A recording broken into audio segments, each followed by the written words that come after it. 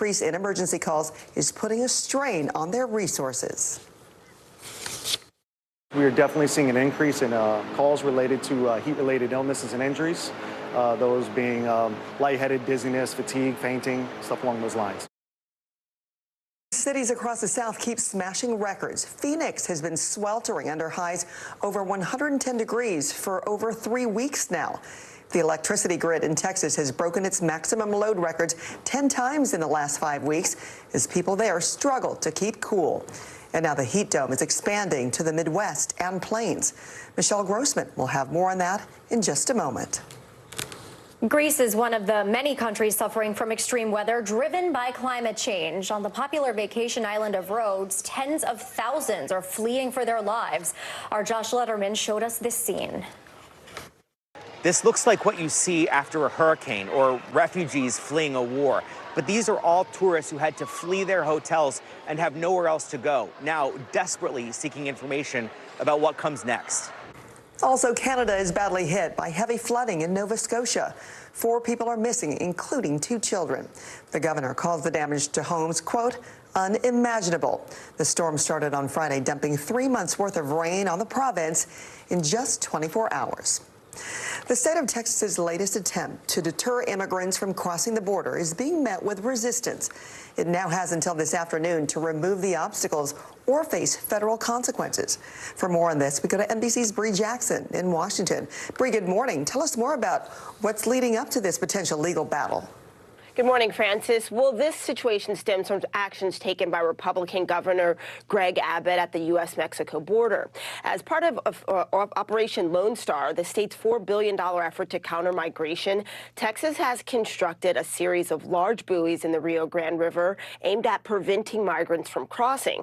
The buoys are said to be roughly 4 feet in diameter and spin if someone tries to climb over them. This development led to outcry from migrant advocates who say that the buoys could cause people to drown. And on Thursday, the Justice Department threatened to potentially take action against the state. The DOJ informed Texas that unless the buoys are removed from the river by 2 p.m. on Monday, today, the U.S. will file legal action. The offenses cited by the letter include violating the Rivers and Harbors Act, endangering public safety, and potentially obstructing the federal government's official duties. So far, Governor Abbott has shown no signs of backing down in this standoff. On Friday, Abbott tweeted that Texas has the sovereign authority to defend its border and cast the blame on the Biden administration for the ongoing migrant crisis. This is just the latest attempt to counter migration in the state of Texas. Notably, Operation Lone Star has also consisted of the busing of migrants from Texas to Democratic-led cities such as Washington, D.C.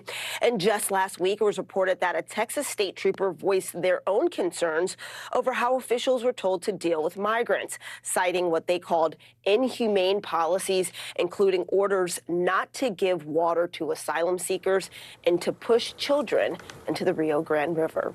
Francis. Bree, thank you.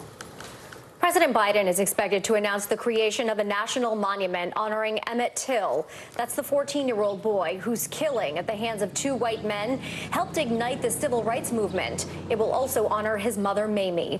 The Emmett Till and Mamie Till Mobley National Monument will consist of 3 separate sites central to the life and death of Emmett Till, including where his body was found in Mississippi and the church where his open casket funeral was held in Illinois.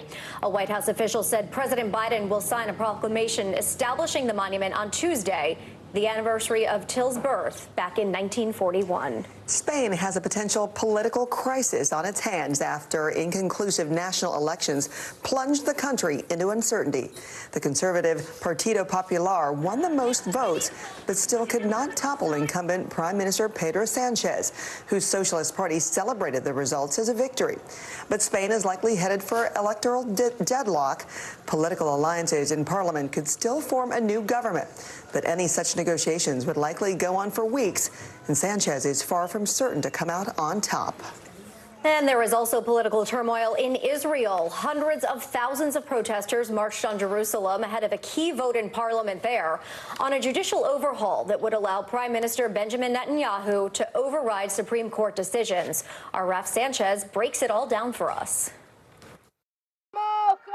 Israel's political crisis is reaching boiling point. Vast crowds marching to Jerusalem in a last-ditch effort to stop Prime Minister Benjamin Netanyahu's plan to weaken the Supreme Court. But after months of stops and starts, the legislation is now heading for a final vote. These protesters have gathered in their thousands in front of the Supreme Court, the institution they vowed to protect. But Netanyahu says he has the votes and he's determined to push ahead. That's despite the Israeli leader being rushed to hospital, fitted with a pacemaker after an irregular heartbeat. Protesters say the court is the only check on government power in a country without a formal constitution. But Netanyahu's right-wing religious government says the court is standing in the way of the agenda it was elected to carry out, including expanding settlements in the occupied West Bank. And now a political crisis in danger of becoming a security crisis, with hundreds of Israeli Air Force Reserve pilots saying they won't show up for duty. We're not going to continue to risk our lives going to serve in an Air Force of a country that is not democratic. A massive display of people power, but it may not be enough. Raf Sanchez, NBC News, Jerusalem. It was a dangerous weekend on the water for many. At Missouri's Lake of the Ozarks, a boat crashed in the middle of the night into a house. A witness says the boat went airborne at the shoreline, hit the home, and flipped over. Officials say there were 8 people on board, and they were all taken to the hospital, and 6 were seriously hurt. The driver has been charged with boating while intoxicated. And a late-night boat crash in Cape Cod took the life of a 17-year-old girl identified as Sadie Morrow. She was a standout lacrosse player at her school in Dover, Massachusetts. The boat crashed into a jetty, and a teenage boy was also hurt. Police are investigating. 29 people were hospitalized and several more were injured after a deck collapsed at a Montana country club over the weekend. Our Billings affiliate reported none of the injuries was life-threatening.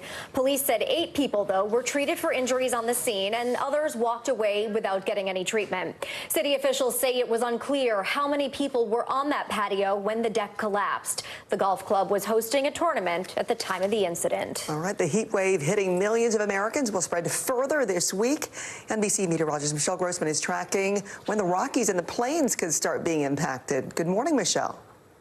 Good morning to you both. Yeah, new week, and we're still looking at that dangerous heat continuing, and the Rockies, also the Plains, and then into the Northeast, New England, the Mid-Atlantic area. We'll see the heat this week. Today, this morning, we're waking up to 20 million Americans under a heat alert. Where you see the orange, that's a heat advisory. We also have an excessive heat warning, including Phoenix, also Salt Lake City, and we're looking at temperatures well into the triple digits. Once again, look at Phoenix today, 115. The record is 116. So we're going to get close to that. Great Falls, 101, 103 in Abilene. Houston, you're going to be right near the 100-degree mark at 99 degrees. Warm too in portions of Florida into the mid-90s. That record heat continues tomorrow. Tampa 93, the record there. Tomorrow's 96. New Orleans 96, 103 in Abilene. And then look what happens as we head towards late week. Into the Northeast, New York City, you're going to be in the mid-90s, 94 on Thursday, 95 on Friday. You factor in the humidity, though, it's going to feel closer to 100 degrees and feeling really warm, too, in Chicago. That's a look at the big weather story of the day. Here's a closer look at your day ahead.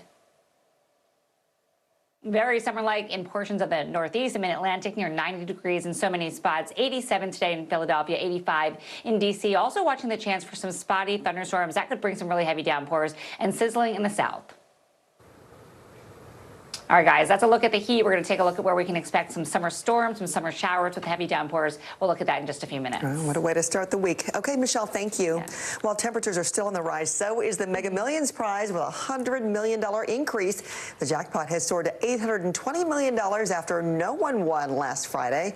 So the massive jackpot is the 5th largest Mega Millions prize in history. The drawing will take place tomorrow at 11 p.m. Eastern Time. Feeling really good about it. Coming up, we're back in a minute with the explosion that rocked a New Jersey neighborhood, leaving many out of a home. Plus, the new vaccine that could be a game changer for young children this cold season.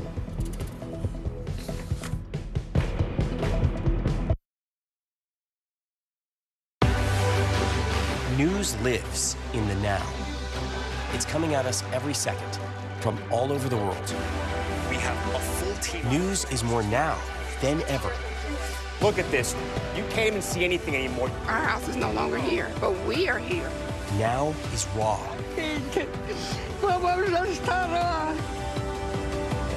Now is real.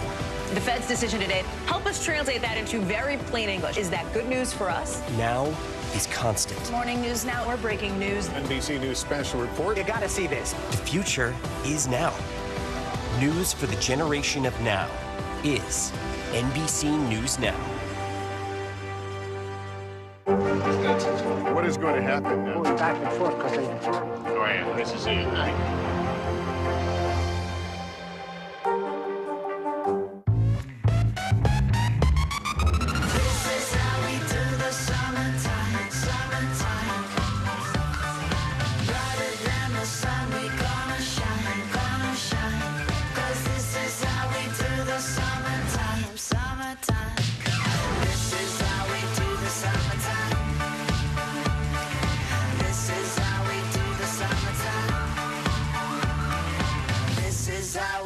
Summertime. News lives in the now. It's coming at us every second.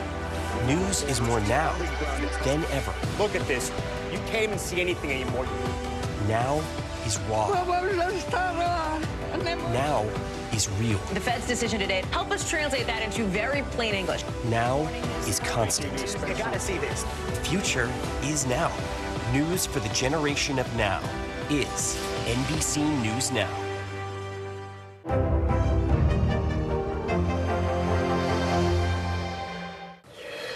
More than a dozen people are out of their home in New Jersey this morning after a dangerous blast at a Newark apartment building.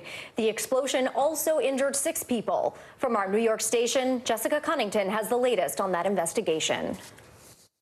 To this day, right now, standing here, I wish it was a dream. It's hard and it's scary.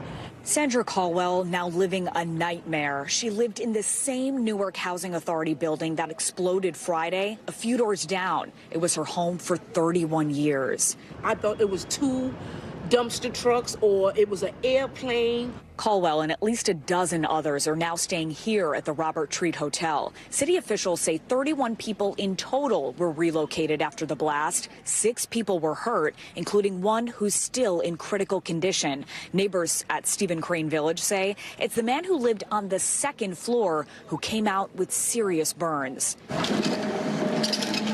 24 hours later, crews cleaning up the mountain of debris and then fencing it off.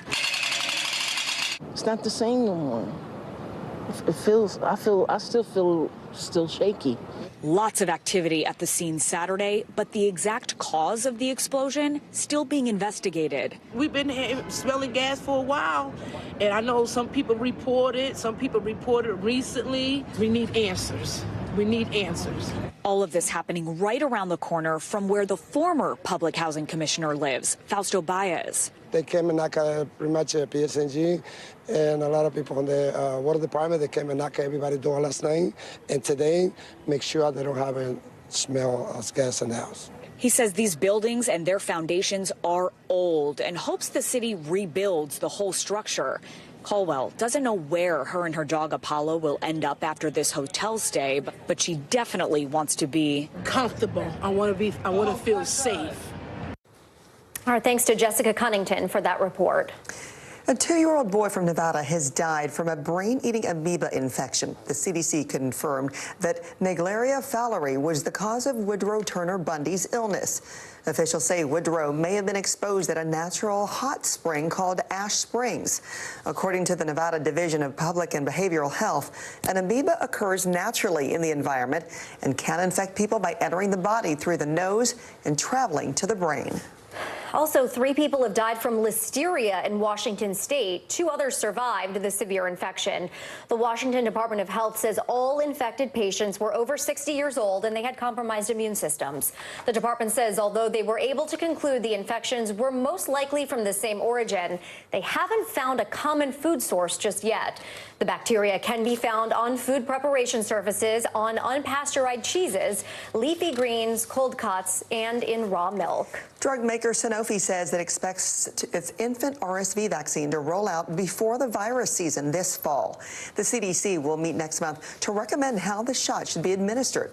A spokesperson for Sanofi said the company is working to put the Beyfortus shot on the U.S. childhood immunization schedule. Sanofi worked with AstraZeneca to develop the vaccine.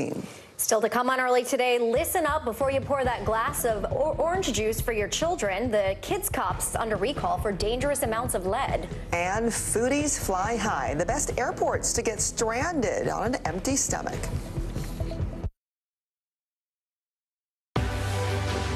News lives in the now. It's coming at us every second from all over the world. We have a full team. News is more now than ever. Look at this. You can't even see anything anymore. Our house is no longer here, but we are here. Now is raw.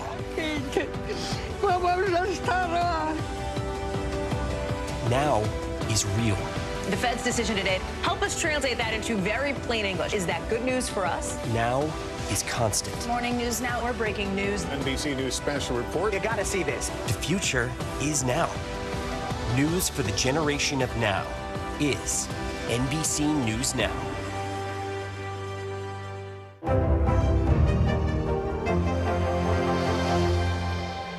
Hey, I'm Hallie. It's good to be with you tonight. The debt ceiling. Here's why this matters. Please, please don't have your eyeballs glaze over. Here's why this matters. Talk to us about what we're supposed to call this. Is it a bailout? Is it a backstop? There's a difference because it matters whose money is being used to prop up these banks. We think we're getting close to this news conference. I will be honest with people.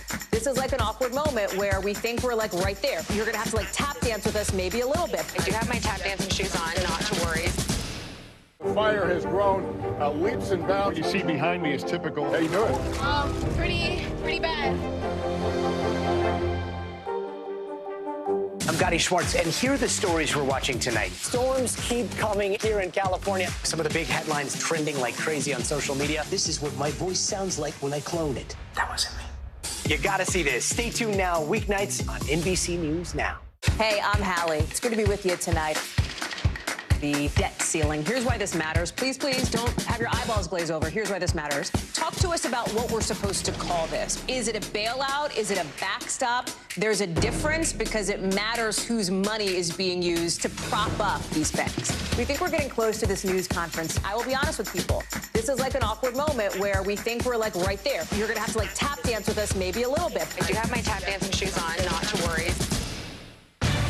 Good morning, please. Good morning, Mr. President. Very in question. We pride ourselves on the ability to turn on a dime. We've got breaking news. Sometimes there are no words. The flashbangs are continuing to go off. What emotions go through you as you're watching these girls? These are really important moments in our history, and people remember who shared that news with them.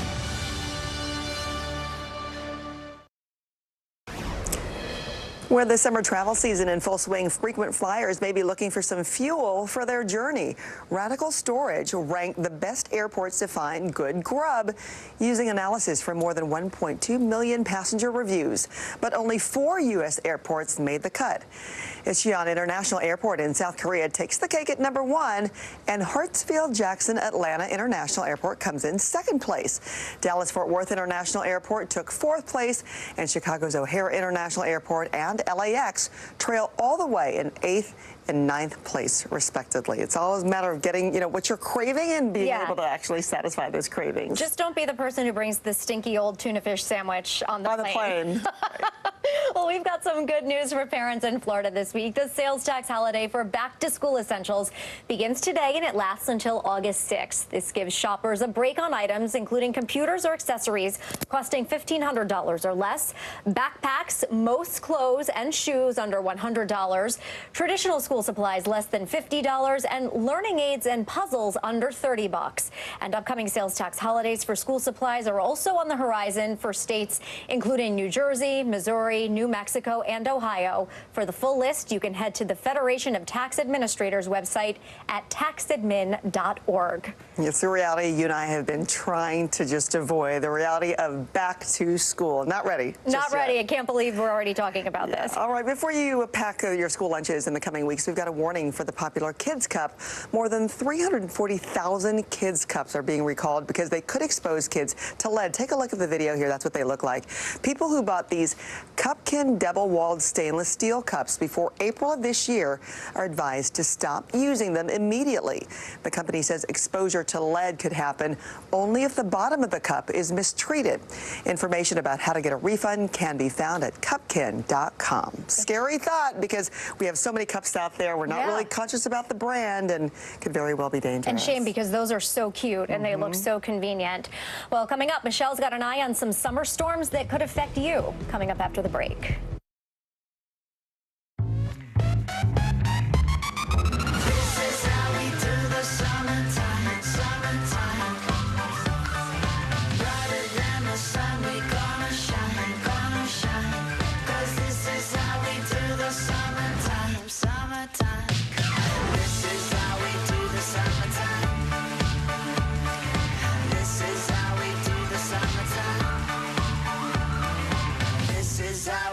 Summertime. News lives in the now. Look at this. You can't even see anything anymore. Let's break down what we know. You gotta see this. News for the generation of now is NBC News Now. Still to come on the Channel 2 News. Well, the waters are certainly receding now. Still too close to call. Lester Holt reporting from Ground Zero, as it's being referred to. It is, in fact, the taste of freedom. The Haitian people know a little something about resiliency. What's the biggest risk right now? Some of the troops who have been proud. I want to welcome you to the first presidential debate. In fact, we've been told we can't go any farther. You are some resilient folks. Let me get a hand.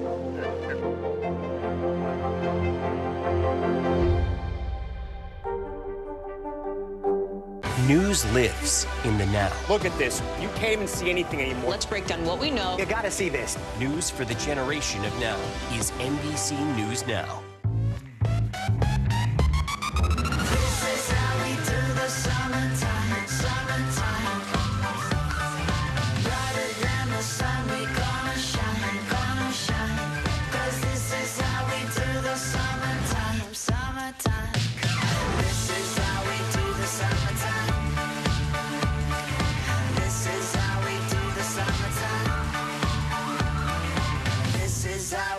Summertime.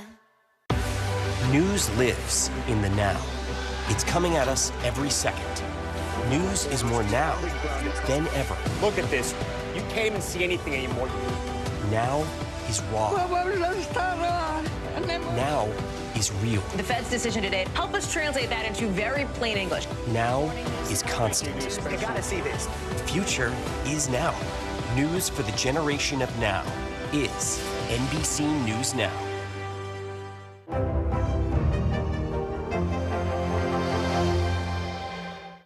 News for the generation of now is NBC News Now.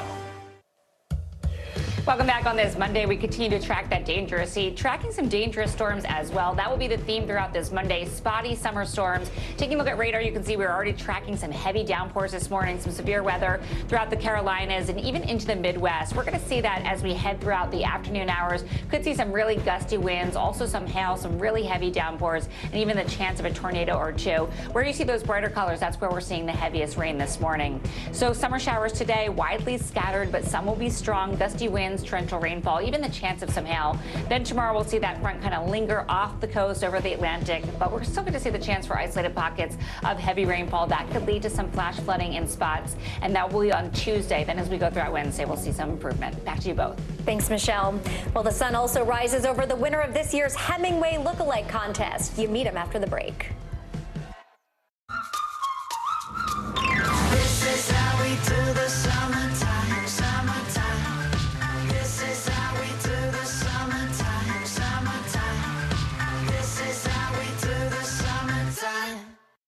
Still to come on the Channel 2 News. Well, the waters are certainly receding now. Still too close to call. Lester Holt reporting from Ground Zero, as it's being referred to. It is, in fact, the taste of freedom. The Haitian people know a little something about resiliency. What's the biggest risk right now? Some of the troops who have been proud. I want to welcome you to the first presidential debate. In fact, we've been told we can't go any farther. You are some resilient folks. Let me get a hand.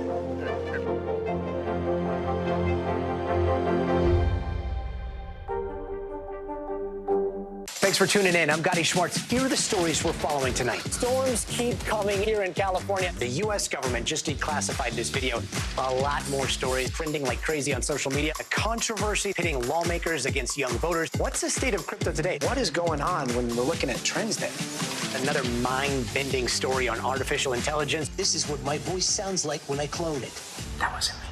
You gotta see this. Stay tuned now, weeknights at 8 Eastern, 5 Pacific on NBC News Now. What is going to happen now? Going back and forth because Go ahead. This is it.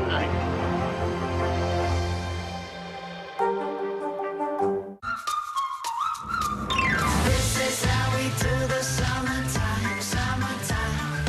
This is how we do the summertime, summertime. This is how we do the summertime.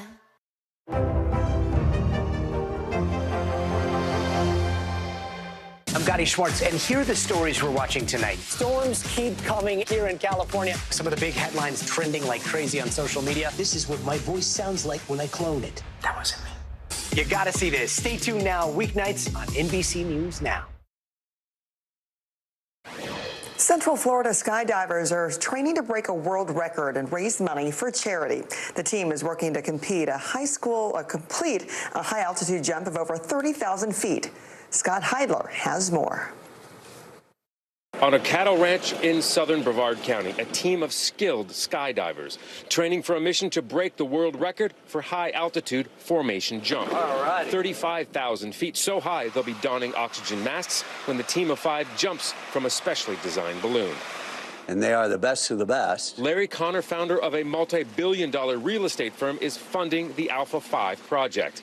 He's the only one on the team who is not a former Air Force pararescue specialist. And these are the people that, you know, if you're in a bad place and you're in a bad way, these are the people that you want to have come and get you. They do several jumps like this a day, training to get that perfect formation of 5. Larry Connor, even when it was still on the drawing board, knew exactly who he wanted to go to lead the training and the mission. Team did a really good job. He initially worked with Melbourne-based Operator Solutions during the AX-1 mission, when he piloted the first all-commercial mission to the International Space Station.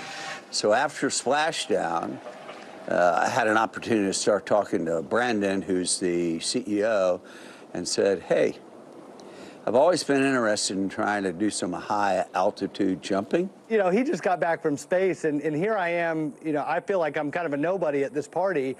And as soon as I walk in, Larry sees me, stops what he's doing, and comes up and he thanks me. Come back around left. The jump is a fundraiser with the goal of raising over $1 million for the Special Operators Warrior Foundation. They are an incredible organization. They take care of the children, they take care of the legacy. And as a guy who's been overseas being shot at, I can tell you that there's almost no better charity. The record-breaking jump attempt set for September in Roswell, New Mexico. Our thanks to Scott Heidler for that report. Now to an achievement in Key West, Florida that is definitely, you could say, worth writing about. This year's Ernest Hemingway lookalike winner has been crowned. Garrett Marshall of Wisconsin won on his 11th try, beating nearly 140 other would-be Hemingways. He also won on his 68th birthday, which falls just one day after the actual Ernest Hemingway was born. The contest is held at a bar Hemingway frequently went to in the 1930s.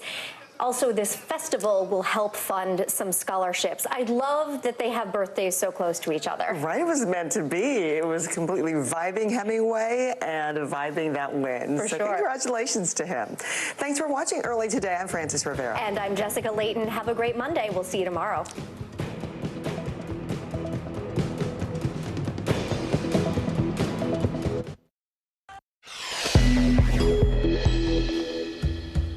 The world facing a global heat wave. Fire rips through Greece as the rest of Europe is sweating through the deadly temperatures.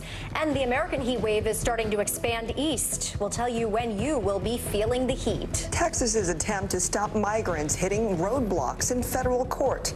The Lone Star State now facing a tick-tocking clock to remove its border buoys. It's been 1 year since the Inflation Act passed, but are Americans seeing any relief? We take a look at where the economy stands. Barbie giving theaters a box office boost. The Barbenheimer weekend is now the 4th biggest ticket haul of all time. How the Mattel movie came out on top. And meet the country star going viral for his dance moves and his date night lyrics. How Walker Hayes made a very special fan's dream come true. It is Monday, July 24th. Early Today starts right now. Thanks for starting your week with us. I'm Frances Rivera. And hi, everyone. I'm Jessica Layton. We begin right now with the historic heat wave that has a tight grip on so much of the world. The heat dome over the United States continues to expand while bringing more triple-digit record highs to the south. And the extreme weather is being felt across the globe. This morning, we have team coverage around the world, starting with Josh Letterman in Greece, where they are battling heat and fire.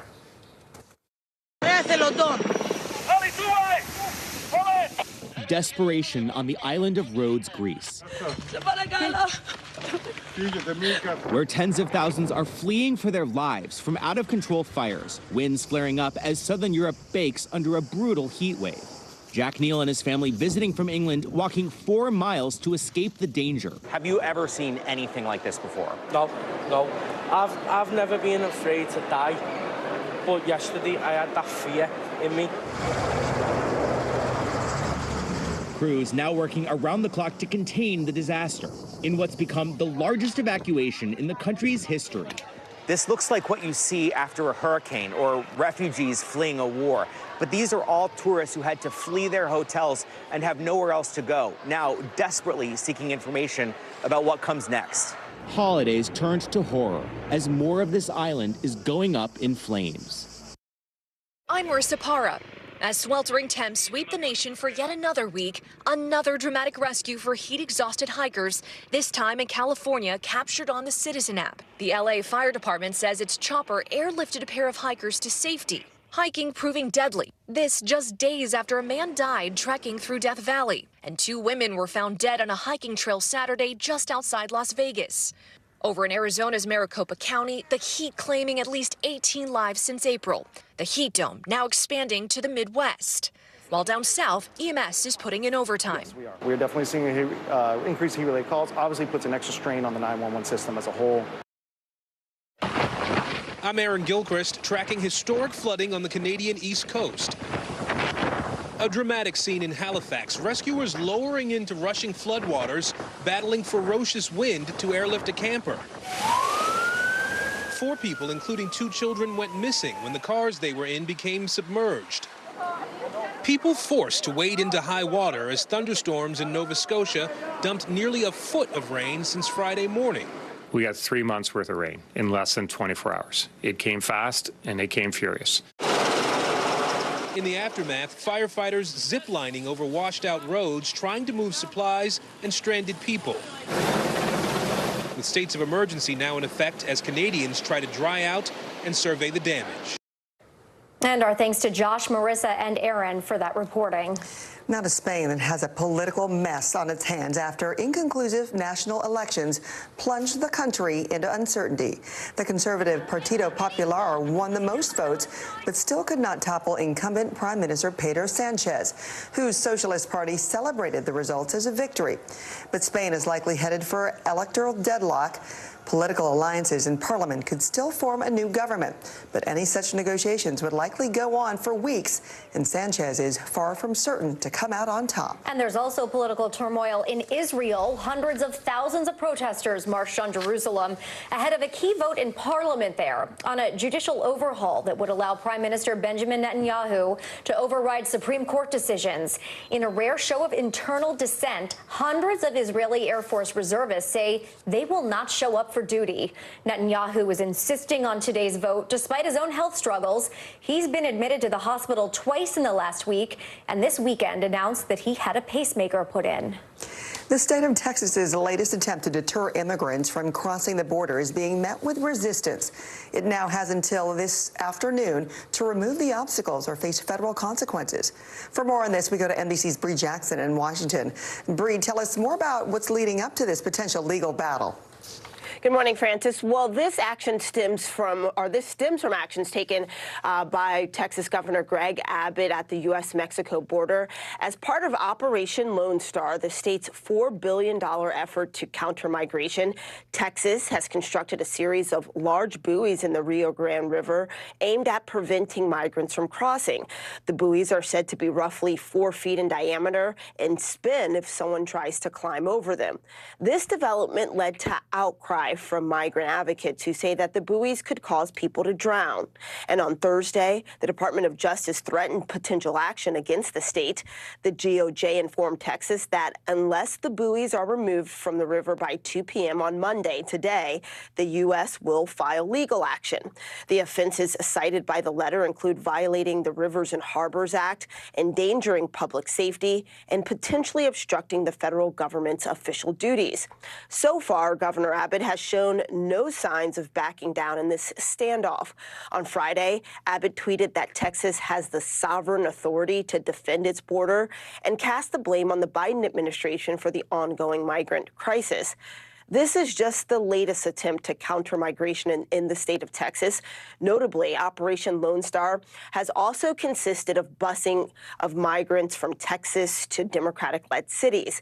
And just last week, it was reported that a Texas state trooper voiced their own concerns over how officials were told to deal with migrants, citing what they called inhumane policies, including orders to not give water to asylum seekers and to push children into the Rio Grande River. Francis. All right, we will know soon enough which direction this will take. It was just less than 12 hours away.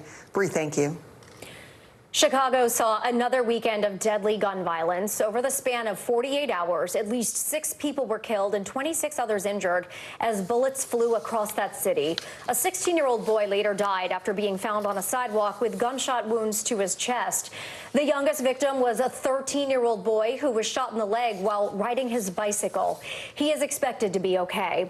Now, according to the Gun Violence Archive, there have been more than 400 mass shootings across the United States so far just this year. Newly released body cam video is raising questions over what led to a police dog attacking an unarmed black man in Ohio over the 4th of July, despite footage showing the man surrendering to authorities. NBC's Jesse Kirsch has more. Do not let them, don't release the dog. The warning from state to local police came again and again. Do not release the dog with his hands up. His hands clearly in the air, 23-year-old Jadarius D. Rose, an unarmed black man, was still mauled by a police dog. Hey, do not get the dog off of it. Get the dog off of it. The Ohio State Highway Patrol says the disturbing July 4th incident came after an attempted traffic stop. Police attempting to pull Rose over for driving this semi-truck missing a left rear mud flap. Not sure what his problem is. When Rose refused to stop, police chased him for nearly 30 minutes before he stopped and exited the vehicle. Male driver on the phone right now. According to authorities, Rose called 911 himself and got out of the semi unarmed with his hands raised. Come to me. You go one bit. Come to me, man. But state police say a dog was still unleashed by Circleville canine officer Ryan Speakman. Buddy, nobody's trying to hurt you. You just let a dog bite me. Authorities say Rose was treated at a local medical center and charged with failure to comply with order or signal of police officer, a felony of the 4th degree. That an officer would unleash a dog on a black man that had his hands in the air and was on his knees. We were mortified by that behavior. Records show Rose is out of jail. He and his attorney are declining to comment to NBC News. Here in Circleville, we've asked police for an interview. They have not made anyone available, and the department also has not confirmed if the canine officer in question is still on active duty. Meanwhile, state police say the incident remains under investigation. Back to you. Okay, Jesse, thank you. Dozens of people were hospitalized and several more were injured after a deck collapsed at a country club in Montana. Our Blaine Alexander has the latest. This is what's left of a deck at a country club in Billings, Montana, after it suddenly collapsed Saturday night, sending dozens of people tumbling to the ground. There was a patio that collapsed. There's at least 10 to 15 people in serious shape. Be careful with her. We've moved her twice. 29 people were taken to the hospital, nearly a dozen more treated on scene. Incredibly, no critical injuries were reported. It happened at Montana's Briarwood Golf Course and Country Club, as the club was hosting a tournament. And all of a sudden, there's just a big crash, and looked over, and 20 feet away from me on the other side of the staircase, the whole upper tier just just crumbled down. Here, you can see people being carried out on stretchers, while some lean on each other for support as they hobble out of the wreckage. Police say they don't know how many people were standing on the deck at the time. There were some people in a lot of pain, a lot of husbands and wives that were side by side, comforting each other, and it was, it was a terrible scene. Officials are trying to determine exactly what caused the deck to give way. Blaine Alexander, NBC News. The deadly heat spreads east with dangerous temperatures impacting even more Americans this week. NBC meteorologist Michelle Grossman is tracking where that heat is heading next. Michelle, good morning.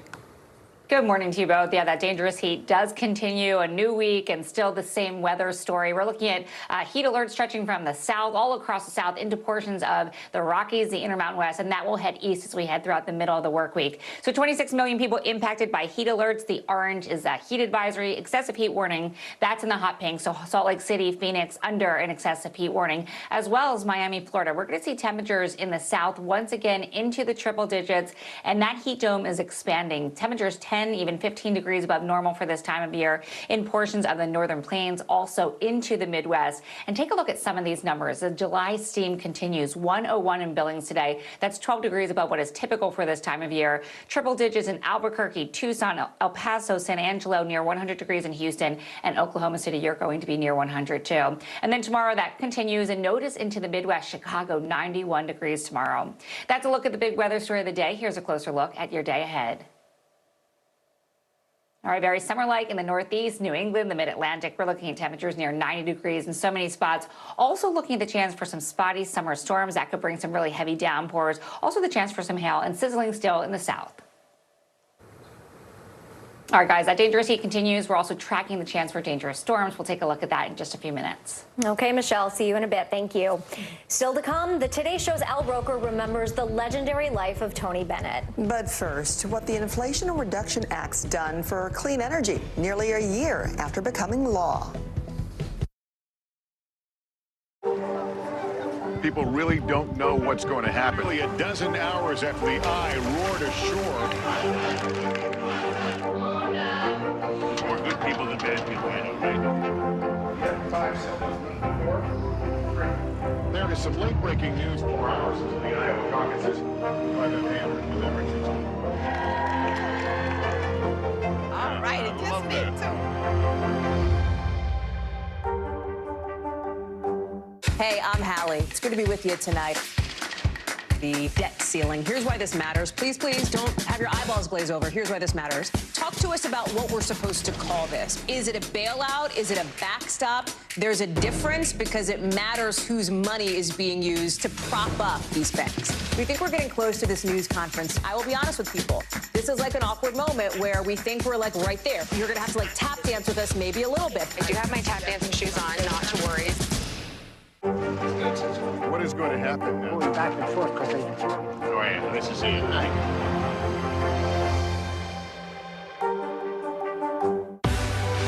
Now is raw. How hard is it to see it like this? Our house is no longer here, but we are here. Now is real. Let's break down what we know and then the big questions still outstanding. News for the generation of now is NBC News Now.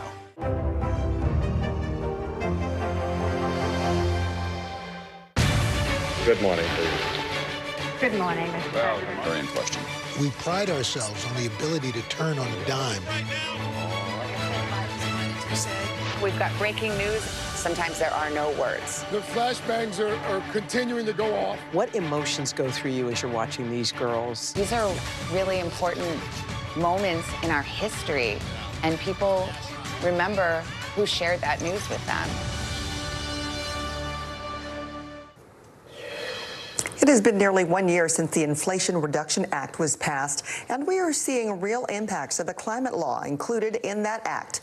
It has helped create a massive expansion of electric vehicle production. Nearly 80 major clean energy manufacturing facilities have been announced. New analysis by Princeton researchers estimates that the law will reduce emissions of the United States by as much as 41% by the year 2030. An historic day for the nation's largest university for deaf students. Over the weekend, Gallaudet held a graduation ceremony 70 years in the making. The school awarded diplomas to 24 black students and their teachers who were forced to attend segregated schools on those grounds back in the early 1950s. 5 of the 6 living students attended, along with the descendants of the other students. The university said it was part of a push to acknowledge and own its past racial injustices. The world is still reeling from the loss of the late, great Tony Bennett. Our own Al Roker was a friend to the iconic crooner and was there for his last live show ever with Lady Gaga. And he spoke about it on the Today Show.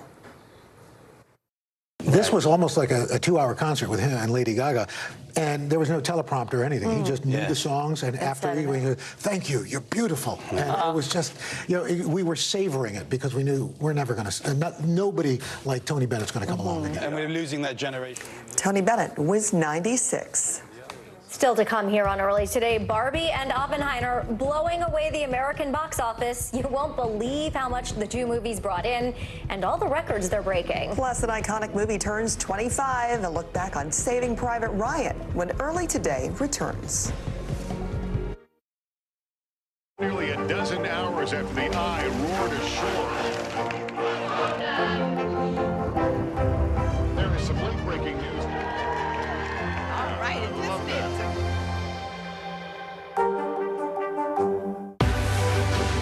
News lives in the now. It's coming at us every second from all over the world. We have a full team. News is more now than ever. Look at this. You can't even see anything anymore. Our house is no longer here, but we are here. Now is raw.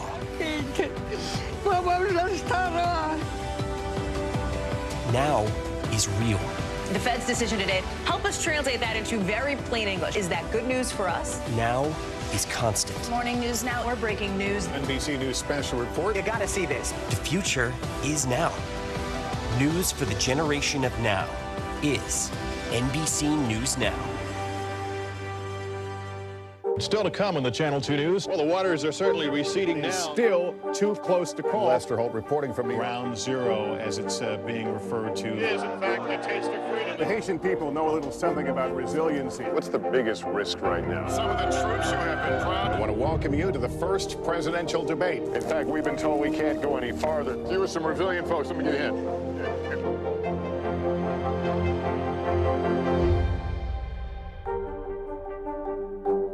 News lives in the now. Look at this. You can't even see anything anymore. Let's break down what we know. You gotta see this. News for the generation of now is NBC News Now. Nearly a dozen hours after the eye roared ashore. There is some late-breaking news. All right, it just is. Good morning, please. Good morning, Mr. President. Very in question. We pride ourselves on the ability to turn on a dime. We've got breaking news. Sometimes there are no words. The flashbangs are continuing to go off. What emotions go through you as you're watching these girls? These are really important moments in our history, and people remember who shared that news with them.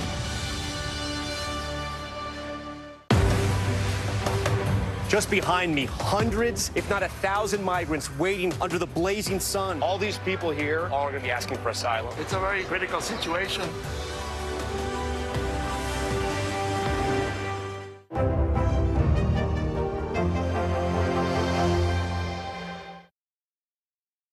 Giant blowout party with all the Barbies and planned choreography and a bespoke song. You should stop by.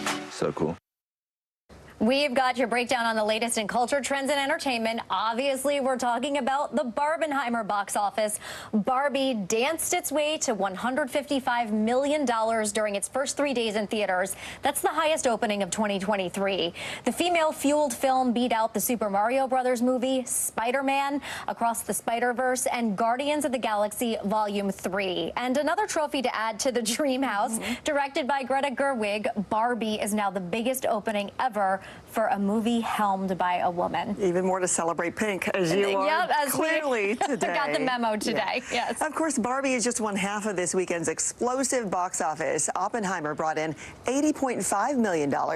Together, Barbenheimer grossed more than $511 million worldwide this weekend, earning more than $235 million in American ticket sales. So this is now the fourth biggest box office weekend of all time, and the biggest the U.S. has seen since Avengers Endgame in 2019. And it's summer. We knew this was coming. I mean, months and months and months of prep and all the marketing.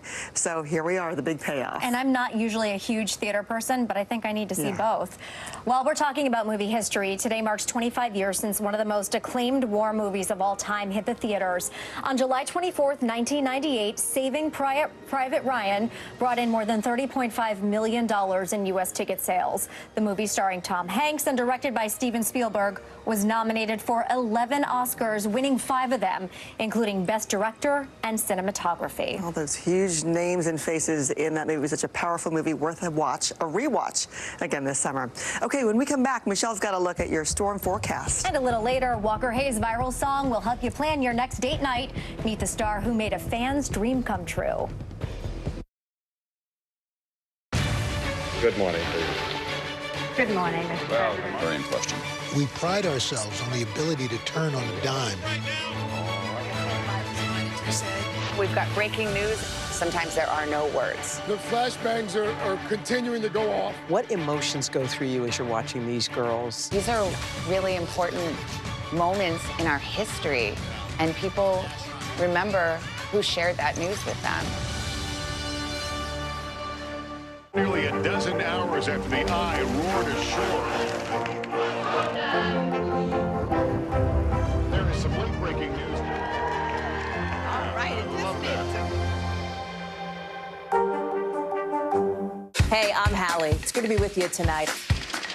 The debt ceiling. Here's why this matters. Please, please don't have your eyeballs glaze over. Here's why this matters. Talk to us about what we're supposed to call this. Is it a bailout? Is it a backstop? There's a difference because it matters whose money is being used to prop up these banks. We think we're getting close to this news conference. I will be honest with people. This is like an awkward moment where we think we're like right there. You're going to have to like tap dance with us maybe a little bit. I do have my tap dancing shoes on, not to worry. News lives in the now. It's coming at us every second. News is more now than ever. Look at this. You can't even see anything anymore. Now is raw. Now is real. The Fed's decision today, help us translate that into very plain English. Now is constant. You gotta see this. The future is now. News for the generation of now is NBC News Now. Heavy wind damage is a given in a storm of this size. It's good to see that. So much work to be done here still.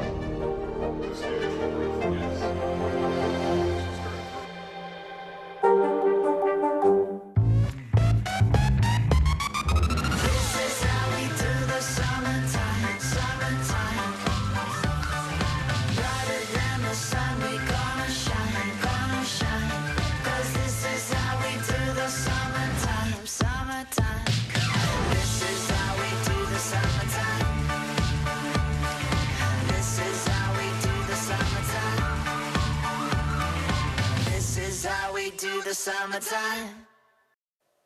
Welcome back on this Monday. We're looking at the chance for spotty storms across the country today, especially in parts of the Midwest and northern plains. We could see some strong thunderstorms. The East Coast, too. We're looking at some strong storms this morning in the Carolinas. As we go throughout the day, we're looking at a severe weather threat. That includes the chance for some really gusty winds, some hail. The chance of a tornado, it's low, but it's still not zero, and also some heavy downpours. That includes Minneapolis, Des Moines, Kansas City, into St. Louis, parts of the Ohio Valley, Cincinnati, and also Paducah. Tomorrow, we'll see that threat moving off to the Dakotas. Where you see that yellow, that's a slight risk for severe storms and the best chance for seeing storms. Back to you both. Okay, Michelle, thanks. Social media sensation and country star Walker Hayes gets fancy-like for a super fan. This is how we do the summertime, summertime. This is how we do the summertime, summertime. This is how we do the summertime. News lives in the now. It's coming at us every second. from all over the world. We have a full team. News is more now than ever. Look at this. You can't even see anything anymore. Our house is no longer here, but we are here. Now is raw.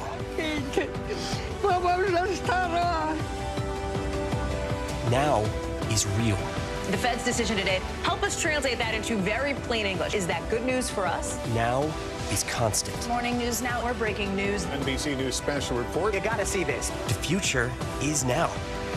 News for the generation of now is NBC News Now.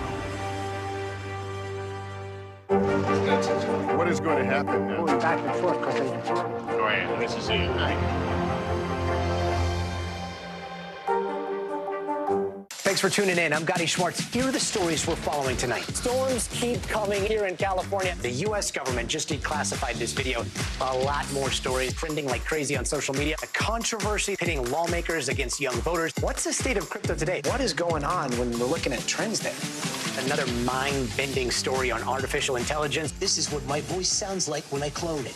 That wasn't me. You gotta see this. Stay tuned now. Weeknights at 8 Eastern, 5 Pacific on NBC News Now. News for the generation of now is NBC News Now. What is going to happen now? Going back and forth because they... Go ahead. This is it.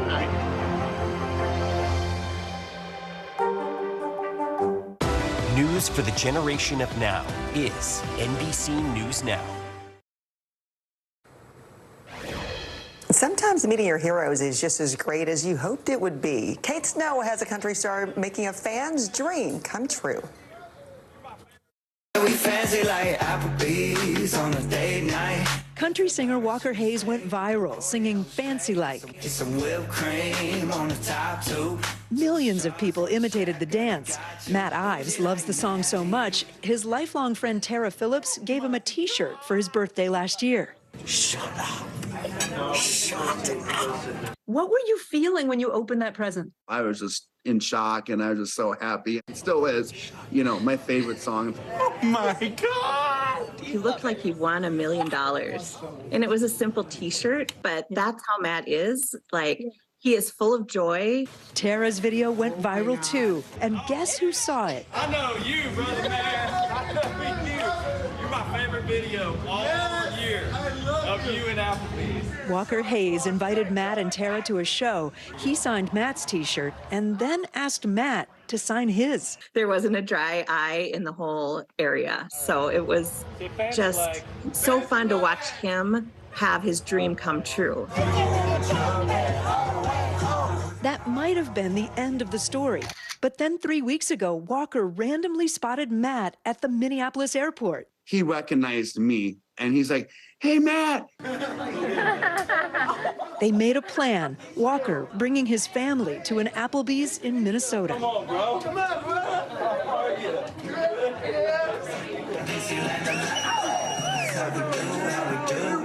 This week, Walker surprised his friend again. I think there's somebody else who wants to join us. Yay! What's up, y'all? How you doing? We're together on TV. Let's go. Matt, man, you are a light. The first time I saw you, I had to know you. And I consider you like my second dad, brother. It's a friendship they say will last forever. I love you very much, buddy. I mean it. And we all do. And you're so special to me. And I'm just glad we met.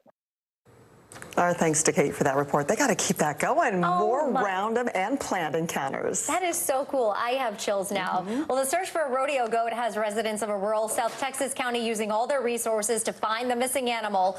Willie the goat escaped from a pen in the county rodeo arena July 15th, and everyone's on the lookout now, even using horses and ATVs for their search. Whoever does find the goat gets $5,000 in prizes as a reward through donations from local businesses. Okay, we'll help find Willie. All right, thanks for starting your week with us. This is Early Today.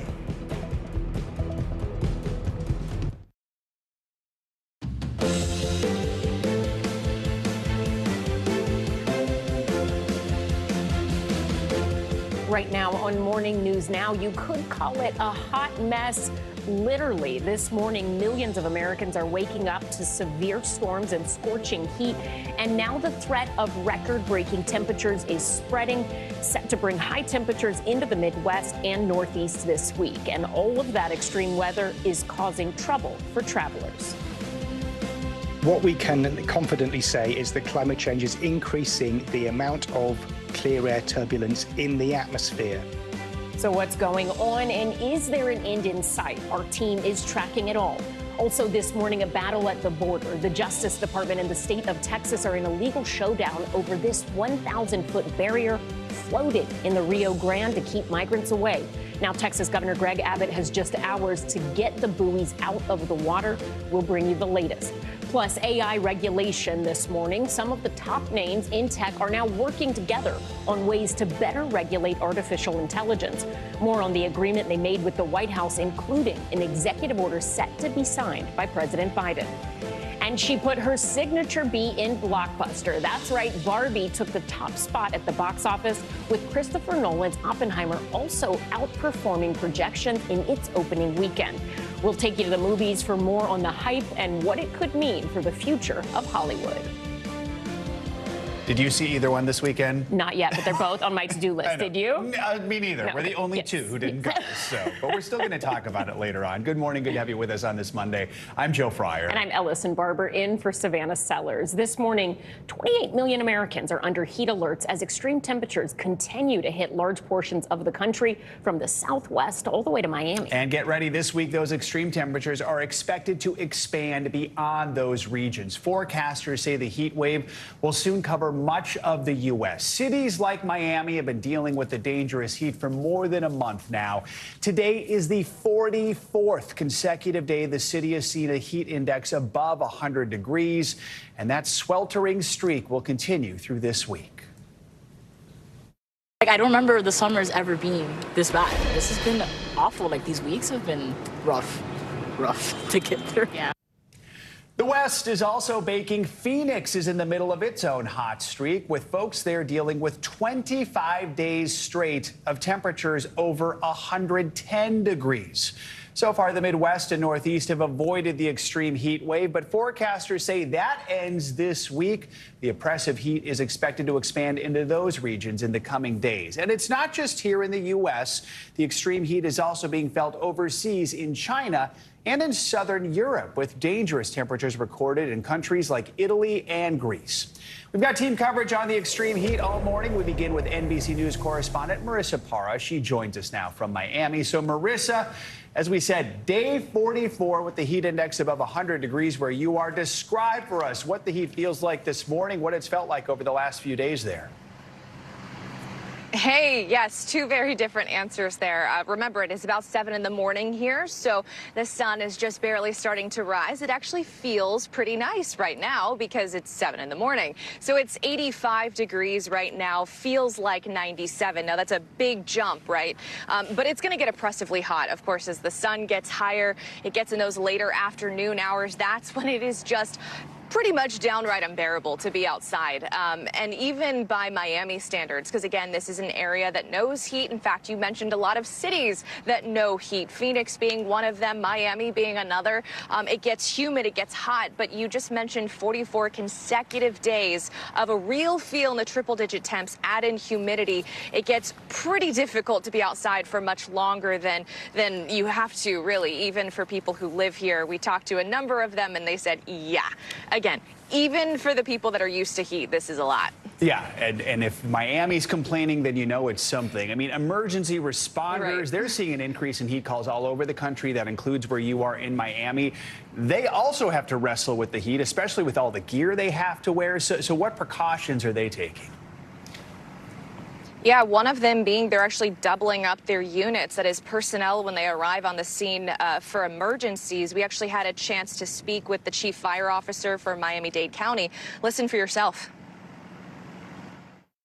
We're just trying to take extra precautions, trying to take more breaks, definitely hydrate a lot more. On emergency scenes, calls that might have taken, 5 or 6 units, we're pretty much doubling personnel to rotate crews in and out much quicker, giving them short amount of time of work and more rest in between. So the reason for that being twofold. I mean, not only is it just the fact that these are humans too, and they're having to wear all that heavy gear when they're doing something like fighting a fire, or just bare minimum going to a heat call, checking up on someone.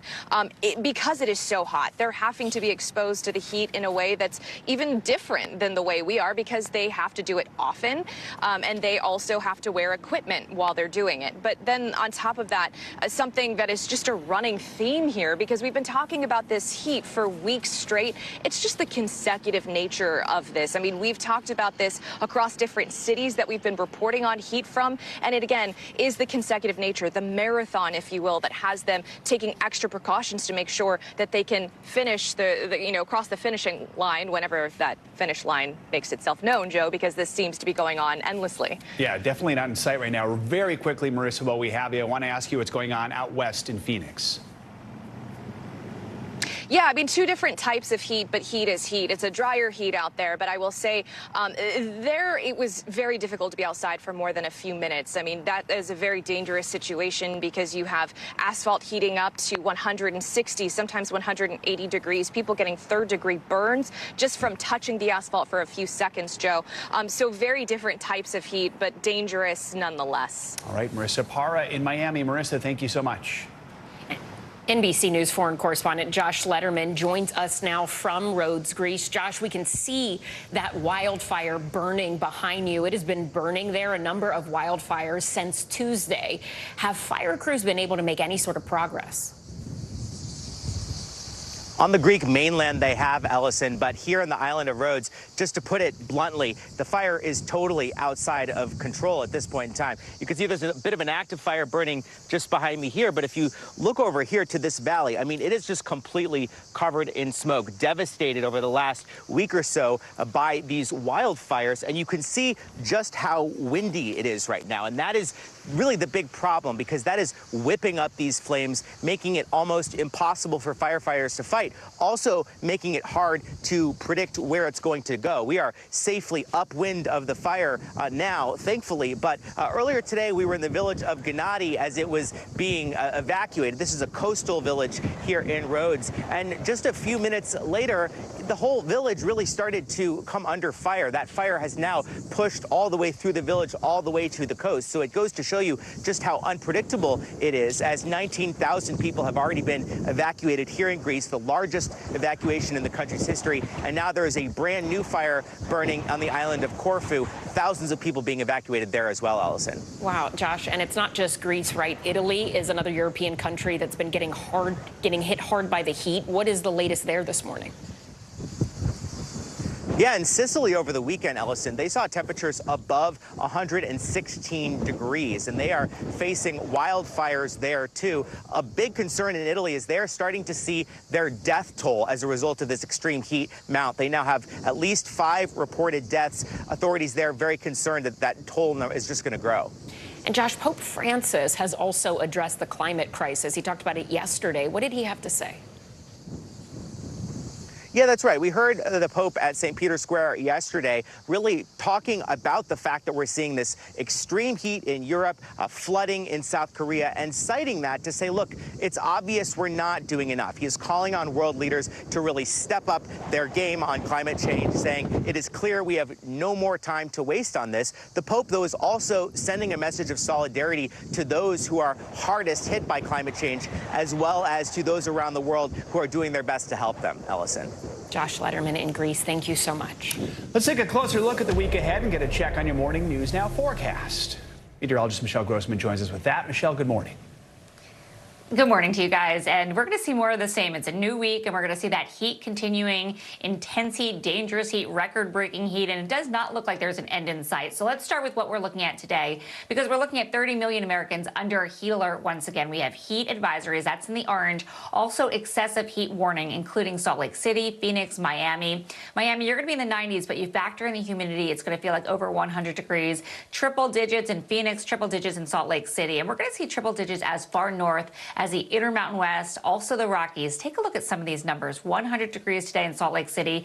That's 8 degrees above normal. Billings, same story, 100 degrees, 93 in Bismarck. It's warm too in Minneapolis, 91. So you can see how far-reaching this heat is. 110 in Tucson and 102 today in El Paso. As we go throughout tomorrow, more of the same, but notice it shifts off to the east. So we're seeing this heat dome still tacked in place, but expanding to portions of the northern plains, the Intermountain West, the east, and then eventually into the northeast. So tomorrow, Roswell, New Mexico, we're looking at 106, 13 degrees above average. Minneapolis, warm once again, 94, 96 in Rapid City. And we're looking at triple digits in Pueblo, Amarillo, and also Dallas. Wichita, you're going to be at 101. That's 9 degrees above normal. So this is what's happening. We're seeing that jet stream lifting to the north. That heat dome is expanding.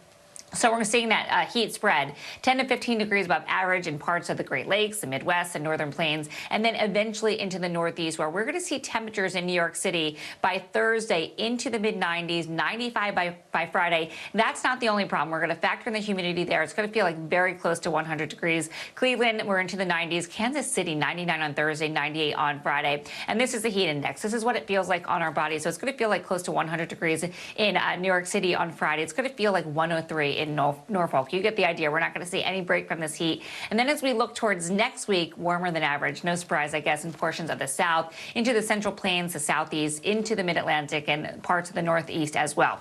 That's one side of the story today, a big major weather story. We're also looking at the chance for summer storms, summer showers. We're looking at some really heavy showers in parts of the Central Plains right now. Also the Carolinas. I've been watching this over the past few hours, so some really heavy rain falling. It's a pair of fronts that will be moving through, bringing those widely scattered storms, and some could be pretty strong with the chance of winds gusting up to 60 miles per hour, some hail, even the chance of a tornado or two. And guys, as part of that climate connection, we're looking at the chance too for some really heavy downpours. Warming atmosphere holds a lot more moisture, and when we have these drenching downpours, we could see some flooding as well. Back to you. All right, Michelle, thank you. All this extreme weather, it is having an impact on airline passengers this summer. 26,000 flights have been canceled since Memorial Day, which is the start of the busy summer travel season. As NBC's Tom Costello explains, some airline CEOs warn the climate change effect is here to stay. Radio's 431 LaGuardia has been caught in a ground stop. In a summer of extreme heat, torrential rain, and violent storms. We're just looking at these thunderstorms that we're monitoring. We've got thunderstorms north of Houston, around the San Antonio area. How are you? All right. Have a great day. The nation's airports and airlines have been in the bullseye, with cancellations running days on end. Since Memorial Day weekend, 343,000 flights delayed, nearly 26% of the total. LaGuardia has entered into a ground stop. This is for weather and thunderstorms in the area. In late June, hundreds of thousands of passengers were grounded after violent storms parked over Newark and Denver for days.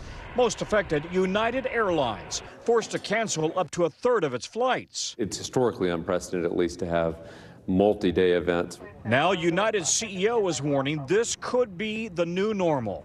Regular operations events are going to be more likely to occur as the climate warms, more heat in the atmosphere, thermodynamics 101, we're going to have more thunderstorms. 100 above. Checked. Atmospheric researchers agree and say high-altitude turbulence has also grown stronger over the decades, sending service cars, food, drinks, and passengers flying. Do we have any trained medical personnel? Do we have any doctors, nurses? It already happens 5,500 times each year and projected to grow 2 to 3 times worse in the years to come. What we can confidently say is that climate change is increasing the amount of clear air turbulence in the atmosphere. While airlines can warn pilots of turbulence ahead, violent thunderstorms remain the biggest threat. The number one cause of delays and cancellations is weather. The NTSB says the increasingly volatile weather and turbulence underscore the need for passengers to wear their seatbelts in flight. It's flight attendants who suffer 78% of injuries during unexpected turbulence because they're most often up and about. Back to you. Tom, thanks for that. The showdown at the southern border is heating up. The Justice Department has given the state of Texas until today to commit to removing a controversial barrier on the Rio Grande River or face legal action. At issue, this 1,000-foot-long floating barrier. It was designed and installed to keep migrants from crossing the Rio Grande from Mexico into the U.S. But federal officials say it violates federal law and also poses major humanitarian concerns. NBC News has reached out to Texas Governor Greg Abbott for comment, but he has yet to respond. NBC News Homeland Security correspondent Julia Ainsley joins us now for more on this. So, Julia, walk us through the DOJ's argument here. What laws does it say are being broken by Governor Abbott? Well, they say it violates the Rivers and Harbors Act. It also could be an obstruction of the federal government's official duties.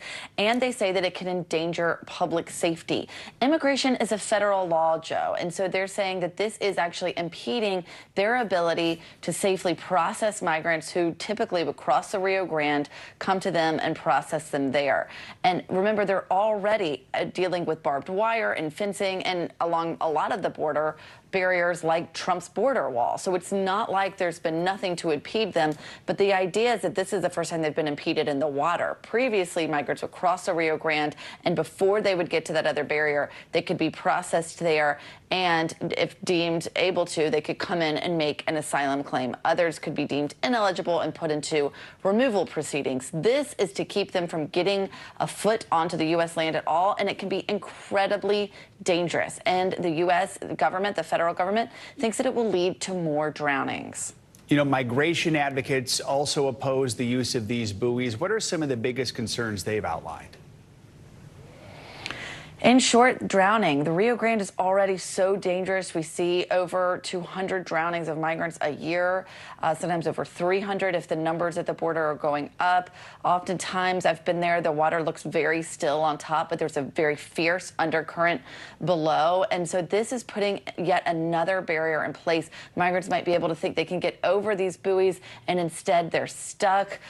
Also, I saw the Texas DPS even considered going a step further by putting some kind of netting or wire underwater, and instead they went with these buoys as kind of a safer alternative. But it's clear from immigration advocates and also the federal government that they're worried this could really put a lot more lives at risk. So Governor Abbott has until 2 o'clock today to commit to removing the buoys, but it seems like he has no intention to do that. In a tweet posted this weekend, Abbott said Texas has the sovereign authority to defend our border under the U.S. Constitution and the Texas Constitution. So what happens next? How is this likely to play out? Yeah, it does look like Abbott wants the fight. He wants to show, particularly against a Democrat administration, that he's the one who, has the chops to come out and really enforce immigration law when Biden won't. But I've got to just add some numbers to that, Joe, which show that the Border Patrol has stopped about 850,000 migrants in this area over the same period, where the Texas border troopers that Governor Abbott sent down there apprehended about 11,000. So, I mean, it's really a drop in the bucket. They're spending a ton of money on this. They're getting a lot of national attention. But whether or not they're really having an impact on overall migration, it seems like they're really not. So it looks like it's a political fight he wants to have. But we should remember they're actually not doing a lot to really stem the flow of migration, numbers-wise. Julia, thank you so much. Appreciate it. Let's bring in Kate Lincoln Goldfinch to break this down further. She is an attorney, an immigration attorney based in Texas. Kate, good morning. Thank you so much for being with us. So Governor Abbott's border initiative, what he calls Operation Lone Star, it has faced legal challenges since it launched back in 2021. But the latest legal challenge feels a bit different, particularly because allegations of inhumane treatment have now come from a Texas DPS officer involved in its implementation. Explain to us how today's legal challenges might be a bit different than some of the ones we've seen in the past, say back when the Department of Justice investigated alleged civil rights violations in July of 2022.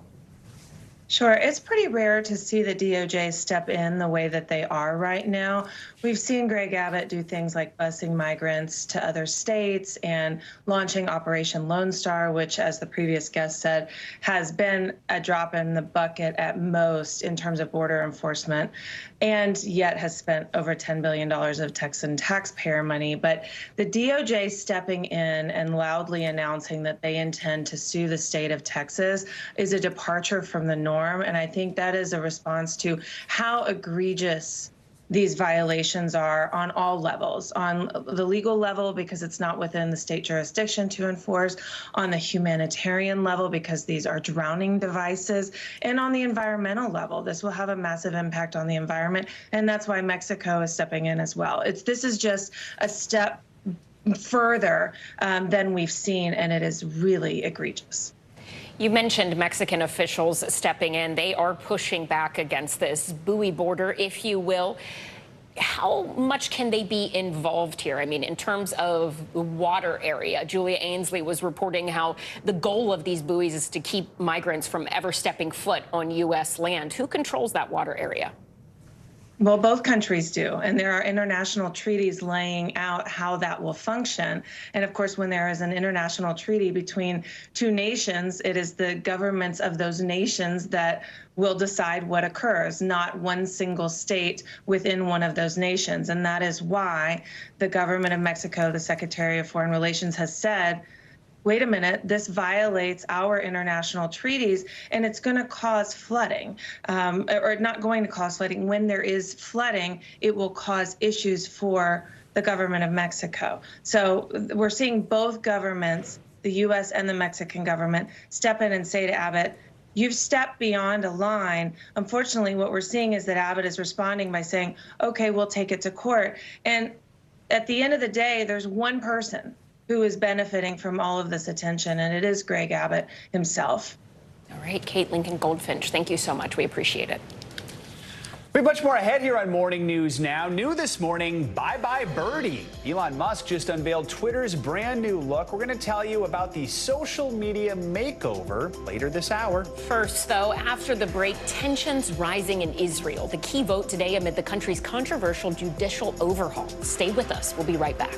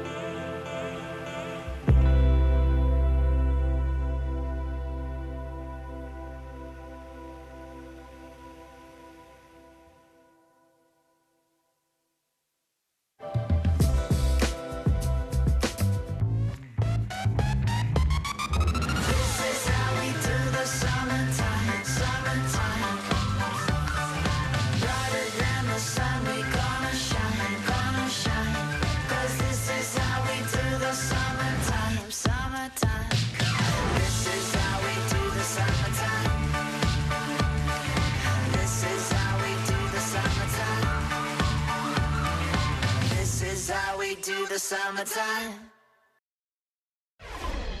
Welcome back. Israel's parliament is expected to hold a final vote today on a controversial bill that could weaken the country's Supreme Court. Yeah, the change is part of a broader judicial overhaul by the far-right government. It has sparked months of protest and triggered a massive political crisis. NBC News foreign correspondent Raf Sanchez joins us now from Jerusalem with more on this. Raf, you can see some activity behind you. What are the protests like today?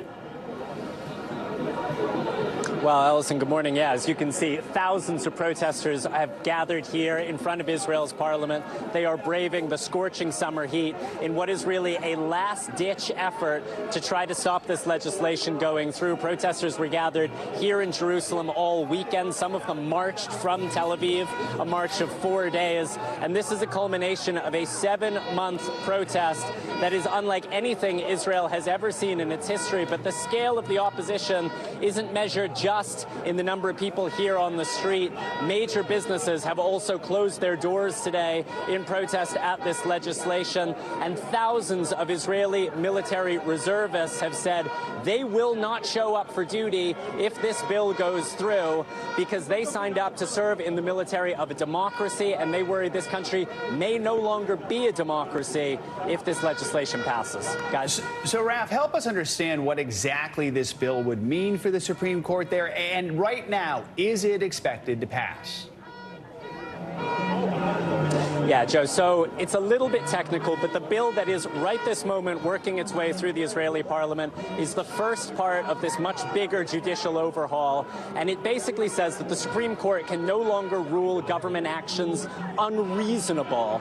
Now, just to give you an example of this, earlier this year, the Supreme Court said it was unreasonable when Prime Minister Netanyahu tried to appoint a man with a series of tax fraud convictions to a senior position in the Israeli cabinet.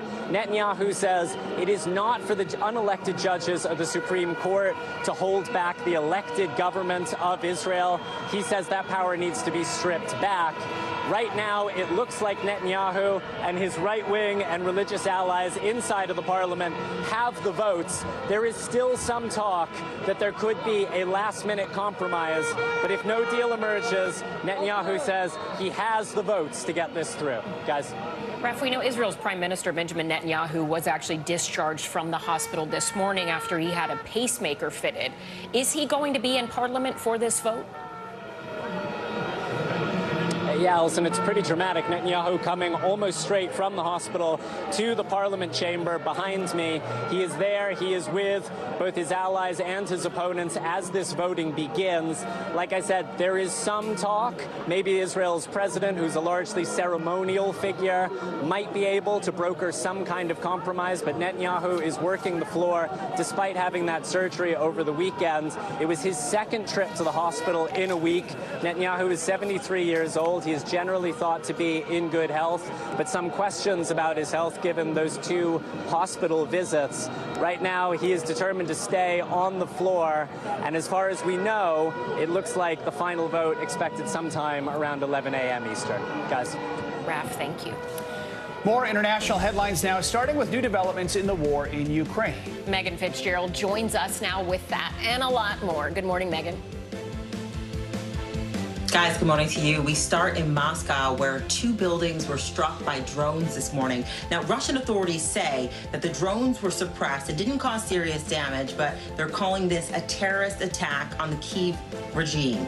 Meanwhile, Russian missiles severely damaged a historic Orthodox cathedral in Ukraine's port city of Odessa, just the latest attack since last Monday when Russian President Vladimir Putin pulled out of the grain deal, which allowed exports of millions of tons of grain to be distributed all around the world.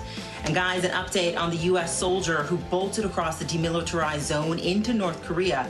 The UN command and North Korea have started discussions around Travis King. A deputy commander said their focus is Private King's welfare, but he wasn't able to comment more about the highly sensitive situation. Now, keep in mind, of course, this comes at a time of heightened tensions between the United States and North Korea.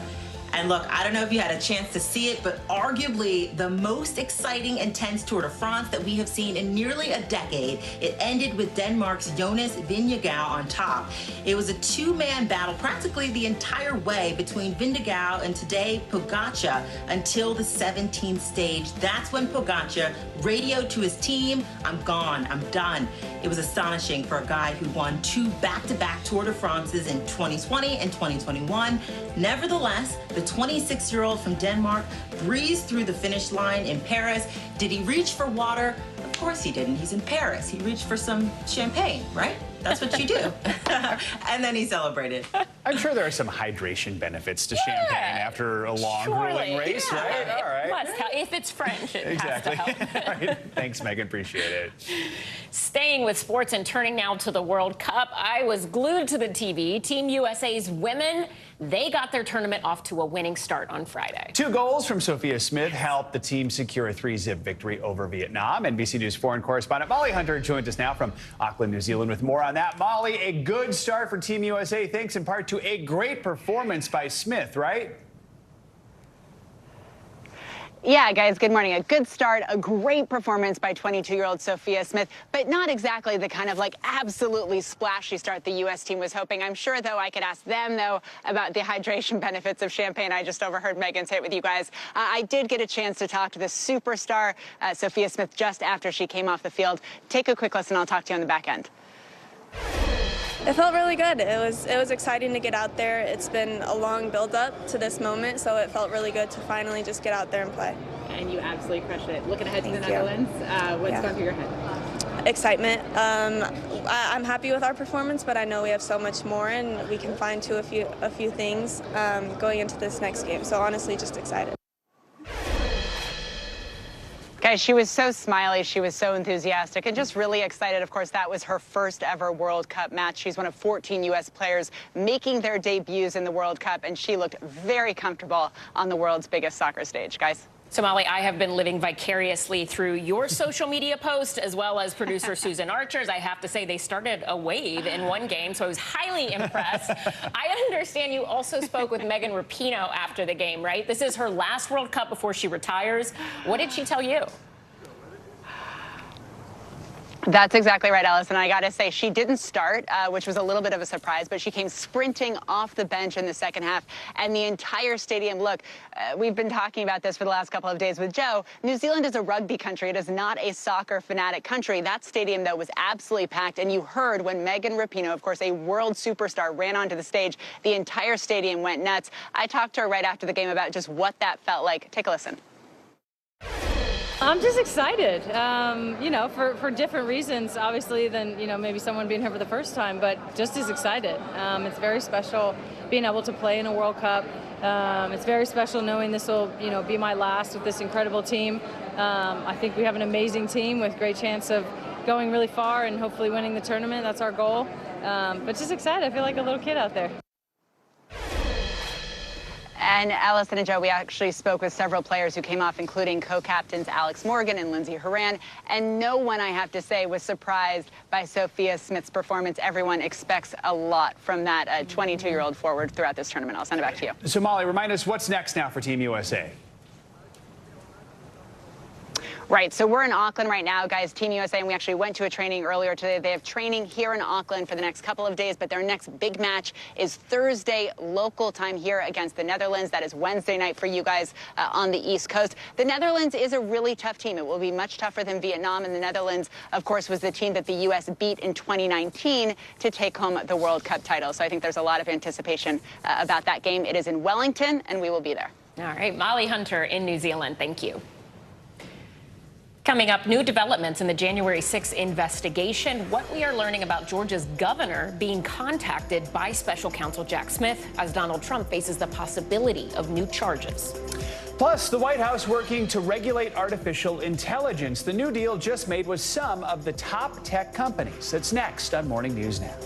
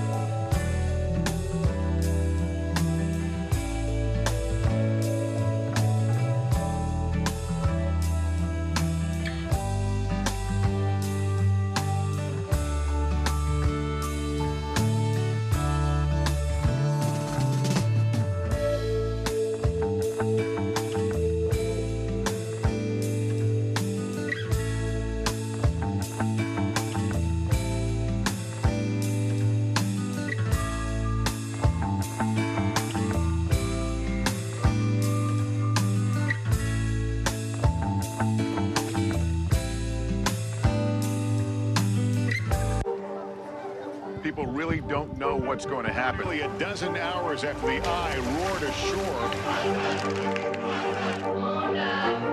More good people than bad people, you know, right? Yeah, 5 seconds. 4, 3. There is some late-breaking news. 4 hours into the Iowa caucuses. By the hand with everything. All right, it just me too.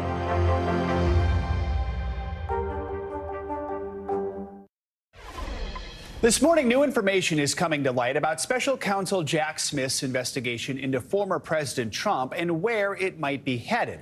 A spokesperson for Georgia Governor Brian Kemp confirms that the governor was contacted as part of Smith's investigation into suspected interference in the outcome of the 2020 election. This comes nearly a week after Trump received a letter stating he was the target of the special counsel's investigation by a grand jury, which is looking into the events of January 6th, along with efforts to overturn the election. Trump has denied any wrongdoing.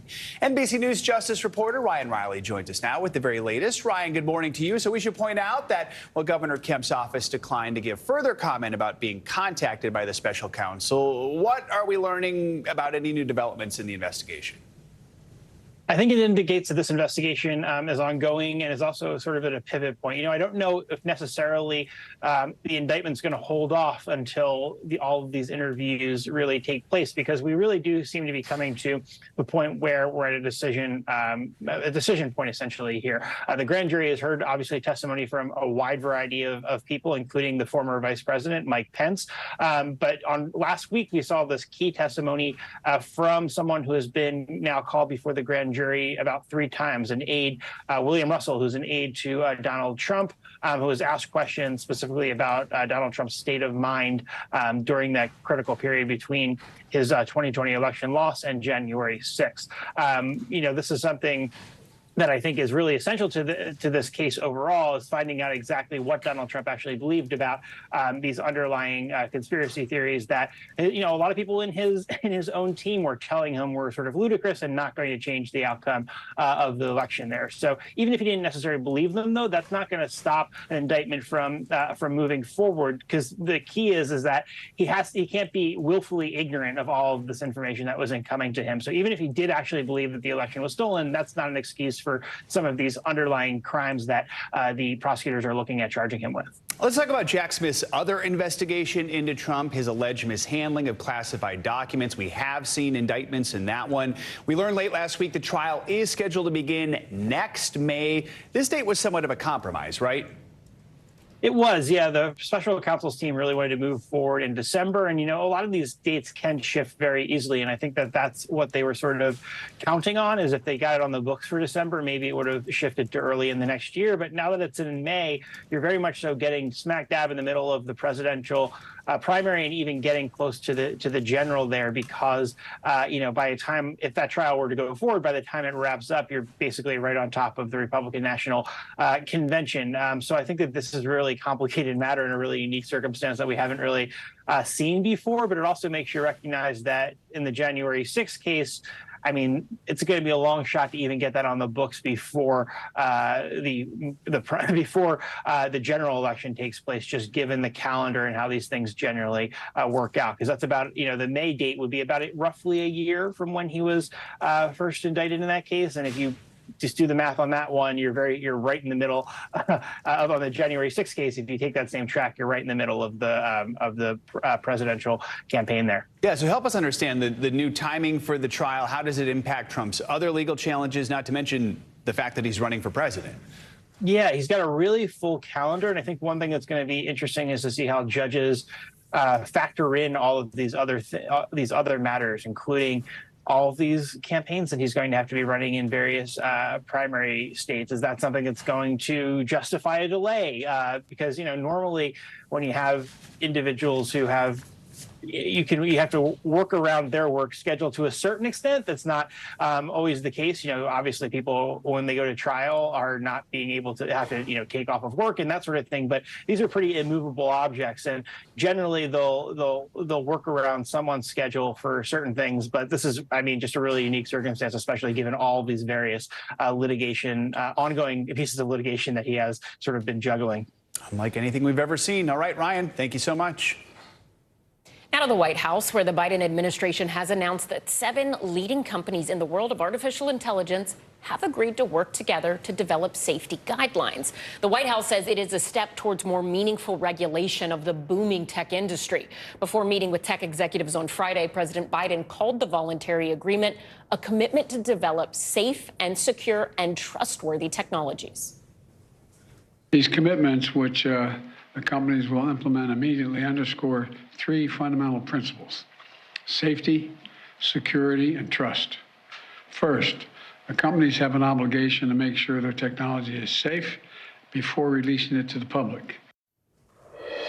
Let's now bring in NBC News cybersecurity reporter Kevin Collier for more on this. Kevin, good morning to you. Break this agreement down for us. Who is in it?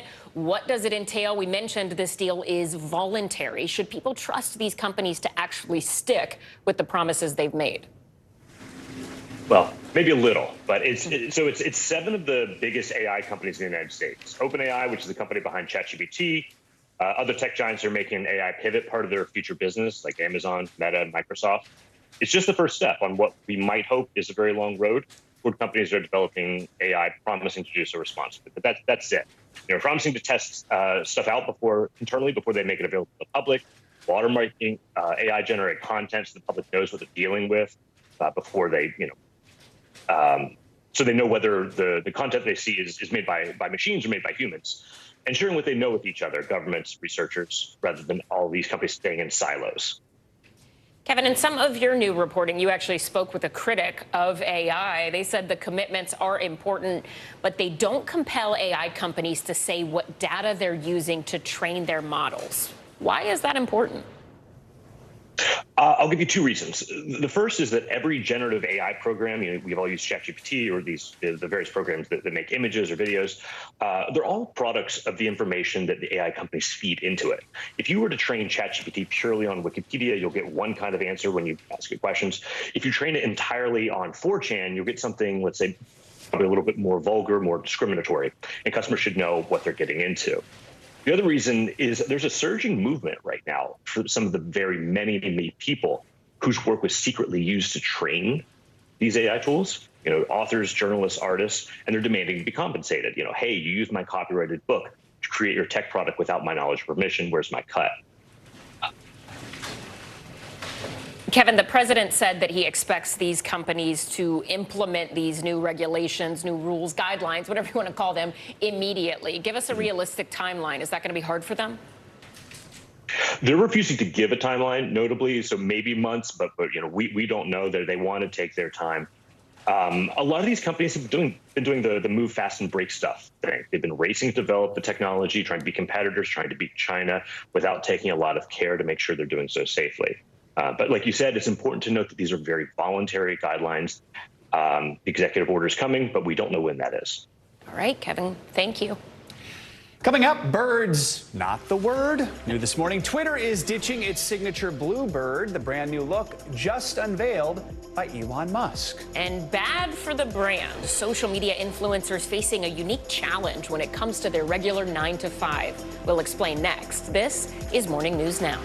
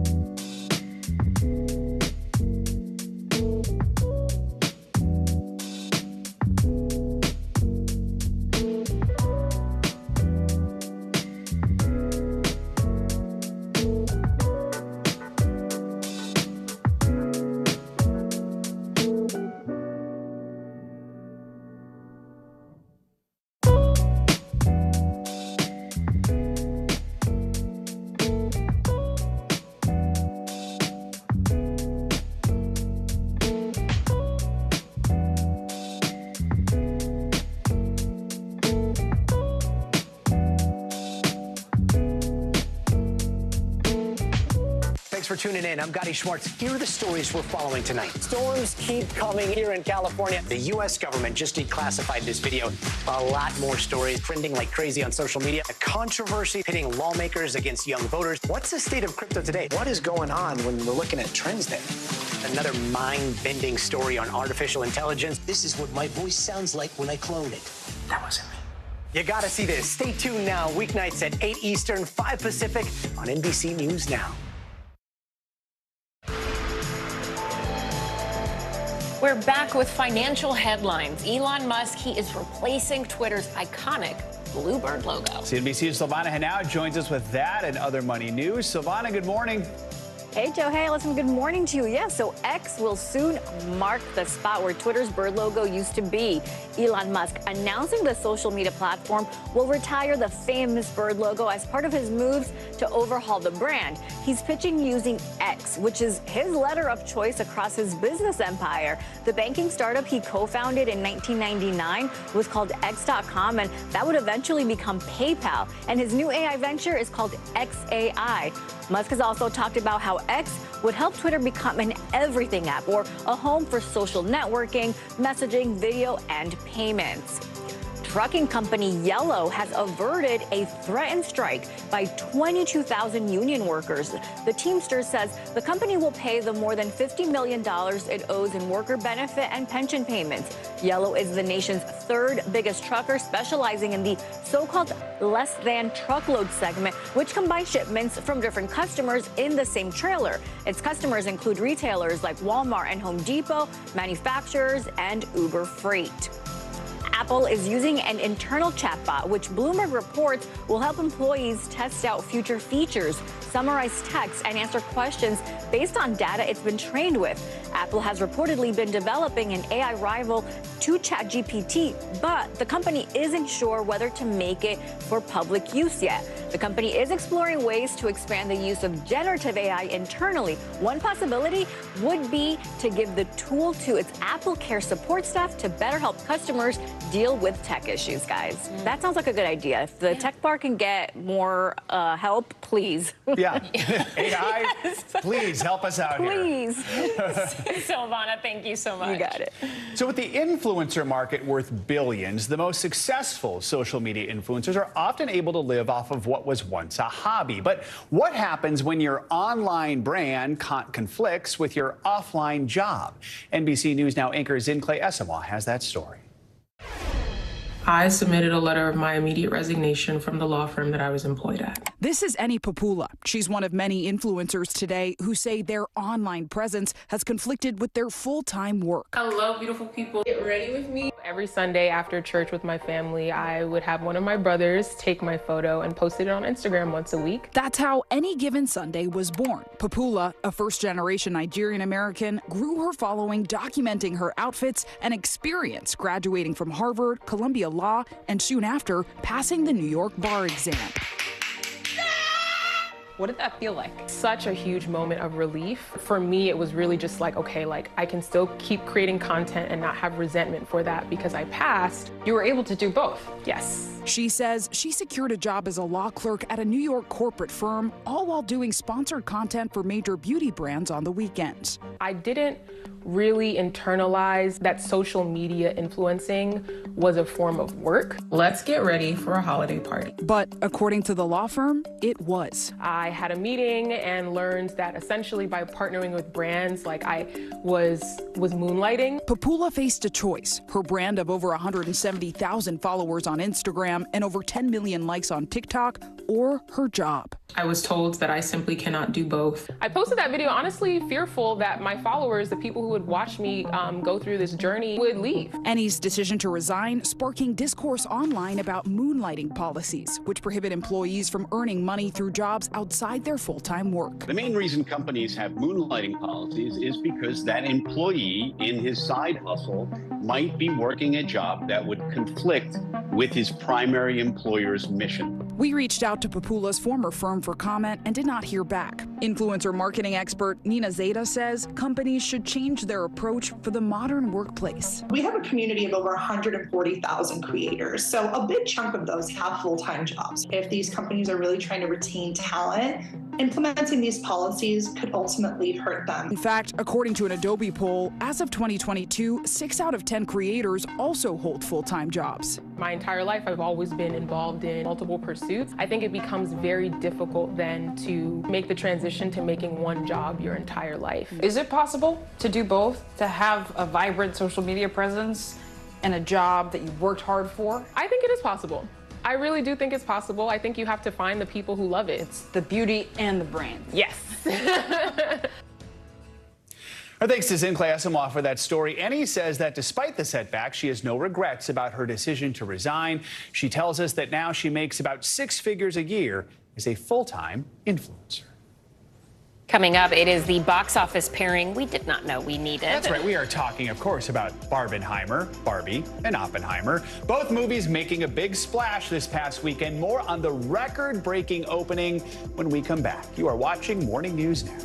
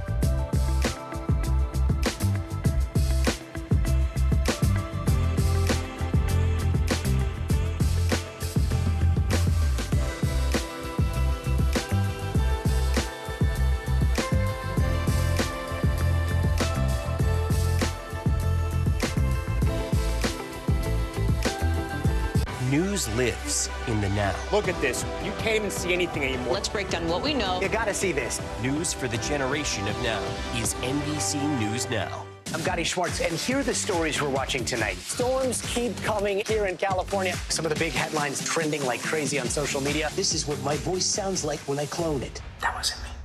You gotta see this. Stay tuned now, weeknights on NBC News Now. News for the generation of now is NBC News Now.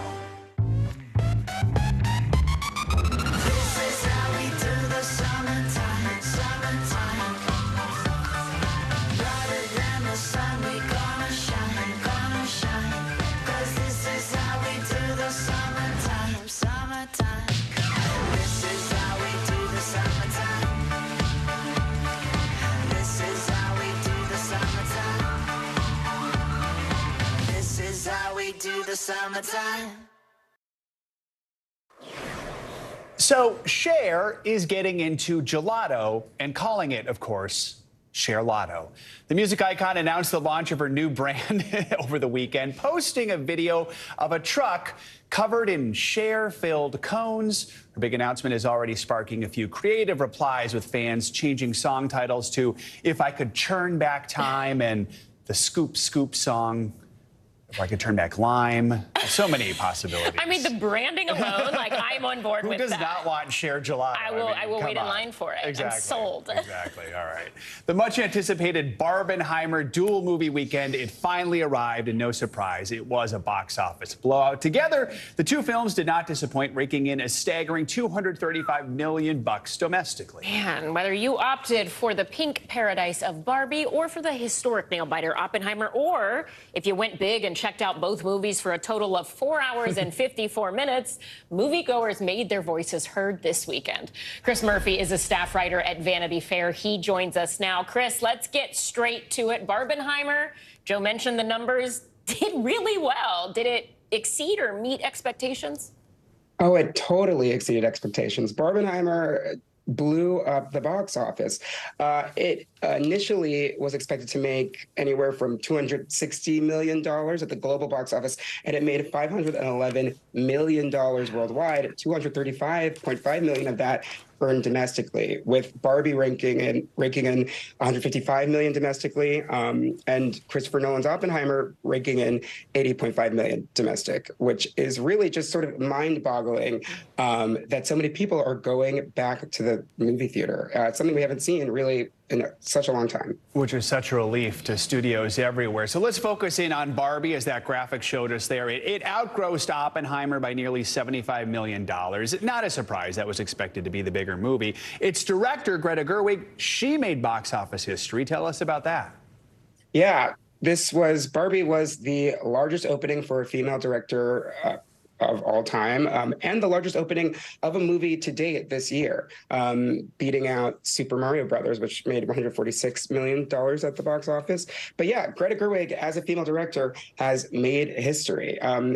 It's rare for female directors to even have an opportunity to sort of make these tentpole blockbuster films, and now with Gerwig's Barbie, she proves that not only can women, make these films, but they can rake in money and do them on a really big global scale and also really well artistically.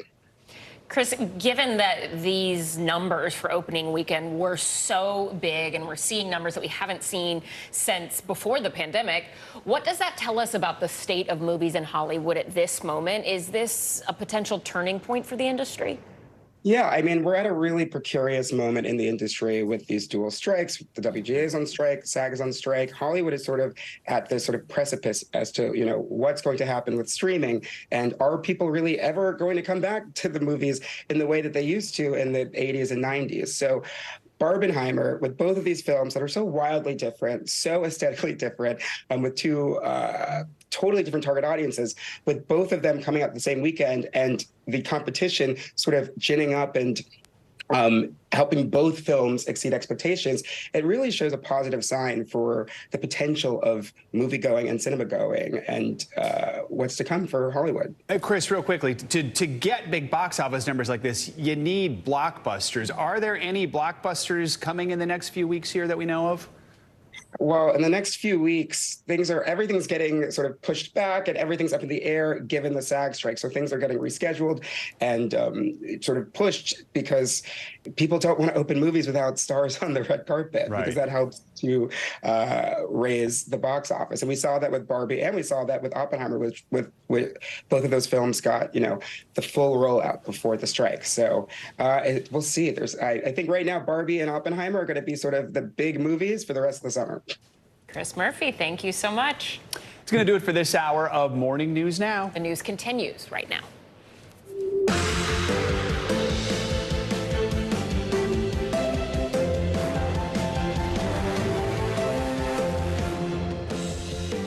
Good morning. I'm Ellison Barber in for Savannah Sellers. And I'm Joe Fryer. Right now on Morning News Now, cruel summer. More than 50 new record high temperatures set just this weekend. And millions of Americans are again waking up under heat alerts. Those dangerous temperatures straining some hospitals. And a new warning this morning as this dangerous heat is set to expand to other parts of the country. We have team coverage. Also this morning, border battle, a Texas showdown along the southern border. All over this 1,000-foot-long floating buoy wall was installed to keep migrants from crossing the border. Now the Department of Justice is giving the state until this afternoon to remove it, setting the stage for a major legal battle as the clock ticks down. Plus, split screen this morning as former President Trump faces another possible federal indictment. His popularity among Republican voters remains strong. We're digging into the new polling ahead of a potential collision of the legal and political calendars.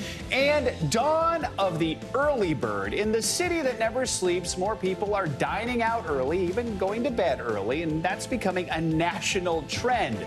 From saving money to health benefits, we're looking into the shift and why some say the early bird may not only catch the worm, but also a great seat at a trendy restaurant. A lot of folks dining out at 5 p.m. I like that because I go to love bed it. early. Yeah, I mean, it ebbs and flows for me, but I love if I can be in bed by 8. I would love it 8:30, Exactly. 9:30 See? night. It's good all the time. Exactly. See, Yeah. we're not alone now. We'll dig into that in a little bit. First this morning, that extreme heat we've been experiencing, it's expanding with dangerous temperatures expected to move into the Midwest and the Northeast later this week. It is more unwelcome news as a large portion of the country is already suffering through the weeks-long heat wave. We're starting the week off with 28 million Americans under heat alerts. And over the weekend, cities like Houston, Phoenix, and Miami, they all saw heat records obliterated. And more record temperatures could soon be reached in multiple locations across the plains and in the Southwest. We're covering all angles of this dangerous heat this morning. We begin with NBC News national correspondent Miguel Almaguer. He joins us now from Phoenix. Good morning, Miguel. Phoenix, they are used to heat, but not like this. Yeah, that's right, Allison. It's tough to describe just how stifling this heat is. Here in the Phoenix area right now, it's 90 degrees. That's actually the overnight low. The temperature will rise about 20 degrees over the next couple of hours in what is no doubt going to be another dangerous and potentially deadly day. This morning, a deadly and relentless heat wave. It's going to get hotter. I'm like, I don't know how we're going to make it. Over the weekend, the blistering heat setting more than 50 new high temperature records. Yeah, disgusting. We're dripping with sweat. 30 million people across 11 states remain under heat alerts. And as it intensifies, so does the threat of heat-related emergencies. In the Bell Canyon area of Los Angeles, a dramatic rescue captured on the Citizen app. Firefighters airlifting 2 female hikers overcome by heat. While at a Nevada state park where temperatures topped 114 degrees, 2 women found dead after their worried hiking group called police. The sweltering summer also bringing a dangerous heat wave to Europe. In Greece, wildfires forcing thousands of tourists to evacuate from the popular islands. NBC's Josh Letterman is there.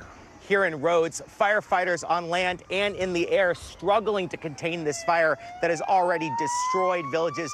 19,000 people already evacuated, while on the island of Corfu, a new fire raging this morning. Back in the U.S., temperatures continue to rise. We're still far above our average for this date of 106. Phoenix saw its record 24th day in a row with highs above 110 degrees. While in sweltering Miami, the heat index has topped triple digits for 43 straight days. I'm from Miami, born and raised, and I'm still not used to this. A summer heat wave for the record books that simply refuses to break. The heat here in the Southwest doesn't going to relent anytime soon. As a matter of fact, first responders all across this region have been taxed. In the Phoenix area this summer, they've been dealing with about 20 heat-related deaths, a dangerous number that continues to rise as we push deeper into summer. Ellison. Miguel Almaguer, thank you so much. Let's head over to Michelle Grossman. She has the latest on how the weather could impact your week. Michelle, what are you seeing? Hi there. Well, we're seeing more of the same, more dangerous heat, more record-breaking heat. We are breaking records daily, monthly, and all-time records, and we're going to continue to do that. It looks like the August outlook looks very warm as well. So as we take a little peek at the week ahead, starting with today, still hot in the south. We're looking at temperatures well into the triple digits, but the difference is we're looking at this heat dome expanding. So now we're talking about the Rockies, the Intermountain West, into the northern plains, the Midwest, and then eventually into the Northeast. And we're also looking at the chance for spotty showers today. That's a combination of a couple cold fronts moving through, along with the heat and humidity. And we could see some really heavy downpours with any of these spotty showers. That extends from New England into the Northeast. Also, portions of the Southeast, the Central Plains, and the Ohio Valley could see some strong storms as well. Now, Wednesday, we're going to be muggy. We're going to be hot along the East Coast. So now we're talking 90s for D.C., Philadelphia, New York City, the upper Midwest, the Great Lakes, and Northern Plains really hot too. The Central and Southern Plains into the triple digits. And we're looking at triple digits once again from the southern, the west, Southwest, and then also 90s into the Intermountain West. Record highs continuing to be broken on Wednesday. By Friday, more record highs could come down in the Northeast. We're going to see temperatures into the 90s. You factor in the humidity by Friday, it's going to feel like near 100 degrees in New York City. We're also tracking the chance for some showers in New England, parts of the Northeast. The state of Florida, you're going to be wet too on Friday, warm to 96 degrees in Tampa, toasty in the middle of the country, and sunny and seasonable in the Pacific Northwest. So as far as the heat goes, we're looking at 30 million people impacted still. It is intense, and this is long. So we're looking at Salt Lake City, Phoenix, Miami under excessive heat warnings, where we will see temperatures into the triple digits for Salt Lake City, into the triple digits for Phoenix and Miami. Even though you're not going to make it to the triple digits, you factor in the humidity, it will feel like over 100 degrees. Record heat once again today, extending into the Great Basin, the Northern Plains. Great Falls today, 100 degrees. The record there is 102, so we're going to get close to that. We'll watch that closely. Denver near 100 degrees, triple digits for Phoenix, 115, 103 in Abilene, and then warm in Sanford, Florida, also Miami. We're into the mid-90s. Same story tomorrow. We're going to keep that heat dome in place. It still expands, so the Great Lakes are going to be really warm too. We're looking at 112 in Tucson, Denver near 100 degrees tomorrow, 95 in New Orleans. And then look what happens as we go throughout the mid part of the week into the late part of the week. New York City, 95 degrees. You factor in the humidity, it's going to feel like near 100 degrees. Dallas, 103, Thursday, 100, and by Friday, we're 99 degrees. And then this is tough to show because we're looking at our August outlook, and it's warmer than average for a lot of the country. The West will still be baking, sizzling still in the South, the Southeast, and it looks like the East Coast is going to be above average as well. That's the heat story. Now we're talking about the storms, summer storms. Some could be strong. We're looking at winds gusting up to 60 miles per hour. Could see some hail, even a tornado or two, and really heavy downpours. Remember, warming atmosphere holds more water. Any of these storms could unleash a lot of water, and that could lead to some flooding. That's today. Tomorrow, we're going to see that front kind of meandering off the coast, and then we're going to see isolated pockets of some really heavy rainfall. This is where we're expecting the likelihood for some storms from the Midwest into portions of the Ohio Valley, Minneapolis, Des Moines, Kansas City, into Cincinnati, and also the Northeast into the Appalachians. So Charlottesville, Harrisburg, Albany, Burlington could see some pretty strong storms and some heavy downpours too. We could see up to 2 inches of rain locally in some spots. And all up and down the East Coast, we're going to have a nearly stationary boundary. That's going to be the focus for some scattered showers and storms. It's not going to be an all-out washout for all of us, but we still have to keep in mind that we need the umbrella. We need to keep our eye to the sky as some storms will develop. Also watching the tropics, Ellison, we're looking at Tropical Storm Dawn, expecting that to weaken. It should become post-tropical pretty soon, and then a little disturbance near the Windward Islands. Back to you. All right, Michelle Grossman, thank you for that. Warmer than average rain. The city of Miami, it was in that warmer than average rain. That's where we head to next. You're probably thinking, Miami, they are so used to heat. They're able to deal with all of this oppressive heat. And they are, but it's also because of something you might not know. So 2 years ago, the city of Miami actually created a position called Chief Heat Officer. It was a first of its kind role to try and help the city tackle extreme temperatures. Jane Gilbert, Miami-Dade County Chief Heat Officer, joins us now.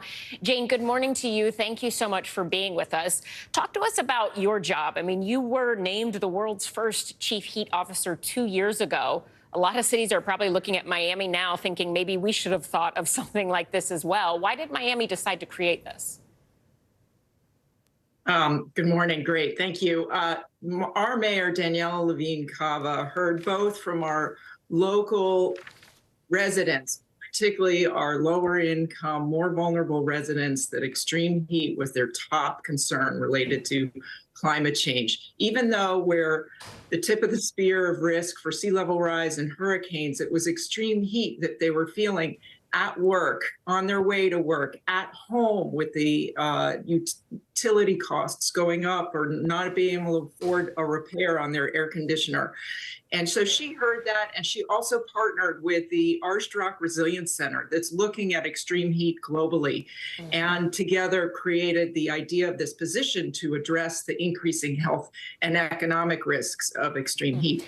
So when you look at the forecast, y'all currently are in the 44th consecutive day with a heat index above 100 degrees. What is your top priority right now as you expect, I imagine, to continue dealing with this heat for a while? It's to make sure everyone is informed and prepared and protected. So one, we have over 300,000 outdoor workers. At a day like today, which is a heat warning, our heat index can be over 110 degrees. we want to make sure employers understand that they really actually can't be working in that level of heat at the height of the day, that they need to think about the work schedules, make sure that when they do have to, if it's an essential job, they have to be out there, that they're hydrated, that they take breaks in a cool spot. That can improve performance and protect their health, and not only from heat-related illnesses, but from injuries on the job, from heart attacks. So outdoor workers are those that are having a hard time staying cool at home. We want to make sure they have access to cooling sites throughout the county that are through our disaster volunteer trainings. People help them get there. Same with our unsheltered population. It's the people who are most exposed, either at home, at work, in transportation, that we need to be most concerned about. Yeah, I mean, you mentioned it. A lot of us can forget that being able to stay inside when it is hot, having access to air conditioning, that's a privilege that not everyone has. When we're seeing so many cities deal with this excessive extreme heat, do you think we could see more cities doing what Miami has done, what Phoenix has now done, Los Angeles, and creating more roles of chief heat officers like you have? Absolutely. Well, I've had a number of calls from different cities exploring the idea of the position. And regardless, cities are going to need to have plans to address with extreme heat, whether they do that in the form of a chief heat officer or not. They need to look at strategies for informing, preparing, and protecting people, for helping people stay cool at home, and for cooling our neighborhoods through tree planting, cool pavements, cool roofs. All of those things are going to be required of cities. All right, Jane Gilbert, thank you so much. We appreciate it. A legal showdown is looming this morning along the Texas border. Texas Governor Greg Abbott could be facing a lawsuit from the DOJ over his construction of a floating border wall in the Rio Grande River. The Justice Department has given Abbott until 2 p.m. today to commit to removing the barrier from the water. NBC News correspondent Priscilla Thompson joins us now from Eagle Pass, Texas, with more on this. Priscilla, you've been reporting on this extensively in recent weeks. What's the latest? Yeah, Ellison, well, good morning from Eagle Pass, where for now the buoys remain in the water behind me. Texas Governor Greg Abbott has said that the state has the authority to defend its border, but the DOJ is calling this buoy inhumane and illegal, setting the stage for a legal battle that will likely play out in court.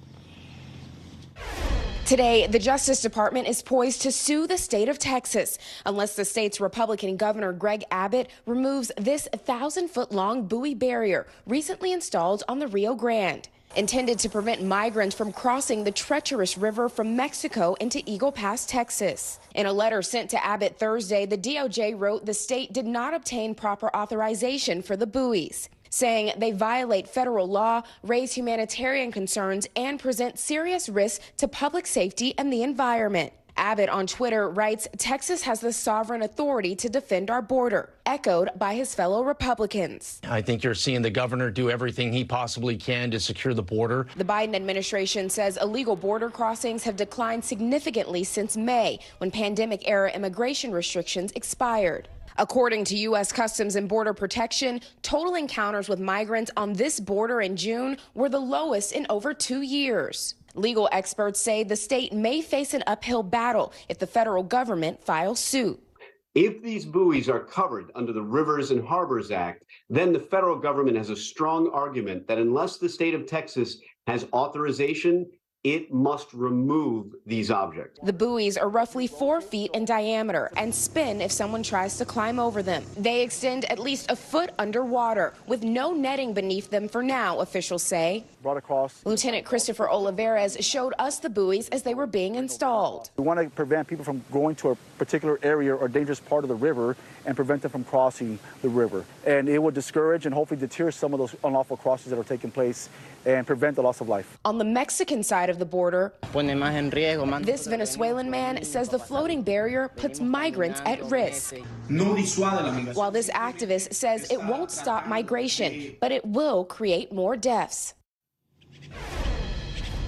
And beyond the floating barrier, Governor Abbott has also deployed other measures as part of his multi-billion-dollar border protection plan, including putting razor wire all along the river's embankment. And the DOJ is also looking into claims made by a state trooper that they were directed to push migrants, including children, back into the river and also to deny them water despite the blistering temperatures here. So certainly disturbing allegations that the state denies. Ellison? Priscilla Thompson in Eagle Pass, Texas. Thank you so much. In Washington this morning, all eyes are on special counsel Jack Smith, who may be moving closer to indicting former President Donald Trump for his alleged efforts to overturn the 2020 election. It's a topic that has consumed the political world and the race for the Republican nomination, with new polling showing Mr. Trump still holds a big lead nationally and in key states. NBC's Garrett Haake has the latest for us. Garrett, good morning. Hey, Ellison, good morning. Yeah, look, more than a week's passed now since special counsel Jack Smith sent Mr. Trump that formal warning that he may soon face federal criminal charges again. But even as the former president's legal challenges keep growing, so too does his lead over the Republican presidential field.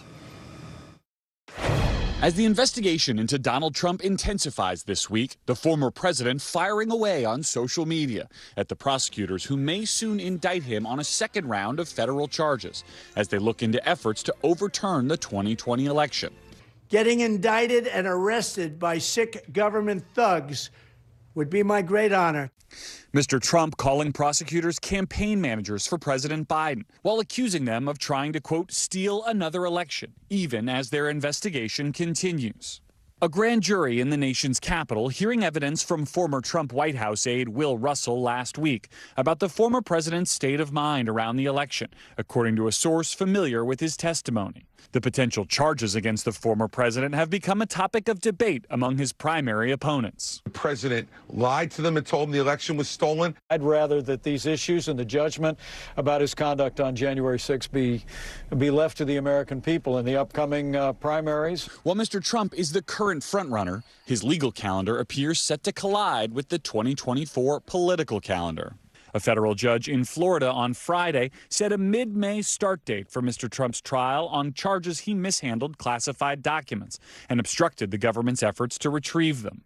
That will follow a March start date for the New York trial on charges related to alleged hush money payments to Stormy Daniels. Mr. Trump has pleaded not guilty in both cases. So the question on the minds of just about everyone in D.C. is when will we know more about possible charges from the special counsel? Unfortunately, it's more or less impossible to say.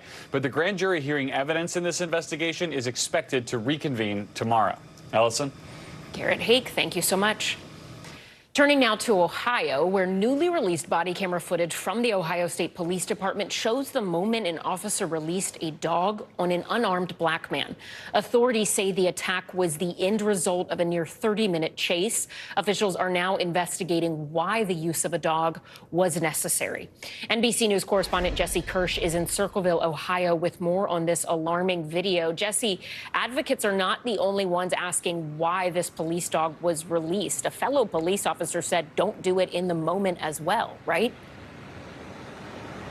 Yeah, Ellison, that was a state trooper giving a warning to local police, an important distinction. These were different agencies. We're trying to get some answers as well. We have made repeated requests for comment to Circleville police here in this community outside of Columbus, Ohio. But so far, police here have not shared any details about that incident with NBC News. According to the Columbus Dispatch newspaper, police in this community say they are reviewing the conduct of their canine officer involved. But at this point, it's unclear if he is still on active duty after his conduct was captured on camera. Disturbing footage. We want to warn you, this video may be hard to watch.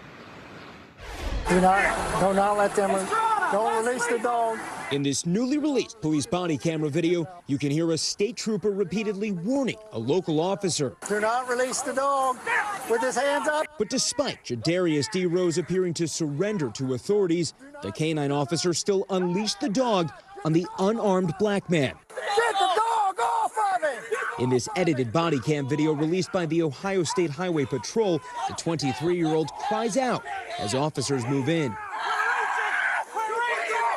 State police say the disturbing July 4th incident outside Columbus, Ohio, came after an attempted traffic stop, with Rose driving this semi-truck missing a left rear mud flap. Not sure what his problem is. Troopers chased Rose for nearly half an hour, repeatedly trying to deflate his tires before he finally pulled over and got out of the truck. According to officials, Rose called 911 himself before exiting the truck and raising his hands. Come to me! You go one bit! Come to me, man! That's when state police say a local Circleville, Ohio officer, Ryan Speakman, deployed his canine, which ran toward authorities before Speakman appeared to command the dog to specifically attack Rose. One state trooper walks away with her hands to her face, while the state trooper who initially warned not to use the dog asks, Was that not loud enough? You said it 3-4 multiple times. Police provided first aid to Rose, who was handcuffed. Just let a dog bite me. Authorities say Rose was treated at a local hospital and charged with failure to comply with order or signal of police officer. The Columbus NAACP's president says the video reminds her of dogs being unleashed on civil rights activists in the 1960s. And she believes this would not have happened if the driver was white. That an officer would unleash a dog on a black man that had his hands in the air and was on his knees. We were mortified by that behavior. The Columbus Dispatch quotes an area African American Heritage Association's leader as saying that trying, quote, to interject racial discord over this incident will not come from local citizens. Records show Rose is out of jail. He and his attorney have declined to comment to NBC News. We've also reached out to Officer Speakman, but we have not heard back. Ellison? Jesse Kirsch, thank you so much. Coming up, it was a Barbenheimer bonanza at the box office this weekend, but which film took home the top prize? We're diving into the unlikely duo that's shattering records. But first, new developments in the case of the American soldier who ran across the border into North Korea. What we've now learned about talks between the UN and the rogue nation. Next.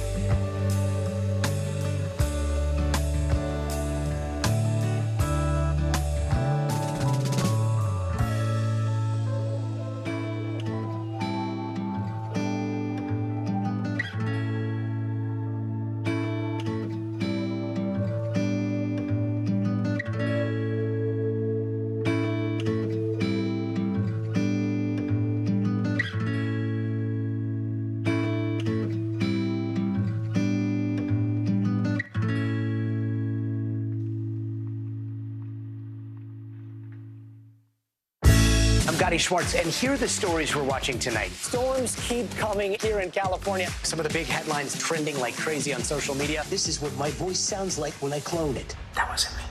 You gotta see this. Stay tuned now, weeknights on NBC News Now. Nearly a dozen hours after the eye roared ashore. There is some late-breaking news. All right,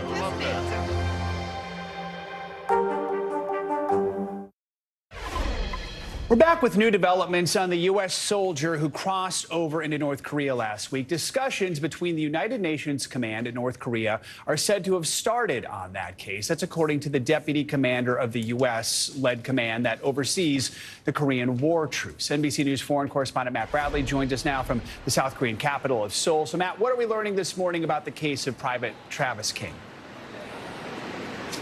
Yeah, well, we just heard from this top United Nations general. He's actually a British general who's kind of running the command that mans the border, that same border that Private King darted across just last week. So, you know, this is kind of a breakthrough because up until now, and it's been nearly a week since Private King shocked the world when he jumped across the North Korean border, you know, we haven't really heard anything from North Korea. We haven't heard anything from Private King. And actually last week, U.S. officials came out and said that no one is even picking up the phone when they try to reach North Korea. But, you know, we didn't get many details from this top UN general, but here's what he had to say. The conversation has commenced with the KPA through the mechanisms of the armistice agreement. And I don't really want to speculate, or I don't really want to talk because of all the reasons I gave earlier about that process of communication. And none of us know where this is going to end. So I'm in life an optimist. I remain optimistic, but again, I'll leave that there.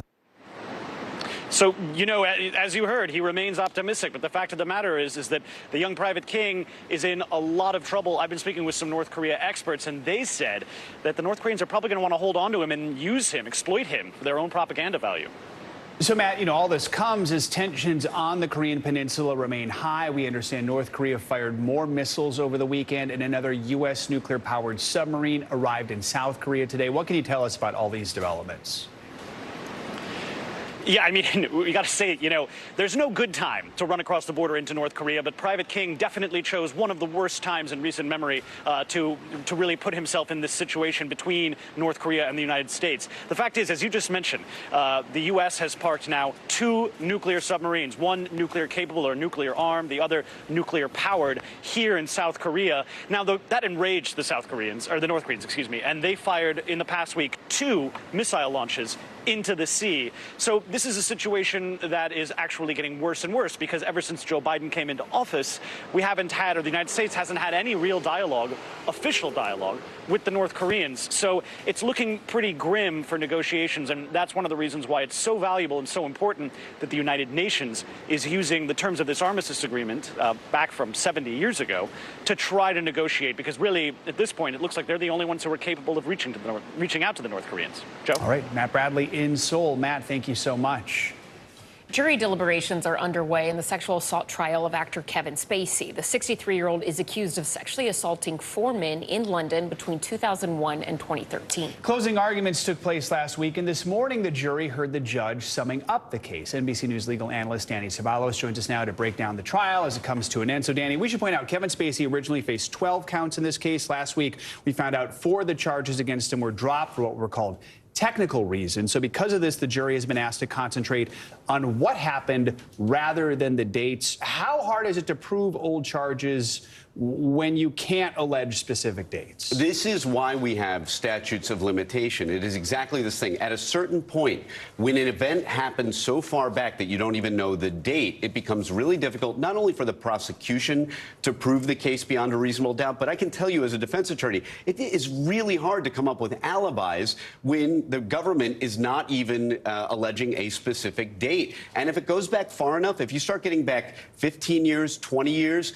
we're sort of in a pre-digital era. Yes, sure, we had email, we had cell phones, but not the way we do today, where data is just trailing us everywhere we go, where you can pinpoint everywhere we were over the last several months. That just isn't the case if you go far back enough. So it's a challenge both for the Crown and for the defense when they can't allege the specific dates. So speaking of the Crown, the prosecution, and their closing arguments, they described Spacey in part like this, quote, they said he is a man who is used to getting his own way, used to being able to talk his way out of a situation. What's been their strategy throughout this trial, and in your view, has it been effective? Well, the Crown has a challenge here. When you have a case that is built really only on complainant testimony, and a lot of that is based on the fact that, again, the allegations date back several years. When that happens, your case rises and falls on witness credibility. So, in addition, the Crown or the prosecution is using another time-worn strategy, especially with a celebrity, of saying this is someone who was a person of power, this is someone who abused his power, this is somebody who thought he could get away with it. Look, I mean, as a defense attorney, I've heard it before. It's effective. If I were to criticize it, I would say that just because someone is powerful doesn't mean that they are a criminal, but it appeals to working class folks who might be on that jury. So as for Spacey's side, I mean, his lawyer is calling the accusers liars. What do you make of his defense overall? Sure. I mean, that is the defense here. There really isn't an alternate theory the way you would, say, with a murder, come up with an alternate killer.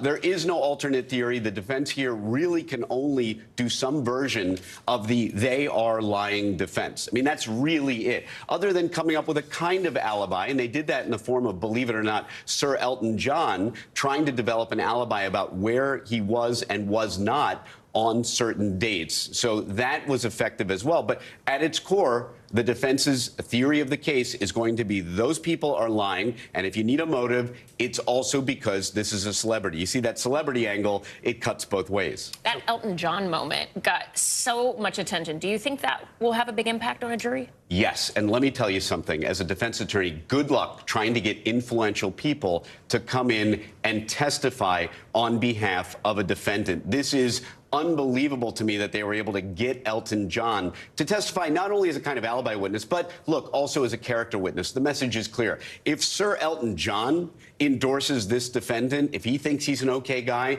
then you, ladies and gentlemen of the jury, must think the same way. You can't say that explicitly, but that's the essence of character witnesses. And I got to tell you something. If you're an influential person, in all likelihood, I hate to tell you, Allison, if you're ever charged with a crime, your friend Joe will never appear as a character witness. His star is on the rise. He's got better things to do. I hate to tell you. That's the way it is. I will be there for you. I will be there for you. So he says. So he says. She was here with me anchoring the show. Right. It was all good. Danny, thank you so much. Appreciate it. Danny. All right, international headlines now. Tragedy in China after the roof of a middle school gym collapsed. NBC's Megan Fitzgerald joins us with that and more world news. Megan, good morning. Guys, good morning. That's right. We start in China with that devastating news. As you mentioned, at least 11 people are killed after a gymnasium roof collapsed. Now, here's what we're learning so far. We know that the state media is reporting that it was being used by a girls' volleyball team, and eyewitnesses say the majority of those killed were children. We turn now to Nova Scotia. Folks there are seeing 3 months worth of rain in just one day over the weekend, triggering massive flooding, streets swallowed by water, forcing evacuations and a state of emergency. At least 4 people are missing, including 2 children. Authorities say the search for those kids and the 2 other people continue after their cars were swallowed by water. And the political drama in Spain continues this morning after no single party was able to win enough parliamentary seats in the national election over the weekend. Now, the center-right Popular Party did win the most votes, but they don't have enough seats to form a government. So in Spain, for background here, the prime minister wins by securing the most support from members of parliament. The current socialist prime minister still has a chance at victory, but guys, it is a tough road ahead. Back to you. Really interesting to watch all the different dynamics at play abroad. All right, Megan Fitzgerald, thank you so much. We appreciate it. Coming up, Hell and Back. Actor Jamie Foxx is opening up about the illness that left him hospitalized. What the Oscar winner is saying about the medical emergency and returning to work. That's next.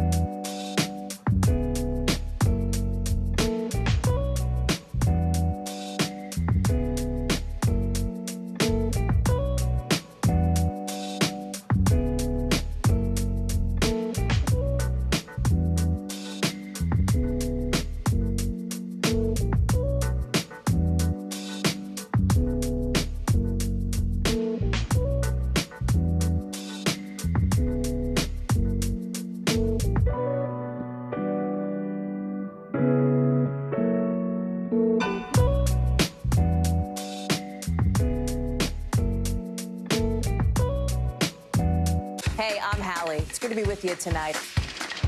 The debt ceiling. Here's why this matters. Please, please don't have your eyeballs glaze over. Here's why this matters. Talk to us about what we're supposed to call this. Is it a bailout? Is it a backstop? There's a difference because it matters whose money is being used to prop up these banks. We think we're getting close to this news conference. I will be honest with people. This is like an awkward moment where we think we're like right there. You're going to have to like tap dance with us maybe a little bit. I do have my tap dancing shoes on, not to worry. We're back with some good news this morning. A big update on the health of actor and musician Jamie Foxx, and it's coming straight from the Oscar winner himself. Yeah, Fox suffered an undisclosed medical emergency back in April. Now, for the very first time since his hospitalization, Fox took to social media to thank his friends and fans for their support. NBC News correspondent Dana Griffin joins us now from Los Angeles with more on that update. Hey, Dana. Hey, good morning, Ellison. While the star still has not revealed exactly what sent him to the hospital, he appears to be on the mend and ready to get back to work. I went to hell and back. Speaking publicly for the first time in 3 months after being hospitalized for a medical emergency, Jamie Foxx is back. At the time he fell ill, the 55-year-old Oscar-winning actor, singer, and comedian was filming a movie in Atlanta. And I know a lot of people were waiting, or wanting to hear updates, but to be honest with you, I just didn't want you to see me like that, with tubes running out of me and trying to figure out if I was gonna make it through. His sudden disappearance and unknown condition fueling rumors and wild speculation. By being quiet, sometimes things get out of hand. People saying what I got. Some people said I was blind, but as you can see, the eyes are working. The actor, at times, emotional. And man, I know they talk about people crying on videos. You could do take two, but I'm not gonna do a take two. It is what it is. Praising his medical team and saying his sister and daughter are why he's still alive. To be honest with you, my sister, Deidre Dixon, my daughter, Corinne Marie, saved my life. Friends and colleagues celebrating his recovery. Viola Davis posting, "God is good." Kerry Washington said, "Love you guys so much." LL Cool J writing, "So glad to see you back, my brother." If you could point me to the elevator that leads down to the... Fox's Instagram video posted the same day his new movie, They Cloned Tyrone, dropped on Netflix. It was good timing. I think it's another sign that Jamie Foxx is sharing what he wants to share about what's going on with him exactly when he wants to, and really not going on anybody else's timetable. Some good news from a beloved star for fans eager to see him out of the hospital and back on camera. And as you know, actors are still on strike as they negotiate their contracts with studios. So you won't see Fox back on set anytime soon. But 2 days before releasing that video, he posted a photo of himself at a Vegas hotel and wrote, "We got big things coming soon." So we'll be watching. Dana Griffin, thank you so much. The Barbenheimer Dual Movie Event of the Year officially arrived this weekend in style. And whether you were Team Barbie or Team Oppenheimer, there was a little bit of something for everyone. Yeah, the two movies took in a record-breaking $235 million domestically. NBC News contributing correspondent Kaylee Hartung has more.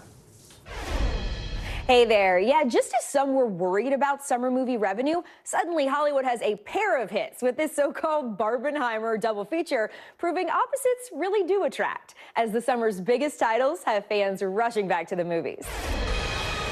Hi, Barbie. Hi, Ken. From the pink sands of Barbie Land to the isolated New Mexican desert. The world will remember this day. Audiences are flocking to the theaters. Did you bring your rollerblades?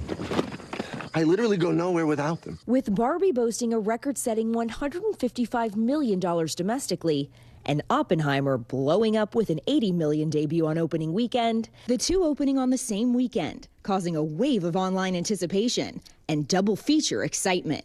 Barbie, icon, timeless icon. We're big Christopher Nolan fans. Barbenheimer, as fans have dubbed it, enjoying the biggest box office weekend since the pandemic, and even soaring past big screen hits like Super Mario Bros. And Spider-Man.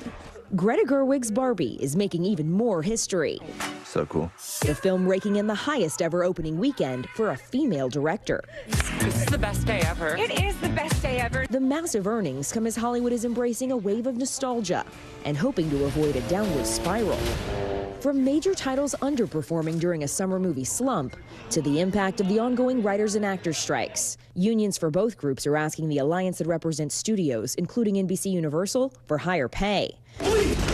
Another summer surprise, Sound of Freedom, a controversial faith-based film about child trafficking that's already raked in $100 million at the box office. Wow, this is the real world. Studios hoping to replicate the success of the double-screen battle will have to think outside the box. And I don't know if we'll ever see something quite like this again. Chances are near zero. Near zero.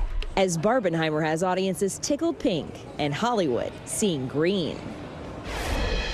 But will this Barbenheimer bonanza be enough to move the needle and get the unions and studios ready to make a deal? Well, that is the billion-dollar question. And some experts say these strikes will be over in a few weeks. Others say it could take months. And now with the millions made from Barbie and Oppenheimer and the boost to the bottom line from this past weekend alone, experts say the studios may not be feeling as pressured to reach a deal right now. Back to you. All right, Kaylee, thank you so much. I didn't see Barbie this weekend, but I did pose in one of those Barbie boxes because they're everywhere. You can't escape them. I love that. You know, you got to do it. Coming up, communicating without words. Up next, we're sitting down with an expert to discuss how you can make your voice heard without opening your mouth.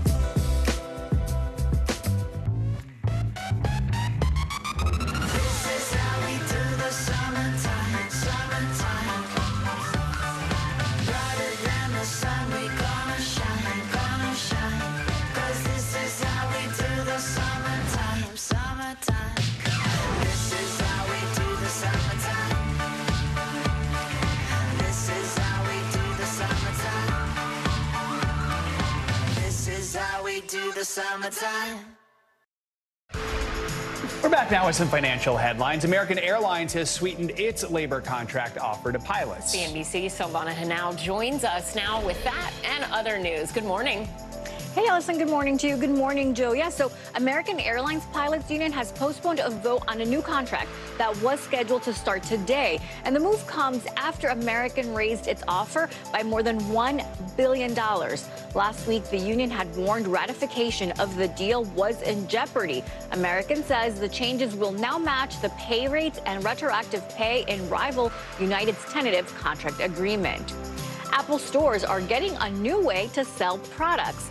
Bloomberg reports employees will now be able to have items shipped directly to customers through their Easy Pay point-of-sale machines. And that could be helpful if an item is out of stock, so the store doesn't have to risk losing a sale if a customer walks out and goes somewhere else. Also, if shoppers want to buy big items like an iMac or a Mac Pro, they can pay for it in store and not have to lug it home. And nearly half of Americans have at least one unused gift card, voucher, or store credit. A new report from Bankrate finds millennials are most likely to have unused gift cards. Roughly 40% of adults have made an effort to use gift cards more frequently over the past year, and that's due to economic concerns such as inflation and recession fears. The average amount is $187 per person, or a total of $23 billion nationwide, guys. I definitely have unused gift cards at home. That's a money. That's a reminder I need to go through mine. I know, I have some, and I was thinking it was 20, but now I'm like, maybe more. It might be more. All right. Good Thanks, reminder. Silvana, for the reminder. Appreciate it. You got it. So when it comes to getting ahead at work, your body language can speak volumes, and that could be the key to your success. Yeah, so get this. According to Psychologist World, human connection is only 20% verbal, but as much as 80% nonverbal. So whether you're collaborating with a colleague in a meeting or receiving feedback, your body language could make or break an outcome at the office. Joining us now is Linda Clemens. She's a nonverbal communications expert and the author of the new ebook, Back in Touch, Using the Power of Body Language to Connect through COVID. Linda, thank you so much for being here with us. I'm excited to break this down. So help us understand this in the context of a workplace. How is body language impacting the way we work and the interactions that we have? Thank you, Allison. And first of all, thank you both for having me here. Why is it so important is that human connection, it's actually 93% of our communication is nonverbal. And one of my favorite quotes is from Emerson, and it goes like this, you know, I cannot hear what you're saying because who you are being is getting in the way. So as a leader and in the workplace, you may say one thing, but your body language says something else. So if I'm sitting here and I say, oh, I'm so excited to be here with you, the words say one thing, but the body is saying something else. Even our moms and dads would say to us, act like you want to do it, you know? Yeah. So it's very critical that your words and your tone and your nonverbal in your communication is congruent. Let's have you give us some examples here. What are some nonverbal things we can do to help create better communication? Absolutely. So think of power zones. One of the things I learned, of course, with great posture, watching ballet dancers and news journalists. You all have great pop because you have to sit up straight to show you being authentic. And it's having your power zones. What are power zones? The throat area, the chest area, and the belly button area. The desk is at the belly button to show being open. So as a leader and as someone communicating in the office, make sure that you do not have any barriers in front of you. Be open. And I have an acronym for your viewers, TAP. Think of tap dancing, being truthful, authentic, and it shows up in the proof, TAP. That's great. I love that. So what about in this post-pandemic space, right? There are a lot of people who have not gone back to working in an office, and they may always work remote. When you're doing Zoom meetings and you're trying to connect with people, how do you take that same TAPS philosophy and apply it to a remote space? Well, you know, when you're doing Zoom presentations, it's very important to show up, to be visible. My grandmother used to say, baby, what is seen is visible. You've got to make sure you show up. And you have to remember in the Zoom presentations, your environment is part of the nonverbal. What you have in the background, what do you have on your table? If a cat's running across the screen and you realize you don't have a cat, all this is important. And showing the upper carriage. So if you're sitting on your Zoom presentation and you're just the head, you see people do that, just a head on the screen, and you're wondering why your listeners are wanting spaghetti and meatballs because you look like a head on a plate. So you want to make sure that you're exposing your hands, your palms, people who are truthful and authentic when they're conveying information. The palms are exposed. So, we had a financial segment on earlier. If you're talking about finances or money and you're not showing your hands, it sends a signal to the brain, something's up. I'm always told I have Tyrannosaurus Rex arms. I know, I always move my hands too much. I'm like, I think it's ludicrous. When I move, you move, right? So we need to, all right. Are we doing okay? How have we You're been doing great. You got good flow. You're doing good. You don't know what's going on with the legs. The legs are a mess down here. We're hiding all that, so it's all right. All right. Linda Clemens, this was a great conversation. Thank you so much for joining us. We appreciate it. It was wonderful. Thank you for being here. Okay, so coming up, more and more Americans are actually heading to bed earlier and then getting up earlier. So have we become a nation of early birds, especially when it comes to dining? I'm going to dig into what's behind the trend that's spreading all across the country. That's next.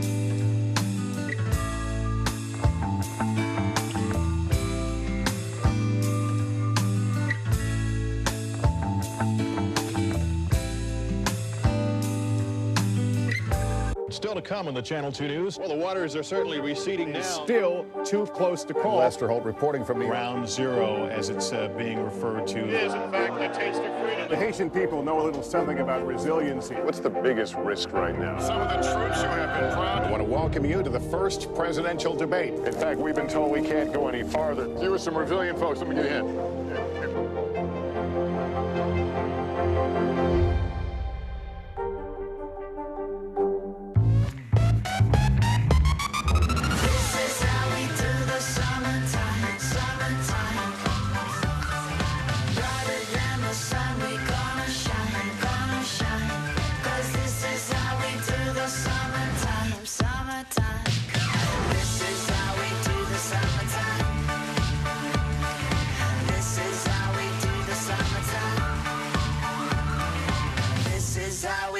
Summertime.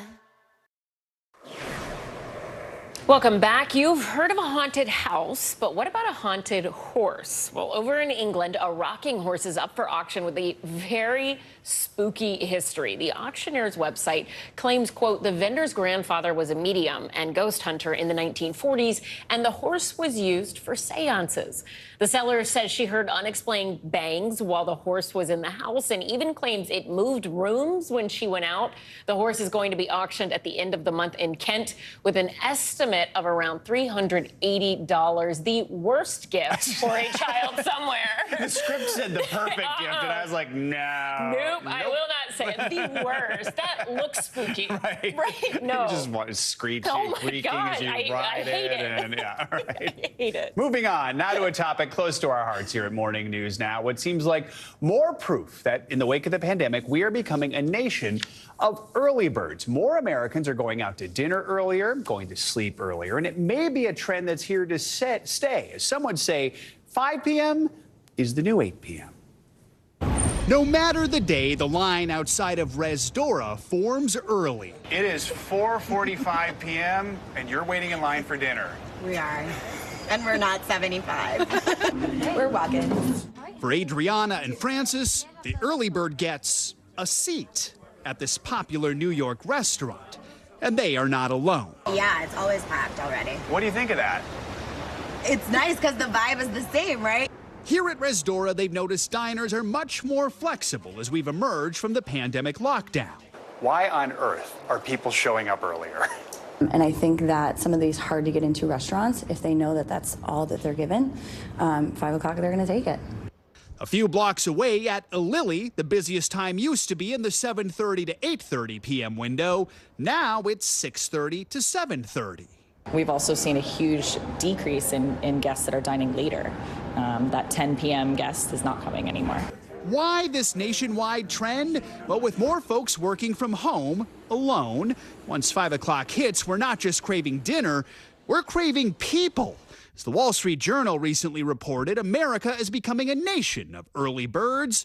The story noted that, according to Yelp, between 2 and 5 p.m., restaurants are now seating 10% of their diners, up from 5% in 2019. And Uber trips to restaurants in the 4 p.m. hour are up 10% since 2019. We have early dinners almost every weekend. The numbers seem to defy that age-old stereotype about early dinner. It's old people with blue hair. Yeah, blue hair. They're in bed by 8 o'clock. A stereotype immortalized in Seinfeld. Dinner? Well, what time is it? It's 4:30. 4:30.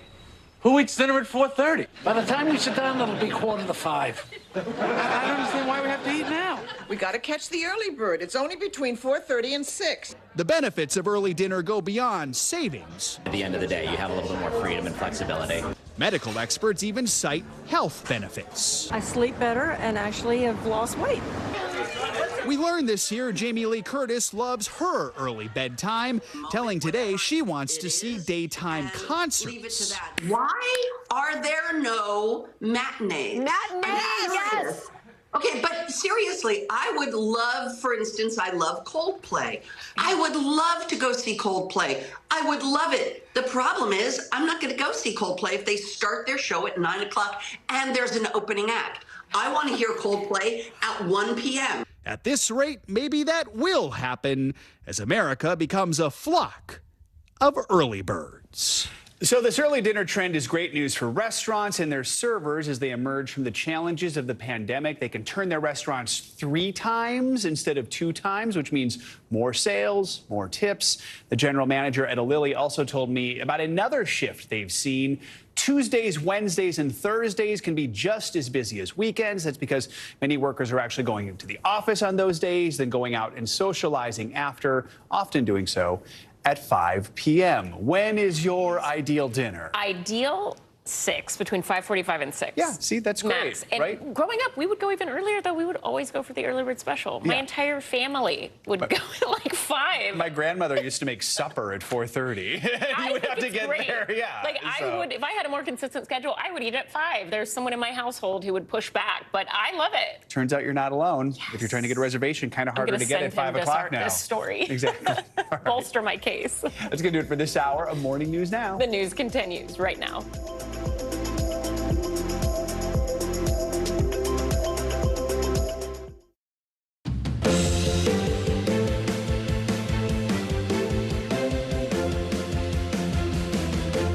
Right now on Morning News Now, you could call it a hot mess.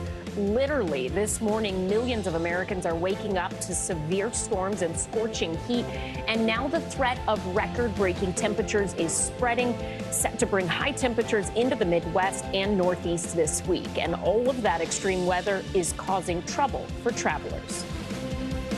What we can confidently say is that climate change is increasing the amount of clear air turbulence in the atmosphere. So what's going on, and is there an end in sight? Our team is tracking it all.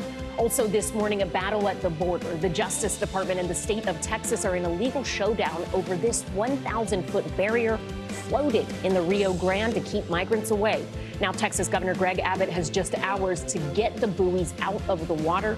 We'll bring you the latest. Plus, AI regulation this morning. Some of the top names in tech are now working together on ways to better regulate artificial intelligence. More on the agreement they made with the White House, including an executive order set to be signed by President Biden. And she put her signature B in Blockbuster. That's right, Barbie took the top spot at the box office, with Christopher Nolan's Oppenheimer also outperforming projection in its opening weekend. We'll take you to the movies for more on the hype and what it could mean for the future of Hollywood.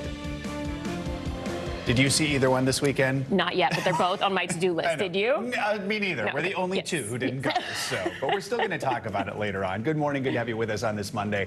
I'm Joe Fryer. And I'm Ellison Barber, in for Savannah Sellers. This morning, 28 million Americans are under heat alerts as extreme temperatures continue to hit large portions of the country, from the Southwest all the way to Miami. And get ready. This week, those extreme temperatures are expected to expand beyond those regions. Forecasters say the heat wave will soon cover much of the U.S. Cities like Miami have been dealing with the dangerous heat for more than a month now. Today is the 44th consecutive day the city has seen a heat index above 100 degrees, and that sweltering streak will continue through this week. I don't remember the summers ever being this bad. This has been awful. These weeks have been rough to get through. Yeah. The West is also baking. Phoenix is in the middle of its own hot streak, with folks there dealing with 25 days straight of temperatures over 110 degrees. So far, the Midwest and Northeast have avoided the extreme heat wave, but forecasters say that ends this week. The oppressive heat is expected to expand into those regions in the coming days. And it's not just here in the U.S. The extreme heat is also being felt overseas in China and in southern Europe, with dangerous temperatures recorded in countries like Italy and Greece.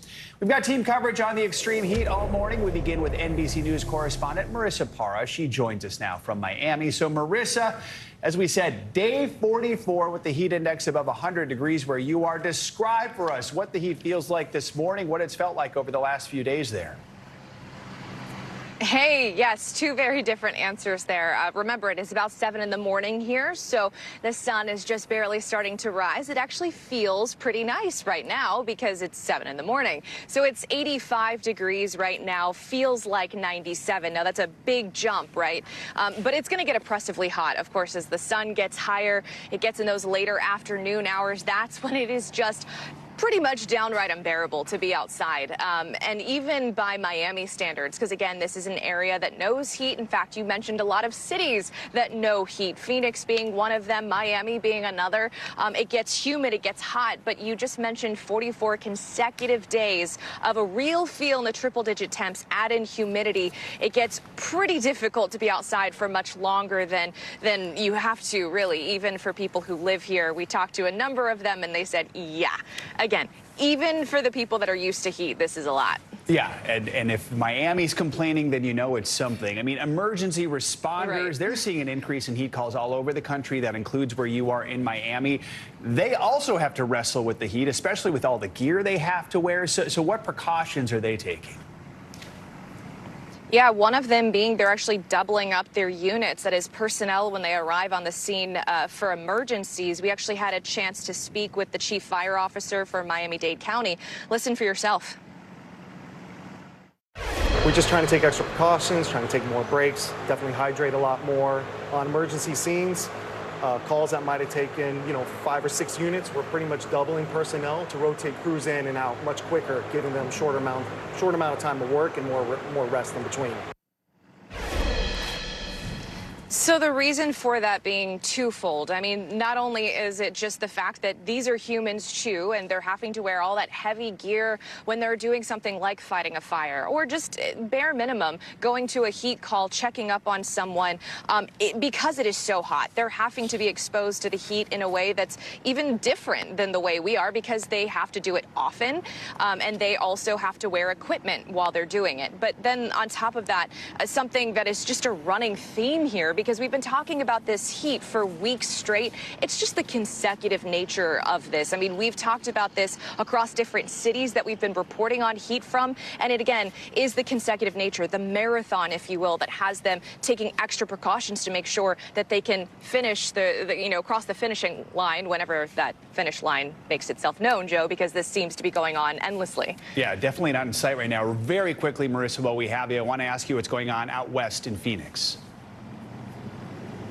Yeah, I mean, two different types of heat, but heat is heat. It's a drier heat out there, but I will say it was very difficult to be outside for more than a few minutes. I mean, that is a very dangerous situation because you have asphalt heating up to 160, sometimes 180 degrees, people getting third-degree burns just from touching the asphalt for a few seconds, Joe. So very different types of heat, but dangerous nonetheless. All right, Marissa Parra in Miami. Marissa, thank you so much. NBC News foreign correspondent Josh Letterman joins us now from Rhodes, Greece. Josh, we can see that wildfire burning behind you. It has been burning there, a number of wildfires since Tuesday. Have fire crews been able to make any sort of progress? On the Greek mainland, they have, Ellison, but here on the island of Rhodes, just to put it bluntly, the fire is totally outside of control at this point in time. You can see there's a bit of an active fire burning just behind me here, but if you look over here to this valley, I mean, it is just completely covered in smoke, devastated over the last week or so by these wildfires, and you can see just how windy it is right now, and that is really the big problem because that is whipping up these flames, making it almost impossible for firefighters to fight, also making it hard to predict where it's going to go. We are safely upwind of the fire now, thankfully, but earlier today we were in the village of Gennady as it was being evacuated. This is a coastal village here in Rhodes, and just a few minutes later, the whole village really started to come under fire. That fire has now pushed all the way through the village, all the way to the coast. So it goes to show you just how unpredictable it is, as 19,000 people have already been evacuated here in Greece, the largest evacuation in the country's history. And now there is a brand new fire burning on the island of Corfu. Thousands of people being evacuated there as well, Allison. Wow, Josh, and it's not just Greece, right? Italy is another European country that's been getting hit hard by the heat. What is the latest there this morning?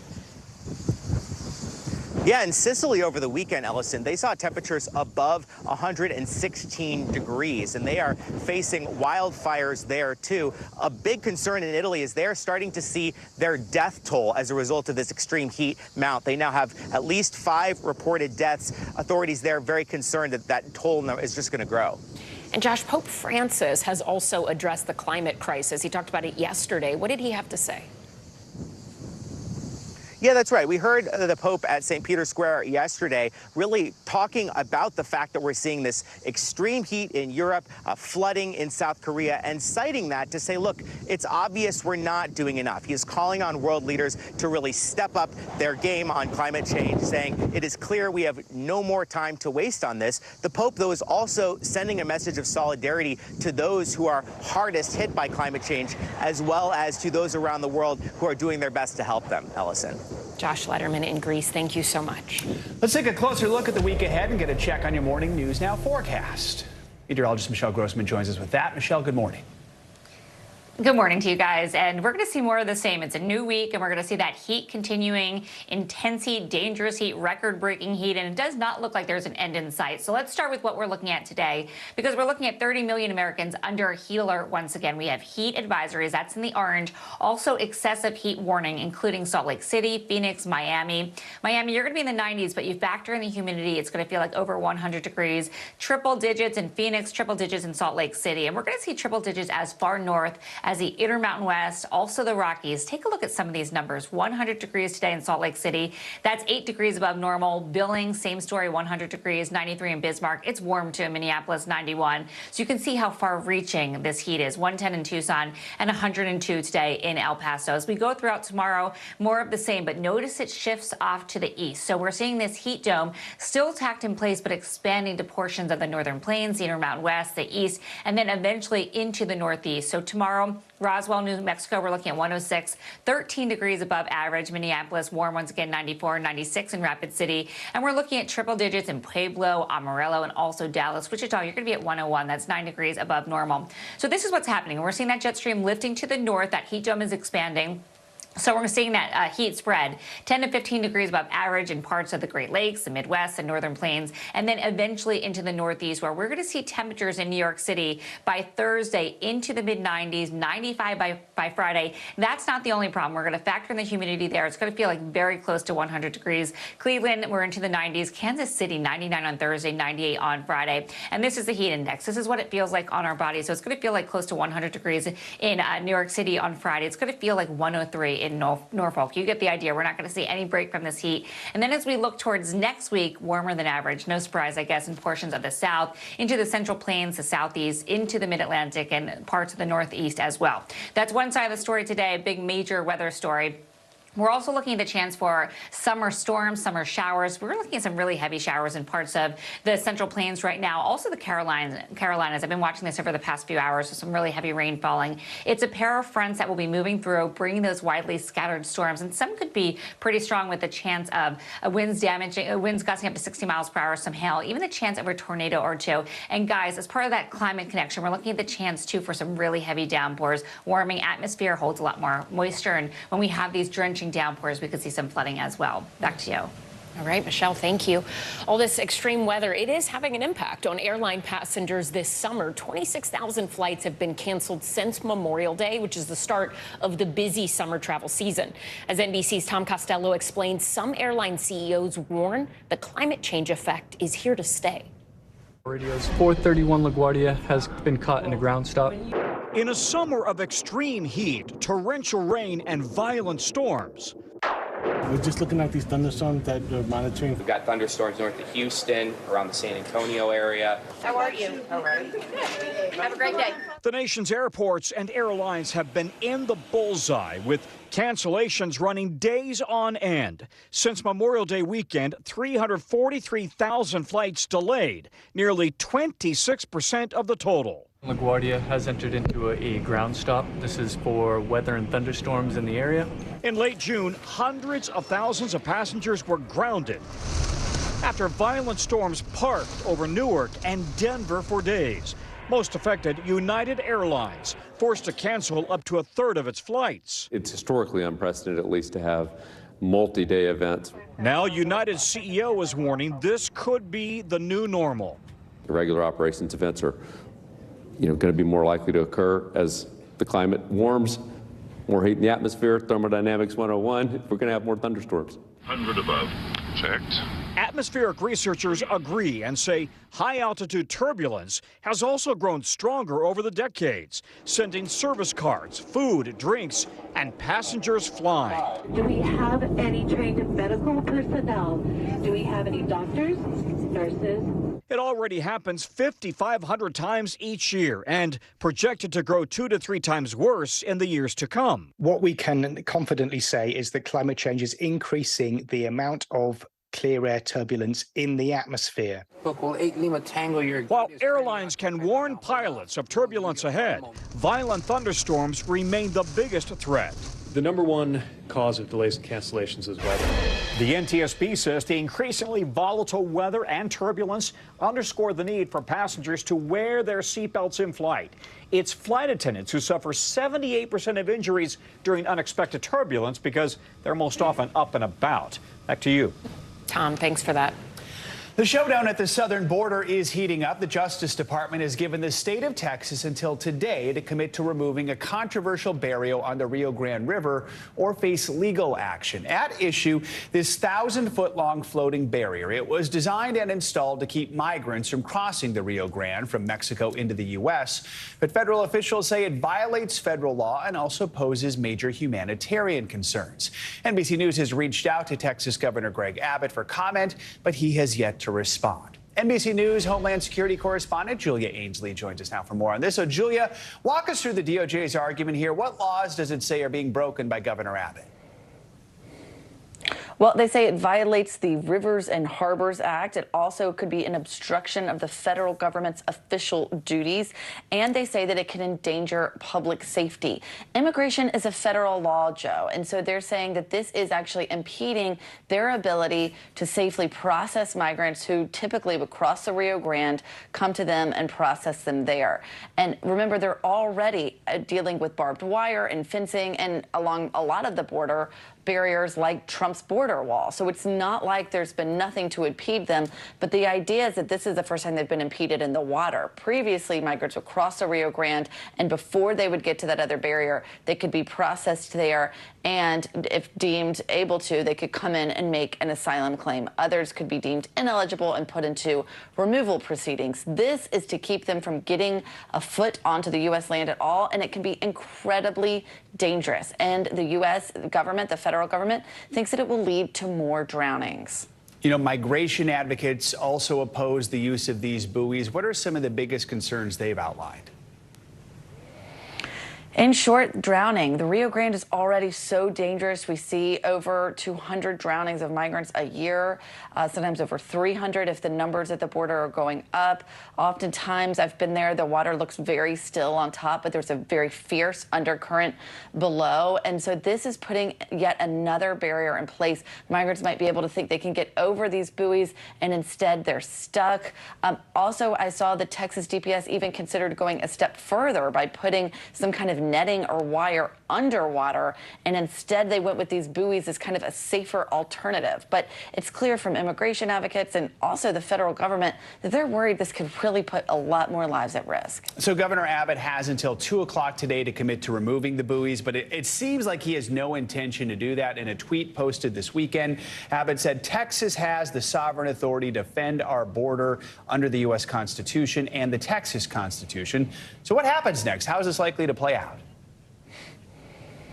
Yeah, it does look like Abbott wants the fight. He wants to show, particularly against a Democrat administration, that he's the one who, has the chops to come out and really enforce immigration law when Biden won't. But I've got to just add some numbers to that, Joe, which show that the Border Patrol has stopped about 850,000 migrants in this area over the same period, where the Texas border troopers that Governor Abbott sent down there apprehended about 11,000. So, I mean, it's really a drop in the bucket. They're spending a ton of money on this. They're getting a lot of national attention. But whether or not they're really having an impact on overall migration, it seems like they're really not. So it looks like it's a political fight he wants to have. But we should remember they're actually not doing a lot to really stem the flow of migration, numbers-wise. Julia, thank you so much. Appreciate it.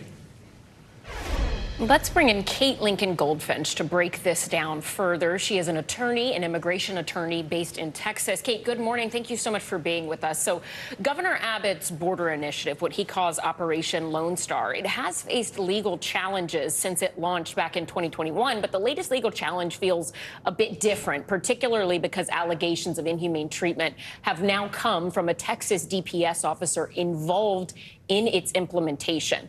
Explain to us how today's legal challenges might be a bit different than some of the ones we've seen in the past, say back when the Department of Justice investigated alleged civil rights violations in July of 2022. Sure. It's pretty rare to see the DOJ step in the way that they are right now. We've seen Greg Abbott do things like busing migrants to other states and launching Operation Lone Star, which, as the previous guest said, has been a drop in the bucket at most in terms of border enforcement, and yet has spent over $10 billion of Texan taxpayer money. But the DOJ stepping in and loudly announcing that they intend to sue the state of Texas is a departure from the norm. And I think that is a response to how egregious these violations are on all levels, on the legal level, because it's not within the state jurisdiction to enforce, on the humanitarian level, because these are drowning devices, and on the environmental level. This will have a massive impact on the environment, and that's why Mexico is stepping in as well. This is just a step further than we've seen, and it is really egregious. You mentioned Mexican officials stepping in. They are pushing back against this buoy border, if you will. How much can they be involved here? I mean, in terms of the water area, Julia Ainsley was reporting how the goal of these buoys is to keep migrants from ever stepping foot on U.S. land. Who controls that water area? Well, both countries do, and there are international treaties laying out how that will function. And of course, when there is an international treaty between two nations, it is the governments of those nations that will decide what occurs, not one single state within one of those nations. And that is why the government of Mexico, the Secretary of Foreign Relations, has said, wait a minute, this violates our international treaties, and it's going to cause flooding, or not going to cause flooding. When there is flooding, it will cause issues for the government of Mexico. So we're seeing both governments, the U.S. and the Mexican government, step in and say to Abbott, you've stepped beyond a line. Unfortunately, what we're seeing is that Abbott is responding by saying, okay, we'll take it to court. And at the end of the day, there's one person who is benefiting from all of this attention, and it is Greg Abbott himself. All right, Kate Lincoln Goldfinch, thank you so much. We appreciate it. We have much more ahead here on Morning News Now. New this morning, bye-bye birdie. Elon Musk just unveiled Twitter's brand new look. We're going to tell you about the social media makeover later this hour. First, though, after the break, tensions rising in Israel. The key vote today amid the country's controversial judicial overhaul. Stay with us. We'll be right back.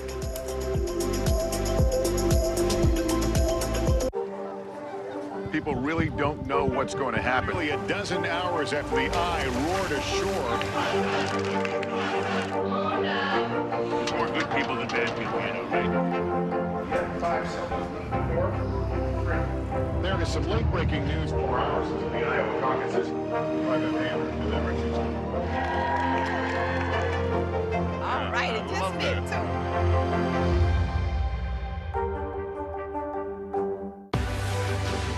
News lives in the now. It's coming at us every second from all over the world. We have a full team. News is more now than ever. Look at this. You can't even see anything anymore. Our house is no longer here, but we are here. Now is raw.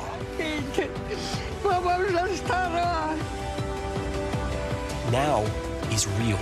The Fed's decision today, help us translate that into very plain English. Is that good news for us? Now is constant. Morning News Now, or breaking news. NBC News special report. You gotta see this. The future is now. News for the generation of now is NBC News Now.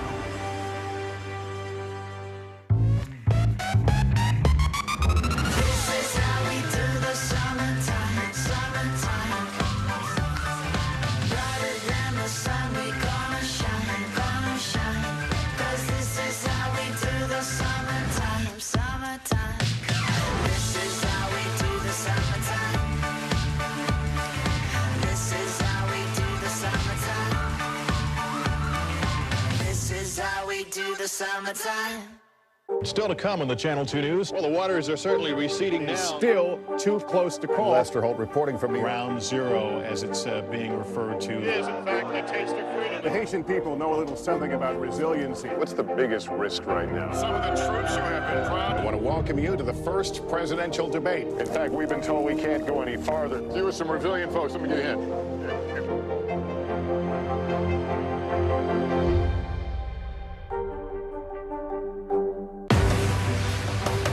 Just behind me, hundreds, if not 1,000 migrants waiting under the blazing sun. All these people here are going to be asking for asylum. It's a very critical situation. Hey, I'm Hallie. It's good to be with you tonight. The debt ceiling. Here's why this matters. Please, please don't have your eyeballs glaze over. Here's why this matters. Talk to us about what we're supposed to call this. Is it a bailout? Is it a backstop? There's a difference because it matters whose money is being used to prop up these banks. We think we're getting close to this news conference. I will be honest with people. This is like an awkward moment where we think we're like right there. You're going to have to like tap dance with us maybe a little bit. I do have my tap dancing shoes on, not to worry. Welcome back. Israel's parliament is expected to hold a final vote today on a controversial bill that could weaken the country's Supreme Court. Yeah, the change is part of a broader judicial overhaul by the far-right government. It has sparked months of protest and triggered a massive political crisis. NBC News foreign correspondent Raf Sanchez joins us now from Jerusalem with more on this. Raf, you can see some activity behind you. What are the protests like today? Well, Ellison, good morning. Yeah, as you can see, thousands of protesters have gathered here in front of Israel's parliament. They are braving the scorching summer heat in what is really a last-ditch effort to try to stop this legislation going through. Protesters were gathered here in Jerusalem all weekend. Some of them marched from Tel Aviv, a march of 4 days. And this is a culmination of a 7-month protest that is unlike anything Israel has ever seen in its history. But the scale of the opposition isn't measured just in the number of people here on the street. Major businesses have also closed their doors today in protest at this legislation, and thousands of Israeli military reservists have said they will not show up for duty if this bill goes through, because they signed up to serve in the military of a democracy, and they worry this country may no longer be a democracy if this legislation passes. Guys. So Raf, help us understand what exactly this bill would mean for the Supreme Court there. And right now, is it expected to pass?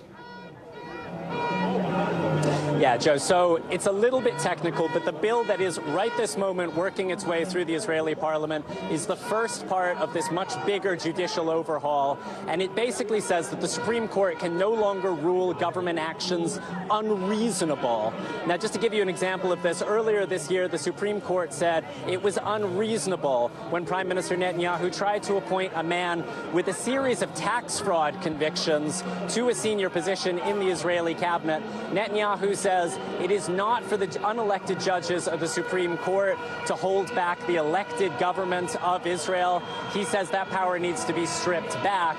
Right now, it looks like Netanyahu and his right-wing and religious allies inside of the parliament have the votes. There is still some talk that there could be a last-minute compromise, but if no deal emerges, Netanyahu says he has the votes to get this through. Guys. Raf, we know Israel's Prime Minister Benjamin Netanyahu was actually discharged from the hospital this morning after he had a pacemaker fitted. Is he going to be in Parliament for this vote? Yeah, Alison, it's pretty dramatic. Netanyahu coming almost straight from the hospital to the parliament chamber behind me. He is there. He is with both his allies and his opponents as this voting begins. Like I said, there is some talk. Maybe Israel's president, who's a largely ceremonial figure, might be able to broker some kind of compromise, but Netanyahu is working the floor despite having that surgery over the weekend. It was his second trip to the hospital in a week. Netanyahu is 73 years old. He is generally thought to be in good health, but some questions about his health given those 2 hospital visits. Right now, he is determined to stay on the floor, and as far as we know, it looks like the final vote expected sometime around 11 a.m. Eastern. Guys. Raf, thank you.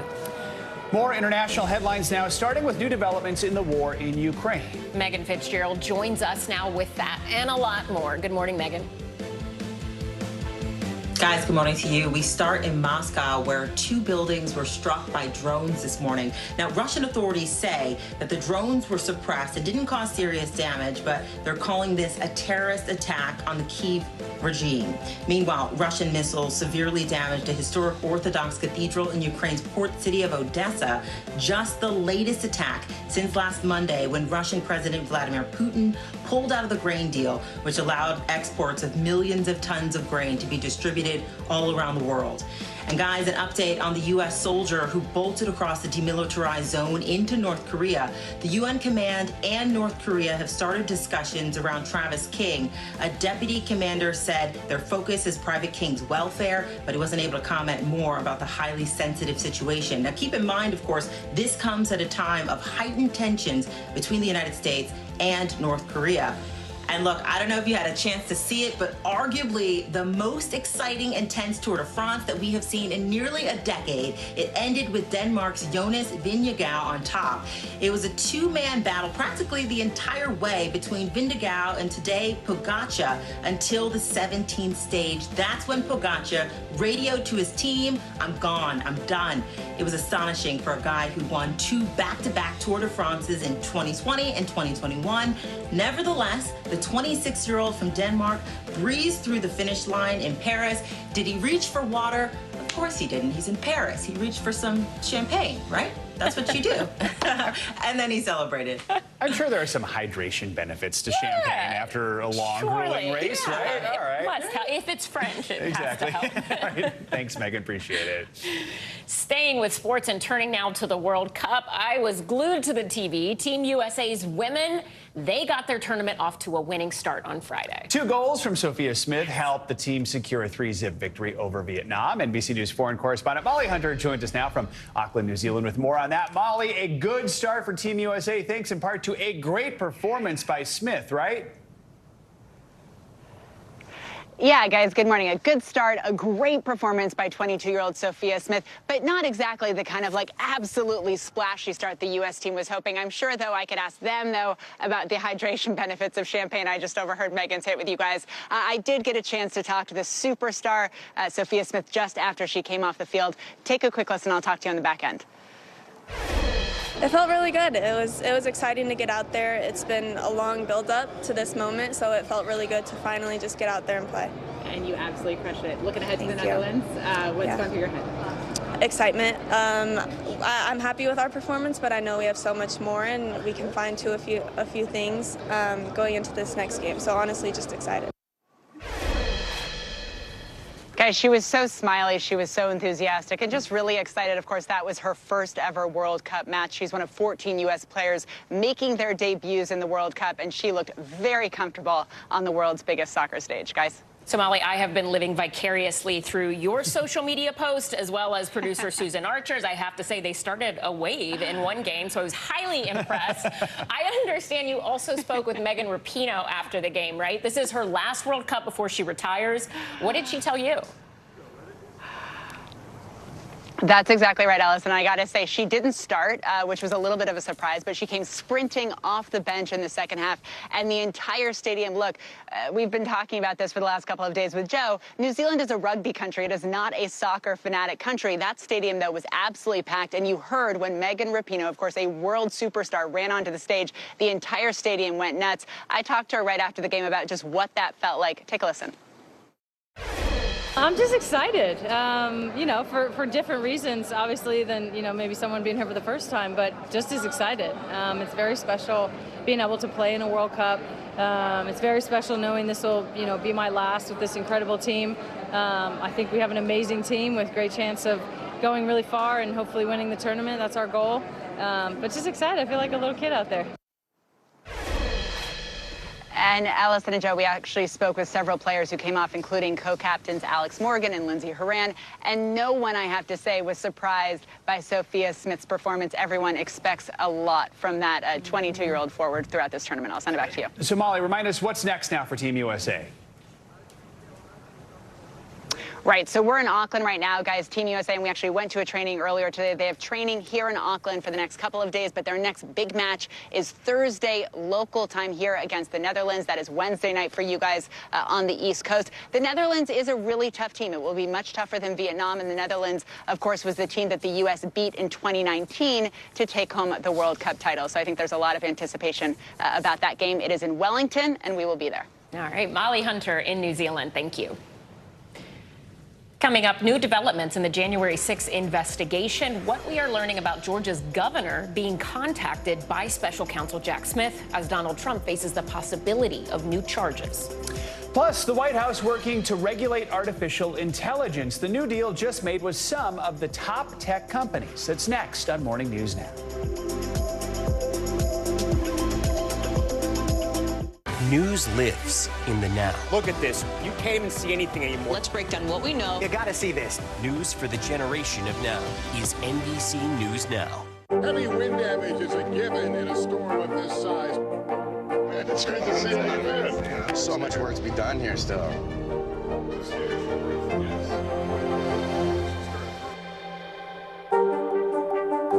I'm Gotti Schwartz, and here are the stories we're watching tonight. Storms keep coming here in California. Some of the big headlines trending like crazy on social media. This is what my voice sounds like when I clone it. That wasn't me.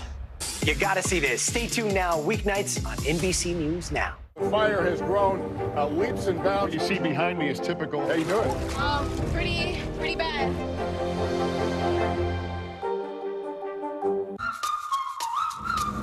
This is how we do the summertime, summertime. This is how we do the summertime, summertime. This is how we do the summertime. What is going to happen now? Going back and forth because Go ahead. This is it, right?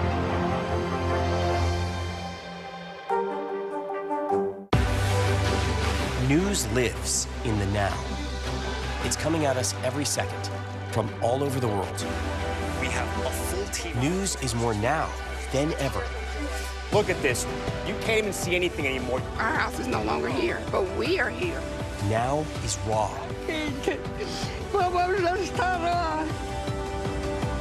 Now is real. The Fed's decision today, help us translate that into very plain English. Is that good news for us? Now is constant. Morning News Now, or breaking news. NBC News special report. You gotta see this. The future is now. News for the generation of now is NBC News Now. This morning, new information is coming to light about Special Counsel Jack Smith's investigation into former President Trump and where it might be headed.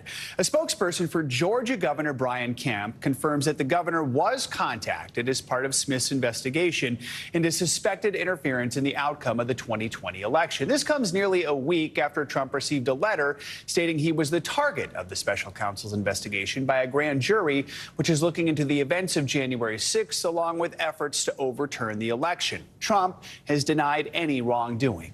NBC News Justice reporter Ryan Riley joins us now with the very latest. Ryan, good morning to you. So we should point out that while Governor Kemp's office declined to give further comment about being contacted by the special counsel, what are we learning about any new developments in the investigation? I think it indicates that this investigation is ongoing and is also sort of at a pivot point. You know, I don't know if necessarily the indictment's going to hold off until all of these interviews really take place, because we really do seem to be coming to the point where we're at a decision point essentially here. The grand jury has heard obviously testimony from a wide variety of people, including the former Vice President Mike Pence. But on last week, we saw this key testimony from someone who has been now called before the grand jury about 3 times, an aide, William Russell, who's an aide to Donald Trump, who was asked questions specifically about Donald Trump's state of mind during that critical period between his 2020 election loss and January 6th.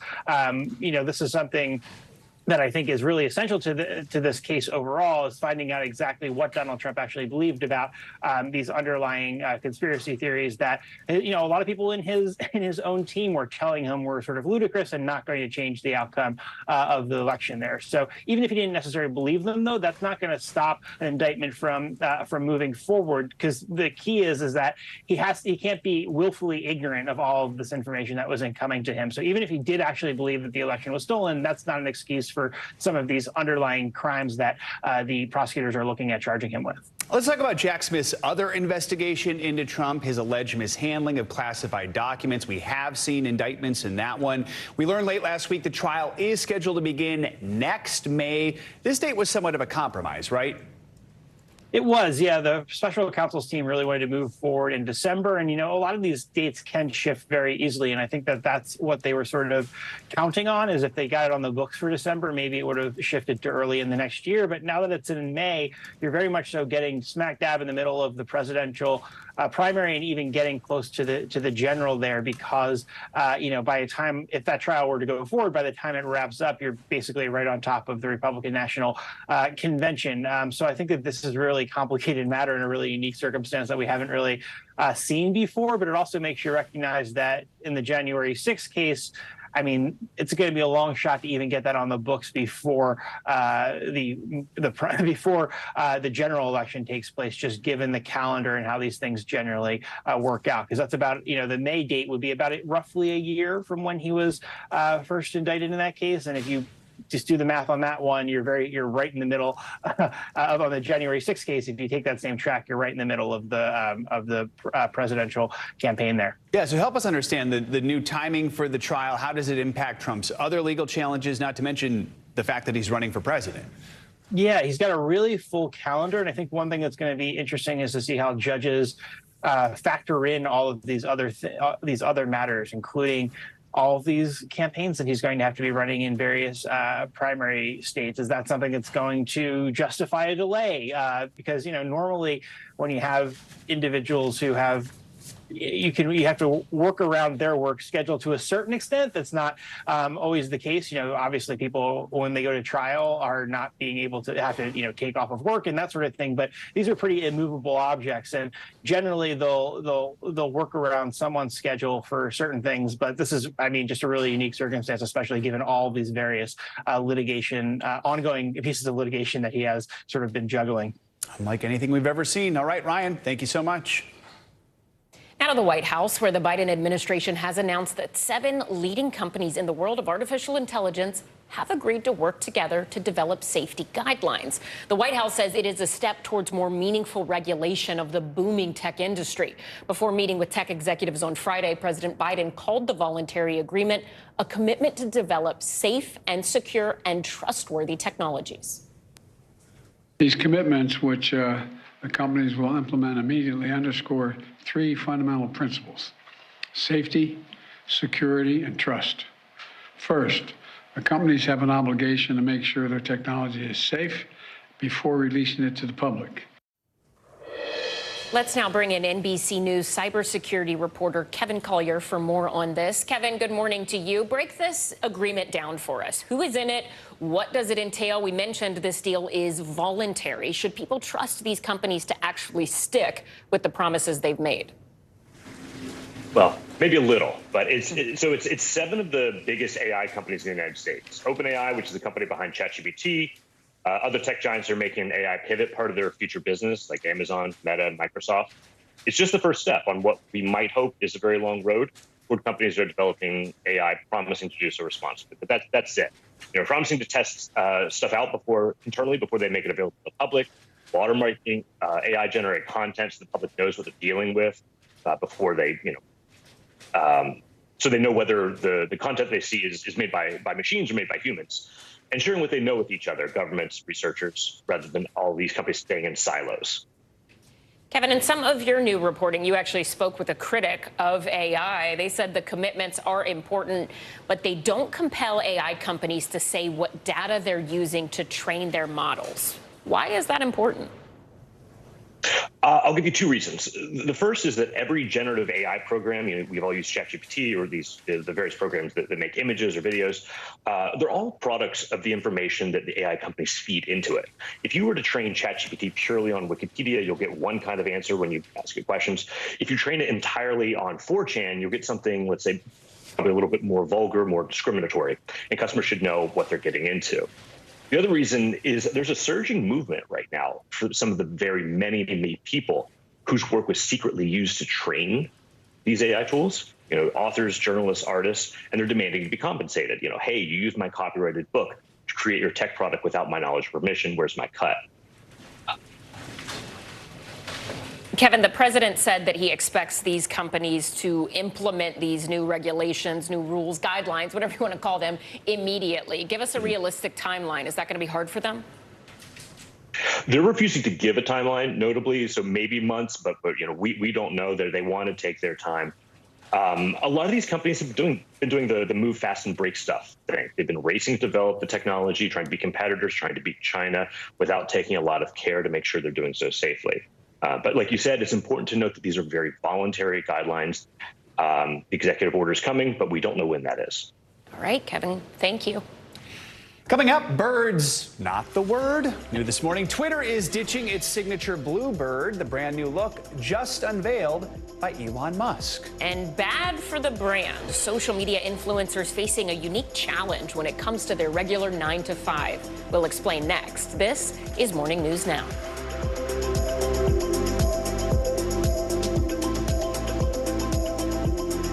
The fire has grown leaps and bounds. You see behind me is typical. How you doing? Pretty bad. I'm Gotti Schwartz, and here are the stories we're watching tonight. Storms keep coming here in California. Some of the big headlines trending like crazy on social media. This is what my voice sounds like when I clone it. That wasn't me. You gotta see this. Stay tuned now, weeknights on NBC News Now. Still to come on the Channel 2 News. Well, the waters are certainly receding now. Still too close to call. Lester Holt reporting from the Ground Zero, as it's being referred to. It is, in fact, a taste of freedom. The Haitian people know a little something about resiliency. What's the biggest risk right now? Some of the troops who have been proud. I want to welcome you to the first presidential debate. In fact, we've been told we can't go any farther. Here are some resilient folks. Let me get in.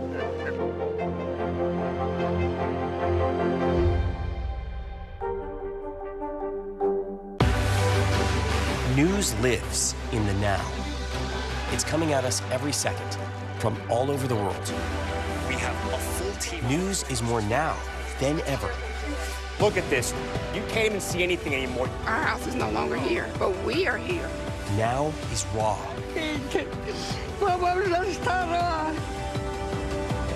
Now is real.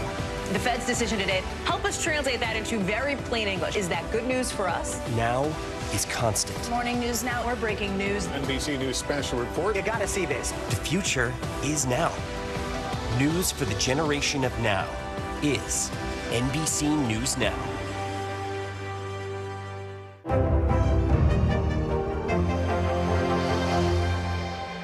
Hey, I'm Hallie. It's good to be with you tonight.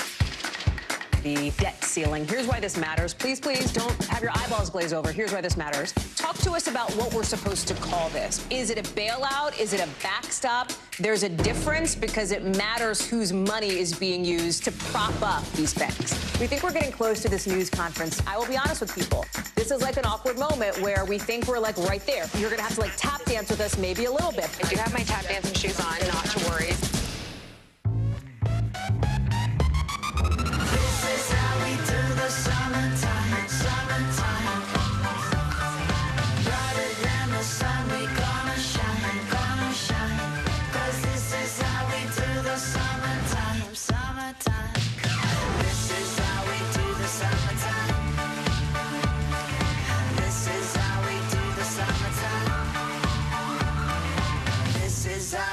The summertime.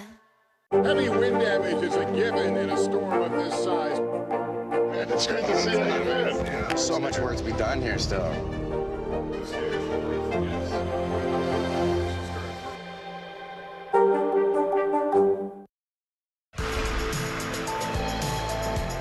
We're back with financial headlines. Elon Musk, he is replacing Twitter's iconic Bluebird logo. CNBC's Silvana Henao joins us with that and other money news. Silvana, good morning.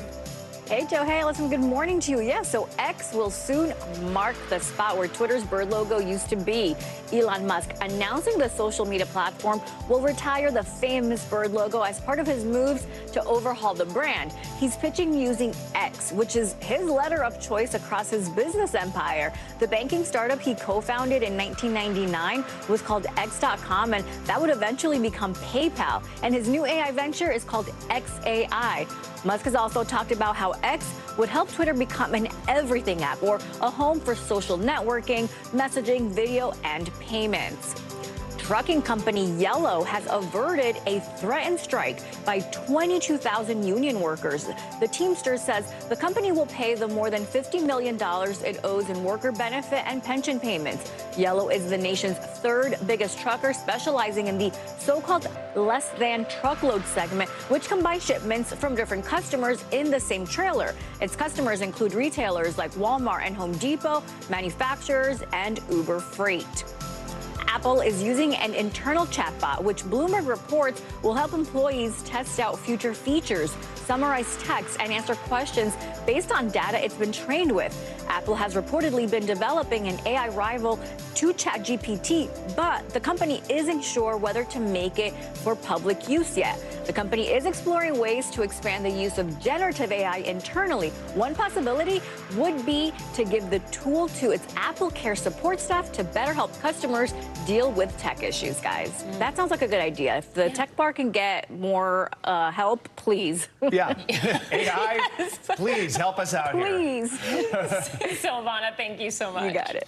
So with the influencer market worth billions, the most successful social media influencers are often able to live off of what was once a hobby. But what happens when your online brand conflicts with your offline job? NBC News Now anchor Zincle Esawa has that story. I submitted a letter of my immediate resignation from the law firm that I was employed at. This is Annie Papula. She's one of many influencers today who say their online presence has conflicted with their full-time work. Hello, beautiful people. Get ready with me. Every Sunday after church with my family, I would have one of my brothers take my photo and post it on Instagram once a week. That's how Any Given Sunday was born. Papula, a first-generation Nigerian American, grew her following documenting her outfits and experience graduating from Harvard, Columbia Law, and soon after passing the New York bar exam.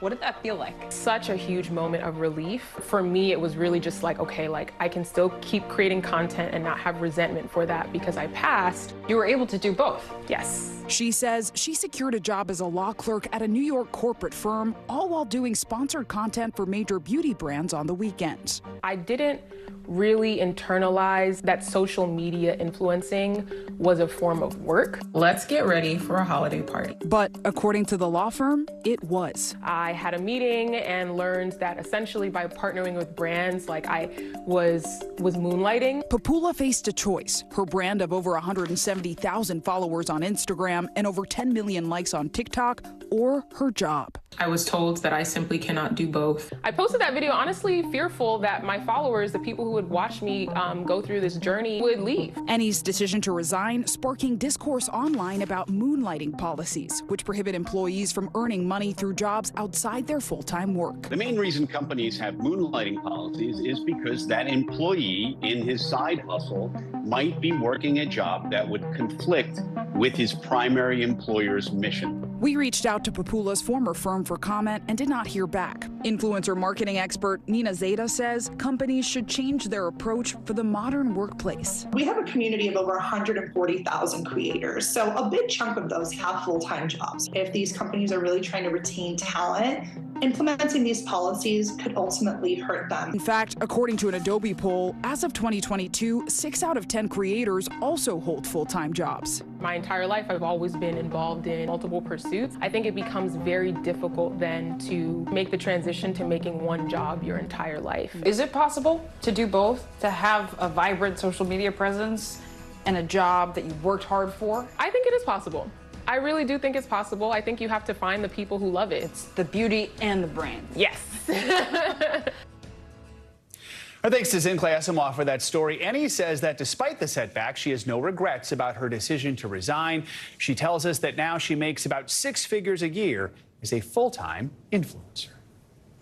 Coming up, it is the box office pairing we did not know we needed. That's right. We are talking, of course, about Barbenheimer, Barbie, and Oppenheimer. Both movies making a big splash this past weekend. More on the record-breaking opening when we come back. You are watching Morning News Now.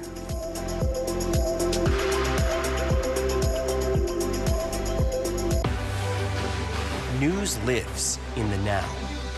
It's coming at us every second from all over the world. We have a full team. News is more now than ever. Look at this. You can't even see anything anymore. Our house is no longer here, but we are here. Now is raw.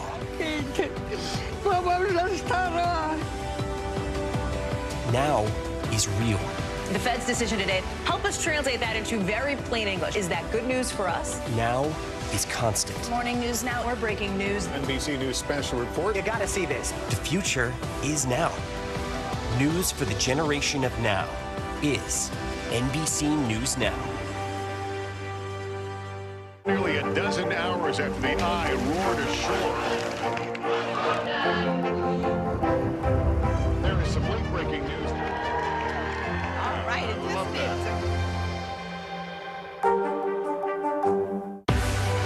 News lives in the now. It's coming at us every second. News is more now than ever. Look at this. You can't even see anything anymore. Now is raw. Now is real. The Fed's decision today, help us translate that into very plain English. Now is constant. You gotta see this. The future is now. News for the generation of now is NBC News Now. Nearly a dozen hours after the eye roared ashore. There is some late-breaking news. All right, it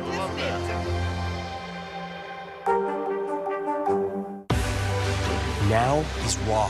How hard is it to see it like this? Our house is no longer here, but we are here. Now is real. Let's break down what we know and then the big questions still outstanding. News for the generation of now is NBC News Now. This is how we do the summertime, summertime.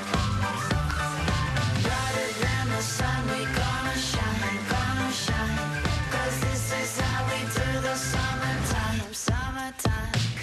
This is how we do the summertime. This is how we do the summertime. This is how we do the summertime. So Cher is getting into gelato and calling it, of course, Cher Lotto. The music icon announced the launch of her new brand over the weekend, posting a video of a truck covered in Cher-filled cones. Her big announcement is already sparking a few creative replies, with fans changing song titles to If I Could Turn Back Time and the Scoop Scoop song, If I Could Turn Back Lime. So many possibilities. I mean, the branding alone, like, I'm on board with that. Who does not want Cher gelato? I will wait in line for it. Exactly. I'm sold. Exactly. All right. The much-anticipated Barbenheimer dual movie weekend, it finally arrived, and no surprise, it was a box office blowout. Together, the two films did not disappoint, raking in a staggering $235 million domestically. Man, whether you opted for the pink paradise of Barbie or for the historic nail-biter Oppenheimer, or if you went big and checked out both movies for a total of 4 hours and 54 minutes, moviegoers made their voices heard this weekend. Chris Murphy is a staff writer at Vanity Fair. He joins us now. Chris, let's get straight to it. Barbenheimer, Joe mentioned the numbers, did really well. Did it exceed or meet expectations? Oh, it totally exceeded expectations. Barbenheimer blew up the box office. It initially was expected to make anywhere from $260 million at the global box office, and it made $511 million worldwide. $235.5 million of that earned domestically, with Barbie raking in $155 million domestically, and Christopher Nolan's Oppenheimer raking in $80.5 million domestic, which is really just sort of mind-boggling that so many people are going back to the movie theater. It's something we haven't seen really in such a long time. Which is such a relief to studios everywhere. So let's focus in on Barbie, as that graphic showed us there. It outgrossed Oppenheimer by nearly $75 million. Not a surprise, that was expected to be the bigger movie. Its director, Greta Gerwig, she made box office history. Tell us about that. Yeah, Barbie was the largest opening for a female director of all time, and the largest opening of a movie to date this year, beating out Super Mario Brothers, which made $146 million at the box office. But yeah, Greta Gerwig, as a female director, has made history. It's rare for female directors to even have an opportunity to sort of make these tentpole blockbuster films. And now with Gerwig's Barbie, she proves that not only can women, make these films, but they can rake in money and do them on a really big global scale and also really well artistically. Chris, given that these numbers for opening weekend were so big and we're seeing numbers that we haven't seen since before the pandemic, what does that tell us about the state of movies in Hollywood at this moment? Is this a potential turning point for the industry? Yeah, I mean, we're at a really precarious moment in the industry with these dual strikes. The WGA is on strike, SAG is on strike. Hollywood is sort of at this sort of precipice as to, what's going to happen with streaming. And are people really ever going to come back to the movies in the way that they used to in the 80s and 90s? So Barbenheimer, with both of these films that are so wildly different, so aesthetically different, with two totally different target audiences, with both of them coming out the same weekend, and the competition sort of ginning up and helping both films exceed expectations, it really shows a positive sign for the potential of movie-going and cinema-going and what's to come for Hollywood. Chris, real quickly, to get big box office numbers like this, you need blockbusters. Are there any blockbusters coming in the next few weeks here that we know of? Well, in the next few weeks, everything's getting sort of pushed back and everything's up in the air given the SAG strike. So things are getting rescheduled and sort of pushed because people don't want to open movies without stars on the red carpet, because that helps to raise the box office. And we saw that with Barbie, and we saw that with Oppenheimer, with both of those films got, the full rollout before the strike. So we'll see. I think right now Barbie and Oppenheimer are going to be sort of the big movies for the rest of the summer. Chris Murphy, thank you so much. It's going to do it for this hour of Morning News Now. The news continues right now.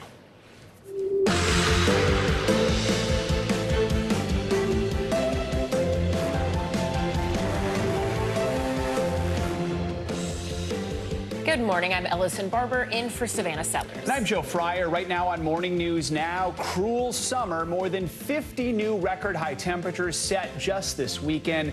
And millions of Americans are again waking up under heat alerts. Those dangerous temperatures straining some hospitals. And a new warning this morning as this dangerous heat is set to expand to other parts of the country. We have team coverage. Also this morning, border battle, a Texas showdown along the southern border. All over this 1,000-foot-long floating buoy wall was installed to keep migrants from crossing the border. Now the Department of Justice is giving the state until this afternoon to remove it, setting the stage for a major legal battle as the clock ticks down. Plus, split screen this morning as former President Trump faces another possible federal indictment. His popularity among Republican voters remains strong. We're digging into the new polling ahead of a potential collision of the legal and political calendars. And dawn of the early bird. In the city that never sleeps, more people are dining out early, even going to bed early, and that's becoming a national trend. From saving money to health benefits, we're looking into the shift and why some say the early bird may not only catch the worm, but also a great seat at a trendy restaurant. A lot of folks dining out at 5 p.m. I like that because I go to bed early. Yeah, I mean, it ebbs and flows for me, but I love if I can be in bed by, I would love it 8:30, 9:30 night. It's good all the time. Exactly. See, we're not alone now. We'll dig into that in a little bit. First this morning, that extreme heat we've been experiencing, it's expanding with dangerous temperatures expected to move into the Midwest and the Northeast later this week. It is more unwelcome news as a large portion of the country is already suffering through the weeks-long heat wave. We're starting the week off with 28 million Americans under heat alerts. And over the weekend, cities like Houston, Phoenix, and Miami, they all saw heat records obliterated.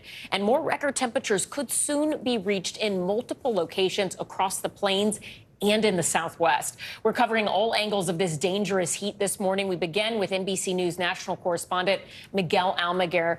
He joins us now from Phoenix. Good morning, Miguel. Phoenix, they are used to heat, but not like this. Yeah, that's right, Ellison. It's tough to describe just how stifling this heat is. Here in the Phoenix area right now, it's 90 degrees. That's actually the overnight low. The temperature will rise about 20 degrees over the next couple of hours in what is no doubt going to be another dangerous and potentially deadly day.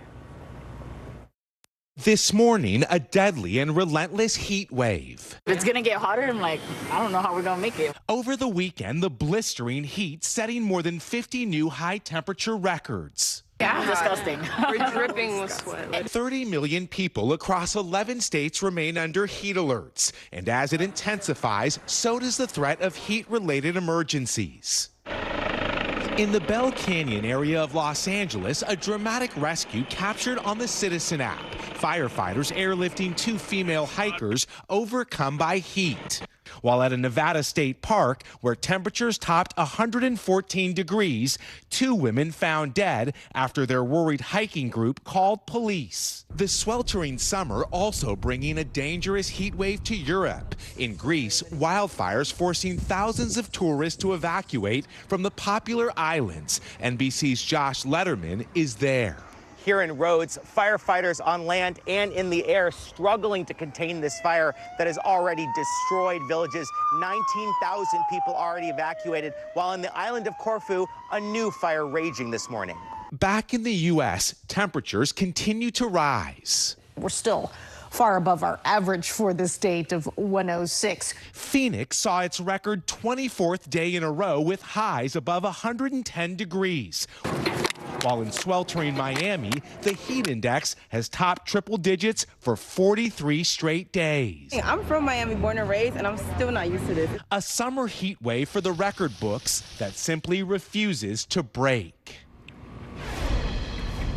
The heat here in the Southwest isn't going to relent anytime soon. As a matter of fact, first responders all across this region have been taxed. In the Phoenix area this summer, they've been dealing with about 20 heat-related deaths, a dangerous number that continues to rise as we push deeper into summer. Ellison? Miguel Almaguer, thank you so much. Let's head over to Michelle Grossman. She has the latest on how the weather could impact your week. Michelle, what are you seeing? Hi there. Well, we're seeing more of the same, more dangerous heat, more record-breaking heat. We are breaking records daily, monthly, and all-time records, and we're going to continue to do that. It looks like the August outlook looks very warm as well. So as we take a little peek at the week ahead, starting with today, still hot in the south. We're looking at temperatures well into the triple digits, but the difference is we're looking at this heat dome expanding. So now we're talking about the Rockies, the Intermountain West, into the northern plains, the Midwest, and then eventually into the Northeast. And we're also looking at the chance for spotty showers today. That's a combination of a couple cold fronts moving through, along with the heat and humidity. And we could see some really heavy downpours with any of these spotty showers. That extends from New England into the Northeast. Also, portions of the Southeast, the Central Plains, and the Ohio Valley could see some strong storms as well. Now, Wednesday, we're going to be muggy. We're going to be hot along the East Coast. So now we're talking 90s for D.C., Philadelphia, New York City, the upper Midwest, the Great Lakes, and Northern Plains really hot too. The Central and Southern Plains into the triple digits. And we're looking at triple digits once again from the southern, the west, southwest, and then also 90s into the Intermountain West. Record highs continuing to be broken on Wednesday. By Friday, more record highs could come down in the Northeast. We're going to see temperatures into the 90s. You factor in the humidity. By Friday, it's going to feel like near 100 degrees in New York City. We're also tracking the chance for some showers in New England, parts of the Northeast. The state of Florida, you're going to be wet too on Friday. Warm too, 96 degrees in Tampa, toasty in the middle of the country, and sunny and seasonable in the Pacific Northwest. So as far as the heat goes, we're looking at 30 million people impacted still. It is intense, and this is long. So we're looking at Salt Lake City, Phoenix, Miami under excessive heat warnings, where we will see temperatures into the triple digits for Salt Lake City, into the triple digits for Phoenix and Miami. Even though you're not going to make it to the triple digits, you factor in the humidity, it will feel like over 100 degrees. Record heat once again today, extending into the Great Basin, the Northern Plains. Great Falls today, 100 degrees. The record there is 102, so we're going to get close to that. We'll watch that closely. Denver near 100 degrees, triple digits for Phoenix, 115, 103 in Abilene, and then warm in Sanford, Florida, also Miami. We're into the mid-90s. Same story tomorrow. We're going to keep that heat dome in place. It still expands, so the Great Lakes, you're going to be really warm too. We're looking at 112 in Tucson, Denver near 100 degrees tomorrow, 95 in New Orleans. And then look what happens as we go throughout the mid part of the week into the late part of the week. New York City, 95 degrees. You factor in the humidity, it's going to feel like near 100 degrees. Dallas, 103, Thursday, 100, and by Friday, we're 99 degrees. And then this is tough to show because we're looking at our August outlook, and it's warmer than average for a lot of the country. The West will still be baking, sizzling still in the South, the Southeast, and it looks like the East Coast is going to be above average as well.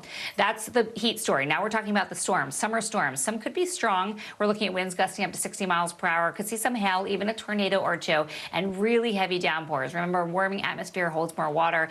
Any of these storms could unleash a lot of water, and that could lead to some flooding. That's today. Tomorrow, we're going to see that front kind of meandering off the coast, and then we're going to see isolated pockets of some really heavy rainfall. This is where we're expecting the likelihood for some storms from the Midwest into portions of the Ohio Valley, Minneapolis, Des Moines, Kansas City, into Cincinnati, Cincinnati, and also the Northeast into the Appalachians. So Charlottesville, Harrisburg, Albany, Burlington could see some pretty strong storms and some heavy downpours too. We could see up to 2 inches of rain locally in some spots. And all up and down the East Coast, we're going to have a nearly stationary boundary. That's going to be the focus for some scattered showers and storms. It's not going to be an all-out washout for all of us, but we still have to keep in mind that we need the umbrella. We need to keep our eye to the sky as some storms will develop. Also watching the tropics, Ellison, we're looking at Tropical Storm Dawn, expecting that to weaken. It should become post-tropical pretty soon, and then a little disturbance near the Windward Islands. Back to you. All right, Michelle Grossman, thank you for that. Warmer than average rain. The city of Miami, it was in that warmer than average rain. That's where we head to next. You're probably thinking, Miami, they are so used to heat. They're able to deal with all of this oppressive heat. And they are, but it's also because of something you might not know. So 2 years ago, the city of Miami actually created a position called Chief Heat Officer. It was a first of its kind role to try and help the city tackle extreme temperatures. Jane Gilbert, Miami-Dade County Chief Heat Officer, joins us now.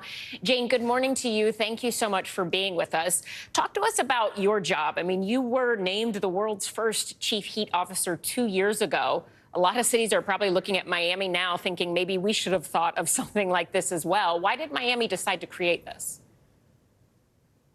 Good morning. Great. Thank you. Our mayor, Danielle Levine Cava, heard both from our local residents, particularly our lower income, more vulnerable residents, that extreme heat was their top concern related to climate change. Even though we're the tip of the spear of risk for sea level rise and hurricanes, it was extreme heat that they were feeling at work, on their way to work, at home with the utility costs going up or not being able to afford a repair on their air conditioner. And so she heard that, and she also partnered with the Archrock Resilience Center that's looking at extreme heat globally, and together created the idea of this position to address the increasing health and economic risks of extreme heat. So when you look at the forecast, y'all currently are in the 44th consecutive day with a heat index above 100 degrees. What is your top priority right now as you expect, I imagine, to continue dealing with this heat for a while? It's to make sure everyone is informed and prepared and protected. So one, we have over 300,000 outdoor workers. At a day like today, which is a heat warning, our heat index can be over 110 degrees. We want to make sure employers understand that they really actually can't be working in that level of heat at the height of the day, that they need to think about the work schedules, make sure that when they do have to, if it's an essential job, they have to be out there, that they're hydrated, that they take breaks in a cool spot. That can improve performance and protect their health, and not only from heat-related illnesses, but from injuries on the job, from heart attacks.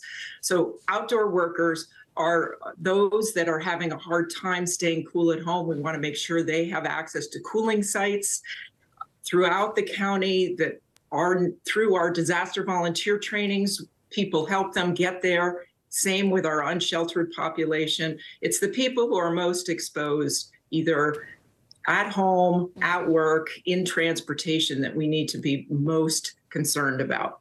Yeah, I mean, you mentioned it. A lot of us can forget that being able to stay inside when it is hot, having access to air conditioning, that's a privilege that not everyone has. When we're seeing so many cities deal with this excessive extreme heat, do you think we could see more cities doing what Miami has done, what Phoenix has now done, Los Angeles, and creating more roles of chief heat officers like you have? Absolutely. Well, I've had a number of calls from different cities exploring the idea of the position. And regardless, cities are going to need to have plans to address with extreme heat, whether they do that in the form of a chief heat officer or not. They need to look at strategies for informing, preparing, and protecting people, for helping people stay cool at home, and for cooling our neighborhoods through tree planting, cool pavements, cool roofs. All of those things are going to be required of cities. All right, Jane Gilbert, thank you so much. We appreciate it. A legal showdown is looming this morning along the Texas border. Texas Governor Greg Abbott could be facing a lawsuit from the DOJ over his construction of a floating border wall in the Rio Grande River. The Justice Department has given Abbott until 2 p.m. today to commit to removing the barrier from the water. NBC News correspondent Priscilla Thompson joins us now from Eagle Pass, Texas, with more on this. Priscilla, you've been reporting on this extensively in recent weeks. What's the latest? Yeah, Ellison, well, good morning from Eagle Pass, where for now the buoys remain in the water behind me. Texas Governor Greg Abbott has said that the state has the authority to defend its border, but the DOJ is calling this buoy inhumane and illegal, setting the stage for a legal battle that will likely play out in court. Today, the Justice Department is poised to sue the state of Texas unless the state's Republican Governor Greg Abbott removes this 1,000-foot-long buoy barrier recently installed on the Rio Grande, intended to prevent migrants from crossing the treacherous river from Mexico into Eagle Pass, Texas. In a letter sent to Abbott Thursday, the DOJ wrote the state did not obtain proper authorization for the buoys, saying they violate federal law, raise humanitarian concerns, and present serious risks to public safety and the environment. Abbott on Twitter writes, Texas has the sovereign authority to defend our border, echoed by his fellow Republicans. I think you're seeing the governor do everything he possibly can to secure the border. The Biden administration says illegal border crossings have declined significantly since May, when pandemic-era immigration restrictions expired. According to U.S. Customs and Border Protection, total encounters with migrants on this border in June were the lowest in over 2 years. Legal experts say the state may face an uphill battle if the federal government files suit. If these buoys are covered under the Rivers and Harbors Act, then the federal government has a strong argument that unless the state of Texas has authorization, it must remove these objects. The buoys are roughly 4 feet in diameter and spin if someone tries to climb over them. They extend at least a foot underwater with no netting beneath them for now, officials say. Brought across. Lieutenant Christopher Olivares showed us the buoys as they were being installed. We want to prevent people from going to a particular area or dangerous part of the river and prevent them from crossing the river. And it will discourage and hopefully deter some of those unlawful crossings that are taking place and prevent the loss of life. On the Mexican side of the border, this Venezuelan man says the floating barrier puts migrants at risk. While this activist says it won't stop migration, but it will create more deaths. And beyond the floating barrier, Governor Abbott has also deployed other measures as part of his multi-billion-dollar border protection plan, including putting razor wire all along the river's embankment. And the DOJ is also looking into claims made by a state trooper that they were directed to push migrants, including children, back into the river and also to deny them water despite the blistering temperatures here. So certainly disturbing allegations that the state denies. Ellison? Priscilla Thompson in Eagle Pass, Texas. Thank you so much. In Washington this morning, all eyes are on special counsel Jack Smith, who may be moving closer to indicting former President Donald Trump for his alleged efforts to overturn the 2020 election. It's a topic that has consumed the political world and the race for the Republican nomination, with new polling showing Mr. Trump still holds a big lead nationally and in key states. NBC's Garrett Haig has the latest for us. Garrett, good morning. Hey, Ellison, good morning. Yeah, look, more than a week's passed now since special counsel Jack Smith sent Mr. Trump that formal warning that he may soon face federal criminal charges again. But even as the former president's legal challenges keep growing, so too does his lead over the Republican presidential field. As the investigation into Donald Trump intensifies this week, the former president firing away on social media at the prosecutors who may soon indict him on a second round of federal charges as they look into efforts to overturn the 2020 election. Getting indicted and arrested by sick government thugs would be my great honor. Mr. Trump calling prosecutors campaign managers for President Biden, while accusing them of trying to, quote, steal another election, even as their investigation continues.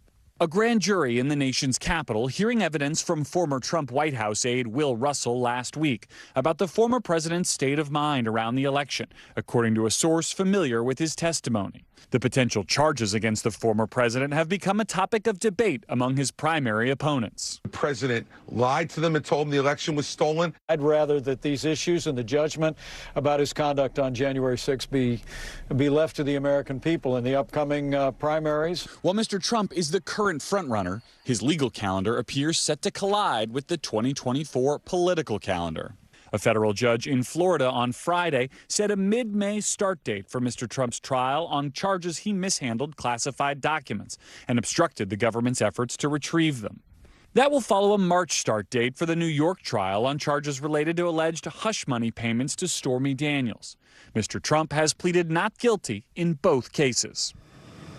So the question on the minds of just about everyone in D.C. is, when will we know more about possible charges from the special counsel? Unfortunately, it's more or less impossible to say. But the grand jury hearing evidence in this investigation is expected to reconvene tomorrow. Ellison? Garrett Haake, thank you so much. Turning now to Ohio, where newly released body camera footage from the Ohio State Police Department shows the moment an officer released a dog on an unarmed black man. Authorities say the attack was the end result of a near 30-minute chase. Officials are now investigating why the use of a dog was necessary.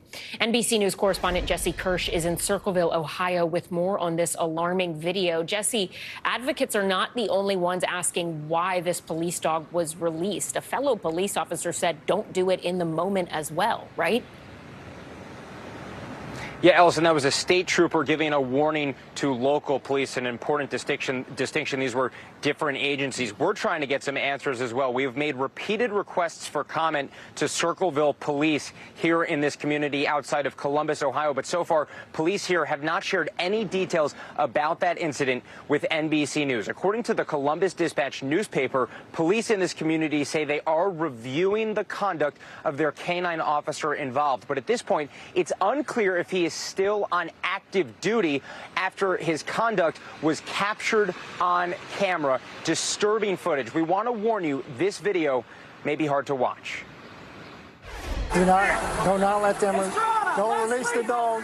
In this newly released police body camera video, you can hear a state trooper repeatedly warning a local officer. Do not release the dog with his hands up. But despite Jadarius D. Rose appearing to surrender to authorities, the canine officer still unleashed the dog on the unarmed black man. Get the dog off of him! In this edited body cam video released by the Ohio State Highway Patrol, the 23-year-old cries out as officers move in. State police say the disturbing July 4th incident outside Columbus, Ohio, came after an attempted traffic stop, with Rose driving this semi-truck missing a left rear mud flap. Not sure what his problem is. Troopers chased Rose for nearly half an hour, repeatedly trying to deflate his tires before he finally pulled over and got out of the truck. According to officials, Rose called 911 himself before exiting the truck and raising his hands. Come to me! You go one bit! Come to me, man! That's when state police say a local Circleville, Ohio officer, Ryan Speakman, deployed his canine, which ran toward authorities before Speakman appeared to command the dog to specifically attack Rose. One state trooper walks away with her hands to her face, while the state trooper who initially warned not to use the dog asks, "Was that not loud enough?" You said it 3 or 4 multiple times. Police provided first aid to Rose, who was handcuffed. Just let a dog bite me. Authorities say Rose was treated at a local hospital and charged with failure to comply with order or signal of police officer. The Columbus NAACP's president says the video reminds her of dogs being unleashed on civil rights activists in the 1960s.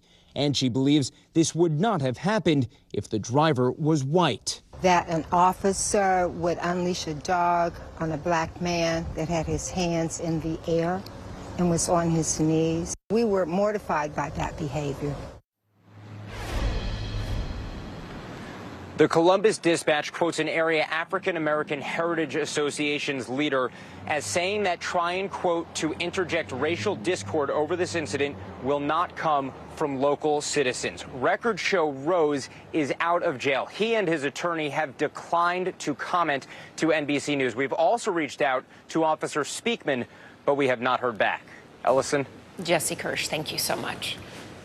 Coming up, it was a Barbenheimer bonanza at the box office this weekend, but which film took home the top prize? We're diving into the unlikely duo that's shattering records. But first, new developments in the case of the American soldier who ran across the border into North Korea. What we've now learned about talks between the UN and the rogue nation. Next.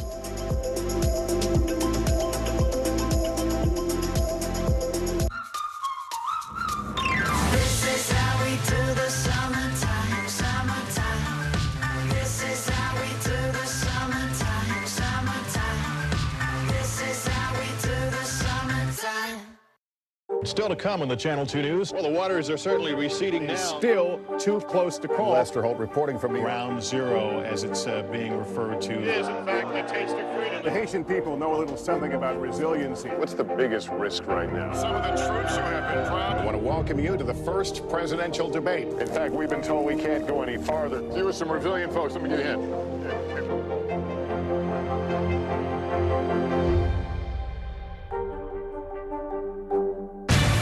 Good morning, please. Good morning, Mr. President. Very in question. We pride ourselves on the ability to turn on a dime. We've got breaking news. Sometimes there are no words. The flashbangs are continuing to go off. What emotions go through you as you're watching these girls? These are really important moments in our history, and people remember who shared that news with them.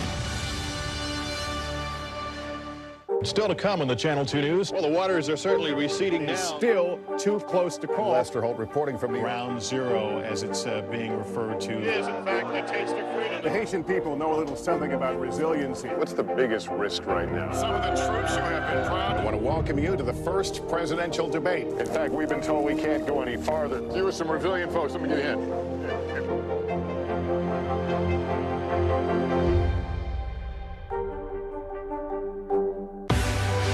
Now is raw. How hard is it to see it like this? Our house is no longer here, but we are here. Now is real. Let's break down what we know and then the big questions still outstanding. News for the generation of now is NBC News Now.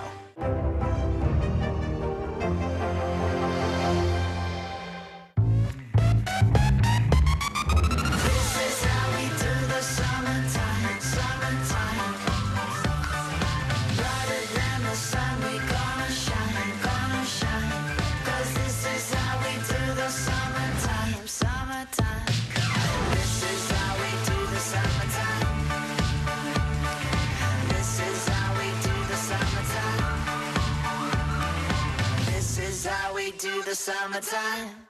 Heavy wind damage is a given in a storm of this size. Man, it's good to see you, man. So much work to be done here still.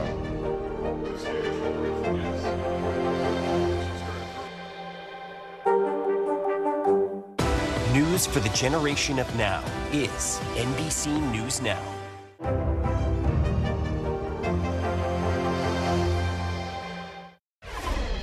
We're back with new developments on the U.S. soldier who crossed over into North Korea last week. Discussions between the United Nations Command and North Korea are said to have started on that case. That's according to the deputy commander of the U.S.-led command that oversees the Korean war truce. NBC News foreign correspondent Matt Bradley joins us now from the South Korean capital of Seoul. So, Matt, what are we learning this morning about the case of Private Travis King? Yeah, well, we just heard from this top United Nations general. He's actually a British general who's kind of running the command that mans the border, that same border that Private King darted across just last week. So, you know, this is kind of a breakthrough because up until now, and it's been nearly a week since Private King shocked the world when he jumped across the North Korean border, you know, we haven't really heard anything from North Korea. We haven't heard anything from Private King. And actually last week, U.S. officials came out and said that no one is even picking up the phone when they try to reach North Korea. But, you know, we didn't get many details from this top UN general, but here's what he had to say. The conversation has commenced with the KPA through the mechanisms of the armistice agreement. And I don't really want to speculate, or I don't really want to talk because of all the reasons I gave earlier about that process of communication. And none of us know where this is going to end. So I'm in life an optimist. I remain optimistic, but again, I'll leave that there. So, you know, as you heard, he remains optimistic. But the fact of the matter is that the young Private King is in a lot of trouble. I've been speaking with some North Korea experts, and they said that the North Koreans are probably going to want to hold on to him and use him, exploit him for their own propaganda value. So, Matt, you know, all this comes as tensions on the Korean peninsula remain high. We understand North Korea fired more missiles over the weekend, and another U.S. nuclear-powered submarine arrived in South Korea today. What can you tell us about all these developments?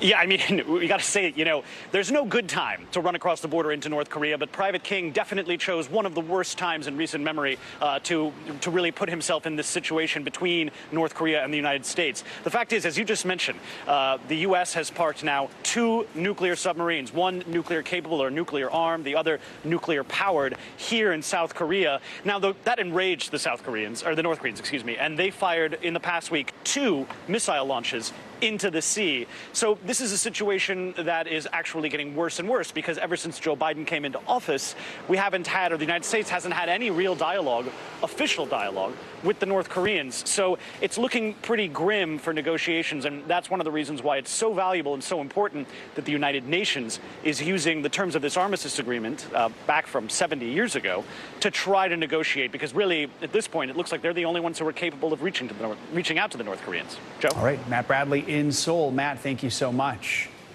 Jury deliberations are underway in the sexual assault trial of actor Kevin Spacey. The 63-year-old is accused of sexually assaulting 4 men in London between 2001 and 2013. Closing arguments took place last week, and this morning the jury heard the judge summing up the case. NBC News legal analyst Danny Ceballos joins us now to break down the trial as it comes to an end. So, Danny, we should point out Kevin Spacey originally faced 12 counts in this case. Last week, we found out 4 of the charges against him were dropped for what were called technical reasons. So because of this, the jury has been asked to concentrate on what happened rather than the dates. How hard is it to prove old charges when you can't allege specific dates? This is why we have statutes of limitation. It is exactly this thing. At a certain point, when an event happens so far back that you don't even know the date, it becomes really difficult, not only for the prosecution to prove the case beyond a reasonable doubt, but I can tell you as a defense attorney, it is really hard to come up with alibis when the government is not even alleging a specific date. And if it goes back far enough, if you start getting back 15 years, 20 years, we're sort of in a pre-digital era. Yes, sure, we had email, we had cell phones, but not the way we do today, where data is just trailing us everywhere we go, where you can pinpoint everywhere we were over the last several months. That just isn't the case if you go far back enough. So it's a challenge both for the Crown and for the defense when they can't allege the specific dates. So speaking of the Crown, the prosecution, and their closing arguments, they described Spacey in part like this, quote, they said he is a man who is used to getting his own way, used to being able to talk his way out of a situation. What's been their strategy throughout this trial, and in your view, has it been effective? Well, the Crown has a challenge here. When you have a case that is built really only on complainant testimony, and a lot of that is based on the fact that, again, the allegations date back several years. When that happens, your case rises and falls on witness credibility. So, in addition, the Crown or the prosecution is using another time-worn strategy, especially with a celebrity, of saying this is someone who was a person of power, this is someone who abused his power, this is somebody who thought he could get away with it. Look, I mean, as a defense attorney, I've heard it before. It's effective. If I were to criticize it, I would say that just because someone is powerful doesn't mean that they are a criminal, but it appeals to working class folks who might be on that jury. So as for Spacey's side, I mean, his lawyer is calling the accusers liars. What do you make of his defense overall? Sure. I mean, that is the defense here. There really isn't an alternate theory the way you would, say, with a murder, come up with an alternate killer. There is no alternate theory. The defense here really can only do some version of the they are lying defense. I mean, that's really it. Other than coming up with a kind of alibi, and they did that in the form of, believe it or not, Sir Elton John trying to develop an alibi about where he was and was not on certain dates. So that was effective as well. But at its core, the defense's theory of the case is going to be those people are lying. And if you need a motive, it's also because this is a celebrity. You see that celebrity angle, it cuts both ways. That Elton John moment got so much attention. Do you think that will have a big impact on a jury? Yes. And let me tell you something. As a defense attorney, good luck trying to get influential people to come in and testify on behalf of a defendant. This is unbelievable to me that they were able to get Elton John to testify not only as a kind of alibi witness, but look, also as a character witness. The message is clear. If Sir Elton John endorses this defendant, if he thinks he's an okay guy, then you, ladies and gentlemen of the jury, must think the same way. You can't say that explicitly, but that's the essence of character witnesses. And I got to tell you something. If you're an influential person, in all likelihood, I hate to tell you, Allison, if you're ever charged with a crime, your friend Joe will never appear as a character witness. His star is on the rise. He's got better things to do. I hate to tell you. That's the way it is. I will be there for you. I will be there for you. So he says. So he says. She was here with me anchoring the show. Right. It was all good. Danny, thank you so much. Appreciate it. Danny. All right, international headlines now. Tragedy in China after the roof of a middle school gym collapsed. NBC's Megan Fitzgerald joins us with that and more world news. Megan, good morning. Guys, good morning. That's right. We start in China with that devastating news. As you mentioned, at least 11 people are killed after a gymnasium roof collapsed. Now, here's what we're learning so far. We know that the state media is reporting that it was being used by a girls' volleyball team, and eyewitnesses say the majority of those killed were children. We turn now to Nova Scotia. Folks there are seeing 3 months worth of rain in just one day over the weekend, triggering massive flooding, streets swallowed by water, forcing evacuations and a state of emergency. At least 4 people are missing, including 2 children. Authorities say the search for those kids and the 2 other people continue after their cars were swallowed by water. And the political drama in Spain continues this morning after no single party was able to win enough parliamentary seats in the national election over the weekend. Now, the center-right Popular Party did win the most votes, but they don't have enough seats to form a government. So in Spain, for background here, the prime minister wins by securing the most support from members of parliament. The current socialist prime minister still has a chance at victory, but guys, it is a tough road ahead. Back to you. Really interesting to watch all the different dynamics at play abroad. All right, Megan Fitzgerald, thank you so much. We appreciate it. Coming up, hell and back. Actor Jamie Foxx is opening up about the illness that left him hospitalized. What the Oscar winner is saying about the medical emergency and returning to work. That's next.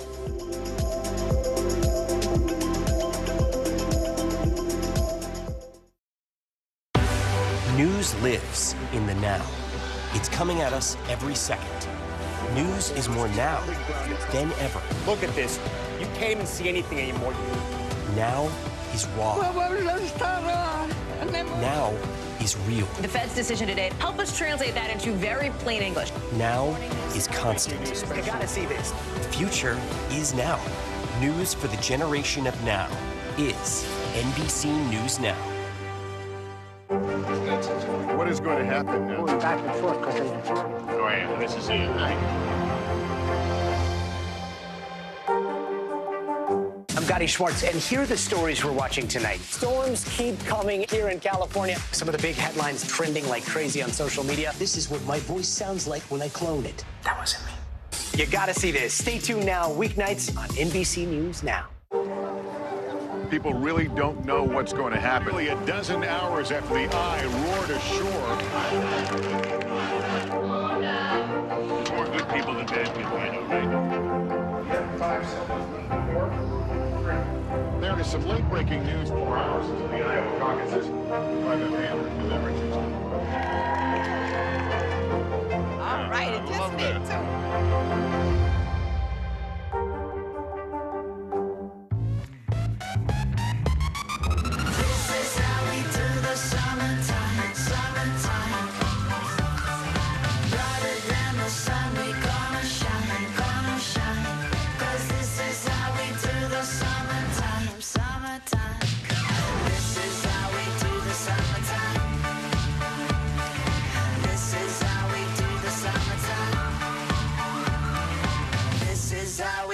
Summertime.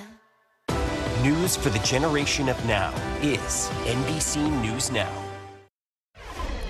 We're back with some good news this morning. A big update on the health of actor and musician Jamie Foxx, and it's coming straight from the Oscar winner himself. Yeah, Foxx suffered an undisclosed medical emergency back in April. Now, for the very first time since his hospitalization, Foxx took to social media to thank his friends and fans for their support. NBC News correspondent Dana Griffin joins us now from Los Angeles with more on that update. Hey, Dana. Hey, good morning, Ellison. While the star still has not revealed exactly what sent him to the hospital, he appears to be on the mend and ready to get back to work. I went to hell and back. Speaking publicly for the first time in 3 months after being hospitalized for a medical emergency, Jamie Foxx is back. At the time he fell ill, the 55-year-old Oscar-winning actor, singer, and comedian was filming a movie in Atlanta. And I know a lot of people were waiting, or wanting to hear updates, but to be honest with you, I just didn't want you to see me like that, with tubes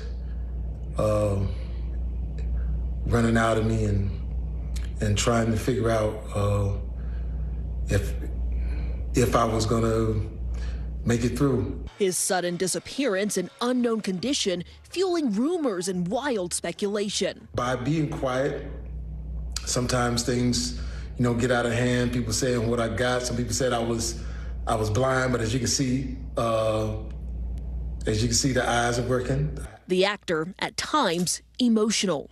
And man, I know they talk about people crying on videos. You can do take two, but I'm not gonna do a take two. It is what it is. Praising his medical team and saying his sister and daughter are why he's still alive. To be honest with you, my sister Deidre Dixon, my daughter Corinne Marie saved my life. Friends and colleagues celebrating his recovery. Viola Davis posting, "God is good." Kerry Washington said, "Love you guys so much." LL Cool J writing, "So glad to see you back, my brother." If you could point me to the elevator that leads down to the... Fox's Instagram video posted the same day his new movie, They Cloned Tyrone, dropped on Netflix. It was good timing. I think it's another sign that Jamie Foxx is sharing what he wants to share about what's going on with him exactly when he wants to, and really not going on anybody else's timetable. Some good news from a beloved star for fans eager to see him out of the hospital and back on camera.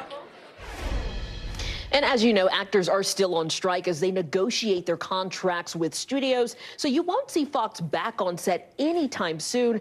But 2 days before releasing that video, he posted a photo of himself at a Vegas hotel and wrote, "We got big things coming soon." So we'll be watching. Dana Griffin, thank you so much. The Barbenheimer Dual Movie Event of the Year officially arrived this weekend in style. And whether you were Team Barbie or Team Oppenheimer, there was a little bit of something for everyone. Yeah, the two movies took in a record-breaking $235 million domestically. NBC News contributing correspondent Kaylee Hartung has more. Hey there. Yeah, just as some were worried about summer movie revenue, suddenly Hollywood has a pair of hits with this so-called Barbenheimer double feature, proving opposites really do attract, as the summer's biggest titles have fans rushing back to the movies. Hi, Barbie. Hi, Ken. From the pink sands of Barbie Land to the isolated New Mexican desert. The world will remember this day. Audiences are flocking to the theaters. Did you bring your rollerblades? I literally go nowhere without them. With Barbie boasting a record-setting $155 million domestically, and Oppenheimer blowing up with an $80 million debut on opening weekend, the two opening on the same weekend, causing a wave of online anticipation and double feature excitement. Barbie, icon, timeless icon. We're big Christopher Nolan fans. Barbenheimer, as fans have dubbed it, enjoying the biggest box office weekend since the pandemic, and even soaring past big screen hits like Super Mario Bros. And Spider-Man. Greta Gerwig's Barbie is making even more history. So cool. The film raking in the highest ever opening weekend for a female director. This is the best day ever. It is the best day ever. The massive earnings come as Hollywood is embracing a wave of nostalgia and hoping to avoid a downward spiral. From major titles underperforming during a summer movie slump to the impact of the ongoing writers and actors strikes, unions for both groups are asking the alliance that represents studios, including NBC Universal, for higher pay. Another summer surprise, Sound of Freedom, a controversial faith-based film about child trafficking that's already raked in $100 million at the box office. Wow, this is the real world. Studios hoping to replicate the success of the double screen battle will have to think outside the box. And I don't know if we'll ever see something quite like this again. Chances are near zero. Near zero. As Barbenheimer has audiences tickled pink and Hollywood seeing green. But will this Barbenheimer bonanza be enough to move the needle and get the unions and studios ready to make a deal? Well, that is the billion-dollar question. And some experts say these strikes will be over in a few weeks. Others say it could take months. And now with the millions made from Barbie and Oppenheimer and the boost to the bottom line from this past weekend alone, experts say the studios may not be feeling as pressured to reach a deal right now. Back to you. All right, Kaylee, thank you so much. I didn't see Barbie this weekend, but I did pose in one of those Barbie boxes because they're everywhere. You can't escape them. I love that. You know, you got to do it. Coming up, communicating without words. Up next, we're sitting down with an expert to discuss how you can make your voice heard without opening your mouth.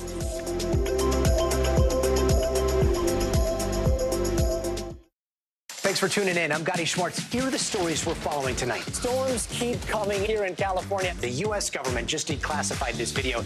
A lot more stories trending like crazy on social media. A controversy pitting lawmakers against young voters. What's the state of crypto today? What is going on when we're looking at trends there? Another mind-bending story on artificial intelligence. This is what my voice sounds like when I clone it. That wasn't me. You gotta see this. Stay tuned now. Weeknights at 8 Eastern, 5 Pacific on NBC News Now.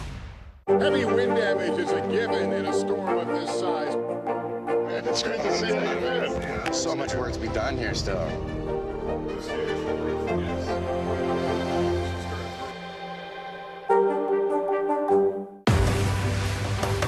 Just behind me, hundreds, if not 1,000 migrants waiting under the blazing sun. All these people here are going to be asking for asylum. It's a very critical situation.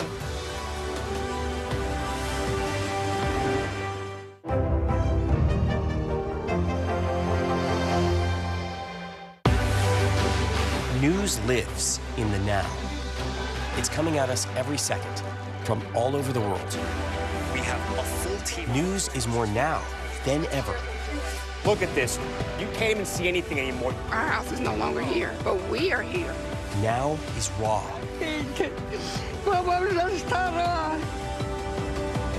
Now is real.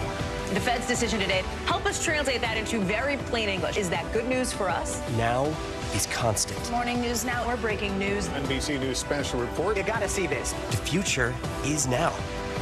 News for the generation of now is NBC News Now.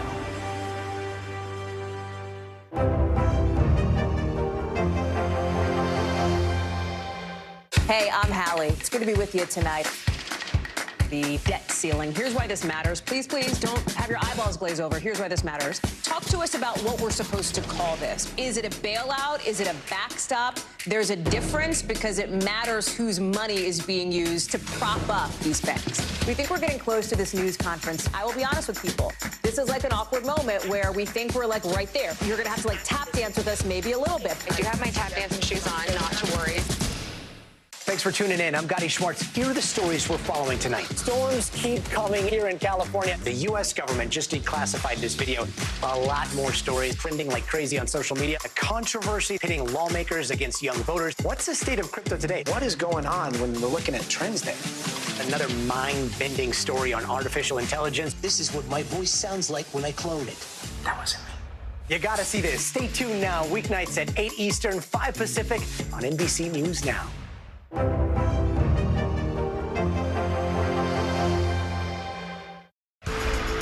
We're back now with some financial headlines. American Airlines has sweetened its labor contract offer to pilots. CNBC's Silvana Henao joins us now with that and other news. Good morning. Hey, Allison, good morning to you. Good morning, Joe. Yeah, so American Airlines Pilots Union has postponed a vote on a new contract that was scheduled to start today. And the move comes after American raised its offer by more than $1 billion. Last week, the union had warned ratification of the deal was in jeopardy. American says the changes will now match the pay rates and retroactive pay in rival United's tentative contract agreement. Apple stores are getting a new way to sell products. Bloomberg reports employees will now be able to have items shipped directly to customers through their Easy Pay point-of-sale machines. And that could be helpful if an item is out of stock, so the store doesn't have to risk losing a sale if a customer walks out and goes somewhere else. Also, if shoppers want to buy big items like an iMac or a Mac Pro, they can pay for it in store and not have to lug it home. and nearly half of Americans have at least one unused gift card, voucher, or store credit. A new report from Bankrate finds millennials are most likely to have unused gift cards. Roughly 40% of adults have made an effort to use gift cards more frequently over the past year, and that's due to economic concerns such as inflation and recession fears. The average amount is $187 per person, or a total of $23 billion nationwide, guys. I definitely have unused gift cards at home. That's a lot of money. That's a reminder I need to go through mine. I know, I have some, and I was thinking it was 20, but now I'm like, maybe more. It might be more. All right. Good Thanks, reminder. Samaya, for the reminder. Appreciate it. You got it. So when it comes to getting ahead at work, your body language can speak volumes, and that could be the key to your success. Yeah, so get this. According to Psychologist World, human connection is only 20% verbal, but as much as 80% nonverbal. So whether you're collaborating with a colleague in a meeting or receiving feedback, your body language could make or break an outcome at the office. Joining us now is Linda Clemens. She's a nonverbal communications expert and the author of the new ebook, Back in Touch, Using the Power of Body Language to Connect Through COVID. Linda, thank you so much for being here with us. I'm excited to break this down. So help us understand this in the context of a workplace. How is body language impacting the way we work and the interactions that we have? Thank you, Allison. And first of all, thank you both for having me here. Why is it so important is that human connection, it's actually 93% of our communication is nonverbal. And one of my favorite quotes is from Emerson, and it goes like this, you know, I cannot hear what you're saying because who you are being is getting in the way. So as a leader and in the workplace, you may say one thing, but your body language says something else. So if I'm sitting here and I say, oh, I'm so excited to be here with you, the words say one thing, but the body is saying something else. Even our moms and dads would say to us, act like you want to do it, you know? Yeah. So it's very critical that your words and your tone and your nonverbal in your communication is congruent. Let's have you give us some examples here. What are some nonverbal things we can do to help create better communication? Absolutely. So think of power zones. One of the things I learned, of course, with great posture, watching ballet dancers and news journalists. You all have great pop because you have to sit up straight to show you being authentic. And it's having your power zones. What are power zones? The throat area, the chest area, and the belly button area. The desk is at the belly button to show being open. So as a leader and as someone communicating in the office, make sure that you do not have any barriers in front of you. Be open. And I have an acronym for your viewers, TAP. Think of tap dancing, being truthful, authentic, and it shows up in the proof, TAP. That's great. I love that. So what about in this post-pandemic space, right? There are a lot of people who have not gone back to working in an office, and they may always work remote. When you're doing Zoom meetings and you're trying to connect with people, how do you take that same TAPS philosophy and apply it to a remote space? Well, you know, when you're doing Zoom presentations, it's very important to show up, to be visible. My grandmother used to say, baby, what is seen is visible. You've got to make sure you show up. And you have to remember in the Zoom presentations, your environment is part of the nonverbal. What you have in the background, what do you have on your table? If a cat's running across the screen and you realize you don't have a cat, all this is important. And showing the upper carriage. So if you're sitting on your Zoom presentation and you're just the head, you see people do that, just a head on the screen, and you're wondering why your listeners are wanting spaghetti and meatballs because you look like a head on a plate. So you want to make sure that you're exposing your hands, your palms, people who are truthful and authentic when they're conveying information. The palms are exposed. So, you know, we had a financial segment on earlier. If you're talking about finances or money and you're not showing your hands, it sends a signal to the brain, something's up. I'm always told I have Tyrannosaurus Rex arms. I know, I always like move my hands too much. I'm like, I think it's ludicrous. When I move, you move, right? So we need to, all right. Are we doing okay? How have we You're doing great. You got good flow. You're doing good. You don't know what's going on with the legs. The legs are a mess down here. We're hiding all that, so it's all right. All right. Linda Clemens, this was a great conversation. Thank you so much for joining us. We appreciate it. It was wonderful. Thank you for being here. Okay, so coming up, more and more Americans are actually heading to bed earlier and then getting up earlier. So have we become a nation of early birds, especially when it comes to dining? I'm going to dig in into what's behind the trend that's spreading all across the country. That's next. Thanks for tuning in. I'm Gotti Schwartz. Here are the stories we're following tonight. Storms keep coming here in California. The U.S. government just declassified this video. A lot more stories trending like crazy on social media. A controversy pitting lawmakers against young voters. What's the state of crypto today? What is going on when we're looking at trends there? Another mind-bending story on artificial intelligence. This is what my voice sounds like when I clone it. That wasn't me. You gotta see this. Stay tuned now. Weeknights at 8 Eastern, 5 Pacific on NBC News Now. Nearly a dozen hours after the eye roared ashore. There is some late-breaking news. All right, it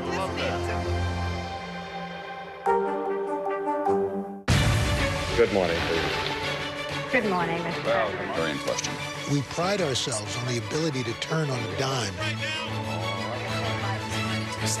We've got breaking news. Sometimes there are no words. The flashbangs are continuing to go off. What emotions go through you as you're watching these girls? These are really important moments in our history, and people remember who shared that news with them. News lives in the now. It's coming at us every second. News is more now than ever. Look at this. You can't even see anything anymore. Now is raw. Now is real. The Fed's decision today, help us translate that into very plain English. Now is constant. You gotta see this. The future is now. News for the generation of now is NBC News Now.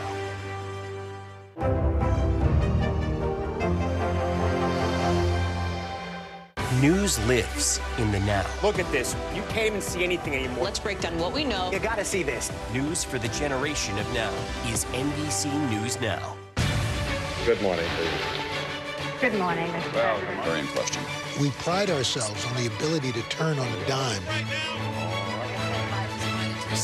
We've got breaking news.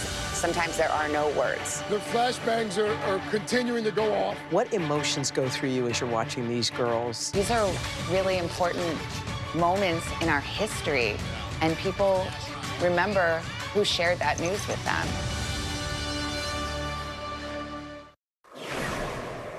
Welcome back. You've heard of a haunted house, but what about a haunted horse? Well, over in England, a rocking horse is up for auction with a very spooky history. The auctioneer's website claims, quote, the vendor's grandfather was a medium and ghost hunter in the 1940s, and the horse was used for seances. The seller says she heard unexplained bangs while the horse was in the house and even claims it moved rooms when she went out. The horse is going to be auctioned at the end of the month in Kent with an estimate of around $380. The worst gift for a child somewhere. The script said the perfect gift, and I was like, no. Nope, I will not say it. The worst. That looks spooky. Right? No. You just want it screeching, Oh my creaking God, as you I ride hate it. And yeah, all right. I hate it. Moving on, now to a topic close to our hearts here at Morning News Now. What seems like more proof that in the wake of the pandemic, we are becoming a nation of early birds. More Americans are going out to dinner earlier, going to sleep earlier, and it may be a trend that's here to stay. As some would say, 5 p.m. is the new 8 p.m. No matter the day, the line outside of Resdora forms early. It is 4:45 p.m. and you're waiting in line for dinner. We are. And we're not 75. We're walking. For Adriana and Francis, the early bird gets a seat at this popular New York restaurant. And they are not alone. Yeah, it's always packed already. What do you think of that? It's nice because the vibe is the same, right? Here at Resdora, they've noticed diners are much more flexible as we've emerged from the pandemic lockdown. Why on earth are people showing up earlier? And I think that some of these hard to get into restaurants, if they know that that's all that they're given, 5 o'clock, they're going to take it. A few blocks away at A Lily, the busiest time used to be in the 7:30 to 8:30 p.m. window. Now it's 6:30 to 7:30. We've also seen a huge decrease in guests that are dining later. That 10 p.m. guest is not coming anymore. Why this nationwide trend? Well, with more folks working from home, alone, once 5 o'clock hits, we're not just craving dinner, we're craving people. As the Wall Street Journal recently reported, America is becoming a nation of early birds. The story noted that, according to Yelp, between 2 and 5 p.m., restaurants are now seating 10% of their diners, up from 5% in 2019. And Uber trips to restaurants in the 4 p.m. hour are up 10% since 2019. We have early dinners almost every weekend. The numbers seem to defy that age-old stereotype about early dinner. It's old people with blue hair. Yeah, blue hair. They're in bed by 8 o'clock. A stereotype immortalized in Seinfeld. Dinner? Well, what time is it? It's 4:30. 4:30. Who eats dinner at 4:30? By the time we sit down, it'll be 4:45. I don't understand why we have to eat now. We got to catch the early bird. It's only between 4:30 and 6. The benefits of early dinner go beyond savings. At the end of the day, you have a little bit more freedom and flexibility. Medical experts even cite health benefits. I sleep better and actually have lost weight. We learned this year Jamie Lee Curtis loves her early bedtime, telling Today she wants to see daytime concerts. Leave it to that. Why are there no matinees? Matinees, yes. Okay, but seriously, I would love, for instance, I love Coldplay. I would love to go see Coldplay. I would love it. The problem is I'm not going to go see Coldplay if they start their show at 9 o'clock and there's an opening act.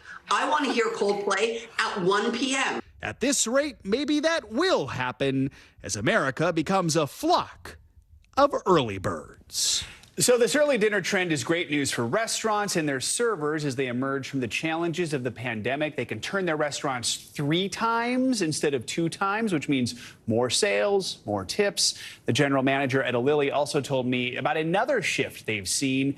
Tuesdays, Wednesdays, and Thursdays can be just as busy as weekends. That's because many workers are actually going into the office on those days, then going out and socializing after, often doing so at 5 p.m. When is your ideal dinner? Ideal 6, between 5:45 and 6. Yeah, see, that's great, Max. And right? growing up, we would go even earlier, though. We would always go for the early bird special. My entire family would go at like 5. My grandmother used to make supper at 4:30. You would have to get there, yeah. Like, I would, if I had a more consistent schedule, I would eat at 5. There's someone in my household who would push back, but I love it. Turns out you're not alone. Yes. If you're trying to get a reservation, kind of harder to get at 5 o'clock now. This story. Exactly. Right. Bolster my case. That's going to do it for this hour of Morning News Now. The news continues right now.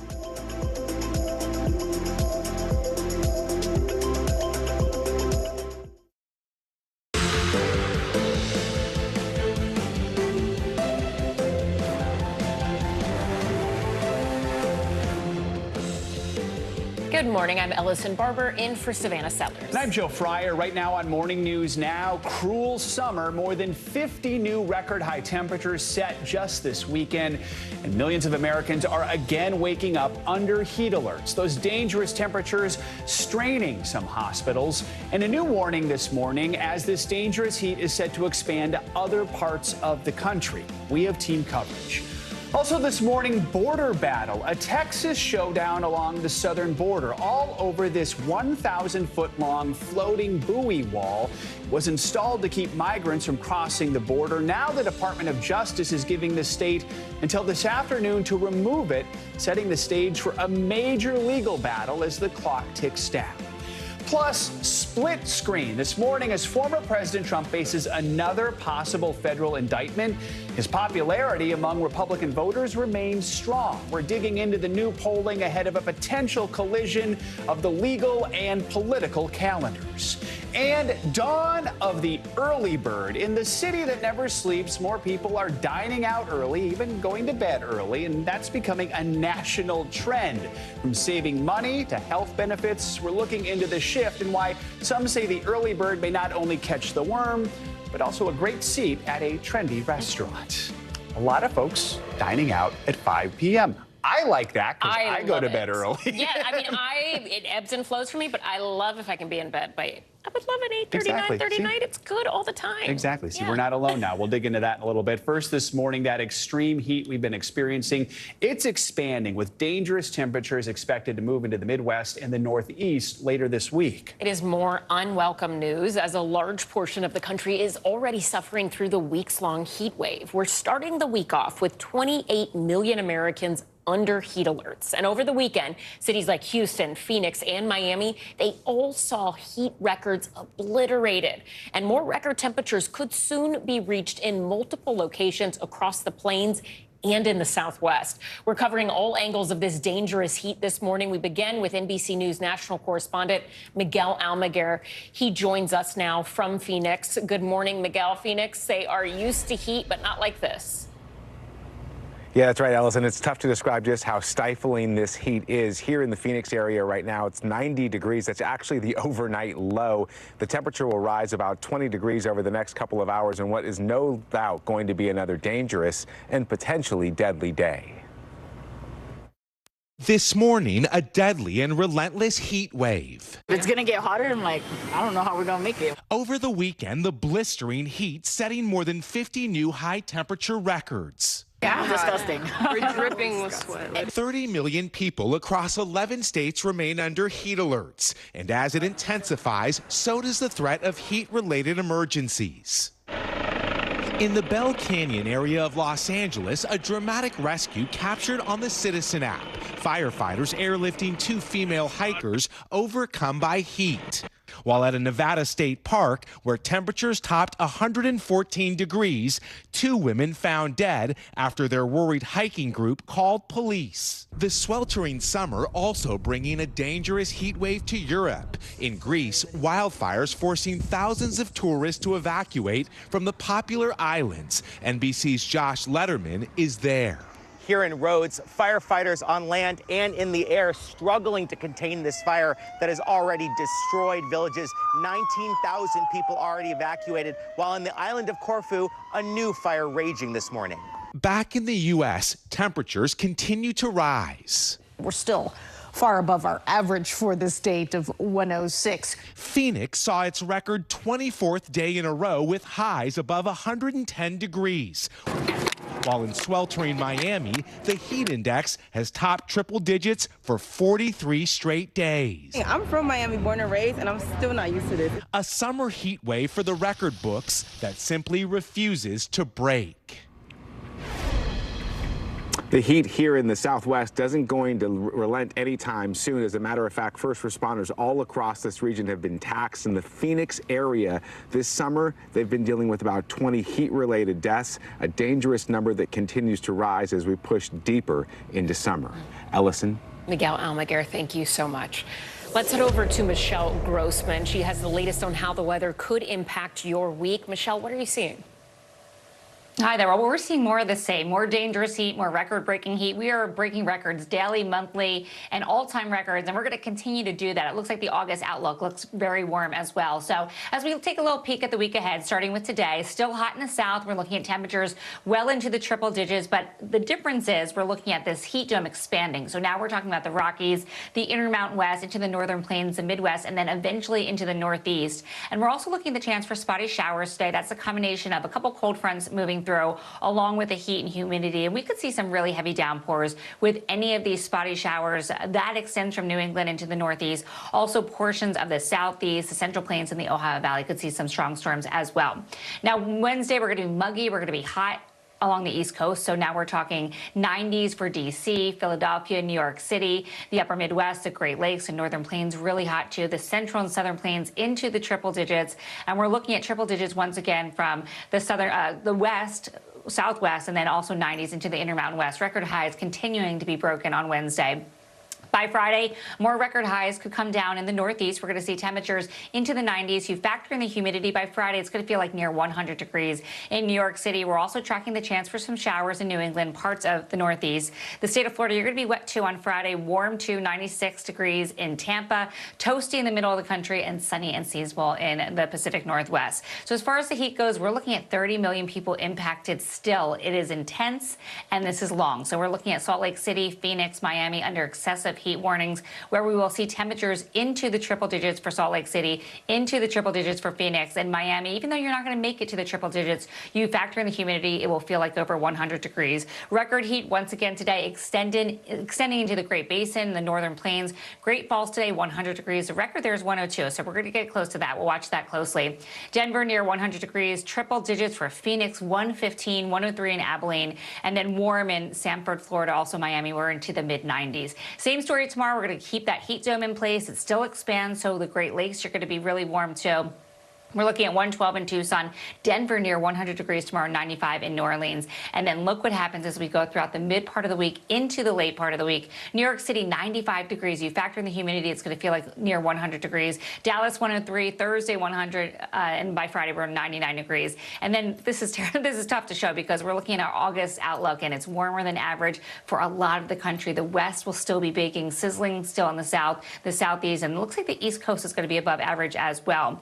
That's the heat story. Now we're talking about the storms, summer storms. Some could be strong. We're looking at winds gusting up to 60 miles per hour. Could see some hail, even a tornado or two, and really heavy downpours. Remember, warming atmosphere holds more water. Any of these storms could unleash a lot of water, and that could lead to some flooding. That's today. Tomorrow, we're going to see that front kind of meandering off the coast, and then we're going to see isolated pockets of some really heavy rainfall. This is where we're expecting the likelihood for some storms from the Midwest into portions of the Ohio Valley, Minneapolis, Des Moines, Kansas City, into Cincinnati, and also the Northeast into the Appalachians. So Charlottesville, Harrisburg, Albany, Burlington could see some pretty strong storms and some heavy downpours too. We could see up to 2 inches of rain locally in some spots. And all up and down the East Coast, we're going to have a nearly stationary boundary. That's going to be the focus for some scattered shower and storms. It's not going to be an all-out washout for all of us, but we still have to keep in mind that we need the umbrella. We need to keep our eye to the sky as some storms will develop. Also watching the tropics, Ellison, we're looking at Tropical Storm Dawn, expecting that to weaken. It should become post-tropical pretty soon, and then a little disturbance near the Windward Islands. Back to you. All right, Michelle Grossman, thank you for that. Warmer than average rain. The city of Miami, it was in that warmer than average rain. That's where we head to next. You're probably thinking, Miami, they are so used to heat. They're able to deal with all of this oppressive heat. And they are, but it's also because of something you might not know. So 2 years ago, the city of Miami actually created a position called Chief Heat Officer. It was a first of its kind role to try and help the city tackle extreme temperatures. Jane Gilbert, Miami-Dade County Chief Heat Officer, joins us now. Jane, good morning to you. Thank you so much for being with us. Talk to us about your job. I mean, you were named the world's first Chief Heat Officer 2 years ago. A lot of cities are probably looking at Miami now thinking maybe we should have thought of something like this as well. Why did Miami decide to create this? Good morning. Great. Thank you. Our mayor, Danielle Levine Cava, heard both from our local residents, particularly our lower income, more vulnerable residents, that extreme heat was their top concern related to climate change. Even though we're the tip of the spear of risk for sea level rise and hurricanes, it was extreme heat that they were feeling at work, on their way to work, at home with the utility costs going up or not being able to afford a repair on their air conditioner. And so she heard that, and she also partnered with the Archrock Resilience Center that's looking at extreme heat globally, and together created the idea of this position to address the increasing health and economic risks of extreme heat. So when you look at the forecast, y'all currently are in the 44th consecutive day with a heat index above 100 degrees. What is your top priority right now as you expect, I imagine, to continue dealing with this heat for a while? It's to make sure everyone is informed and prepared and protected. So one, we have over 300,000 outdoor workers. At a day like today, which is a heat warning, our heat index can be over 110 degrees. We want to make sure employers understand that they really actually can't be working in that level of heat at the height of the day, that they need to think about the work schedules, make sure that when they do have to, if it's an essential job, they have to be out there, that they're hydrated, that they take breaks in a cool spot. That can improve performance and protect their health, and not only from heat-related illnesses, but from injuries on the job, from heart attacks. So outdoor workers are those that are having a hard time staying cool at home. We want to make sure they have access to cooling sites. throughout the county that are through our disaster volunteer trainings, people help them get there. Same with our unsheltered population. It's the people who are most exposed, either at home, at work, in transportation, that we need to be most concerned about. Yeah, I mean, you mentioned it. A lot of us can forget that being able to stay inside when it is hot, having access to air conditioning, that's a privilege that not everyone has. When we're seeing so many cities deal with this excessive extreme heat, do you think we could see more cities doing what Miami has done, what Phoenix has now done, Los Angeles, and creating more roles of chief heat officers like you have? Absolutely. Well, I've had a number of calls from different cities exploring the idea of the position.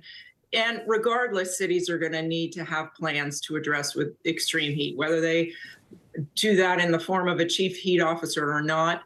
They need to look at strategies for informing, preparing, and protecting people, for helping people stay cool at home, and for cooling our neighborhoods through tree planting, cool pavements, cool roofs. All of those things are going to be required of cities. All right, Jane Gilbert, thank you so much. We appreciate it.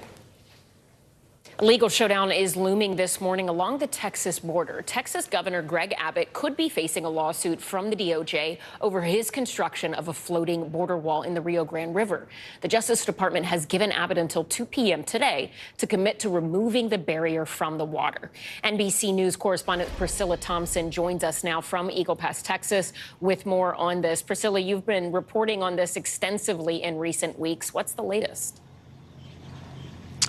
Yeah, Ellison, well, good morning from Eagle Pass, where for now the buoys remain in the water behind me. Texas Governor Greg Abbott has said that the state has the authority to defend its border, but the DOJ is calling this buoy inhumane and illegal, setting the stage for a legal battle that will likely play out in court.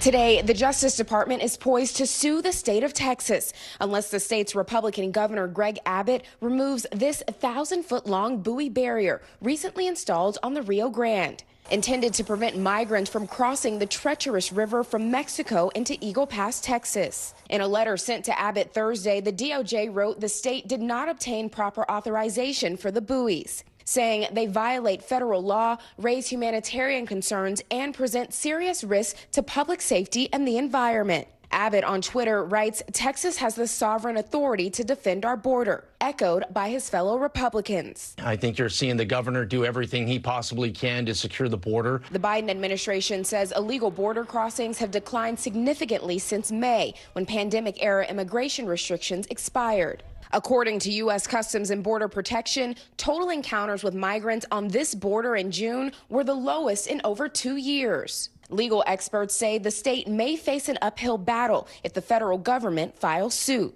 If these buoys are covered under the Rivers and Harbors Act, then the federal government has a strong argument that unless the state of Texas has authorization, it must remove these objects. The buoys are roughly 4 feet in diameter and spin if someone tries to climb over them. They extend at least a foot underwater with no netting beneath them for now, officials say. Brought across. Lieutenant Christopher Olivares showed us the buoys as they were being installed. We want to prevent people from going to a particular area or dangerous part of the river and prevent them from crossing the river. And it will discourage and hopefully deter some of those unlawful crossings that are taking place and prevent the loss of life. On the Mexican side of the border, this Venezuelan man says the floating barrier puts migrants at risk. While this activist says it won't stop migration, but it will create more deaths. And beyond the floating barrier, Governor Abbott has also deployed other measures as part of his multi-billion-dollar border protection plan, including putting razor wire all along the river's embankment. And the DOJ is also looking into claims made by a state trooper that they were directed to push migrants, including children, back into the river and also to deny them water despite the blistering temperatures here. So certainly disturbing allegations that the state denies. Ellison? Priscilla Thompson in Eagle Pass, Texas. Thank you so much. In Washington this morning, all eyes are on special counsel Jack Smith, who may be moving closer to indicting former President Donald Trump for his alleged efforts to overturn the 2020 election. It's a topic that has consumed the political world and the race for the Republican nomination, with new polling showing Mr. Trump still holds a big lead nationally and in key states. NBC's Garrett Haake has the latest for us. Garrett, good morning. Hey, Ellison, good morning. Yeah, look, more than a week's passed now since special counsel Jack Smith sent Mr. Trump that formal warning that he may soon face federal criminal charges again. But even as the former president's legal challenges keep growing, so too does his lead over the Republican presidential field. As the investigation into Donald Trump intensifies this week, the former president firing away on social media at the prosecutors who may soon indict him on a second round of federal charges as they look into efforts to overturn the 2020 election. Getting indicted and arrested by sick government thugs would be my great honor. Mr. Trump calling prosecutors campaign managers for President Biden while accusing them of trying to, quote, steal another election, even as their investigation continues. A grand jury in the nation's capital hearing evidence from former Trump White House aide Will Russell last week about the former president's state of mind around the election, according to a source familiar with his testimony. The potential charges against the former president have become a topic of debate among his primary opponents. The president lied to them and told them the election was stolen. I'd rather that these issues and the judgment about his conduct on January 6th be left to the American people in the upcoming primaries. While Mr. Trump is the current frontrunner, his legal calendar appears set to collide with the 2024 political calendar. A federal judge in Florida on Friday set a mid-May start date for Mr. Trump's trial on charges he mishandled classified documents and obstructed the government's efforts to retrieve them.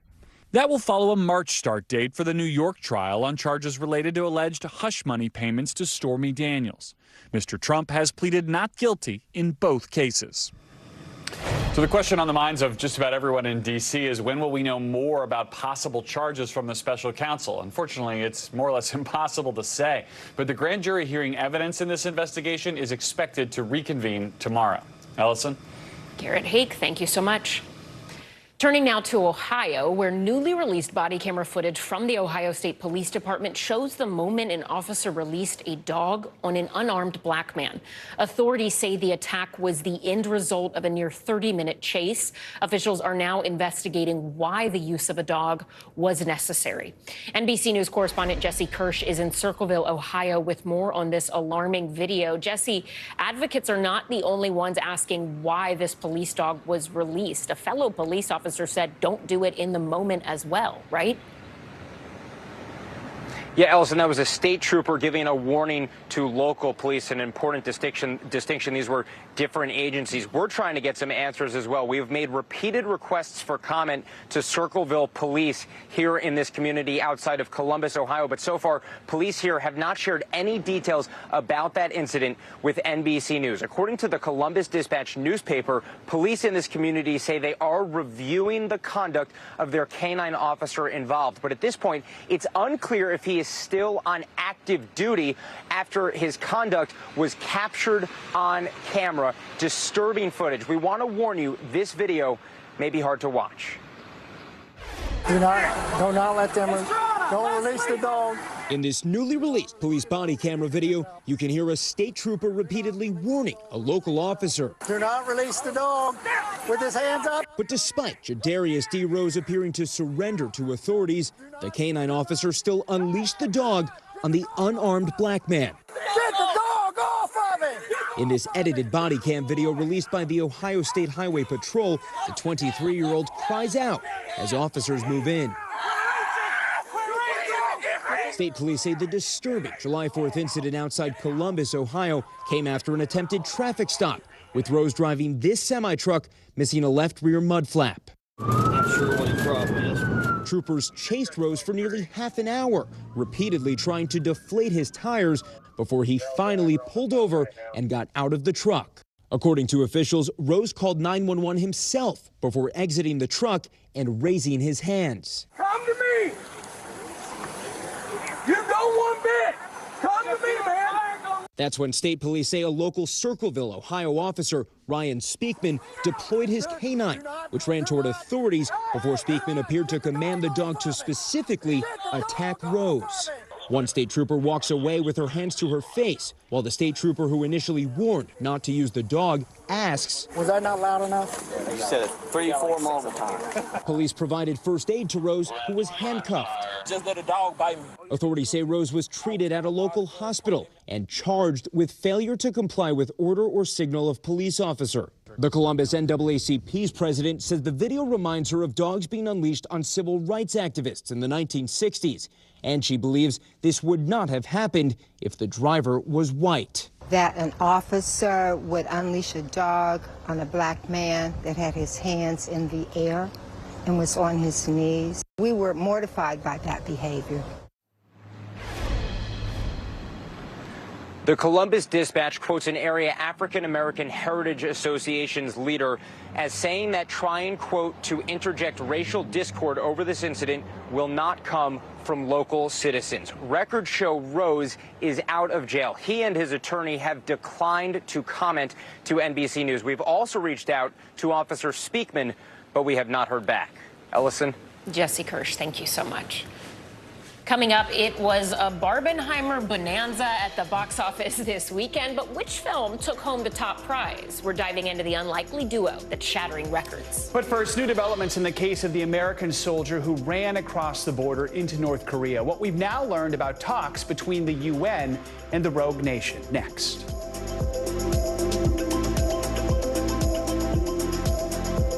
Hey, I'm Hallie. It's good to be with you tonight.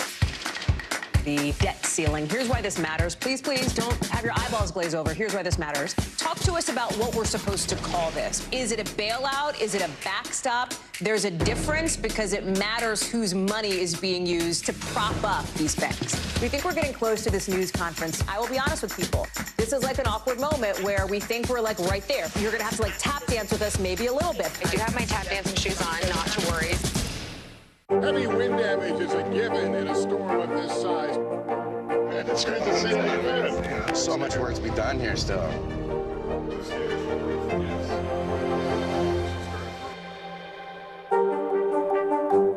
News lives in the now. Look at this. You can't even see anything anymore. Let's break down what we know. You gotta see this. News for the generation of now is NBC News Now.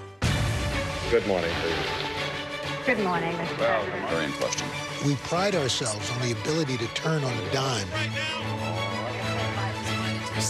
We've got breaking news. Sometimes there are no words. The flashbangs are continuing to go off. What emotions go through you as you're watching these girls? These are really important moments in our history, and people remember who shared that news with them.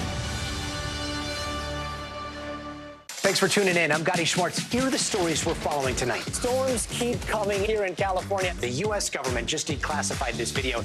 A lot more stories trending like crazy on social media. A controversy pitting lawmakers against young voters. What's the state of crypto today? What is going on when we're looking at trends there? Another mind-bending story on artificial intelligence. This is what my voice sounds like when I clone it. That wasn't me. You gotta see this. Stay tuned now. Weeknights at 8 Eastern, 5 Pacific on NBC News Now. This is how we do the summertime, summertime. This is how we do the summertime, summertime. This is how we do the summertime.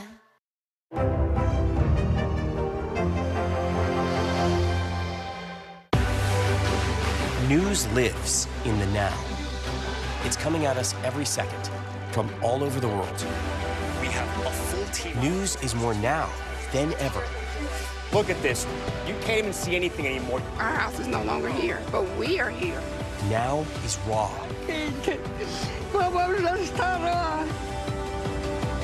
Now is real. The Fed's decision today, help us translate that into very plain English. Is that good news for us? Now is constant. Morning News Now, or breaking news. NBC News special report. You gotta see this. The future is now. News for the generation of now is NBC News Now. We're back with new developments on the U.S. soldier who crossed over into North Korea last week. Discussions between the United Nations command in North Korea are said to have started on that case. That's according to the deputy commander of the U.S.-led command that oversees the Korean war truce. NBC News foreign correspondent Matt Bradley joins us now from the South Korean capital of Seoul. So, Matt, what are we learning this morning about the case of Private Travis King?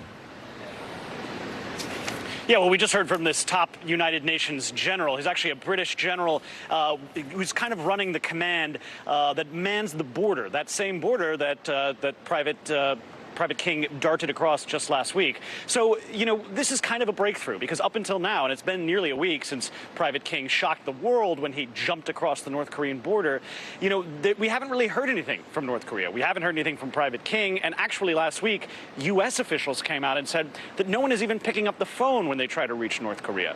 But, you know, we didn't get many details from this top UN general, but here's what he had to say. The conversation has commenced with the KPA through the mechanisms of the armistice agreement. And I don't really want to speculate, or I don't really want to talk because of all the reasons I gave earlier about that process of communication. And none of us know where this is going to end. So I'm in life an optimist. I remain optimistic, but again, I'll leave that there. So, you know, as you heard, he remains optimistic. But the fact of the matter is that the young Private King is in a lot of trouble. I've been speaking with some North Korea experts, and they said that the North Koreans are probably going to want to hold on to him and use him, exploit him for their own propaganda value. So, Matt, you know, all this comes as tensions on the Korean peninsula remain high. We understand North Korea fired more missiles over the weekend, and another U.S. nuclear-powered submarine arrived in South Korea today. What can you tell us about all these developments? Yeah, I mean, we got to say, you know, there's no good time to run across the border into North Korea, but Private King definitely chose one of the worst times in recent memory to really put himself in this situation between North Korea and the United States. The fact is, as you just mentioned, the U.S. has parked now 2 nuclear submarines, one nuclear capable or nuclear armed, the other nuclear powered here in South Korea. Now, that enraged the South Koreans, or the North Koreans, excuse me, and they fired in the past week 2 missile launches into the sea. So this is a situation that is actually getting worse and worse because ever since Joe Biden came into office, we haven't had, or the United States hasn't had any real dialogue, official dialogue, with the North Koreans. So it's looking pretty grim for negotiations, and that's one of the reasons why it's so valuable and so important that the United Nations is using the terms of this armistice agreement back from 70 years ago to try to negotiate, because really, at this point, it looks like they're the only ones who are capable of reaching out to the North Koreans. Joe? All right, Matt Bradley in Seoul. Matt, thank you so much. Jury deliberations are underway in the sexual assault trial of actor Kevin Spacey. The 63-year-old is accused of sexually assaulting 4 men in London between 2001 and 2013. Closing arguments took place last week, and this morning the jury heard the judge summing up the case. NBC News legal analyst Danny Ceballos joins us now to break down the trial as it comes to an end. So, Danny, we should point out Kevin Spacey originally faced 12 counts in this case. Last week, we found out 4 of the charges against him were dropped for what were called technical reasons. So because of this, the jury has been asked to concentrate on what happened rather than the dates. How hard is it to prove old charges when you can't allege specific dates? This is why we have statutes of limitation. It is exactly this thing. At a certain point, when an event happens so far back that you don't even know the date, it becomes really difficult, not only for the prosecution to prove the case beyond a reasonable doubt, but I can tell you as a defense attorney, it is really hard to come up with alibis when the government is not even alleging a specific date. And if it goes back far enough, if you start getting back 15 years, 20 years,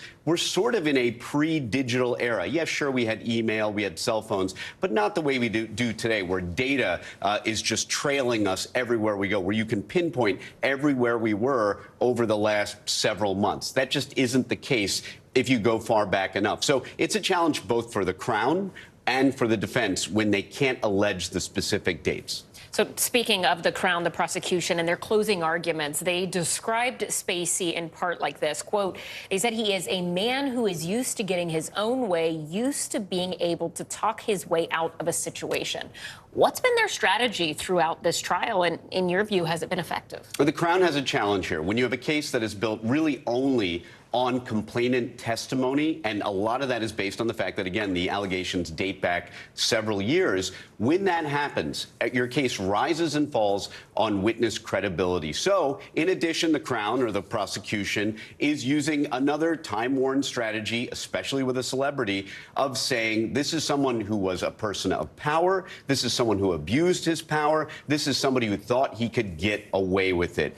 Look, I mean, as a defense attorney, I've heard it before. It's effective.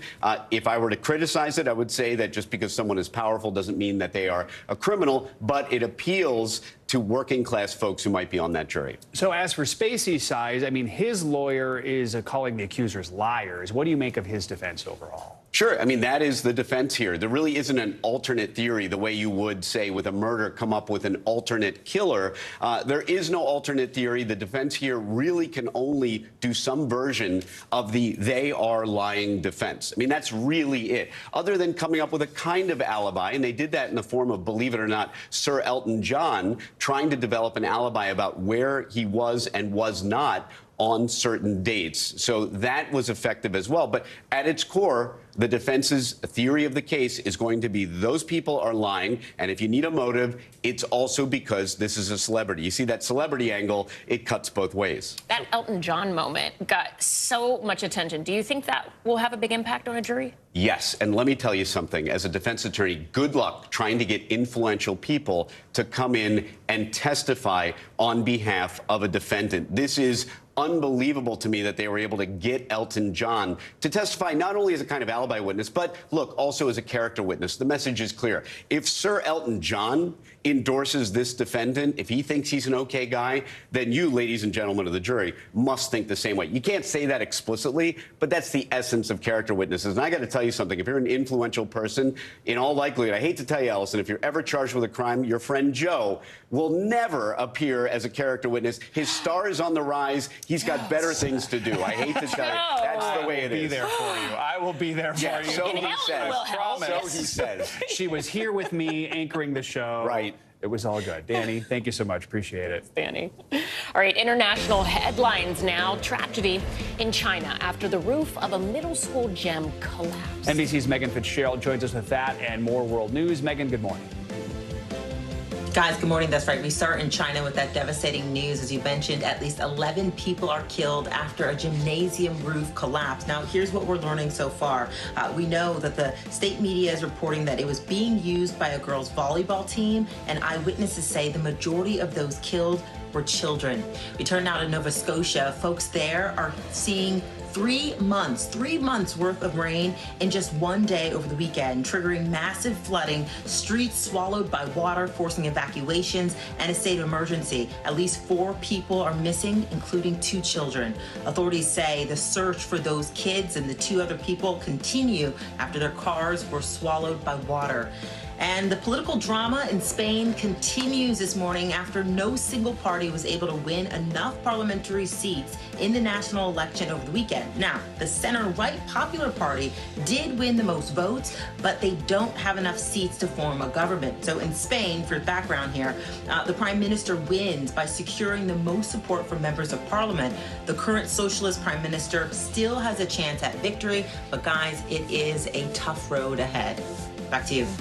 Really interesting to watch all the different dynamics at play abroad. All right, Megan Fitzgerald, thank you so much. We appreciate it. Coming up, hell and back. Actor Jamie Foxx is opening up about the illness that left him hospitalized. What the Oscar winner is saying about the medical emergency and returning to work. That's next.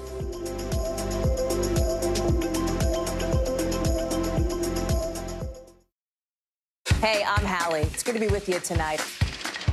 The debt ceiling. Here's why this matters. Please, please don't have your eyeballs glaze over. Here's why this matters. Talk to us about what we're supposed to call this. Is it a bailout? Is it a backstop? There's a difference because it matters whose money is being used to prop up these banks. We think we're getting close to this news conference. I will be honest with people. This is like an awkward moment where we think we're like right there. You're going to have to like tap dance with us maybe a little bit. I do have my tap dancing shoes on, not to worry. News for the generation of now is NBC News Now.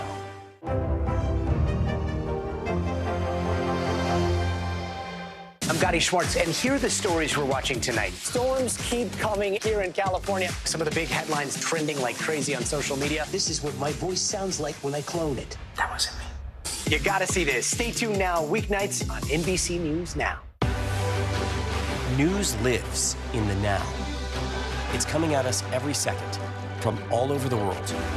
We have a full team. News is more now than ever. Look at this. You can't even see anything anymore. Our house is no longer here, but we are here. Now is raw.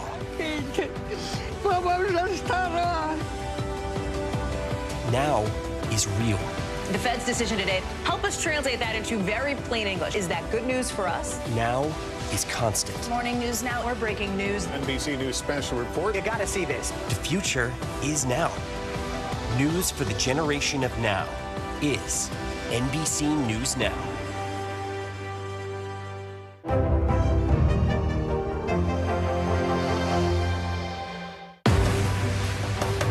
Just behind me, hundreds, if not 1,000 migrants waiting under the blazing sun. All these people here are going to be asking for asylum. It's a very critical situation.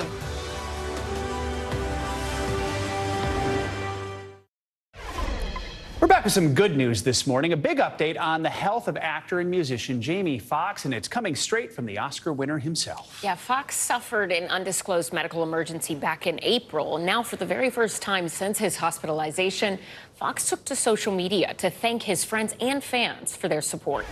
NBC News correspondent Dana Griffin joins us now from Los Angeles with more on that update. Hey, Dana. Hey, good morning, Ellison. While the star still has not revealed exactly what sent him to the hospital, he appears to be on the mend and ready to get back to work. I went to hell and back. Speaking publicly for the first time in 3 months after being hospitalized for a medical emergency, Jamie Foxx is back. At the time he fell ill, the 55-year-old Oscar-winning actor, singer, and comedian was filming a movie in Atlanta. And I know a lot of people were waiting, or wanting to hear updates, but to be honest with you, I just didn't want you to see me like that, with tubes running out of me and trying to figure out if I was gonna make it through. His sudden disappearance and unknown condition fueling rumors and wild speculation. By being quiet, sometimes things get out of hand. People saying what I got. Some people said I was blind, but as you can see, the eyes are working. The actor, at times, emotional.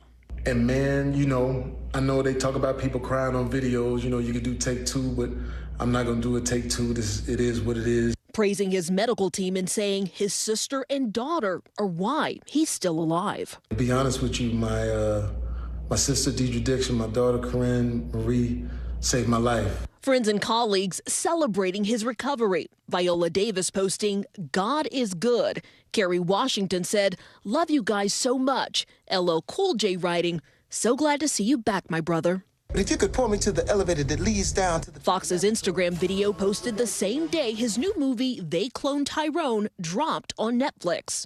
It was good timing. I think it's another sign that Jamie Foxx is sharing what he wants to share about what's going on with him exactly when he wants to, and really not going on anybody else's timetable. Some good news from a beloved star for fans eager to see him out of the hospital and back on camera. And as you know, actors are still on strike as they negotiate their contracts with studios. So you won't see Foxx back on set anytime soon. But 2 days before releasing that video, he posted a photo of himself at a Vegas hotel and wrote, "We got big things coming soon." So we'll be watching. Dana Griffin, thank you so much. The Barbenheimer Dual Movie Event of the Year officially arrived this weekend in style. And whether you were Team Barbie or Team Oppenheimer, there was a little bit of something for everyone. Yeah, the two movies took in a record-breaking $235 million domestically. NBC News contributing correspondent Kaylee Hartung has more. Hey there. Yeah, just as some were worried about summer movie revenue, suddenly Hollywood has a pair of hits with this so-called Barbenheimer double feature, proving opposites really do attract, as the summer's biggest titles have fans rushing back to the movies. Hi, Barbie. Hi, Ken. From the pink sands of Barbie Land to the isolated New Mexican desert. The world remember this day. Audiences are flocking to the theaters. Did you bring your rollerblades? I literally go nowhere without them. With Barbie boasting a record-setting $155 million domestically, and Oppenheimer blowing up with an $80 million debut on opening weekend, the two opening on the same weekend, causing a wave of online anticipation and double feature excitement. Barbie, icon, timeless icon. We're big Christopher Nolan fans. Barbenheimer, as fans have dubbed it, enjoying the biggest box office weekend since the pandemic, and even soaring past big screen hits like Super Mario Bros. And Spider-Man. Greta Gerwig's Barbie is making even more history. So cool. The film raking in the highest ever opening weekend for a female director. This is the best day ever. It is the best day ever. The massive earnings come as Hollywood is embracing a wave of nostalgia and hoping to avoid a downward spiral. From major titles underperforming during a summer movie slump to the impact of the ongoing writers and actors strikes, unions for both groups are asking the alliance that represents studios, including NBC Universal, for higher pay. Another summer surprise, Sound of Freedom, a controversial faith-based film about child trafficking that's already raked in $100 million at the box office. Wow, this is the real world. Studios hoping to replicate the success of the double screen battle will have to think outside the box. And I don't know if we'll ever see something quite like this again. Chances are near zero. Near zero. As Barbenheimer has audiences tickled pink and Hollywood seeing green. But will this Barbenheimer bonanza be enough to move the needle and get the unions and studios ready to make a deal? Well, that is the billion-dollar question. And some experts say these strikes will be over in a few weeks. Others say it could take months. And now with the millions made from Barbie and Oppenheimer and the boost to the bottom line from this past weekend alone, experts say the studios may not be feeling as pressured to reach a deal right now.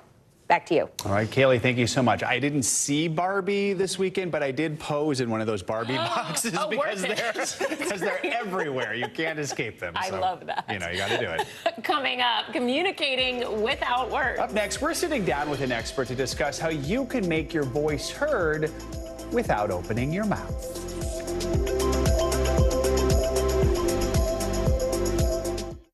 The fire has grown leaps and bounds. You see behind me is typical. How you doing?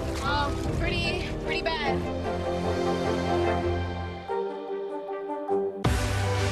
Now is raw. How hard is it to see it like this? Our house is no longer here, but we are here. Now is real. Let's break down what we know and then the big questions still outstanding. News for the generation of now is NBC News Now. What is going to happen now? Going back and forth because they... Go ahead. This is it.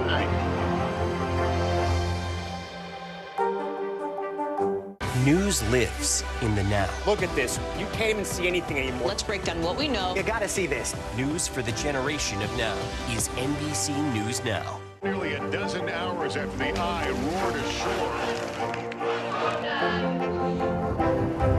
There is some late-breaking news. All right, Thanks for tuning in. I'm Gotti Schwartz. Here are the stories we're following tonight. Storms keep coming here in California. The U.S. government just declassified this video. A lot more stories trending like crazy on social media. A controversy pitting lawmakers against young voters. What's the state of crypto today? What is going on when we're looking at trends there? Another mind-bending story on artificial intelligence. This is what my voice sounds like when I clone it. That wasn't me. You gotta see this. Stay tuned now, weeknights at 8 Eastern, 5 Pacific on NBC News Now. Hey, I'm Hallie. It's good to be with you tonight.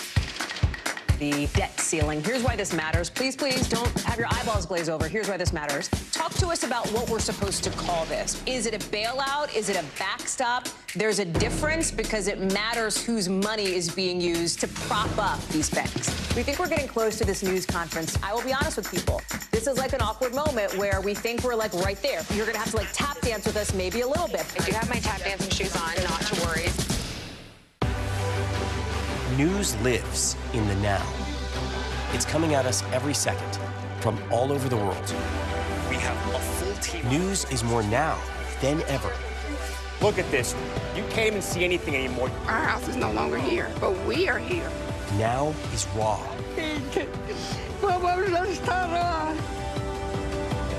Now is real. The Fed's decision today, help us translate that into very plain English. Is that good news for us? Now is constant. Morning News Now, or breaking news. NBC News Special Report. You gotta see this. The future is now. News for the generation of now is NBC News Now. I'm Gotti Schwartz, and here are the stories we're watching tonight. Storms keep coming here in California. Some of the big headlines trending like crazy on social media. This is what my voice sounds like when I clone it. That wasn't me. You gotta see this. Stay tuned now, weeknights on NBC News Now.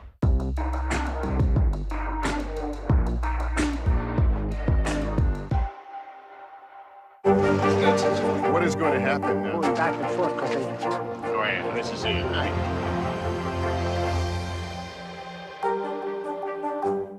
News for the generation of now is NBC News Now.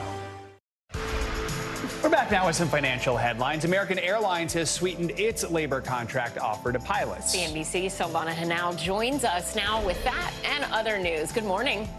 Hey, Allison, good morning to you. Good morning, Joe. Yeah, so American Airlines Pilots Union has postponed a vote on a new contract that was scheduled to start today. And the move comes after American raised its offer by more than $1 billion.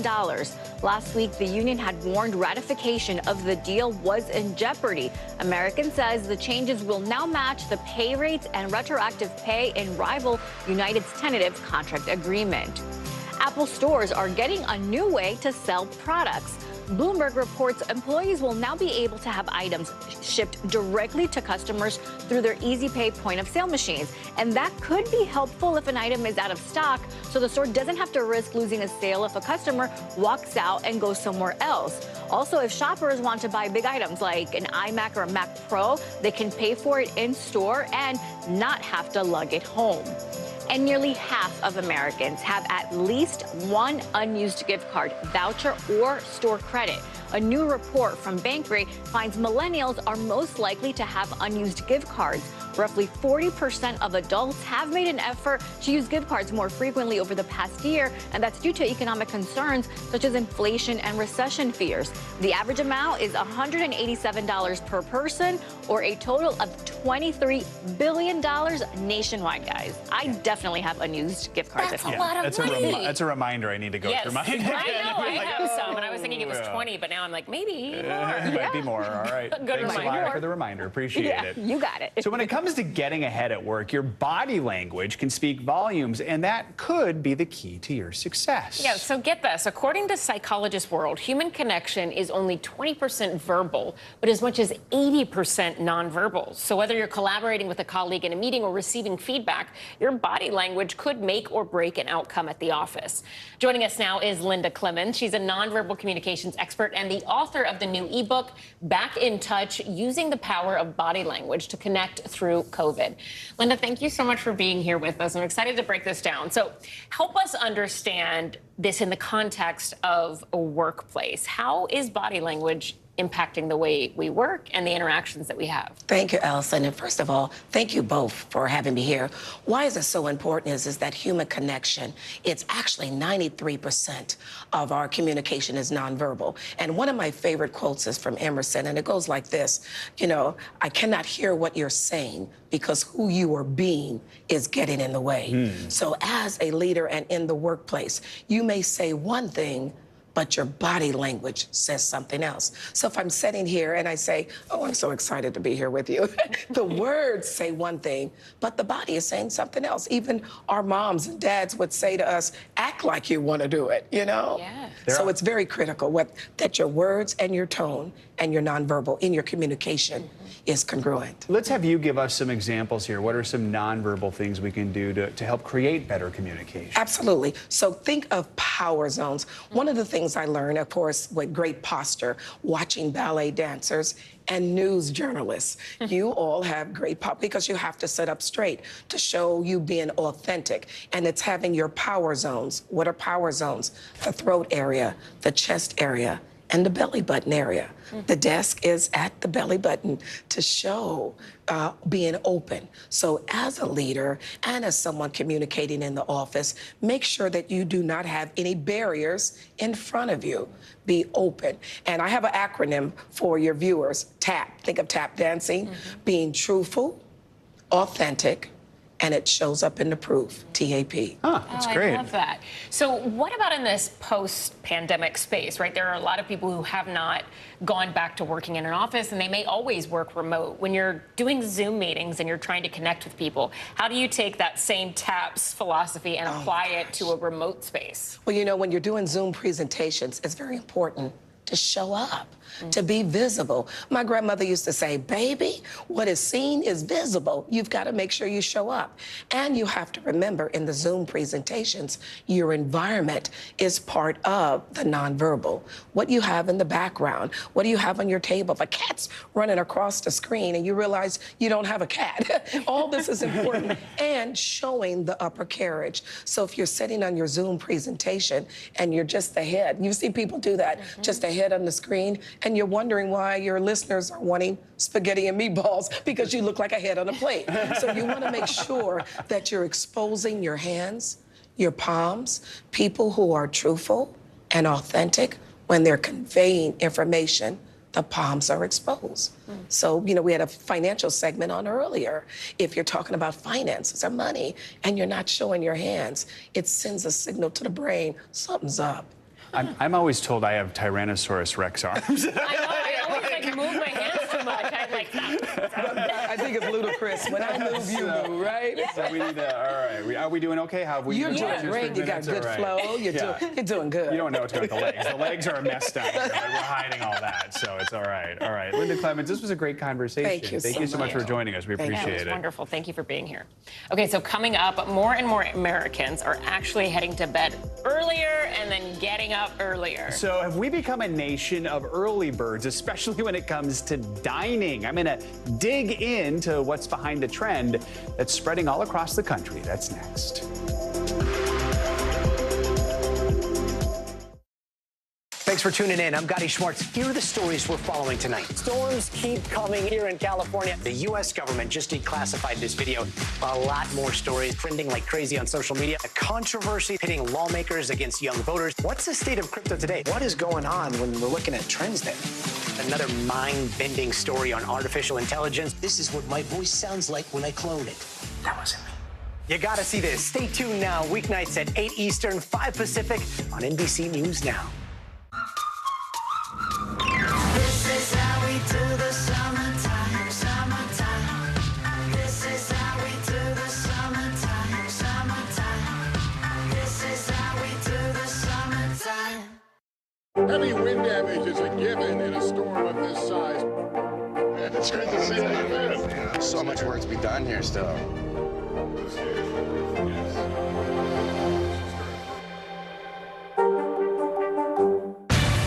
Good morning. Good morning. Well, very in question. We pride ourselves on the ability to turn on a dime. We've got breaking news. Sometimes there are no words. The flashbangs are continuing to go off. What emotions go through you as you're watching these girls? These are really important moments in our history, and people remember who shared that news with them. People really don't know what's going to happen. Nearly a dozen hours after the eye roared ashore. More good people than bad people, I know, right? 5 seconds. 4, 3. There is some late-breaking news 4 hours into the Iowa caucuses. All right, it just did too.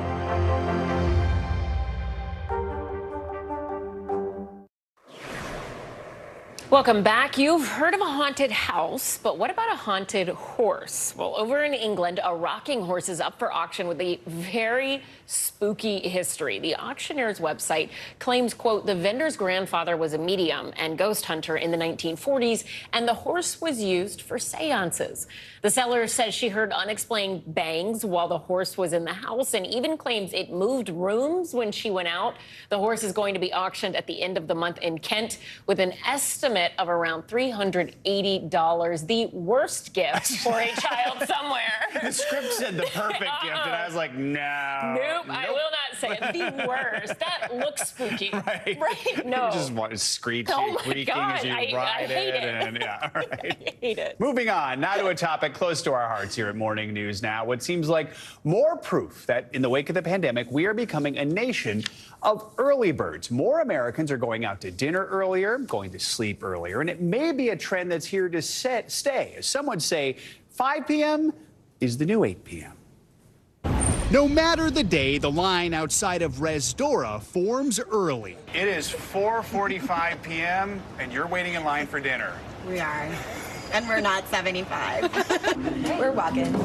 For Adriana and Francis, the early bird gets a seat at this popular New York restaurant, and they are not alone. Yeah, it's always packed already. What do you think of that? It's nice because the vibe is the same, right? Here at Resdora, they've noticed diners are much more flexible as we've emerged from the pandemic lockdown. Why on earth are people showing up earlier? And I think that some of these hard to get into restaurants, if they know that that's all that they're given, 5 o'clock, they're going to take it.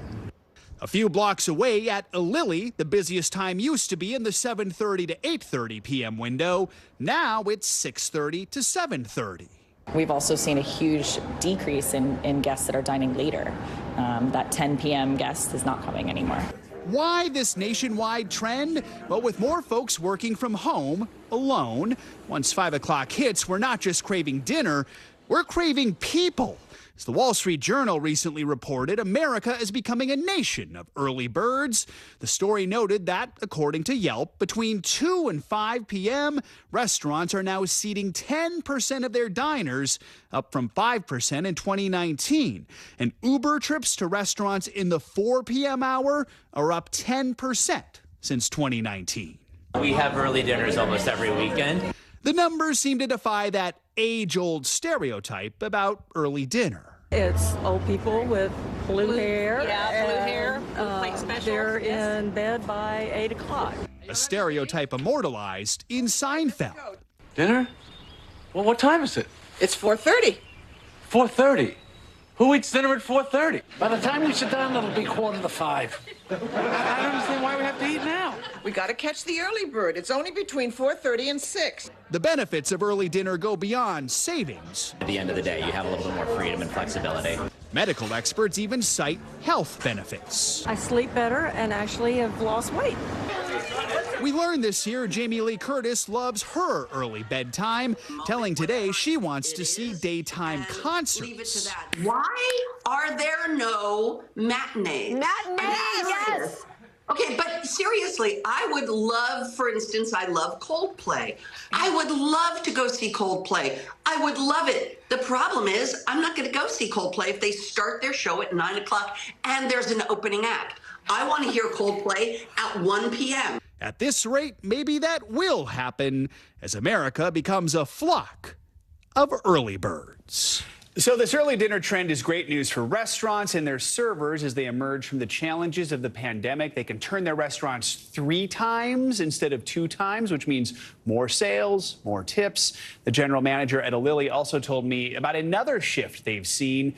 Tuesdays, Wednesdays, and Thursdays can be just as busy as weekends. That's because many workers are actually going into the office on those days, then going out and socializing after, often doing so at 5 p.m. When is your ideal dinner? Ideal 6, between 5:45 and 6. Yeah, see, that's great, Max. And right? growing up, we would go even earlier, though. We would always go for the early bird special. My entire family would go at like 5. My grandmother used to make supper at 4:30.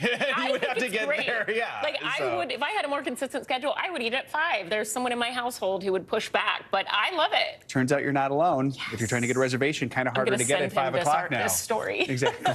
Right. Bolster my case. That's going to do it for this hour of Morning News Now. The news continues right now.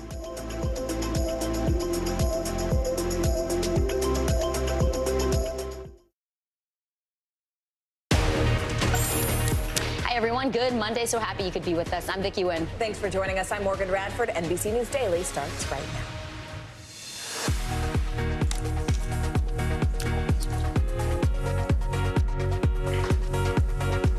Today is Monday, July 24th. Runaway soldier. The United Nations says that it has begun talks with North Korea over the American private detained there. What we know about the welfare and whereabouts of Travis King. Under investigation, over 24 people are suing an Arkansas doctor, saying they were held against their will while in his unit. More on the shocking security footage and the medical scam allegations. Summer getaway if you are still looking to get out of town for some much-needed R&R. It might not be too late. We have the top travel tips you should know before booking that last-minute trip.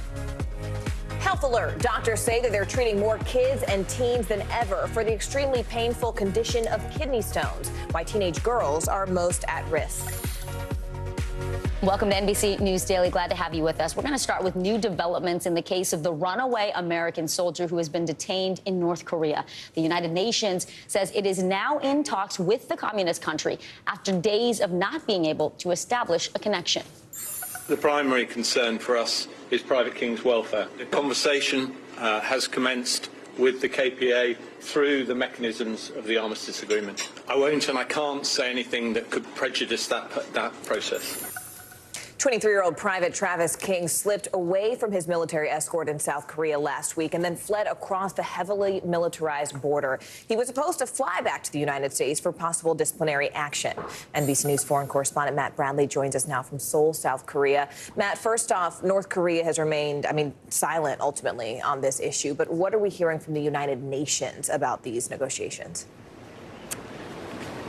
Well, you just heard it from that UN general, and he's one of the top generals leading the UN command that basically governs that demilitarized zone between South Korea and North Korea. So he used the word conversation. And, that's important because it does imply some kind of give and take, because as you mentioned, up until now, even the United States wasn't really able to speak to North Korea about this. So they weren't even picking up the phone, and we heard that from the U.S. Secretary of State. But we know precious little about what's going on with this so-called conversation. It's being done under the auspices of a 70-year-old agreement that was inked by all of the sides at the end of the Korean War back in 1953. So he didn't give any details, this UN general, but it sounds as though this is just a tiny breakthrough, just a shred of progress in what was, as you mentioned, just total silence up until now. And the U.S. has said they've been trying through different avenues, through the Swedish mission in Pyongyang, through the South Koreans, through the United Nations. And now it looks as though the United Nations might be the only entity that can actually handle this.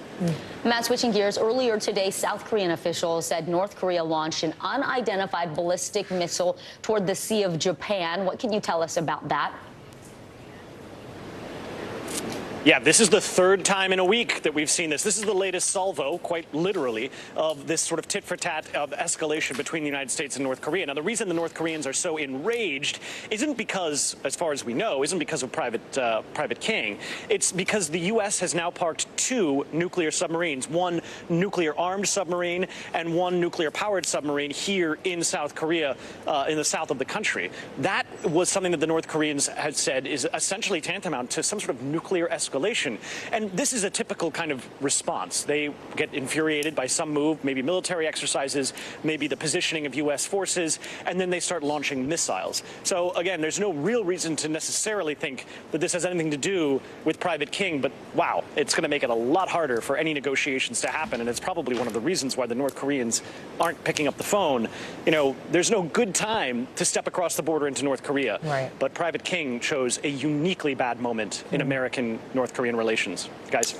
We appreciate that context there. NBC News foreign correspondent Matt Bradley. Matt, thank you.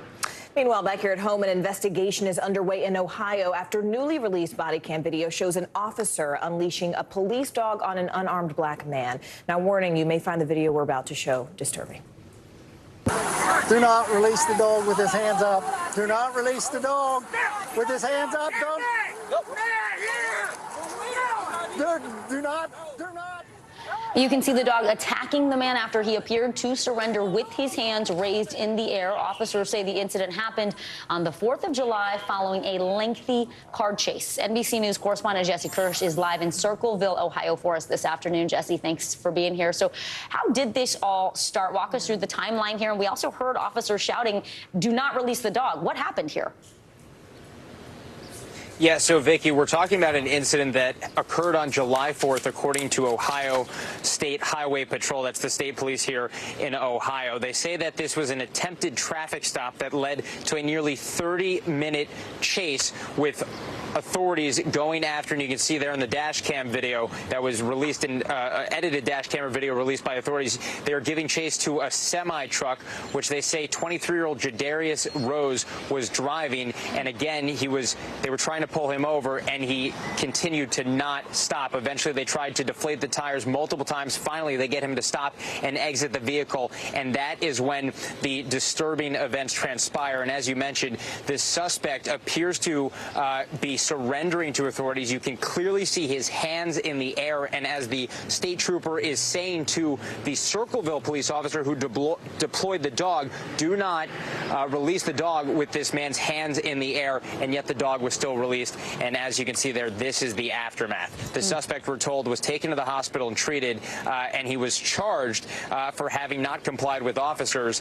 He has since been released from jail, according to records we've been able to review. Speaking of those records, I mean, just to give some context here, Jesse, part of why people are so outraged about seeing this footage is it harkens back to similar images we saw in the 60s and the 70s where police dogs were released on African Americans, sometimes in the process of trying to vote. Do we know what happened to the officer who released the dog? Is the officer facing any discipline? Yeah, and Morgan, that thought is something that was shared with me by the president of the local NAACP in Columbus, which is about half an hour from where we are now. We're told by the mayor, who I interviewed a short time ago, that the officer whose conduct is in question, the canine officer from Circleville, is on paid administrative leave. The mayor says that's been for roughly 5 days. However, the mayor said that the officer was not immediately put on paid administrative leave, and I asked why not, and he said he did not know. So still unanswered questions in this community. That officers' use of the canine is being reviewed, we're told, by a board, and the mayor hopes to have those findings out later this week, if not early next week. All right, really important context there. NBC News correspondent Jesse Kirsch for us live on the ground. Jesse, thank you. Well, Elon Musk is out with the old and in with the new. You're looking at that new X logo there. The tech billionaire announced a massive rebranding of Twitter over the weekend. He's going to move forward with this platform, and it's going to be known as X. Now, just this morning, we saw the first step as the original Bluebird was replaced with this new X logo. Musk bought the social media platform, if you remember, for more than $40 billion last year. Thankfully, we have NBC News correspondent Noah Pransky here to join us with the details. Noah, Musk alluded to this change back in October 22 when he first bought the app. But how did he make this announcement official, and why the X? So we got a little bit of a teaser last year. He tweeted about X becoming the everything app, more than just social media. And then over this weekend, we see a series of tweets from him basically debuting the new logo, the new platform, and we have more detail, actually. Well, first, you asked how it was debuted. We saw the giant X logo projected onto Twitter headquarters there out in California. And then we saw the CEO, Linda Yaccarino, basically give some detail. It's going to be, in their mind, the everything app, not just social media, not just video and audio, but she also detailed messaging, payments, banking, and more. Sound a little bit like Meta, wanting to be more than just a social media app. So it seems like they're going in that direction as well. All right. So we know Musk actually notified employees after he made this announcement publicly. We've seen a lot of chatter about it on the platform itself. How are employees reacting? Very anecdotally, mixed reviews so far across social media, both employees and critics out there. Musk has been criticized a lot lately for a lot of the things he's trying to do. Remember, he's trying to take Twitter in a different business direction. He's trying to make it more profitable. So this seems to be another step in that direction. But, you know, much like Meta, a lot of people were criticizing the marketing of it all, saying, why would you give up what is a known commodity, a brand with value, and go in this new direction? But speaking of a brand with value, why the X? I hear so many sort of theories on Musk's fascination, it seems, with this letter. Can't get inside his brain, but he has been fascinated with the letter X. We know ever since his second startup, which was X.com, a company that was later gobbled up by PayPal. That's how he earned his initial riches. In 2017, he bought X.com back from PayPal. getting us to where we are today. I mean, he's not just a fan of the site. He, of course, SpaceX, Right. Model X, the Tesla Model X, and one of his children. Yes. He calls X. The child's full name is X Ash A12. They affectionately call him X. So that's the nickname. All right. So this company may be named after his youngest. There you go. You're in his head better than I am. No, I wouldn't dare put in that space. Noah Pransky, thank you so much.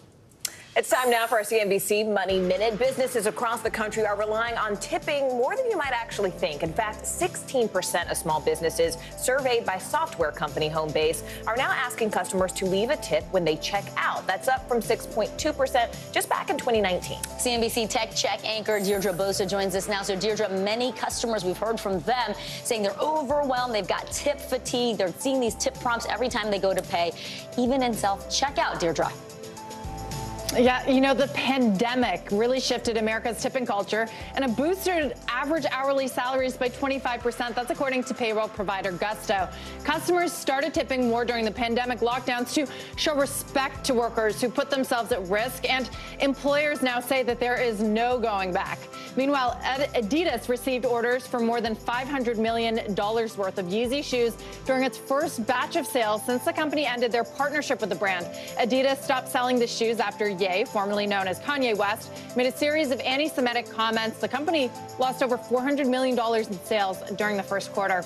And finally, Spotify is raising its premium plan prices across memberships. The main ad-free subscription plan, the family plan, and the student plans will all go up by $1 in the U.S. The music streaming giant has more than 500 million users globally and says it will roll out price increases in dozens of markets. Guys, it's sticky. If you have all of your playlists on Spotify, you want to keep it there. The last thing I'll say is great minds think alike. Look at us. Is this the green for Spotify? We're all thinking the same thing.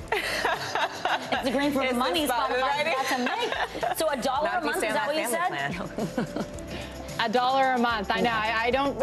Who knows? Maybe it's enough for people to switch to an Apple Music. But again, like I said, it's sticky, those playlists. Yeah. You are right. I don't want to redo the whole playlist. I know. Nobody does. Not for $1. I want to keep it. CNBC Tech Check anchor Deirdre Bosa. Deirdre, thank you. Thank you, Deirdre. You're looking good and green, girl. All right, still ahead is the summer box office back. How the unlikely duo of Oppenheimer and Barbie, a.k.a. Barbenheimer, teamed up for a record-setting weekend. You are watching NBC News Daily.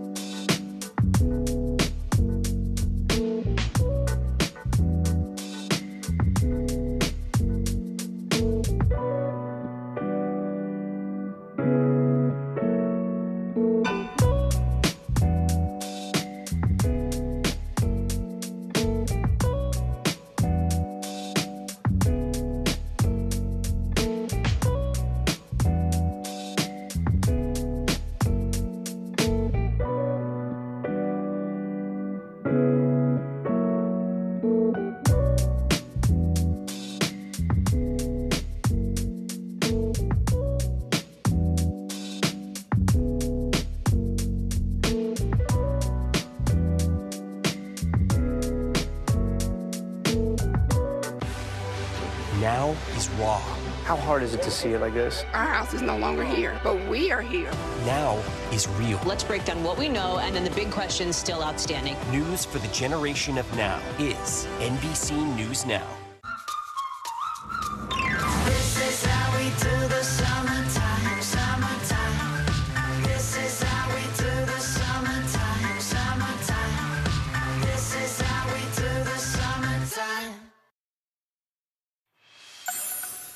All right, so Oscar-winning actor Jamie Foxx is finally opening up about his absence from the spotlight after spending months in the hospital. Foxx posting an emotional video on Instagram Friday, the same day his new movie, They Cloned Tyrone, was released on Netflix.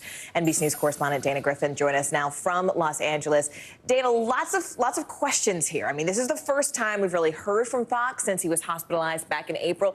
Do we know what happened? What did he say? Did he address it all in this Instagram video? Morgan, he did not. And, we all are like waiting to figure out what is it, because, there's been these swirling rumors about what happened. He didn't exactly address what sent him to the hospital, but he did thank his sister and his daughter for saving his life, also his medical team. The Jamie Foxx that we know and love used a lot of humor to kind of poke fun at those rumors. But at times, as you mentioned, he was very emotional. Here's a snippet of what he said in that Instagram video. I went to hell and back, and my road to recovery had some potholes as well. But I'm coming back, and I'm able to work. So I want to thank the people that let me work, and I just want to say that I love everybody, and I love all of the love that I got. So a lot of love. So clearly he won't be back on set anytime soon, but he's hinting that he's got some big things coming. So, Morgan, we'll just have to wait and see what that is. Yeah, I was going to say, what are those big things coming? I feel like there were lots of, what do you call them, Easter eggs or something he was dropping about things coming. I saw a photo of him. I mean, what should we expect? So we don't really know. Here's a hint. So 2 days before that video, he posted a photo of himself and he tagged a Las Vegas hotel, said we've got big things coming soon. So maybe a business partnership. It's important to note that right now the actors are still on strike. So he won't be back on set anytime soon, but he can still do other business ventures. So again, we'll just wait and see what Jamie Foxx comes up with next. Look, that's showbiz. Has us talking, and we don't even know. We don't even know what it is we're about to be talking about, but we're focused. NBC News correspondent Dana Griffin for us. Dana, thank you. Well, Maureen, let's keep it on Hollywood. It was a record-setting weekend at the box office as cinema fans flocked to the theaters for both Barbie and Oppenheimer. NBC News contributing correspondent Kaylee Hartung shows us how the two films are exceeding expectations and reviving the summer blockbuster. Hi, Barbie. Hi, Ken. From the pink sands of Barbie Land to the isolated New Mexican desert. The world will remember this day. Audiences are flocking to the theaters. Did you bring your rollerblades? I literally go nowhere without them. With Barbie boasting a record-setting $155 million domestically and Oppenheimer blowing up with an $80 million debut on opening weekend, the two opening on the same weekend, causing a wave of online anticipation and double feature excitement. Barbie, icon, timeless icon. We're big Christopher Nolan fans. Barbenheimer, as fans have dubbed it, enjoying the biggest box office weekend since the pandemic, and even soaring past big screen hits like Super Mario Bros. And Spider-Man. Greta Gerwig's Barbie is making even more history.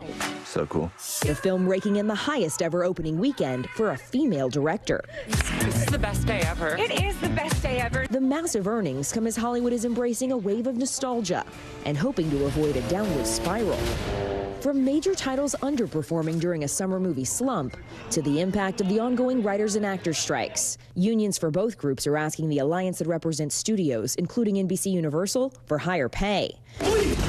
Another summer surprise, Sound of Freedom, a controversial faith-based film about child trafficking that's already raked in $100 million at the box office. Wow, this is the real world. Studios hoping to replicate the success of the double screen battle will have to think outside the box. And I don't know if we'll ever see something quite like this again. Chances are near zero.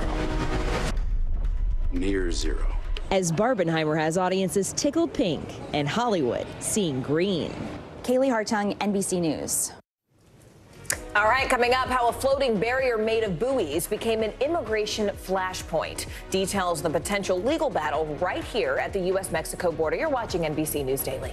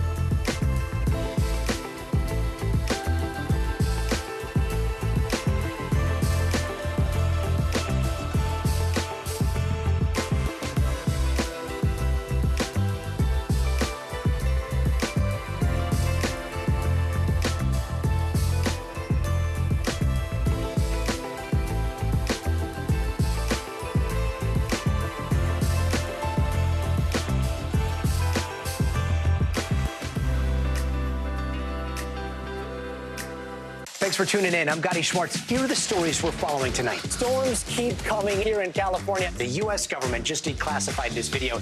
A lot more stories trending like crazy on social media. A controversy pitting lawmakers against young voters. What's the state of crypto today? What is going on when we're looking at trends there? Another mind-bending story on artificial intelligence. This is what my voice sounds like when I clone it. That wasn't me. You gotta see this. Stay tuned now, weeknights at 8 Eastern, 5 Pacific on NBC News Now. In North Carolina, a Navy veteran and his wife survived a near-death experience thanks to their quick thinking. Chelsea Donovan from our NBC affiliate WRAL shows us where they took shelter during a powerful tornado. This is video of the tornado that blew through Dorches Wednesday, slamming into the Puckett Mobile Home Park where Michael Poitras and Deborah Moore called home. And I looked over to the west, and it was already in the field right next to the house. Quickly, he, Deborah, and their dog Sabo ran to the bathroom. Buddy, I'm the storm puppy. She got into the bathroom next to the tub and started climbing into it. I had my shoulder against the door. I'm holding onto the dog with my left arm, and I'm holding onto her shirt tail with the other. They said about 15 seconds went by. I didn't know what to think. I was just praying, the Lord let me live. The couple tells me while in the bathroom, the roof blew off and they tumbled and rolled around in the rubble. She fell out of the tub, and if I hadn't held onto her, she would have been gone. She would have been in the tub. When the storm passed, the couple and their dog were buried inside this heaping pile of their whole livelihood. We were both head to toe covered in insulation on a humid afternoon. Miraculously, though, help wasn't far. And luckily, EMS was just happened to be passing by. They got Deborah, who is already under hospice care, quickly onto a stretcher. The tornado leaving her with bumps, bruises, and abrasions all over her body. I got a big lump on my head. I got this here, they got it covered up. My skin is real thin, and it just peeled the skin off my leg, and you can see, almost see the bone. At the end of the day, you guys still have each other. Yes, we do. Yes, we do. We are so glad they're okay. Our thanks to Chelsea Donovan. Morgan? All right. Well, Vicki, in Rhode Island, a 9-year-old is running a lemonade stand to help children in need. Sam Reed from our NBC affiliate WJAR introduces us to this hardworking kid who's already raised thousands of dollars. On a hot summer day, there's nothing better than sipping ice-cold lemonade! This past weekend, while others were at the beach or partying in the pool, 9-year-old Theo Durson and his cousin Abby set up shop along Jerry Brown Farm Road in Wakefield. This is the 3rd annual one. How many cups? They weren't raising money for themselves, but for kids who most likely wouldn't be able to do something like this. I'm doing a lemonade stand for Hasbro Children's Hospital. Get lemonade! In the beginning of the pandemic, the then 6-year-old had an idea. Here's what? People would think about the people with COVID, but not the people with cancer. But Theo was. His first year, he brought in about $100. He's like, I've got to do it again because I want to raise more money than I did last year. Then the second year came around. The second year, we raised $1,000. And here we are in the third. And my goal is to raise $2,000 this year. And Theo is exhausting all angles. Pink lemonade! Not taking no for an answer. You don't know what you're missing out on! Because every dollar donation and every cup counts. I just let them give as much as they want. Theo says he knows what it's like not to be like everyone else. I have special needs. Having been diagnosed with ADHD and Tourette's, his mom says recently he became a rehabilitation patient at the hospital he's been helping. It's really been a good experience for us. And then I think that makes it even more special that he knows that the money is going towards, a hospital that he's been a patient at. Theo says throughout everything, he's learned to make lemonade out of lemons. It felt happy, and it felt good. And thanks to his ongoing efforts this year, he's reached his goal. More than $2,000 will go to Hasbro, making his efforts a little extra sweet. It just makes me super proud. He's a great kid and, want to encourage him to give to others, so it's a great thing. Ah, what a great kid. Man, Theo, send me your Cash App. I want to support the cause. I want to support Zelle, anything. Venmo, you name it. Wow, I love that. Buddy. Oh, and Sam Reed from our NBC affiliate WJAR. Sam, thank you for that report. We really appreciate it. Coming up, attention all travelers. Why seemingly endless flight delays and turbulence are poised to get a lot worse, unfortunately. You are watching NBC News Daily, and you can watch us for free 24/7 on our streaming network, NBC News Now. Do it wherever you stream. That includes YouTube, Hulu, Roku, Tubi, Peacock, Plex. I mean, all of these places. Your news continues right after this.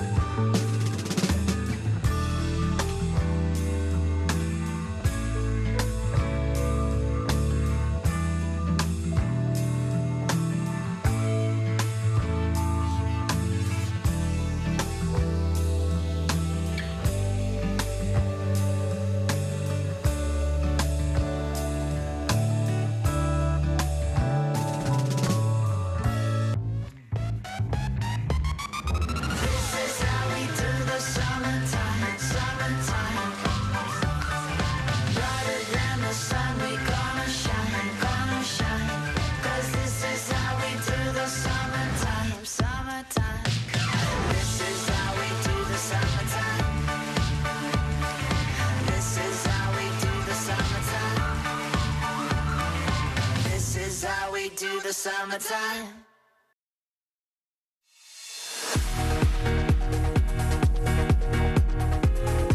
Welcome back again this morning, and thanks for joining us. I'm Morgan Radford. I'm Vicki Wynn. Here's what's making news right now. The Israeli parliament has passed a key part of Prime Minister Benjamin Netanyahu's plan to overhaul the country's judicial system today. The bill will remove the power of judges to overrule cabinet members' decisions if they fail a, quote, reasonableness test. This decision comes amid international criticism and huge protests against the change in policy.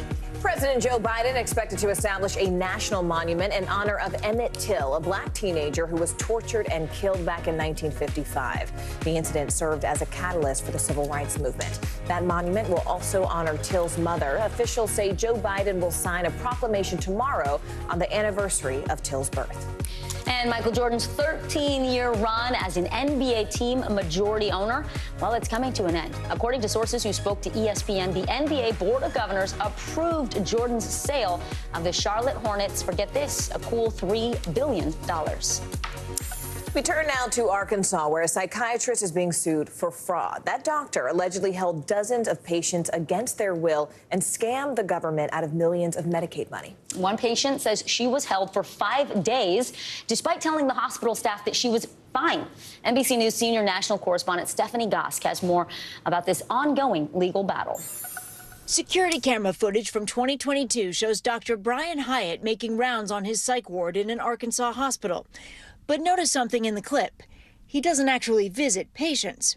Not surprising, according to Shannon Williams, a former patient in the hospital. All I saw of Dr. Hyatt was the back of his head in the hallway. He didn't come into your room? No, I never even saw his face. The Arkansas Attorney General says Dr. Hyatt was running a scam. In a search warrant relying in part on that security video, the AG alleges the psychiatrist claimed to treat patients he rarely saw and then billed Medicaid at the highest severity code on every patient. Dr. Hyatt, the former head of the state medical board, did not respond to multiple requests for comment. His legal team has called Medicaid billing complicated and the conclusions speculative. Williams and 26 people who have filed lawsuits claim what Dr. Hyatt did to them was much worse than fraud. They say they were falsely imprisoned. They said that I was suicidal, and I told them I wasn't. I was in sound mind. Williams says she was struggling to cope with multiple deaths in her family. An ER doctor sent her to Northwest Medical, where she says she was kept against her will. Were you scared? I was terrified. She says she tried refusing sedatives. They sent in 4 nurses, techs, and they each grabbed my arms and my legs and held me down on my stomach and shot me up with a sedative. In Arkansas and in at least 21 other states, people who are a danger to themselves or others can be held against their will for 72 hours, but a request has to be made in court to keep them there. Was that law being followed at Northwest Medical? From the more than 100 patients that I've spoken with, it was not being followed. Williams was kept for 5 days, according to her medical records. No court request was made. In 2 cases, attorney Aaron Cash said he needed the sheriff's help because the psych ward wasn't releasing his clients. This is body cam footage of one of those releases. Oh my gosh, you saved my life. You don't even understand. Oh, no, I wouldn't. I wouldn't want to have to be in your spot. 5 days. Cash alleges Dr. Hyatt's goal was to keep beds filled, whether patients needed to be there or not, so he could keep billing. Psychiatric patients are still being treated here, but the hospital fired Dr. Hyatt as soon as the allegations surfaced.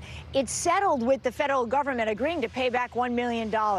In more than 200 cases, the hospital did not have sufficient records justifying that patients actually needed to be hospitalized. Hyatt's lawyers have said he is the victim of a vicious, orchestrated attack on his character and service. The doctor has not been charged with a crime. As part of the settlement, the hospital denied any wrongdoing. In a statement, a spokesperson writes, "We believe hospital personnel complied in all respects with Arkansas law, which heavily relies on the treating physician's assessment of the patient." DEA agents raided Hyatt's office, according to federal officials, but it is not clear if he will be prosecuted. While Williams says she struggles with the memories. I have flashbacks just randomly. I don't think it's something that's ever going to leave. She hopes her story will help change the system, so people who really need help will get it. Stephanie Gosk, NBC News, Springdale, Arkansas. Now to the looming legal battle over the U.S.-Mexico border. Texas Republican Governor Greg Abbott has until 2 p.m. today to remove this 1,000-foot floating barrier from the Rio Grande River. If he does not, the Justice Department says it will sue the state. Governor Abbott insists the buoys are meant to stop illegal migrants from crossing the border. DOJ officials say the barrier is unlawful and a humanitarian concern. NBC News Homeland Security correspondent Julia Ainsley following it all for us. So, Julia, we're about an hour and a half away from this deadline now. Where do things stand? Well, we've just seen another shot fired, Vicki. We had a response from Texas Governor Greg Abbott saying that he and his state will continue to do everything within their power to enforce the immigration laws that he says the Biden administration is not enforcing. So if we're reading the tea leaves there, and they're pretty loud tea leaves, I don't think that we'll be seeing Texas Governor Greg Abbott taking down those buoys or committing to taking down those buoys by that 2 o'clock deadline. And it really just enforces why these buoys are there in the first place. We know that Governor Abbott has wanted to show his political force on this issue, in particular immigration, against the Biden administration. It's why over a year ago he began busing migrants from Texas to other cities around the country. He's continuing to beat on this drum to show that his state is going to be stronger against immigration than the Biden administration is. But I will say, just looking at the numbers through Operation Lone Star, although it's an incredibly expensive operation, they've really only been able to enforce immigration and keep migrants out, about 1% of what you actually see the apprehensions looking like from the Border Patrol, because immigration is a federal law. You look at the cost-benefit analysis, that doesn't seem to make a lot of economic sense. And staying on that, these buoys are part of the governor's $4 billion effort to block illegal migrants from crossing the border. But we've been hearing a lot from border agents about what they find to be inhumane orders. Can you tell us more about that? What are they being asked to do? Yes, well, we know, especially from Texas state troopers who have been sent there by Texas Governor Greg Abbott. We saw one of those troopers last week in an email that was released last week. He actually wrote it earlier in July, saying that he saw he was ordered to push migrants back into the water. He saw a 4-year-old pass out from heat exhaustion because they couldn't come through that concertina wire. That's the barrier they would meet after they get through that river and those buoys. He also saw a woman who was suffering a miscarriage while tangled in that wire. So a lot of inhumane conditions, and the Justice Department has said they're assessing those claims. Well, it looks like they're headed toward a lawsuit. NBC News Homeland Security correspondent Julia Ainsley. Thank you so much, Julia. Well, this summer has been plagued with extreme weather, creating travel nightmares all season long. And now one airline CEO is warning that climate change could actually make travel delays and turbulence much, much worse. NBC News correspondent Tom Costello has more on the issue that could change the travel industry. Attention all radios. 431 LaGuardia has been caught in a ground stop. In a summer of extreme heat, torrential rain, and violent storms. We're just looking at these thunderstorms that we're monitoring. We've got thunderstorms north of Houston, around the San Antonio area. How are you? All right. Have a great day. The nation's airports and airlines have been in the bullseye, with cancellations running days on end. Since Memorial Day weekend, 343,000 flights delayed, nearly 26% of the total. LaGuardia has entered into a ground stop. This is for weather and thunderstorms in the area. In late June, hundreds of thousands of passengers were grounded after violent storms parked over Newark and Denver for days. Most affected, United Airlines, forced to cancel up to a third of its flights. It's historically unprecedented, at least, to have multi-day events. Now, United's CEO is warning this could be the new normal. The regular operations events are going to be more likely to occur as the climate warms, more heat in the atmosphere, thermodynamics 101, we're going to have more thunderstorms. 100 above. Checked. Atmospheric researchers agree and say high-altitude turbulence has also grown stronger over the decades, sending service cars, food, drinks, and passengers flying. Do we have any trained medical personnel? Do we have any doctors, nurses?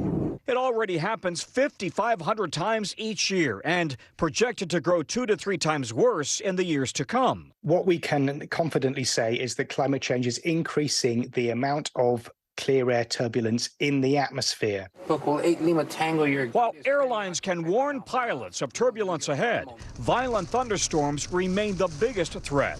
The number one cause of delays and cancellations is weather. Tom Costello, NBC News. All right, well, can you believe we are just 1 week away from August already? The summer is flying by, and if you have not planned or taken your vacation yet, don't stress, there's still time. Some experts say right now might actually be one of the best times to score a last-minute deal, especially on flights. Thankfully, Vicki is here with some tips on how to do just that. Vicki, it sounds like it's not too late for those of us who have not booked a summer getaway yet. What do we need to know if we're still sort of in the planning process? If you are a procrastinator, Morgan, it is not too late, but you have to act fast. We talked to our friend Scott Keys over at going.com. He says there are 2 sweet spots in the summer. The first 2 weeks of June, those are gone, and the last 2 weeks of August. If you are booking, write this down. You've got going.com, Hopper, Skyscanner, or Google Flights. These are all websites where you can enter your destination and then your email address. Let those websites do the work for you. They'll track prices and send you an email every time prices go up or down. That'll help you to get the best deals. Flying in the middle of the week, it's not an old wives' tale. It's true. If you depart on a Tuesday or Wednesday, you could typically save up to $100 round trip on domestic airfare, according to Haley Berg over at Hopper.com. Also, check those one-way tickets. We're doing this actually in a couple of weeks, flying out to the West Coast on one airline, flying back on another, better fares and better scheduling. And finally, use those rewards. Do an audit right now. You might be closer to a free night or a free flight than you realize, and you want to use those rewards. Well, speaking of which, what about the international flights? Are there any deals to be had there? Yeah, this one is tougher, Morgan. Hopper says the international flights on average are about $971 round trip right now. That's up 5.5% from this time last year. And the hot spots, Europe. It's revenge travel. People are tired of being cooped up, and they are getting their European vacations on. But here's the thing. Instead of London, Paris, or Rome, try some alternate destinations. You've got Reykjavik, Iceland, Dublin, Ireland, Portugal, $1,000 round trip. That might not sound like a real deal, but it's cheaper than Venice or Amsterdam, which are $1,400 a trip. Think about South America. Buenos Aires, $880 round trip. I hear the steak is amazing in Argentina. Yeah. And then don't forget about our neighbors, right? The Tres Amigos, Canada and Mexico, obviously to the north and the south. And here on the East Coast, the Caribbean, just 2 to 3 hours away. But I guess the question then would become, Vicki, could it just sort of save you money if you wait until after summer is over? And then, you know, what about the holidays if we're starting to even look ahead? Ding, ding, ding. Wait until the shoulder season, September, when all the kiddos and families are back in school. You'll see prices down about 30% from their summer peak. So that's a great time to be booking. And it's never too early to think about the holidays. Actually, September is an amazing time for Hawaii because fewer crowds, lower rates for hotels and airfare, more elbow room at the beach. But thinking about the holidays, booking in September or October, your best bets. And these days, a lot of airlines won't charge you a rebooking fee. So if you find a lower rate, you can still cancel that original flight and rebook again. Morgan? All right, Vicki Wynn, always helping us save a little bit of money. Vicki, thank you. And coming up next, why younger women are getting kidney stones more often, plus how to detect the symptoms and prevent them from forming. More NBC News Daily right after this.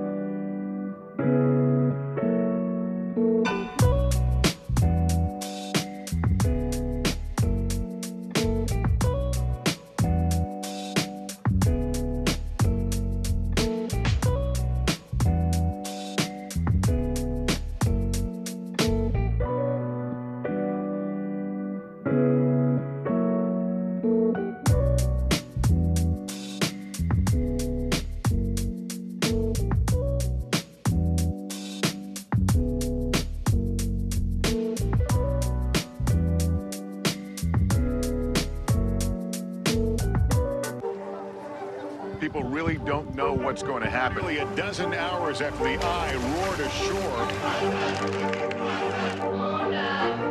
More good people than bad people, I know, right? There is some late-breaking news 4 hours into the Iowa caucuses. All right, it just me too.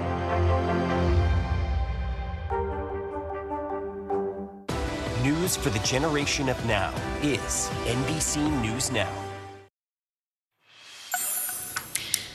For decades, doctors saw kidney stones primarily in one group, middle-aged white men. But now there is a drastic demographic shift. That's right. In fact, new research from pediatric urologists at the Children's Hospital Philadelphia shows an uncommon increase in kidney stones amongst kids and teens. And for girls in that age group, even worse. Here now to explain why is the CEO Advancing Health Equity and Emergency Medicine physician, Dr. Uche Blackstock. Dr. Blackstock, thank you for joining us. First off, just catch us up. What are kidney stones and how dangerous are they? So kidney stones are essentially these hard deposits of minerals that form in your kidneys. Usually they are about 80% of the time, they're calcium stones. They form in your kidneys and they can travel from your kidney down into your bladder. Hopefully you end up urinating them out, but sometimes you don't. Sometimes your kidney can get blocked, it can start bleeding, and it can impair kidney function. Let's go back to that intro there. Why is it that we are seeing a rise in teen girls getting these painful kidney stones? So we're seeing a lot of different factors. Part of it is that hotter weather.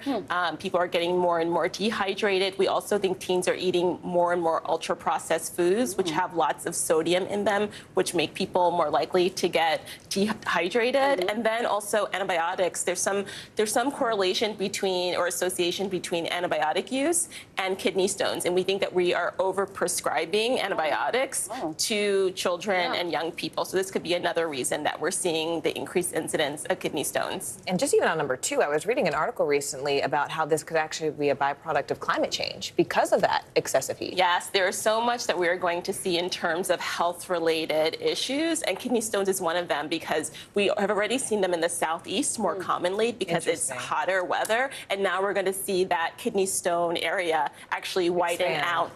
So what are some of the foods and things that you can eat to help prevent kidney stones and the things you should avoid?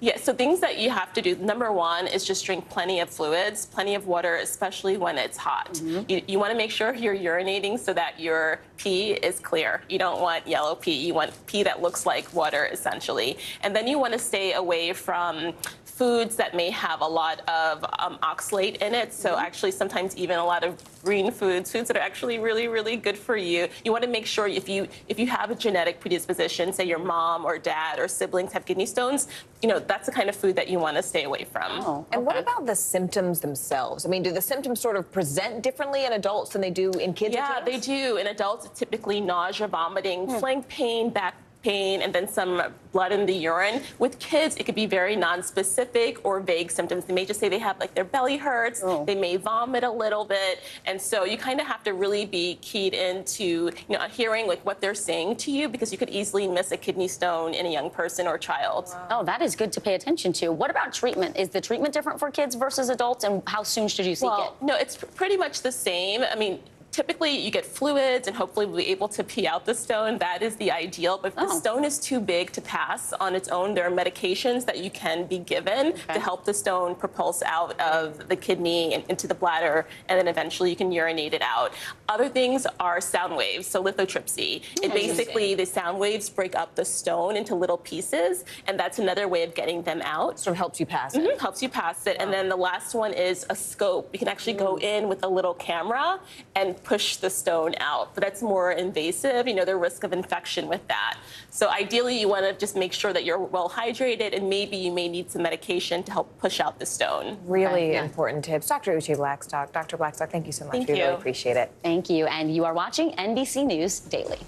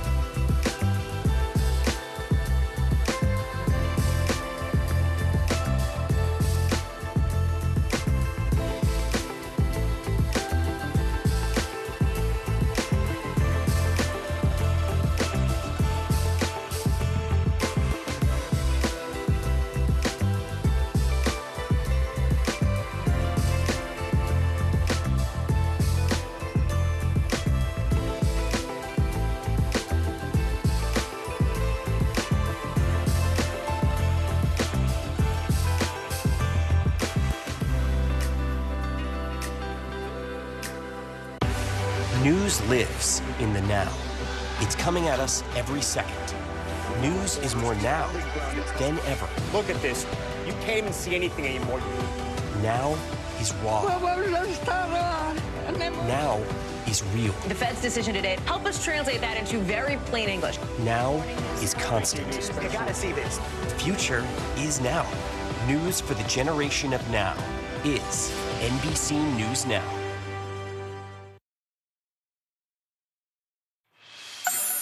All right, so on this National Cousins Day, did you know it was National Cousins Day? I actually did. Did you? I did. Fun fact, Vicky. I don't know why. All right, I don't know why Every day either, is a actually, national Vicky. day, Yeah, too. all right. That's why we're wearing green. Just kidding, just kidding. On Sweet World of Baking Together. What started in a home kitchen is now a nationwide sugar rush. Today, co-host Al Roker takes a look at the booming cookie connection. I would never have guessed that I would be talking about sprinkles and pink frosting over a conference table, and that this would be our career. For Sawyer Hemsley and Jason McGowan, cookies are their business. Why cookies? Every family event, cookies were there. They're, a simple product to make, and everyone loves them. They're nostalgic. The duo, who are cousins through marriage, first teamed up when Sawyer was still a college student and Jason was working full-time in tech. We started a little business beforehand and it didn't work out, but we really liked working with each other. So did you guys do a lot of baking before this? Absolutely not. That's why they call us the Crazy Cousins, Yes. because we literally had no background in baking, aside from just like helping mom and grandma. But what we did is we networked with people that knew more than we did. YouTube, read tons of different recipes and cookbooks. In 2017, after landing on a recipe they were proud of, Sawyer and Jason opened their first crumble location in Logan, Utah. I remember thinking like, wait, this could work. This could work other places. And both Sawyer and I are like, let's quit our jobs. Let's just go all in. In 6 years, they've zoomed from one store to over 860. That's a crumble location in all 50 states, making them the fastest growing dessert chain in the U.S. We've had a lot of organic growth. We've never actively went out to sell franchises. Naturally, people were tagging their friends and family and they said, we want you to bring crumble to our community, or we want to open a store in our town. And that's how the rocket ship started. And we haven't looked back since. What role has family played in your success? They played a role in all of our success. So when we got going, our very first franchisees were Sawyer's parents and Sawyer's siblings and my next door neighbors. Even when they're like, I'm not so sure this is gonna work, but they were still there. A key ingredient to their success has been moving beyond their original chocolate chip cookie recipe, selling over 275 rotating flavors. I think that's what makes us completely unique from any bakery or dessert shop, is we have a new lineup every week that gets our customer base excited. And Crumble has had a cookie version of just about everything, from the classics to the more creative. Has there been a variety of cookie that you thought, man, this is going to be huge, and then not so much? The one that I can think of off the top of my head is an everything bagel cookie. The good thing is we have a rotating menu. We can rotate it right out. Like many modern business booms, they found success on social media, drawing in followers for their weekly flavor announcements and inspiring thousands of cookie reviews. That is good cheesecake. I'm going to say 8.3. We didn't just build this business by ourselves. We build it with our customers. And sometimes they don't like a certain flavor and they'll let us know, but that's part of the fun. I had to try it as well. This is good. I'm curious about the churro. Nice cinnamon, that's very lovely. Sawyer and Jason are aiming for something even sweeter than just cookies. Another big part of it is those meaningful moments where they kind of step away from social media for a second and maybe just spend a little bit of time with their family members or on a date night. Creating those meaningful moments to us is actually what drives us every single day, to have people just spend a little bit more time with the people that matter most. Al Roker, NBC News. Now, have you tried one? I was going to ask you. Have you tried one of these There were cookies? lines out the door at the one in the Upper East Side, so we tried one up where we live. So it's a big, beautiful open kitchen concept. I think it's smart that they have those rotating flavors. It keeps people coming back. I was told they're everywhere, like even Puerto Rico. Even Puerto Rico, all 50 states, That's Morgan. crazy. Can you believe that? Even Puerto Rico, wow. All right, here's what's trending right now.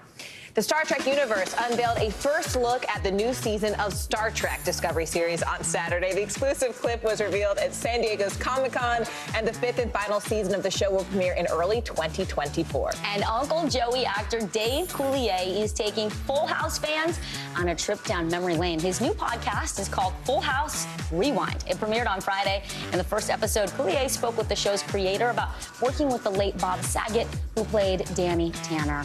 Beloved actor. I grew up with that. Yeah, me too. Oh, man. I'm Vicky Wynn. I'm Morgan Radford. You're watching NBC News Daily.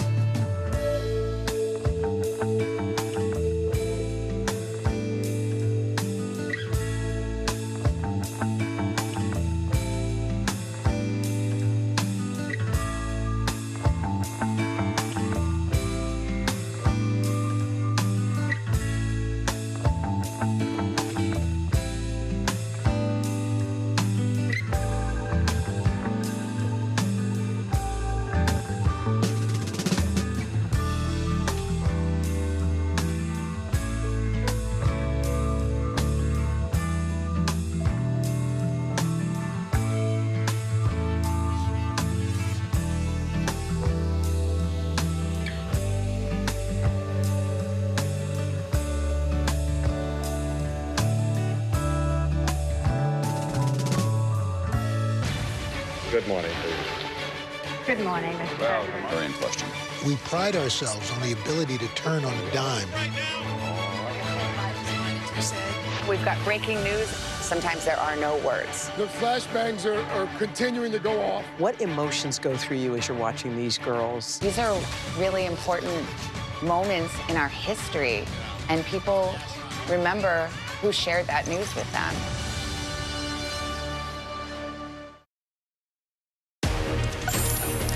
Hi, everyone. Thank you so much for joining us. I'm Morgan Radford. I'm Vicky Wynn. NBC News Daily starts right now.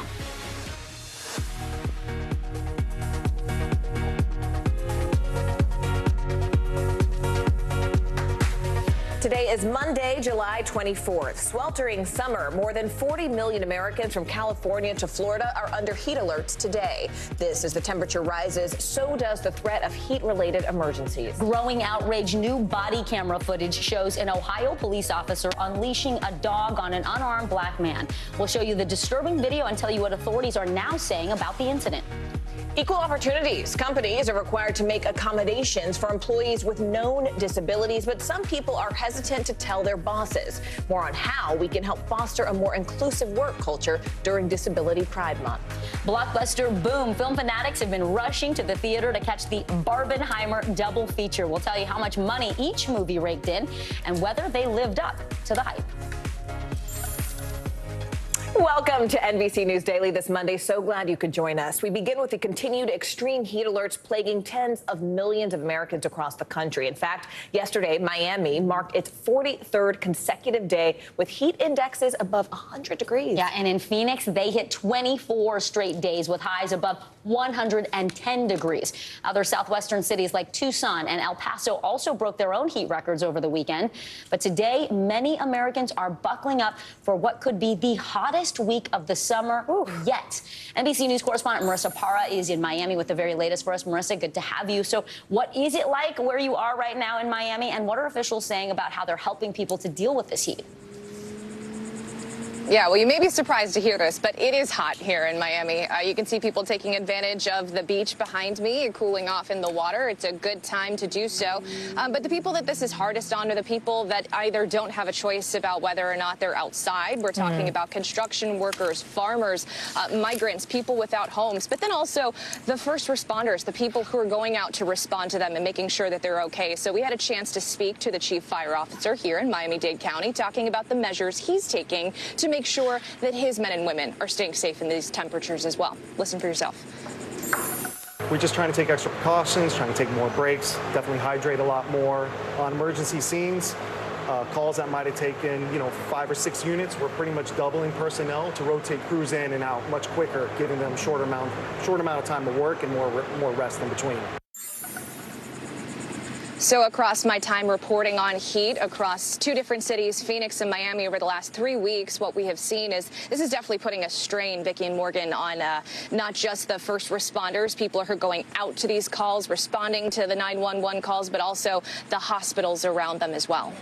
Now, I'm really important to hear you make that distinction that it sort of hits hardest the people who don't actually have a choice in this. Where else can we expect to see some of the hottest temperatures at this point, not just in Miami, but across the country, Marissa?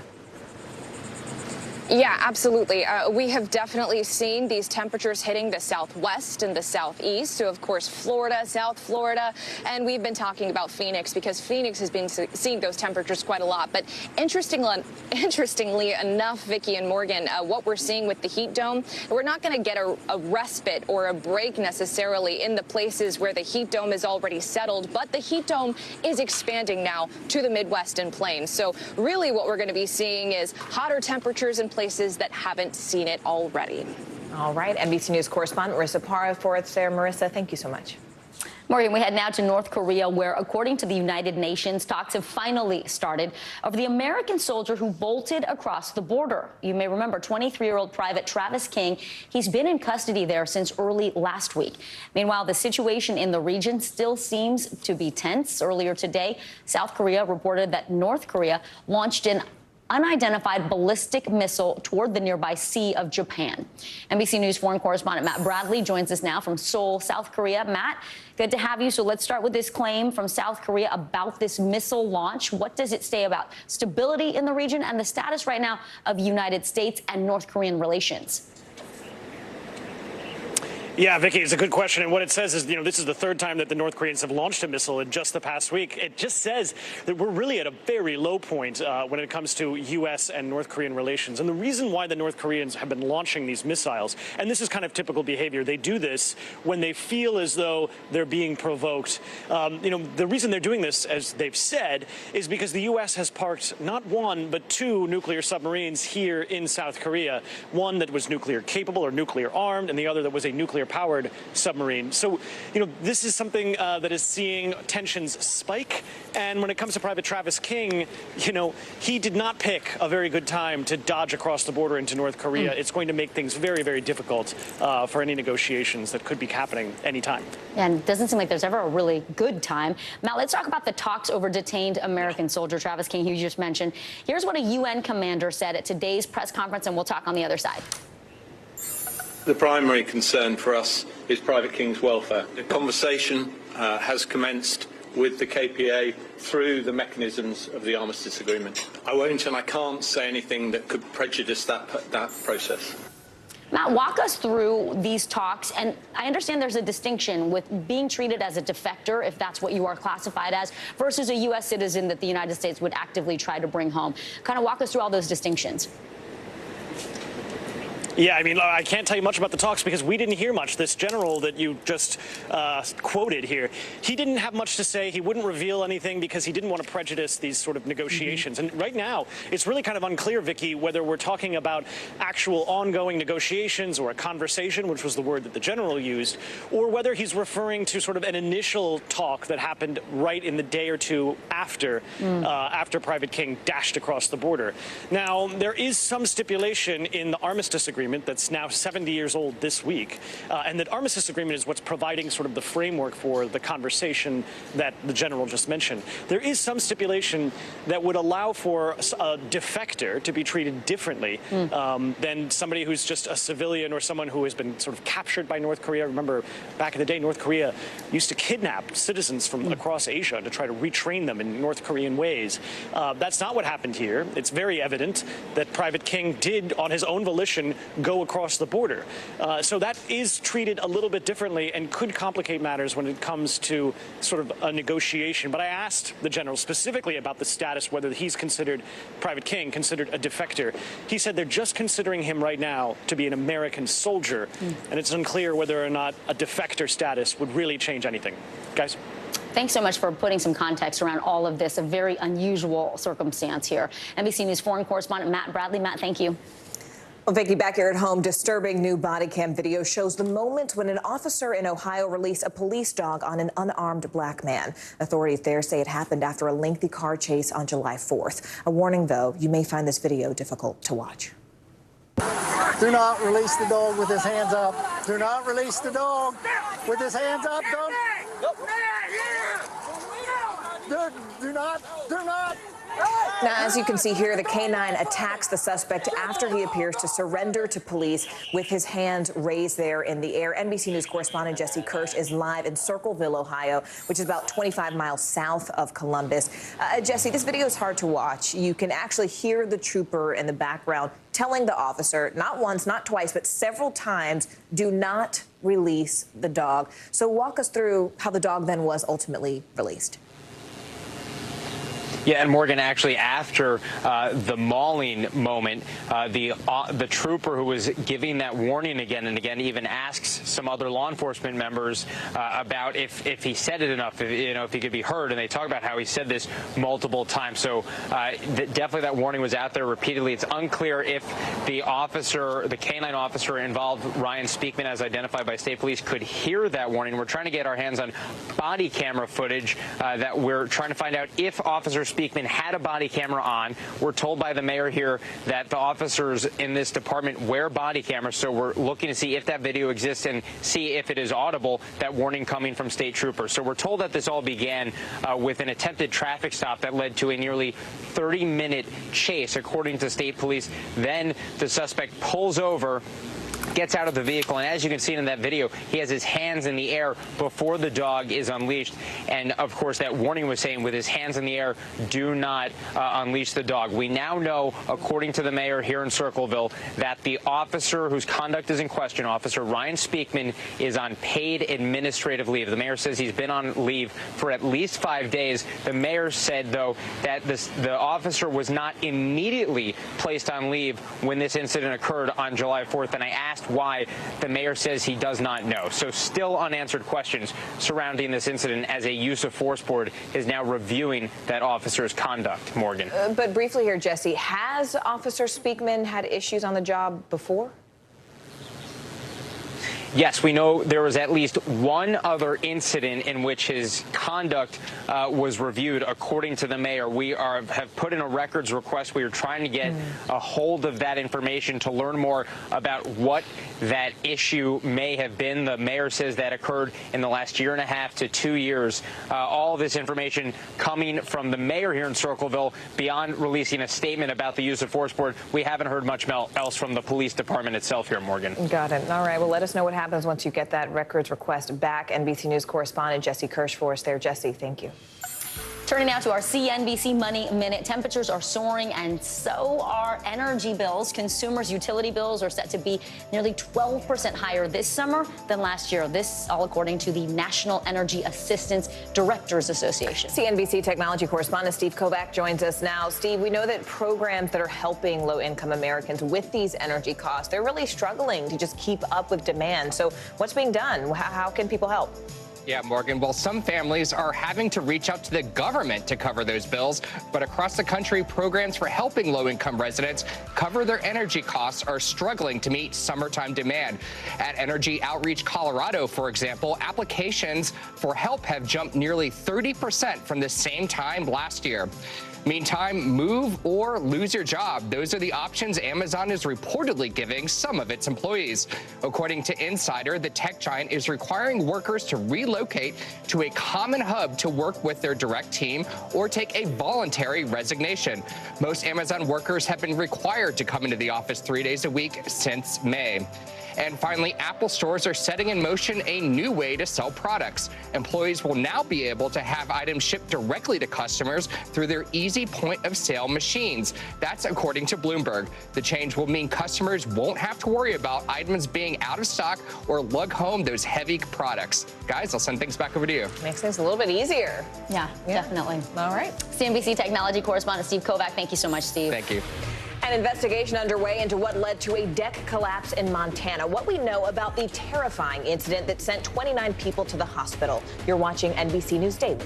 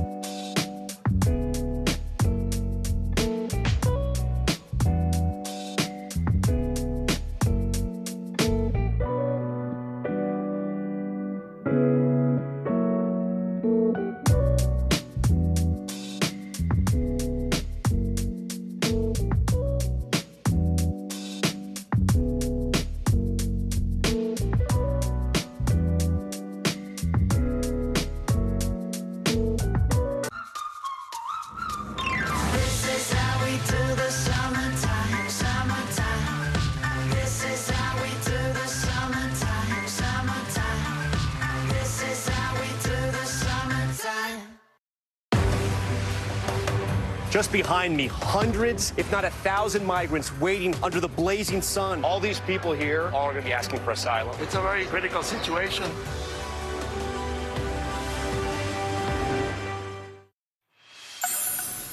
Now to a murder mystery out of Massachusetts. A woman is charged with murdering her boyfriend, who was a Boston police officer. The woman, Karen Reed, says she is being framed by police. She sat down for an exclusive interview with Dateline correspondent Dennis Murphy. On a Friday night in January 2022, Karen Reed and her boyfriend, Boston police officer John O'Keefe, joined friends for drinks. We were happy, having fun, laughing, just very normal. Did you ever feel you were overserved that night, as they say? No. Later, Karen and John were invited to the home of a fellow Boston cop. Neither knew him well. What happened next is disputed. Karen says they pulled up to the house and she waited in her SUV while John went to check things out. She says she watched him go to the door, put his head inside, then nothing. I texted him, I called him, and within minutes of him exiting my car is not answering his phone. Minutes. So what happens next? I left. She drove home, fell asleep. When she woke early, John wasn't there. She went out searching, and 6 a.m. found him lying unresponsive in the snow and bitter cold in front of the home where she dropped him. His eyes were swollen shut. He had blood dripping out of his nose. She blurted out her thoughts as first responders arrived. Did you say, I wonder if I hit him? Did I kill him? I said, could I have hit him? The Massachusetts State Police concluded Karen did hit John. Their version, Karen and John argued in the car. John got out, Karen backed into him, hit him, and drove away. Police say they discovered pieces of a broken taillight at the scene. In court, a prosecutor read from a first responder's interview, quoting Karen. Defendants then made several statements to her indicating, I hit him, I hit him, I hit him, I hit him. Karen was charged with second-degree murder. She pled not guilty. I have an innocent client. Period. Alan Jackson, Karen's high-profile attorney, believes John was set up that night. John walked into an element of hostility in that house. He has argued in court there were people in the house who had a troubled history with John. John O'Keefe got out of a car, walked into the house, was sucker punched, fell, hurt himself, and then ultimately his body was moved. The defense claims a cover-up. The Massachusetts State Police is involved. There are people that were in that house that are involved. Prosecutors deny that. They filed a motion demanding defense attorneys stop talking to the media. Both sides are due back in court on Tuesday. Dennis Murphy, NBC News. Over 24 people were rushed to the hospital after a patio deck collapsed at a country club in Montana this weekend. NBC News correspondent Blaine Alexander has the details on this scary moment while police continue to investigate what exactly happened. This is what's left of a deck at a country club in Billings, Montana, after it suddenly collapsed Saturday night, sending dozens of people tumbling to the ground. There was a patio that collapsed. There's at least 10 to 15 people in serious shape. Be careful with her. We've moved her twice. 29 people were taken to the hospital, nearly a dozen more treated on scene. Incredibly, no critical injuries were reported. It happened at Montana's Briarwood Golf Course and Country Club, as the club was hosting a tournament. And all of a sudden, there's just a big crash, and looked over, and 20 feet away from me on the other side of the staircase, the whole upper tier just crumbled down. Here, you can see people being carried out on stretchers, while some lean on each other for support as they hobble out of the wreckage. Police say they don't know how many people were standing on the deck at the time. There were some people in a lot of pain, a lot of husbands and wives that were side by side, comforting each other, and it was, it was a terrible scene. Officials are trying to determine exactly what caused the deck to give way. Blaine Alexander, NBC News. A former Northwestern football player is suing the university, claiming sexual abuse and hazing. The details of his allegations coming up. You're watching NBC News Daily.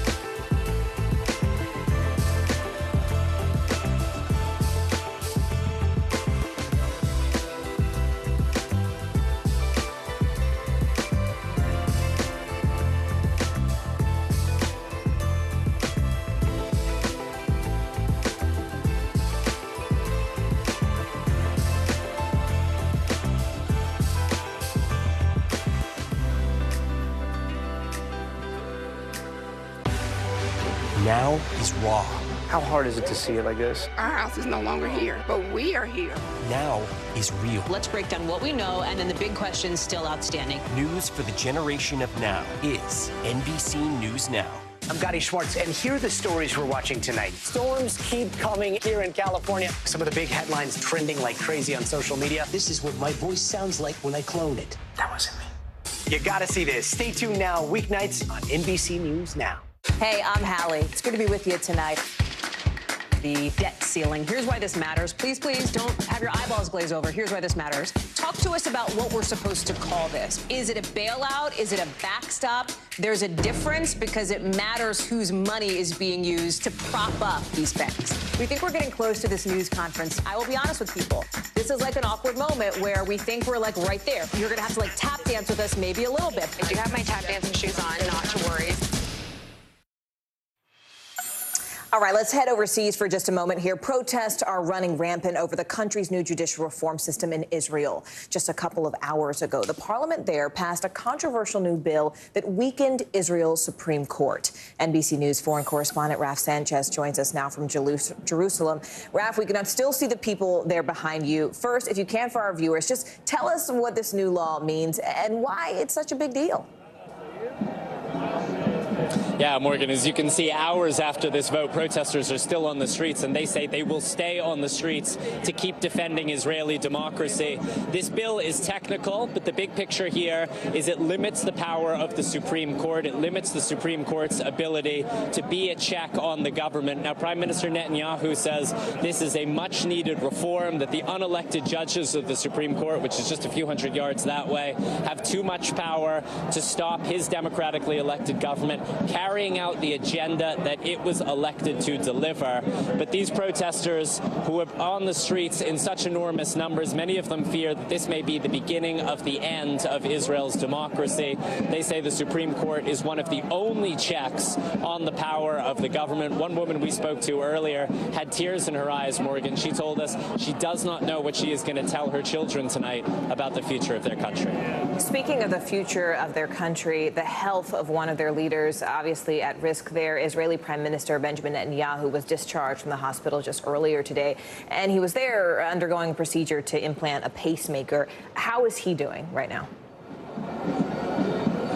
He seems to be doing well, Morgan. He pretty much went straight from the hospital, where he spent 2 nights, to the Israeli parliament, where he presided over this vote on the floor. He says he's doing well. He's 73 years old. He's been in the hospital twice in the last week, but he appeared from the outside to be in good health. Now, the vote in parliament was 64-0 in the end, and that's because every single member of Netanyahu's right-wing religious government voted for the bill, while opposition lawmakers walked out in protest. Morgan. Wow. All right. NBC News foreign correspondent Raf Sanchez in the middle of it all. Raf, thank you. We appreciate it. Morgan, over the weekend, tens of thousands of tourists were forced to flee the rapidly spreading wildfires across the Greek Isle of Rhodes. More than 160 fires have been burning across the island over the past 24 hours. Officials are describing this as the largest preventative fire evacuation operation in the country's history. NBC News foreign correspondent Josh Letterman joins us now from Rhodes with the details. We see the hazy skies behind you, Josh. What are the conditions like there today, and how are the evacuees and locals doing?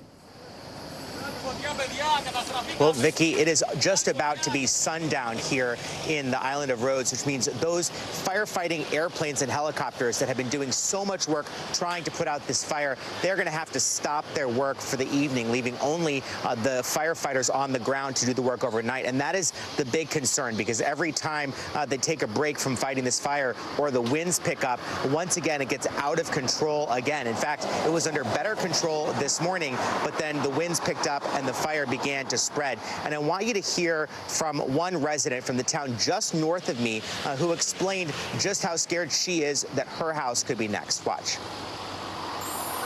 When you see this fire burning out of control, do you feel helpless? Yes. We cannot do anything. It's too big. If it was smaller, okay, we try with water, but now it's not working. Are firefighters here doing a good job? Really? No. No? No. What more should they be doing? They have to stop that in the beginning, not now. Now it's only with the aeroplanes. The people cannot do anything anymore.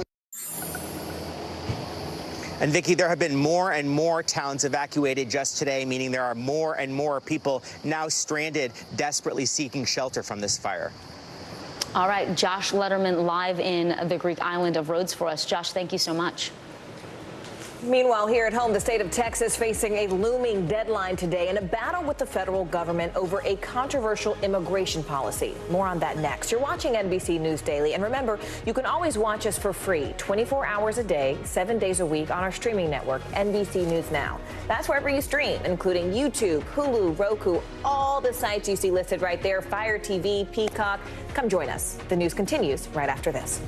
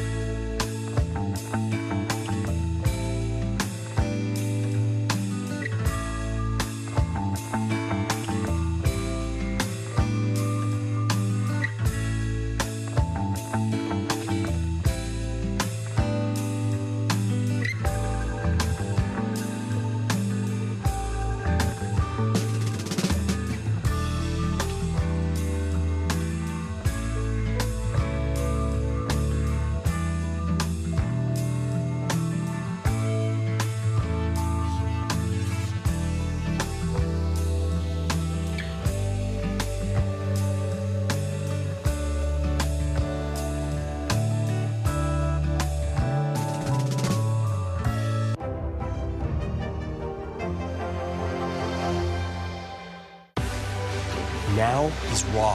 How hard is it to see it like this? Our house is no longer here, but we are here.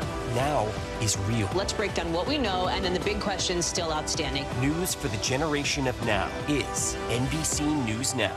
The fire has grown leaps and bounds. What you see behind me is typical. How you doing? Pretty bad.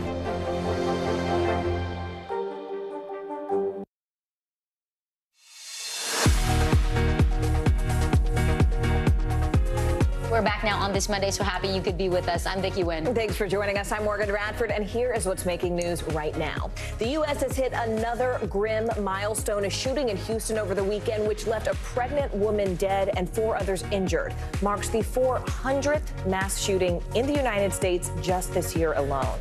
That's all according to the Gun Violence Archive. That number is up 9% from this time just last year.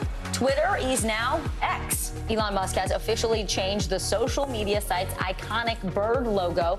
He tweeted a short video of a flickering X to his account yesterday and then posted footage of the new logo projected onto Twitter's San Francisco headquarters today. This is the latest change since Musk took over the platform last year.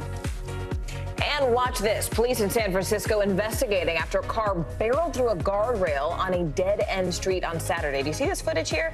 The car crashed into the road below. You see the trees there falling. Video shows the car flying over a staircase, hitting a tree, then landing upside down. Fire officials say the 5 people inside the car later ran away from the crash site. Wow. Thankfully, no one was injured. That's kind of remarkable, yeah. Right? When you see what happened there. All right, we are turning now to Texas. Texas has just 30 minutes left to remove a 1,000-foot floating barrier meant to stop illegal migrants from crossing the Rio Grande River. If Texas doesn't remove that line of buoys, which doesn't look likely, the Justice Department has promised it will sue the state. Now, Texas Republican Governor Greg Abbott is defending the move. In a statement this morning, he wrote that the state has the right to secure the southern border. NBC News Homeland Security correspondent Julia Ainsley joins us now. Julia, the 2 p.m. deadline, I mean, we're talking just minutes away here. Break down the arguments on both sides and explain what could actually happen if the Justice Department does, in fact, sue the state.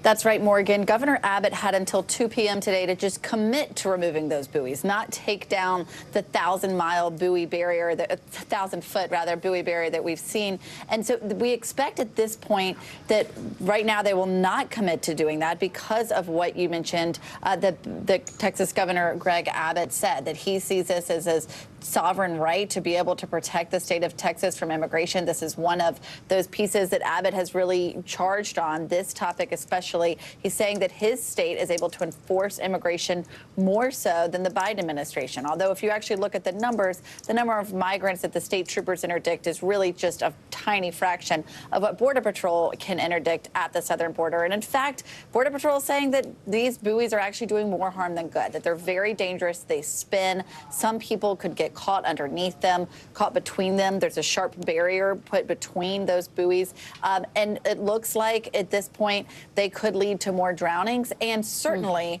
more friction between the federal government and the Texas state government over how to handle this issue. Julia, let's talk overall. Beyond these buoys, what are border agents saying about Governor Abbott's $4 billion that he spent thus far? Is his plan working to reduce the number of illegal crossings? Well, they're saying no. First of all, the number of illegal crossings are already at over a 2-year low. They're the lowest they've been since the first month Biden was in office. Part of that has to do with the big drop-off we saw after those Title 42 COVID restrictions lifted in May, and they put in new policies that are more restrictive for asylum. Of course, those are being challenged in court. But aside from all that, there is not a surge here that they are addressing. And in fact, they say that what happens is that when they see migrants get hurt on the buoys or on that concertina wire, they're having to administer aid, and that takes men and women off of patrol for Border Patrol. So they say it's doing more harm than good. All right, NBC News Homeland Security correspondent Julia Ainsley. Julia, thank you so much. Vicki, now to another important story. At any moment, a former Northwestern football player is expected to announce that he's suing the university for sexual abuse and for hazing that he says took place within the school's football program. Former quarterback Lloyd Yates will claim negligence, willful disregard for player safety, and a violation of Illinois' Gender Violence Act. NBC News correspondent Maura Barrett joins us now live from Chicago. Maura, it's good to see you this Monday. First off, we know that Yates and some of his former teammates, they're supposed to hold this press conference there in Chicago right now. Why are they following this lawsuit?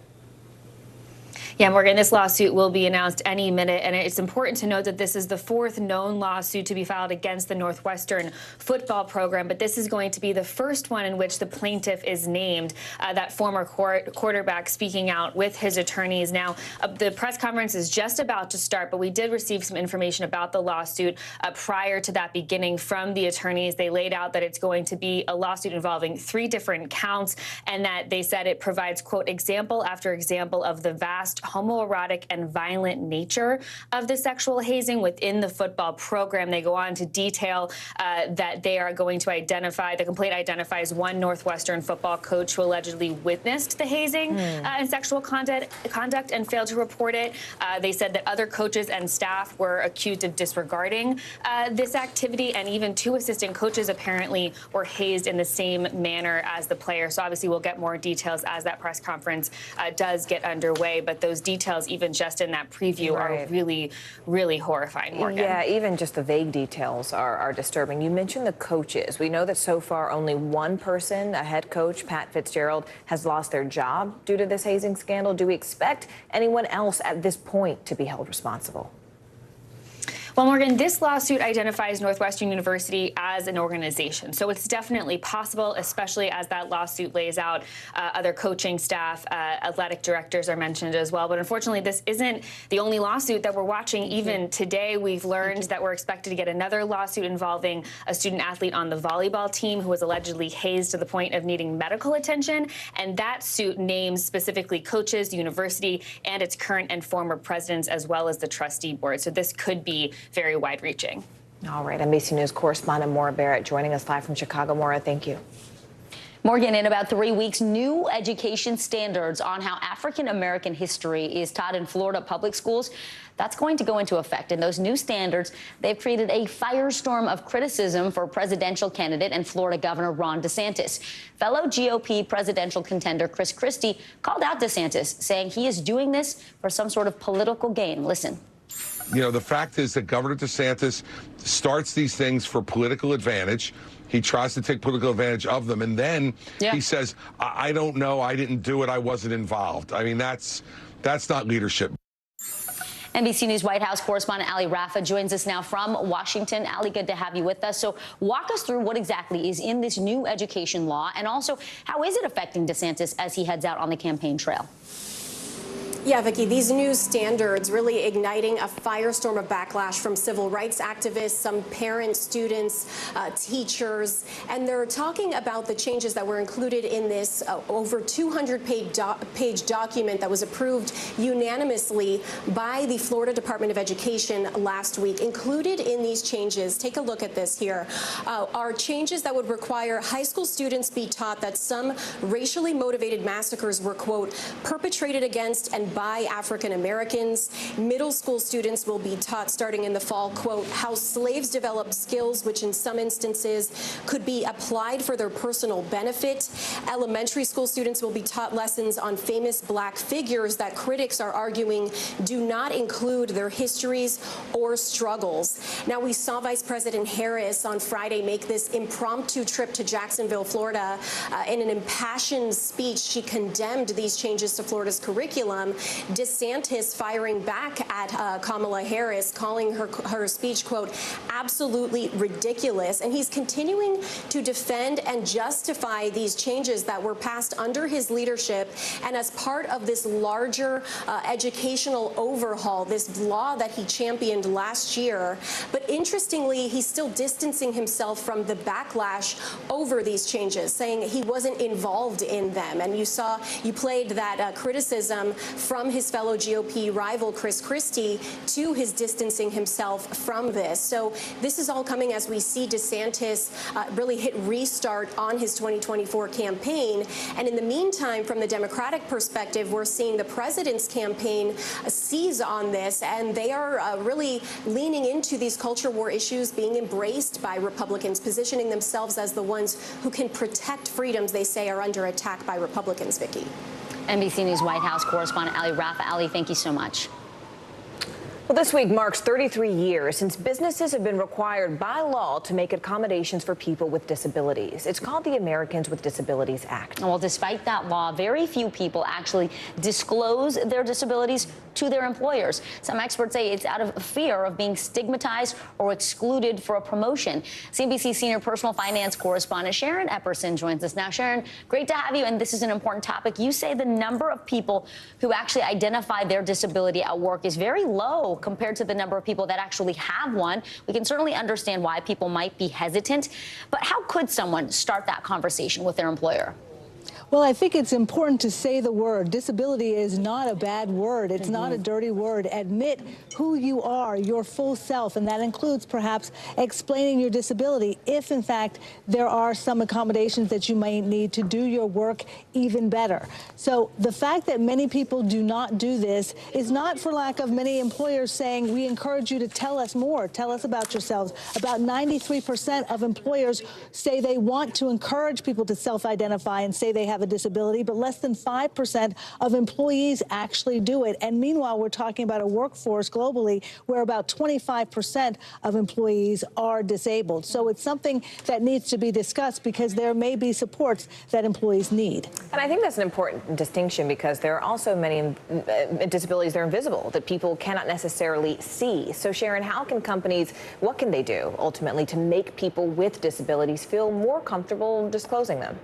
Well, they have to provide evidence that they actually provide accommodations to those who need them and that they are accepting and making the workplace more accessible to everyone. If you think about whether it is equipment or software or it is a flexible work arrangement, there's a change to the physical setting, there may be clear written instructions that are needed for neurodivergent employees. These are things that may not cost a lot of money. On average, if they cost anything, it's about $500 according to some surveys for those types of accommodations. But they help not only that particular person who has requested it, but perhaps the whole workforce. Couldn't we all benefit from having some clear written instructions about how we use our software or things that we're doing at work? So I think it's a matter of thinking about how you can make the workplace accessible for everyone, including those who may need a little extra support in certain areas. Yeah, accessible and inclusive. Makes us all better. Absolutely. CNBC Senior Personal Finance Correspondent Sharon Epperson. Sharon, thank you.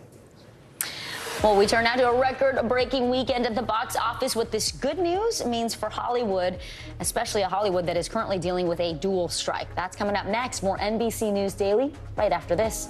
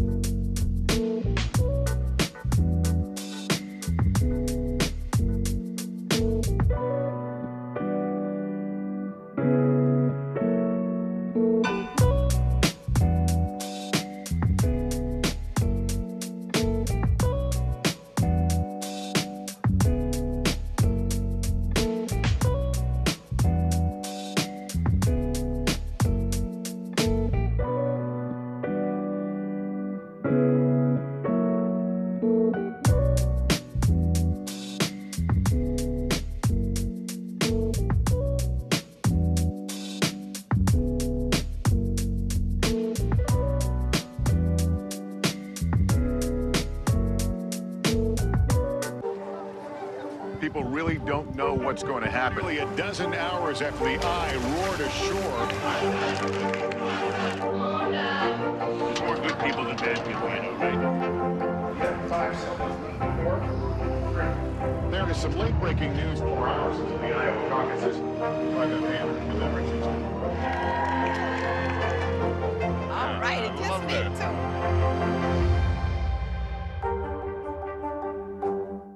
News for the generation of now is NBC News Now. Oscar-winning actor Jamie Foxx is finally opening up about his absence from the spotlight after spending months in the hospital. Foxx posted an emotional video on Instagram just Friday, the same day his new movie, They Cloned Tyrone, was released on Netflix. NBC News correspondent Dana Griffin has more on the actor's road to recovery. I went to hell and back. Speaking publicly for the first time in 3 months after being hospitalized for a medical emergency, Jamie Foxx is back. At the time he fell ill, the 55-year-old Oscar-winning actor, singer, and comedian was filming a movie in Atlanta. And I know a lot of people were waiting, or wanting to hear updates, but to be honest with you, I just didn't want you to see me like that, with tubes running out of me and trying to figure out if I was gonna make it through. His sudden disappearance and unknown condition fueling rumors and wild speculation. By being quiet, sometimes things, get out of hand. People saying what I got. Some people said I was blind, but as you can see, the eyes are working. The actor, at times, emotional. And man, I know they talk about people crying on videos. You can do take two, but I'm not gonna do a take two. It is what it is. Praising his medical team and saying his sister and daughter are why he's still alive. To be honest with you, my sister Deidre Dixon, my daughter Corinne Marie saved my life. Friends and colleagues celebrating his recovery. Viola Davis posting, "God is good." Kerry Washington said, "Love you guys so much." LL Cool J writing, "So glad to see you back, my brother." If you could point me to the elevator that leads down to the... Fox's Instagram video posted the same day his new movie, They Cloned Tyrone, dropped on Netflix. It was good timing. I think it's another sign that Jamie Foxx is sharing what he wants to share about what's going on with him exactly when he wants to, and really not going on anybody else's timetable. Some good news from a beloved star for fans eager to see him out of the hospital and back on camera. So I love all y'all. I just wanted to jump on here and let you know that I'm on my way back. Dana Griffin, NBC News. Well, the movies came back in a big way this weekend. Barbie and Oppenheimer combined for the 4th highest grossing box office weekend ever. Many fans took in the double Barbenheimer feature, with the movie chain AMC reporting 40,000 viewers watched the movies back to back. This all comes as Hollywood's still in its double strike, with both actors and writers on the picket lines. We have CNBC senior media and tech correspondent Julia Borston joining us live now from our Los Angeles bureau. Good to see you, Julia. So walk us through the numbers here. How did each movie do? And what about that Barbenheimer double feature that was so well hyped in that last week?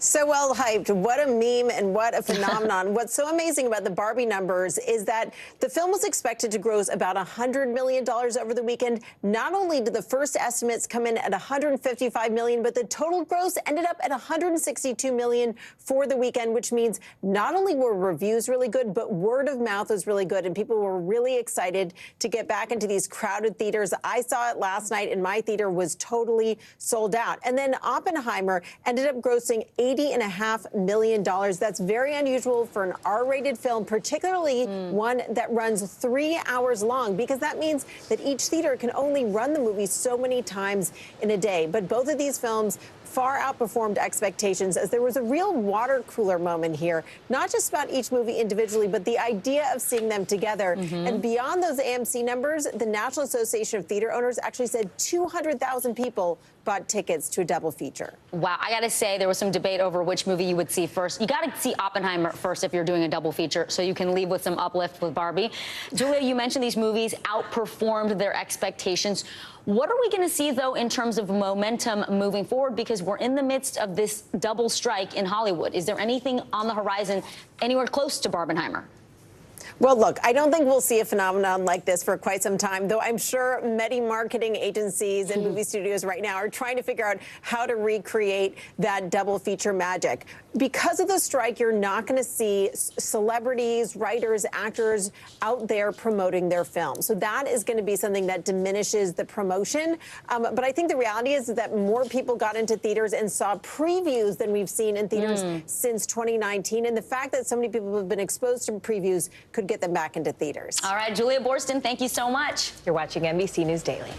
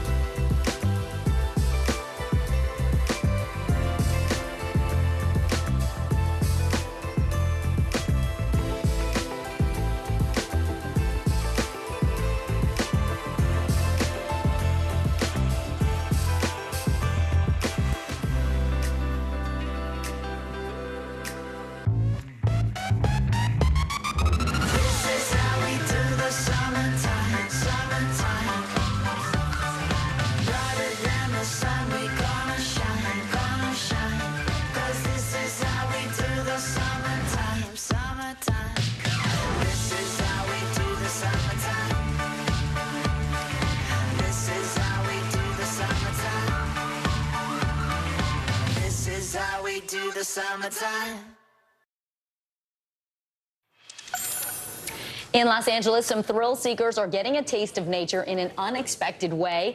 They're kayaking through the LA River. Very cool. NBC News correspondent Jacob Soboroff tries his hand at urban paddling through the middle of the second largest city in the country. 3 miles from downtown Los Angeles, in the middle of the most populous county in the United States of America. Right. But if you just turned around and looked this way, you'd have no idea. That is the thing about this. It's the reason I love it. Steve Appleton is the head of a nonprofit called LA River Kayak Safari, teaching urbanites how to connect with nature. Let me tell you, the workout is intense. Dude, do this twice a day with 14 people. Decades ago, this waterway was transformed from an actual river into a concrete flood control channel designed to prevent winter rainstorms from damaging surrounding neighborhoods. Then, after decades of campaigning by local activists, in 2012, it was officially declared a river again, and efforts were made to restore habitat and wildlife. Now, in the summer months, it's legal to kayak parts of the water, including this stretch that flows not far from my house. And I had to try it. You dedicate a lot of your time to bringing people down here and putting them in the river. Why do you do that? It's a bit of a coach thing. You're the coach of the LA River. Yeah, it's a kind of coaching position. So, coach me. What should I expect today? We're up in this urban oasis. Yeah. But this is not just a slow paddle down a pond. There's a couple little drops. We'd call them mild rapids. Wait, let me just get this clear. You said there are going to be some rapids? Oh, yeah. We're going to get a little splash. No question about it. There's a few things I may want to show you with the paddle. Steve agreed to take me and teach me the ways of urban paddling. If I rudder on the right, it's going to turn me right. Push, yeah. And if I rudder on the left, it's going to turn me left. If you push, it really does a tight turn. Okay. So putting it all together, you know, you're paddling like this. I know I'm not going to hear the end of this from our beautiful television audience. Yeah. Yeah. The hip action may not be necessary, Okay, but it's very stylish. I appreciate it, man. Honest assessment. No hip thrusting. And then it was time to hit the river. Here we go. Pray for me. Oh, this is a dream come true. I cannot tell you how long I have been waiting to do this. And you said stay close to the rocks, right? All right, here I go. Oh my God, this is crazy. Woo-hoo-hoo-hoo! Oh my God! Whoa!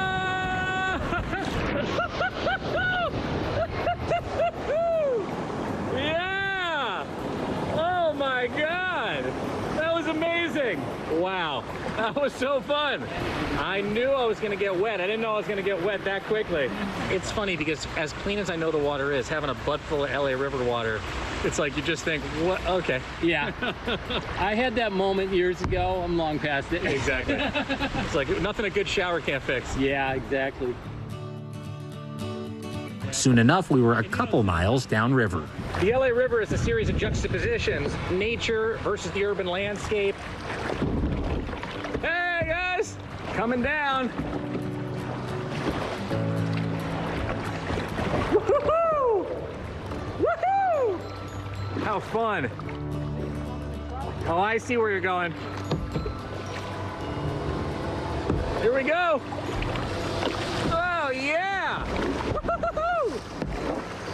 That one, I didn't get stuck. Lots of tossing and turning. Yeah, how you like me now, Steve? Woo-hoo-hoo! Yeah. And then the trip was over. We got out of the river with downtown LA just over the next hill. It's a transformative experience for somebody who lives in LA. You're in another world. It's another world. It's another That's world. what it is. And In the shadow of the 110 freeway. I can't thank you enough. It was honestly, dude, it was one of the great. coolest It was things. Bucket list. Jacob Soboroff, NBC News. Very cool. I want to try urban kayaking now. He looked like he had a great With the heart of the Hudson. Can't you see it? Okay. All right, here's what's happening right now. Pop star Harry Styles has wrapped up his massive Love on tour after 2 years on the road. Styles performed his last show in Italy on Saturday night. Now, he surprised fans with a new untitled song as his final performance. Styles thanked fans for their support in an emotional speech, saying they made every night special for him.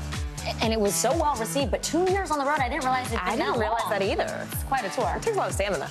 He needs some relaxation time now. All right, I'm Vicki Wynn. I'm Morgan Radford. You're watching NBC News Daily, and remember, you can always watch us for free 24/7 on our streaming network, NBC News Now.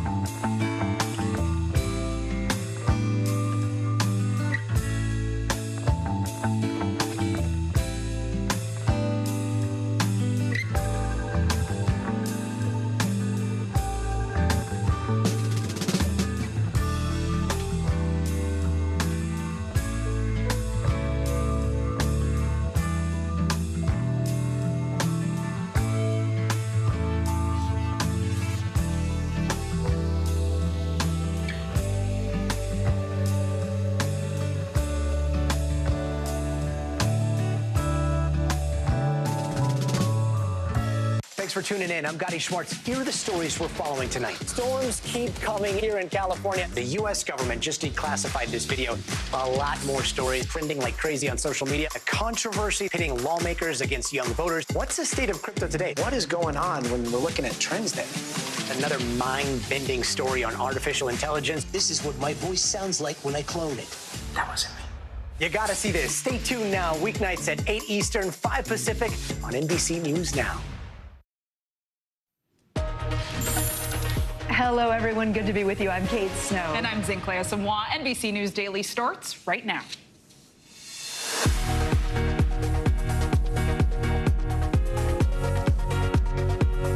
Today, Monday, July 24th, 2023, breaking news, buoy battle. The Justice Department threatening to sue Texas over this 1,000-foot barrier to keep migrants out. The deadline that just passed seconds ago, and how the Lone Star State is responding. Hazing scandal, a new lawsuit filed against Northwestern University by one of its former football players. His allegations and how they could impact all of college sports. Bye-bye birdie. Elon Musk sets the Twitter bird loose, renaming the social media platform X. Just X. Why it's happening now. And blonde bombshell. Both Barbie and Oppenheimer blow up the weekend box office. What the numbers mean for the movie business in the midst of 2 major strikes.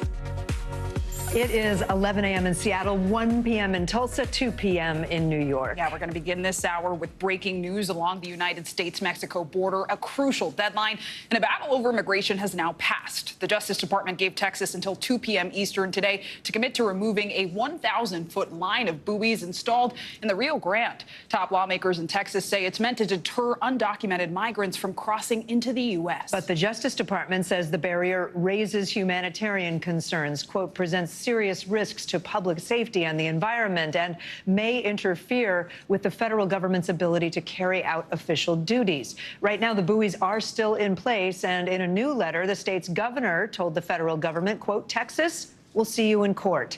NBC News correspondent Priscilla Thompson is in Eagle Pass, Texas. She's been following this for days. Priscilla, this deadline passed just minutes ago. The buoys are in place. We just heard what Texas said. What's next? Yeah, well, we are anxiously awaiting to see what the Department of Justice is going to do, because as you can see, the buoys are still behind me. And what they asked for by the 2 p.m. Eastern time deadline was a commitment from the governor that he would remove them. And instead, what we saw today is the governor effectively doubling down. He said that he sent a letter to President Biden, and in that letter, he said that Texas has a constitutional right to have sovereign authority over protecting the border here. And he effectively said that he is not going to remove these buoys. And he also hit on something that the DOJ mentioned in their letter to him, saying that he was in violation of the Rivers and Harbors Act because he didn't get proper approval from the U.S. Army Corps of Engineers before putting these buoys in the water. But the governor here says that buoys are not one of the things listed in that act, and therefore he feels like he is on very solid ground to fight this in court, which is where it appears that it is going to be headed. Kate, Zinclair? Priscilla, is there any sign that these buoys are actually discouraging undocumented migrants from crossing the border? Right. That is what they were intended to do. But I will tell you, in the time that we've been here today, we have seen migrants who have just walked past the buoys to cross at a different point in the river. These buoys are about 1,000 feet long. That's about the length of 3 football fields. We also saw one man who actually jumped in between the buoys and crossed right over the buoy. So migrants are still finding a way to get across. And this is something that advocates have expressed concern about, saying that this is not going to stop migrants from crossing. It is only going to make it more dangerous. And when I spoke to the Department of Public Safety about this, Lieutenant Christopher Oliveras told me that any barrier is going to be a good deterrent for folks who may be thinking about crossing. And I have reached out to him today to talk to him about some of the things that we've been seeing here and see what his response is to that. But unfortunately, he has not yet gotten back to us. Zinclair, Kate? Priscilla Thompson with that breaking news in Eagle Pass, Texas. Thank you so much. Northwestern University is being hit with another lawsuit over disturbing hazing and abuse allegations in its football program. The new case is being brought by former quarterback Lloyd Yates. Last week, he described a toxic culture of abuse and said some players had even considered suicide. Head football coach Pat Fitzgerald was fired earlier this month after a university investigation. He has denied any wrongdoing. NBC News correspondent Maura Barrett is following this one for us. Maura, this is now, I think, the fourth lawsuit against the football program in just a week. What are some of the new allegations being made today? Yeah, Kate, the fourth lawsuit, but this is the first one in which the plaintiff, that former quarterback Lloyd Yates, is actually named. He was just speaking before I came on with you at the press conference, and you could tell the emotion still very present in him and his parents as they talk about what they experienced at Northwestern.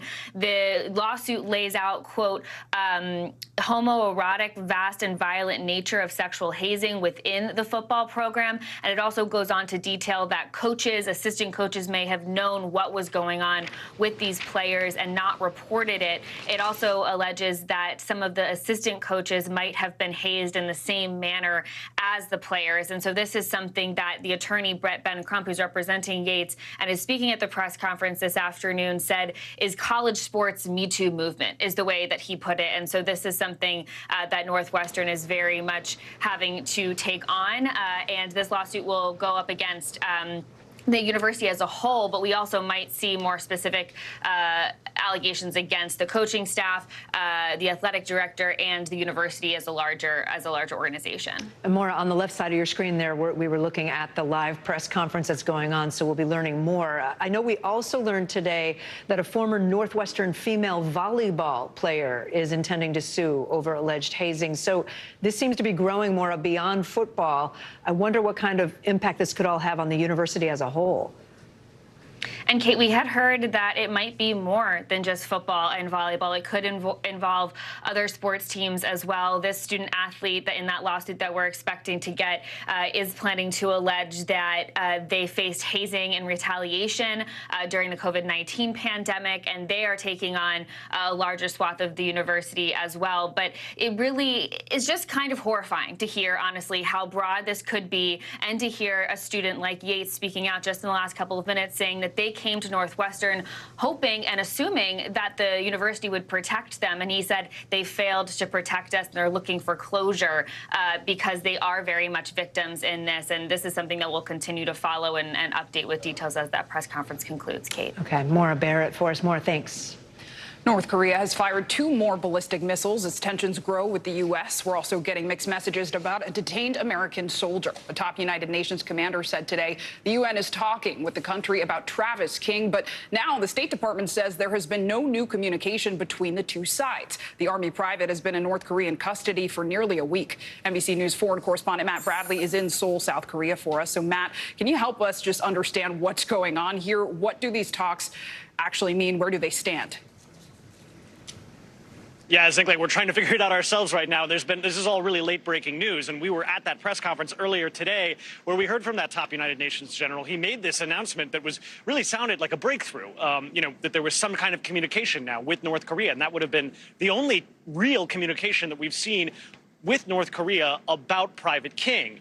But now, in just the last really hour, we've been hearing from the State Department and others saying something totally different. But here's what we heard, just so you hear it yourself, from that general of the United Nations earlier today. There is someone's welfare at stake, and clearly we're in a very difficult and complex situation, which I don't want to risk by speculation or going into too much detail about the communications that have existed. None of us know where this is going to end, so I'm in life an optimist. I remain optimistic. So, distinctly, you heard it yourself, there's communication. He used the word conversation earlier in that press conference. So we heard from the State Department that there was a misinterpretation. Well, we were there. We don't think we misinterpreted, but clearly it's unclear exactly what went on between the United Nations and North Korea. It's possible that this general was referring to some initial communication that happened last week, right at the time that Private King darted across the border. But I got to tell you, it's really late at night here, so we're not going to hear any clarification from the UN side until probably sometime in the morning. Sinclair? Yeah, still so many questions. We know you'll stay on it. Matt Bradley, thank you. Zinkley, let's talk about the extreme weather. There are urgent search efforts underway right now after severe storms swept through Canada. This is what it looked like in Nova Scotia, just north and east of Maine over the weekend. Police there facing a month's worth of rain in just one day. Search teams are looking for 4 people who went missing after water swept away their vehicles. Back in the U.S., the seemingly never-ending heat wave is just not going away. 30 million people across 11 states are under heat alerts at this hour. Some parts of the country have been spared from the worst of it, but they're feeling it today. Parts of Montana, Kansas, Colorado, we're talking about, are now boiling under extreme heat. Let's bring in NBC News meteorologist Michelle Grossman now. Michelle, I'm getting tired of asking the same thing, but what does it look like as we start out this week? I know. Hi there, Kate. Well, we're looking at pretty much the same. A new week, same major weather story where we're looking at that heat continuing. In the near future, the August outlook looks to be very warm as well. So as you mentioned, 30 million Americans under some sort of heat alert. We have that heat dome tacked in place, and it's only expanding. So we're going to see this number grow as we go throughout the next couple of days. But we're looking at those heat alerts stretching from the south all the way to the northern plains. That's going to move off to the Great Lakes and eventually to the northeast. Excessive heat warnings for Salt Lake City, Phoenix, Miami. You may not make it to the 100-degree mark, but you factor in the humidity and you're going to feel like over 100 degrees. We're chasing records once again. We've broken daily, monthly, all-time records. Today, 115 in Phoenix, 103 in Abilene. Same story tomorrow. So many triple digits. Look at Denver, 97. You could break or at least get close to your record of 99. And this is the big story. We're going to see that heat dome expanding. So temperatures in the northern plains, the Midwest, into the Ohio Valley and the Northeast, 10 to 15 degrees above normal. And then, Kate, by Friday, it's going to be into the mid-90s in New York. You factor in the humidity, it's going to feel like over 100 degrees. Can't wait for that. Meteorologist Michelle Grossman. Oh, I just feel everybody's pain. Thank you. For real. Well, we're going to turn now to some financial headlines. Music platform Spotify is hiking its prices, and grocery chain Trader Joe's is recalling cookies that may contain rocks. Rocks? Christina Partsinevelos joins us now with today's CNBC Money Minute. Hey, Christina. Hi, I guess I have more bad news for you, but Spotify is increasing prices for its premium subscription plans. They could go up as much by $2, which translates pretty much to about 20% increase for some plans. Spotify said the changes will help the company continue to deliver value to fans and artists. 2 types of Trader Joe's cookies are being recalled because they might contain rocks. Yes, rocks from the ground. The grocer warned the almond windmill and dark chocolate chunk that I still buy and almond cookies could have the surprise addition. The cookies have sell dates for this October, or buy dates for this October, so I'll definitely have to double check. Last but not least, nearly half of Americans have at least one unused gift card, voucher, or store credit. A new report from Bankrate says the average amount is $187 per person, or a total of $23 billion nationwide, and that millennials are most likely to have unused gift cards. Yeah, I'm that person. I have an envelope at home full of unused. An envelope? Yeah. Oh no! It's bad. I mean to use them, but then for a while I put it in the car. Okay. Because so Christina, I thought when I went out, I would remember to bring the gift card in the store. Well, why not just put it in your wallet and think of it like a credit card, so that you pull it out when you're in the store? Easier but I know your wallet gets heavy. I don't have a wallet, really. I carry my phone. That's true. Times are changing, but... Wow, you're way more advanced than all of us. Okay. Christina Partsinevelos, thank you. Coming up, bye-bye birdie, why Twitter is ditching its iconic bird logo. Plus, the weekend of bomb versus bombshell. Inside the record-setting debuts for Barbie and Oppenheimer and what it means for Hollywood. You're watching NBC News Daily.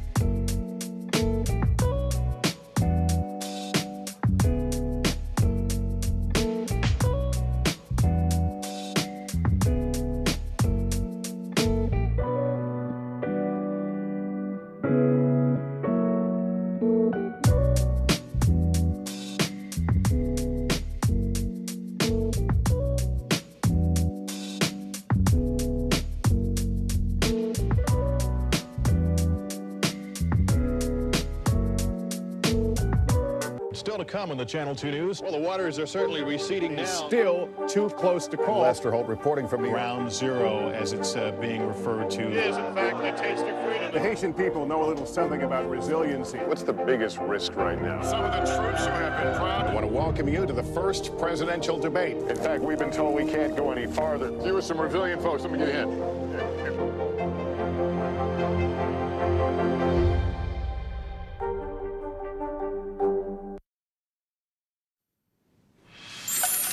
It kind of seems like everybody except me went to the movies this weekend. I know I did, and fans across the country packed the theaters to see Barbie or Oppenheimer. Some even went for the Barbenheimer double feature. Together, the two films raked in a staggering $235 million across America. NBC's Kaylee Hartung shows us how the films are wildly exceeding expectations.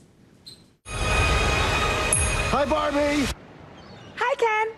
From the pink sands of Barbie Land to the isolated New Mexican desert. The world will remember this day. Audiences are flocking to the theaters. Did you bring your rollerblades? I literally go nowhere without them. With Barbie boasting a record-setting $155 million domestically, and Oppenheimer blowing up with an $80 million debut on opening weekend, the two opening on the same weekend, causing a wave of online anticipation and double feature excitement. Barbie, icon, timeless icon. We're big Christopher Nolan fans. Barbenheimer, as fans have dubbed it, enjoying the biggest box office weekend since the pandemic, and even soaring past big screen hits like Super Mario Bros. And Spider-Man. Greta Gerwig's Barbie is making even more history. So cool. The film raking in the highest ever opening weekend for a female director. This is the best day ever. It is the best day ever. The massive earnings come as Hollywood is embracing a wave of nostalgia and hoping to avoid a downward spiral. From major titles underperforming during a summer movie slump to the impact of the ongoing writers and actors strikes, unions for both groups are asking the alliance that represents studios, including NBC Universal, for higher pay. Another summer surprise, Sound of Freedom, a controversial faith-based film about child trafficking that's already raked in $100 million at the box office. Wow, this is the real world. Studios hoping to replicate the success of the double screen battle will have to think outside the box. And I don't know if we'll ever see something quite like this again. Chances are near zero. Near zero. As Barbenheimer has audiences tickled pink and Hollywood seeing green. Kaylee Hartung, NBC News. Kaylee, thank you. For more on the blockbuster weekend at the theaters, let's bring in CNBC senior media and tech correspondent Julia Borston. So, Julia, I joined the craze. I saw Barbie, wore my pink. What does this weekend's box office boom mean for Hollywood and movies?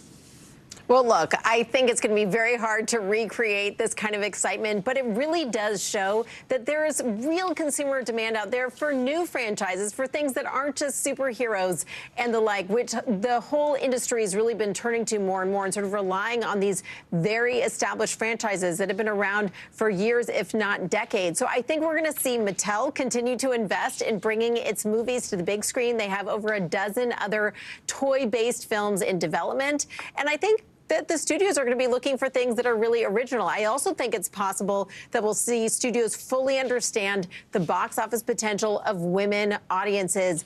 Far more than half of the audience for Barbie this weekend was female, and movies tend to skew more male than female in terms of the types of characters, the directors. And I think the fact that we did see a female director with such a big draw, really putting women at the center of that story, I think that's something that the studios are going to be paying attention to. Yeah, it also seems like people want a common experience, right? And in the middle of a writers and actors strike, how is that playing in at all, or is it? Well, look, I think both of these films really benefited from the fact that the actors who started them could promote the films long before the strike happened. So these films did get the benefit of actors' promotions. Every film going forward, until the strike is resolved, you're not going to see the movie stars out there promoting those movies. So maybe the studios are paying attention to the fact that they don't want to have delays to their schedule next year. Maybe this is making them think a little bit more to coming back to the table. Times are a-changing. Julia Borston, thank you so much. Coming up, the clock is ticking for UPS workers. What a strike could mean for your deliveries. You're watching NBC News Daily.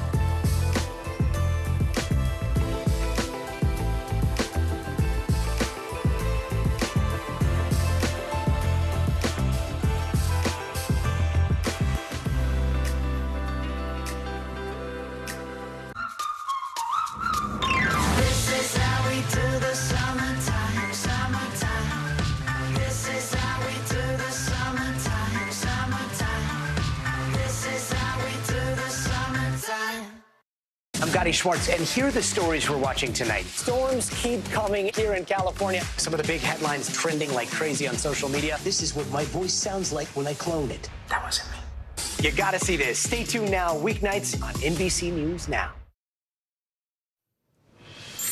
Despite massive protests and criticism from President Biden, Israel's parliament has passed a new law designed to remake the democratic nation's justice system. Critics say it would allow the government to overrule Supreme Court decisions and disrupt the balance of power. But Prime Minister Benjamin Netanyahu and his right-wing allies say the change is necessary. NBC's Raf Sanchez has more from Jerusalem.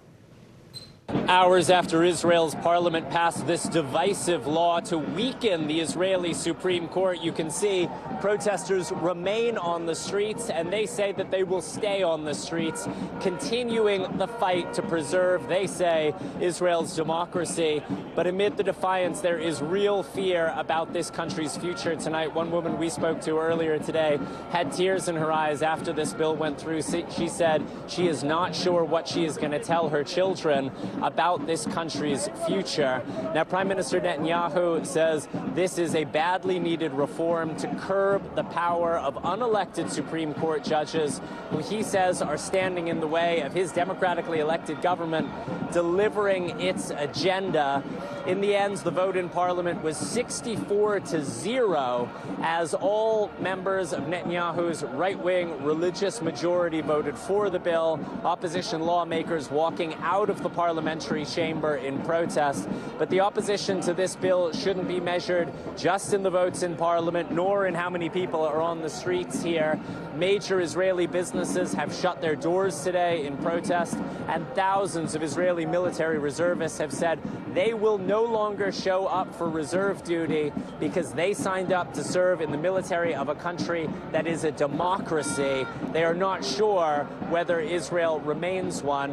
This has the potential to make a political crisis into a national security crisis, especially in the Israeli Air Force, where in some squadrons, half of the pilots are reservists. The Israeli chief of staff, the head of the military, has warned there could be real damage to military readiness, military cohesion, because of the divisions caused by this bill.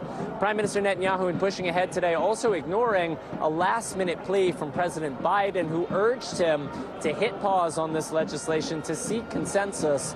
The White House today is saying it is unfortunate that this legislation went through with the slimmest possible majority, and the relationship between the United States and Israel under strain tonight, a relationship that President Biden repeatedly has said is based on shared values, one of which is a commitment to democracy. Back to you. Raf, thank you. Thousands of people, including tourists, are being evacuated from a burning island in the Mediterranean. Right now, wildfires are raging across Greece, but the southeast island of Rhodes is being particularly hit hard. Take a look at this makeshift shelter. Those are tourists who had to leave their hotels. NBC News foreign correspondent Josh Letterman is in Rhodes, Greece for us. Josh, I know you've been speaking with tourists. What are they saying about the evacuation, and how long do they have to wait to get home? Well, they're obviously scared, Kate, as they see flames like the ones that you can see behind me, but they're also deeply frustrated. Frustrated because they're spending their sunny beach holiday instead sleeping in school gymnasiums like the one you just showed. We were at a high school earlier today where we went into a classroom that was filled with donated mattresses where an entire family was sleeping on the floor. So that is what they are doing instead of being on the beach. Now, tourists have flocked to the airport. They are now sleeping on the floor there as they try to get flights out. EasyJet, other companies bringing in more aircraft to try to evacuate people who are stranded here. And I want you to hear from Hala Hindawi, who we met at the airport. She is from Qatar, and she told me about the moment that evacuation order came. Watch. My dad ran back upstairs to get the passports because all of our stuff were going to get burnt, and he saw the fires. And then they told us to evacuate to the beach, and then from the beach we walked an hour and a half to a different resort, and then the fire started to catch up to the other resort. And I wish I could tell you tonight, Kate, that the fire is almost out. Unfortunately, it is not. It has continued to expand today. More evacuations, more towns hit by flames, 30 to 40 homes in one town that we were driving past earlier today, Kate. Oh, wow. Josh Letterman, thank you for being there. Coming up, new video showing the moment an officer released a dog on an unarmed suspect surrendering with his hands up. The warning from his fellow officers just moments before the attack. You're watching NBC News Daily. We're also streaming free 24/7 on NBC News Now. You can watch us wherever you stream live.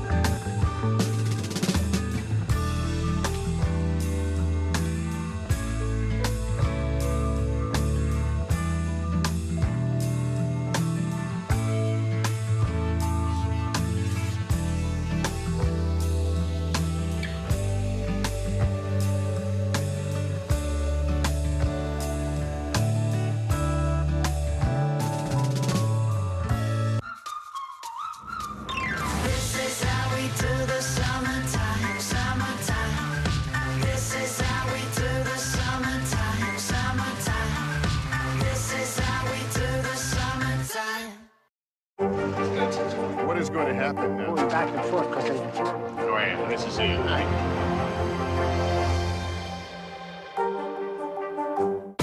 News for the generation of now is NBC News Now. Bottom of the hour now. Here are some of the stories making headlines on NBC News Daily. In the UK trial of Kevin Spacey, the first day of jury deliberations has wrapped up. The Oscar winner is facing sexual assault charges involving alleged offenses between 2001 and 2013. Spacey has pleaded not guilty to all charges in this case and called the allegations against him mad and a stab in the back. A security guard has died after being shot at an Oregon hospital on Saturday. Police responded to reports of a person with at least one firearm firing shots inside Legacy Good Samaritan Medical Center in Portland. The suspect was later killed by police nearby. Investigators are still trying to determine a possible motive. The White House says President Biden will establish a national monument honoring Emmett Till and his mother. Till was a black 14-year-old who was killed in 1955 after he was accused of whistling at a white woman. The monument will include 3 sites in 2 states, Illinois and Mississippi, including places central to Till's life and death.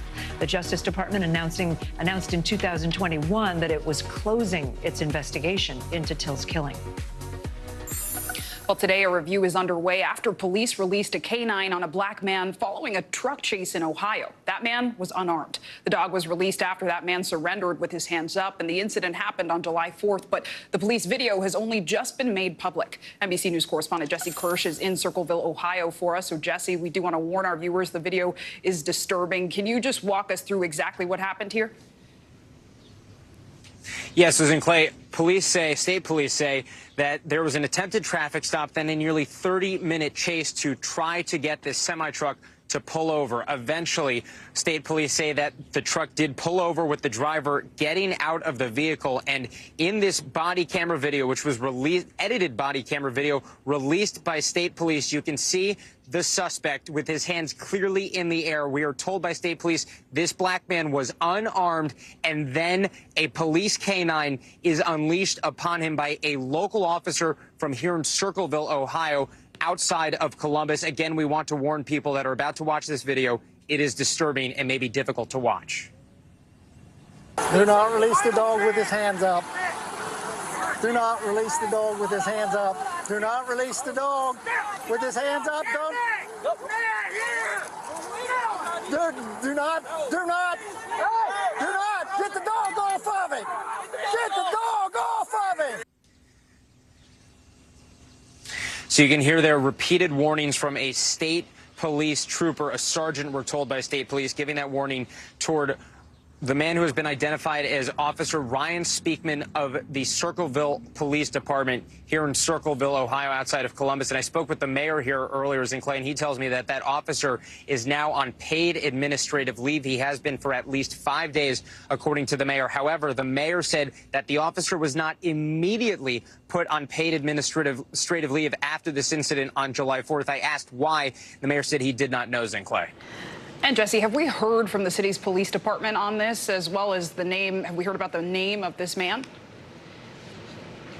Yeah, so little information coming from the police department. It has put out a press release saying that a use of force review is ongoing right now. We didn't even get information about the officer's status right now from the police department. We had to wait until we spoke with the mayor for that information. The suspect in this incident, who was attacked by the dog, or who was mauled by the dog, has been identified as 23-year-old Jadarius Rose of Memphis. He did face a charge, went to the hospital, was treated and released, and according to records, he is now out of jail. His attorney has declined to comment to us, Clay. We know you'll stay on this one. Jesse Kirsch, thanks for your reporting.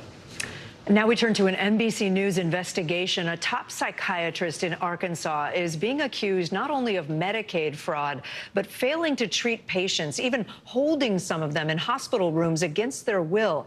And now that psychiatrist is under investigation by the state, accused of running an elaborate insurance scam. NBC News investigative producer Laura Strickler led the reporting on this. She joins me now. Laura, the details in your reporting are astounding. Who is this doctor, and what is the state of Arkansas alleging here?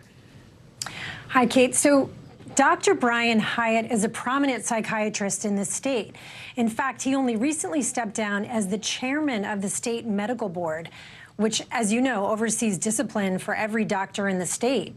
He's now accused by the state attorney general's office of Medicaid fraud and by more than 26 former patients of falsely imprisoning them in a locked psychiatric ward. They say they were held against their will, and no petition was filed in court to keep them past 72 hours.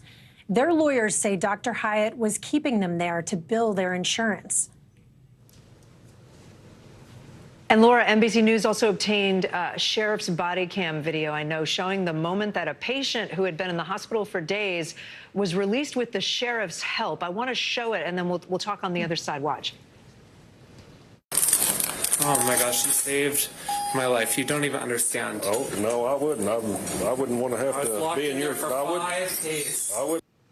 So that patient is saying, you saved my life, to a sheriff's deputy. Has there been any response from Dr. Hyatt to all this?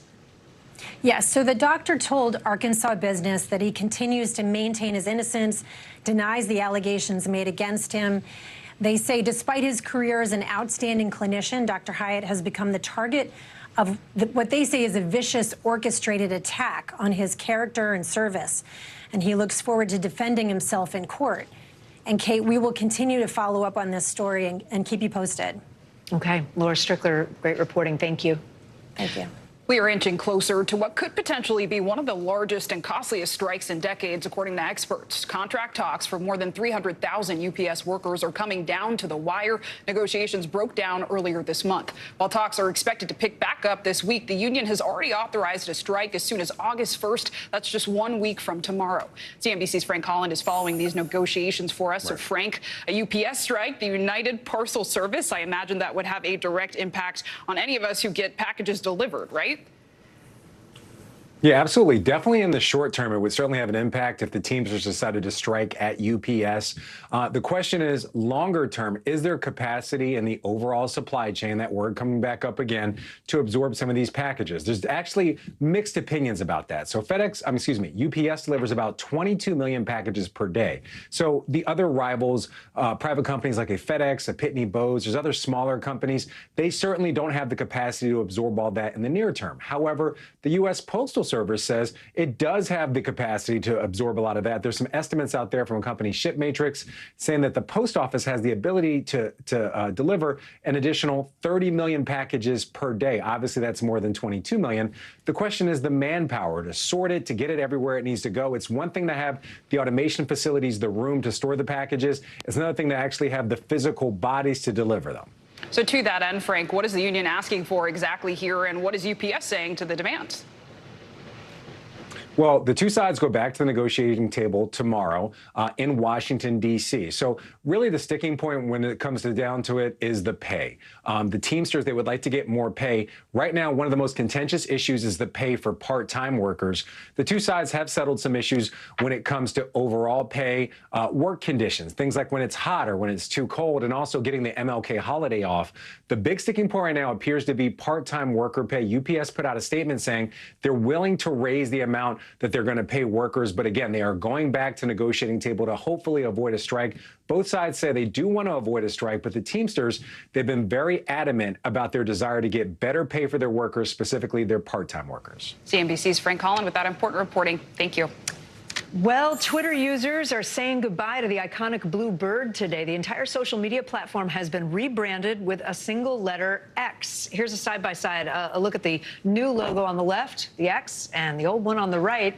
Owner Elon Musk tweeted, or rather X'd, the news last night. He posted a photo on the platform's headquarters with X quite literally marking the spot. CNBC tech correspondent Steve Kovac joins us now to try and make sense of it all. So, Steve, I guess what we want to know is why. Why is this happening right now? Yeah, sure, Zinkley. So this actually goes back decades. Back when Elon Musk was a co-founder of PayPal, he originally came up with this X.com idea then. In fact, he's owned the URL X.com back since the late 90s, early 2000s. And now if you go to X.com, it actually forwards you to Twitter.com. So the history behind this is it actually goes back to last year when we heard Elon Musk first wanted to buy the company. He said this is going to be a kind of launching point for his idea for a super app called X. Now, when I say super app, you might be a little confused what that means. It means kind of packaging the entire internet into one app. So meaning you can do financial transactions, you can shop, you can chat. Of course, you can tweet or Zeet or X or whatever we're calling it now. A really good example of this, guys, is WeChat. If you have any friends or family in China, you know how popular WeChat is there. It's kind of that super app there. He has said specifically he kind of wants to recreate that experience with X here in the United States. I mean, a super app sounds kind of meta to me. I don't That's know. a good one. I hear what you're saying. Right. No, but the idea of like just one place to do everything, I get that. Here's another thing, though. TikTok today, I think, announced it's launching a new way for people to share text, right? Like stories or poems or lyrics. TikTok, the video place where my kids scroll through videos. That comes like a few weeks after Meta rolled out Threads, which is an awful lot. I mean, it looks an awful lot like Twitter. Or X. What do all these moves mean, Steve? This happens so much, Kate, in the social media space. I mean, I lost count of how many Twitter clones we've had. Even before Elon Musk bought the company, none of them has had really big success. But we see this a lot. We saw what happened with Threads a couple weeks ago with Meta having that huge successful launch right out of the gate. And look, we see the same thing now happening on TikTok within the app, not a separate app. But look, these social media companies love to copy off of each other. Once a new format or an old format in this case, kind of regains popularity, it's really easy to kind of put that into their own app. You might remember several years ago when Snapchat, everyone was doing stories just like Snapchat. That became a big thing on Instagram. It even made its way into apps like Dropbox. So these companies love to kind of copy and mimic each other. That's basically what's going on here. Truly, understatement. You could say super briefly, Steve, how's the reception been to X so far? Confusion, to say the least. I mean, look, here, the big story with Twitter as we zoom out is whether or not any kind of changes to the brand or policies within Twitter is going to attract those blue chip advertisers who abandoned the platform over brand safety issues. That's what this is all about. And changing your brand during that uncertainty is a really tough way to win over those advertisers, guys. Yeah, it's interesting to watch. I mean, we're all on Twitter, right? Yeah. So, but it's still. I'm done with Twitter. Oh, you are? You're done with yeah, Twitter? I Okay. deleted it a while He said ago. X. He said X to Twitter. Okay, we'll see what happens. I'm still there, but I'm waiting to see. The logo hasn't even changed yet today. Yeah. So, All okay. right. Steve, thank you. Thank you. Coming up, why more teenage girls are developing a condition that most of us associate with older men. You're watching NBC News Daily. Plus, Tonight on NBC Nightly News, I'll take you aboard a KC-135 aerial refueling tanker over the vastness of Alaska as we continue to focus on the defense of the homeland, specifically the challenges here in Alaska, in the Arctic, and the challenge from Russian bombers and fighters sometimes that require these kinds of missions. All ahead tonight on Nightly News.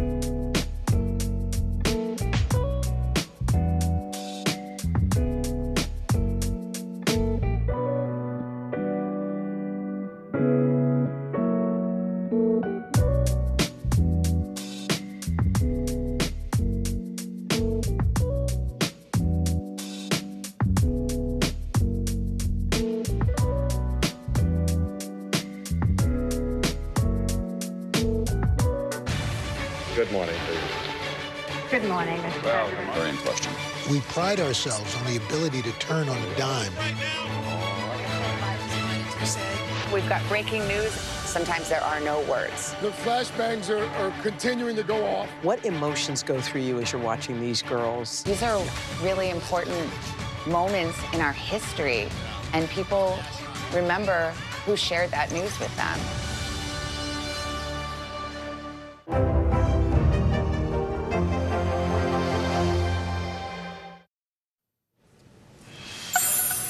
in today's Daily Health, new research found that younger people are being diagnosed with kidney stones, particularly teenage girls. Kidney stones were once considered something that afflicted mainly middle-aged Caucasian men, but now doctors say they are seeing more children and teenagers suffering from this extremely painful condition, especially during summer. Joining us now to talk about this is emergency medicine physician Dr. Uche Blackstock. She's also the CEO of Advancing Health Equity. Dr. Blackstock, thanks for being with us. We should preface this. It can be a little cringy of a topic for some people with some medical terms, but back up for us. What exactly are kidney stones? How do you get them? Right, so kidney stones are actually pretty common. About 10% of the population gets them. And as you mentioned, the incidence has been increasing more and more. They essentially are hard deposits of minerals that develop in your kidneys. But 80% of them are made of calcium. So calcium stones are the most common types of kidney stones. They develop in your kidneys, and they can travel all the way down through your ureter to your bladder. And often people will be able to urinate them out. But if they're too big, they get stuck. And when they get stuck, they could cause problems like a lot of pain, nausea, vomiting, and can potentially impact the functioning of your kidneys. Yeah, it's nothing to mess with, right? No. So what does this new research tell us, though, about kidney stones in younger people? Right. So what they're finding is that, especially among teenagers and younger girls, they're developing these kidney stones. And we think that it's more likely because of all the ultra-processed foods that they're eating. High sodium content, a lot of these fast foods that also can lend to the development of kidney stones. We also are seeing the hotter weather. So even, the climate crisis, the fact that people are more likely to be dehydrated and living in higher temperatures can lend themselves to kidney stones. And finally, there's an idea that antibiotic use, the earlier that antibiotics are prescribed to young people, that can also predispose to kidney stones as well. And I mean, you mentioned heat. I understand that it's happening more in the summer, too, these diagnoses. And also, what about this new data? Should we be alarmed by it? Yeah, so kidney stones have always been more common in the summertime because it is hotter and people are more likely to be dehydrated. The southeast section of the U.S. has been a really predominant place where kidney stones are often diagnosed. But now we're seeing that belt get wider and wider because of the heat that we've had that's been persistent. We've been seeing more kidney stones as a result. So signs and symptoms for us to look for, just to know if you have a kidney stone. What are they? Right. So for adults, it can be very, very uncomfortable. Nausea, vomiting, flank pain, back pain. You may see pink urine or blood in your urine or discolored urine. With children, the symptoms are much more vague. They may just complain of abdominal pain. They may have some nausea and vomiting. So you really have to listen to them to make sure that you're considering kidney stone in the diagnosis. So given all the... No, go ahead. Given all this, I was going to ask, are doctors now screening younger people for it? So no, they're not screening. The only time perhaps someone could be screened is if they have a family history. So often if you have a family history, you have a mother, father, sibling with kidney stones, you are also likely to have kidney stones. But what doctors are developing is, more and more ways to get rid of these kidney stones. So using ultrasound, sound waves to break up the kidney stones, or using a scope where they go inside the kidney, into the ureter, or wherever it's stuck, to help assist the stone from being, in that location. Yeah. Help the blockage to So it's resolve. Summertime, it's hot. What are best practices for all of us to avoid kidney stones in the first place? Yeah, the best practice is to stay hydrated. And the way that you know that you're hydrated enough is that your urine should be clear. It should look like water. If your urine is yellow or even dark yellow, you're not drinking enough. Oof. And I've always heard it said if you're thirsty, then it's too late. You're already dehydrated. Right, exactly. Right, so drink even before you get to that thirsty point. Dr. Uche Blackstock, great to have you with us. Thank you so much. Thank you. Well, we've got a lot more news ahead. You're watching NBC News Daily. But first, time for our daily snapshot. We take you to Rio de Janeiro, Brazil, where the clock is literally ticking. This weekend, a climate clock was projected onto the famous Christ the Redeemer statue. The clock shows the estimated time to act to limit the world from warming by 1.5 degrees Celsius due to CO2 emissions. If the clock runs out, experts say we could have some devastating impacts. You're watching Daily.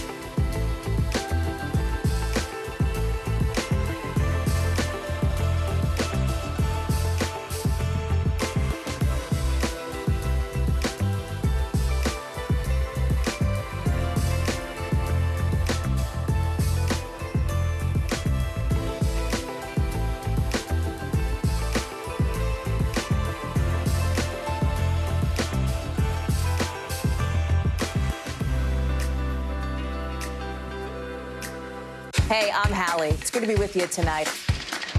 The debt ceiling. Here's why this matters. Please, please don't have your eyeballs glaze over. Here's why this matters. Talk to us about what we're supposed to call this. Is it a bailout? Is it a backstop? There's a difference because it matters whose money is being used to prop up these banks. We think we're getting close to this news conference. I will be honest with people. This is like an awkward moment where we think we're like right there. You're going to have to like tap dance with us maybe a little bit. I do have my tap dancing shoes on, not to worry. Actor Jamie Foxx is speaking out for the very first time since a medical emergency landed him in the hospital in an emotional new video. NBC correspondent Dana Griffin has the details. I went to hell and back.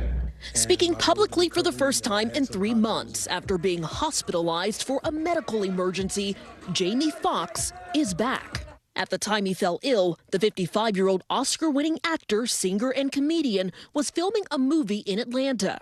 And I know a lot of people were waiting, or wanting to hear updates, but to be honest with you, I just didn't want you to see me like that, with tubes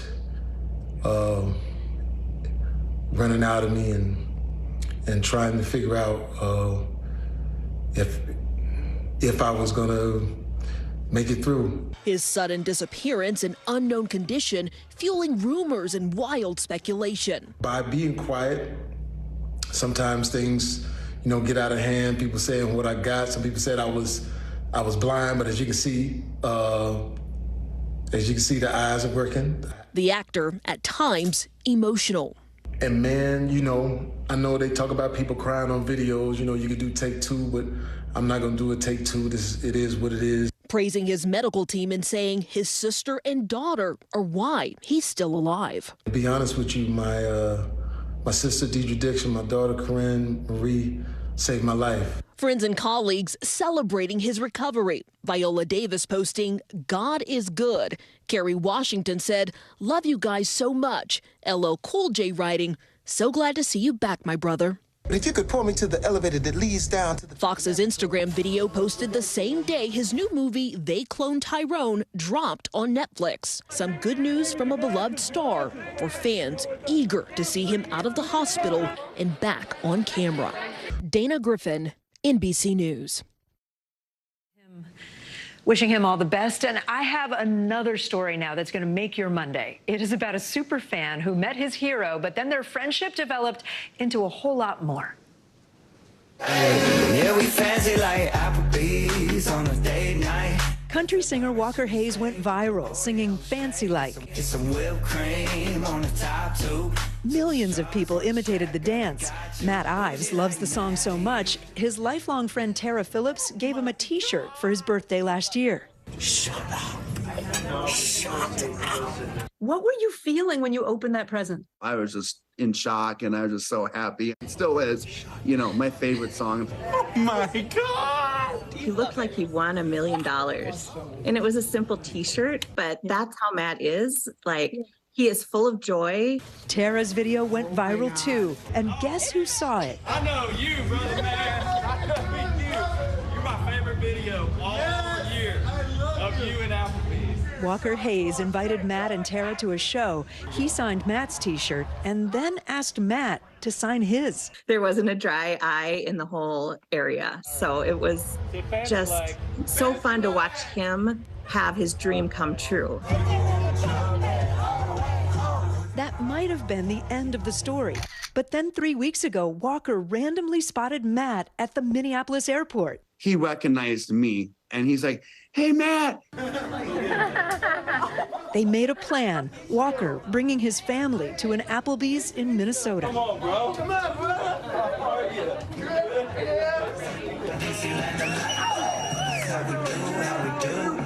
This week, Walker surprised his friend again. I think there's somebody else who wants to join us. Yay! What's up, y'all? How you doing? We're together on TV. Let's go. Matt, man, you are a light. The first time I saw you, I had to know you. And I can say you're like my second dad, brother. It's a friendship they say will last forever. I love you very much, buddy. I mean it. And we all do. And you're so special to me. And I'm just glad we met. Best surprise ever. I know. It kind of makes you tear up, Yes. right? So Walker told me that he really needed Matt to come into his life right now. He said we all need somebody like Matt, right? Yes. We all need somebody with joy in our lives. Yes. By the way, if you want to hear Walker Hayes' story, his incredible journey to becoming a superstar, I did an interview on The Drink with Kate Snow. It's at NBCnews.com/The Drink. Worth watching. Definitely check it out, and we'll be practicing our TikTok moves. You're watching Daily.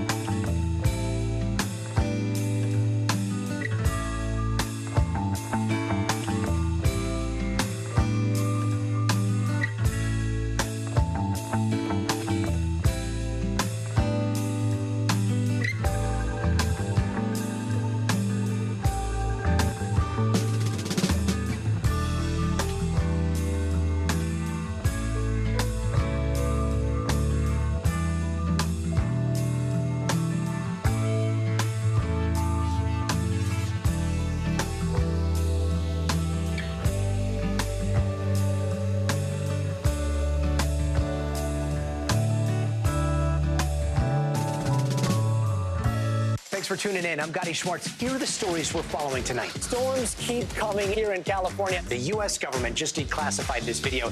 A lot more stories trending like crazy on social media. A controversy pitting lawmakers against young voters. What's the state of crypto today? What is going on when we're looking at trends there?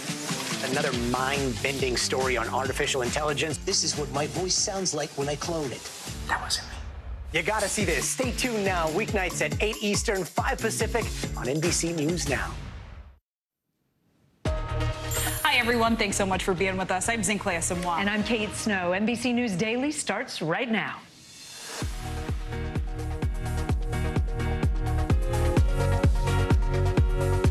Today, Monday, July 24th, 2023, border battle. The Justice Department threatens to sue Texas over a wall of buoys designed to keep migrants out. A federal deadline just passing. How the governor of Texas responded. Investigation underway. New police body cam video shows the moments a police dog was unleashed on an unarmed black man in Ohio. What another officer on the scene said moments before the incident. Package delay. Why this might be your last week to easily ship off any packages and the issues that could lead to one of the biggest U.S. walkouts in decades. And Twitter makeover. Elon Musk announces he is bidding farewell to the longtime bird logo on Twitter, how he's rebranding the social media site.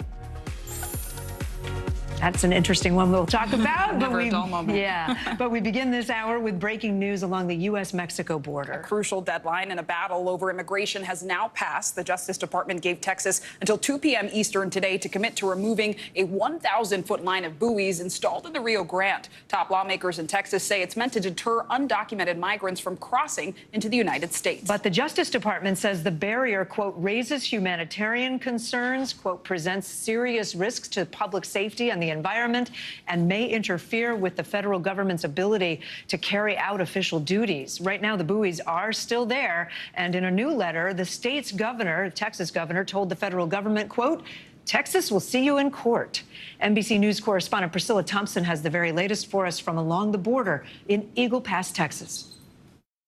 Yeah, that deadline has come and gone, and as you can see, those buoys are still in the Rio Grande behind me. To be clear, the Department of Justice gave Governor Abbott until 2 p.m. Eastern time to commit to removing those buoys, but what we've seen from Governor Abbott is effectively a doubling down on his position today. He sent a letter to President Biden saying that Texas has a U.S. constitutional right to have sovereign authority over protecting its borders. He also hit on something that the DOJ mentioned in their letter to him about this Rivers and Harbors Act, which the DOJ says he is in violation of because he did not get approval from the federal government, the U.S. Army Corps of Engineers, before placing this buoy in the water. But Abbott says that buoys are not something that are covered under this act, and so therefore he believes that he is on good legal standing to fight this, and that is exactly what he intends to do. So we are anxiously awaiting to see what exactly is going to happen here next. But I will tell you, as it relates to the issue of migration and what we've seen here in the time that we've been here, we have seen people simply walking around the buoys, walking past the buoys. They're 1,000 feet long. That's about the length of 3 football fields. We also saw a man who jumped over in between 2 buoys, and so it would appear that people are still finding ways to cross. And this is something that advocates have brought up, saying that this buoy is not going to stop people from crossing. It is only going to make it potentially more dangerous, potentially more deadly if folks might try to swim under them and could potentially drown. But I also spoke to the Department of Public Safety, Lieutenant Christopher Olivares, as these buoys were being installed, and he said that any barrier is going to be a good deterrent and a vital tool for law enforcement officers who are out here. And I did reach out to him to ask him about some of the things that we have been seeing today in terms of folks still finding a way to make it across. But unfortunately, we have not yet heard back from him. Guys, back to you. Priscilla Thompson reporting from Eagle Pass, Texas. Thank you so much. Let's bring in NBC News Homeland Security correspondent Julia Ainsley. She's tracking this also. Julia, is there any sense that, or any sign that these buoys are actually discouraging undocumented migrants from crossing the border when you look at the numbers? No, I mean, really, the numbers have come down not because of these buoys, but since May, when those COVID-19 restrictions known as Title 42 lifted, and the Biden administration put into place a new, more restrictive asylum policy that, by and large, made it very hard for anyone to claim asylum here unless they could meet a very high threshold showing they could be tortured if they were removed back to their home countries, or that they tried to apply for asylum elsewhere and were denied on their way to the U.S. Those are the policies that have really led to the decline that we've seen. That and the fact that there's a 5-year ban on returning if you are found ineligible and deported. That seems to be what's driving numbers to be the lowest since the first month Biden took office. But we have seen the effect of these buoys, and especially of that concertina wire that Priscilla was talking about, is it's really caused more medical issues. In fact, CBP and DHS in that letter said that they have to spend so much time treating the medical concerns when people get blocked out. We've seen 4-year-olds pass out from heat exhaustion. That was detailed from an internal person at DPS last week. We've seen people come through with lacerations. They have to go to the hospital. Border Patrol says that actually takes time away from their duties to try to interdict migrants and process them at the border. And because immigration is a federal issue, their hands are really tied in terms of how far they can go. All right, Julia Ainsley for us. Thank you. We're also tracking 2 big developments in the tense relationship between the U.S. and North Korea. First, North Korea has fired 2 ballistic missiles into the sea. The launches happened after an American nuclear submarine arrived in South Korea. Also, there are mixed messages about the status of detained U.S. Army Private Travis King. The United Nations says it is talking with North Korea, but the State Department says there is no new communication. King has been in North Korean custody for nearly a week. NBC News foreign correspondent Matt Bradley is in Seoul, South Korea for us. So, Matt, let's start with Private Travis King. Last week, you were telling us it was radio silence. Fast forward to today, and we have these conflicting statements. What exactly is going on with these talks? Well, I wish I could tell you. We're trying to figure that out ourselves, because it was earlier today that we heard from this top United Nations general. He said that there was the beginning of a conversation with the North Koreans, and that, of course, struck everybody as a breakthrough, because, as you mentioned, it was radio silence last week. The U.S. had been trying to reach the North Koreans, and they just simply hadn't been picking up the phone. Now, as you mentioned, we heard from this general. He said that there was a conversation. He used the word communication, and it sounded like it was all ongoing. Here it is, straight from the horse's mouth. We're in a very difficult and complex situation, which I don't want to risk by speculation or going into too much detail about the communications that have existed. I'm not aware of any new communications other than those that happened in the very early hours or early days after he went across the border. So yeah, it's hard to know, isn't it, Zinkley? I mean, we're hearing from the United Nations. This is the guy who is running the show here in South Korea.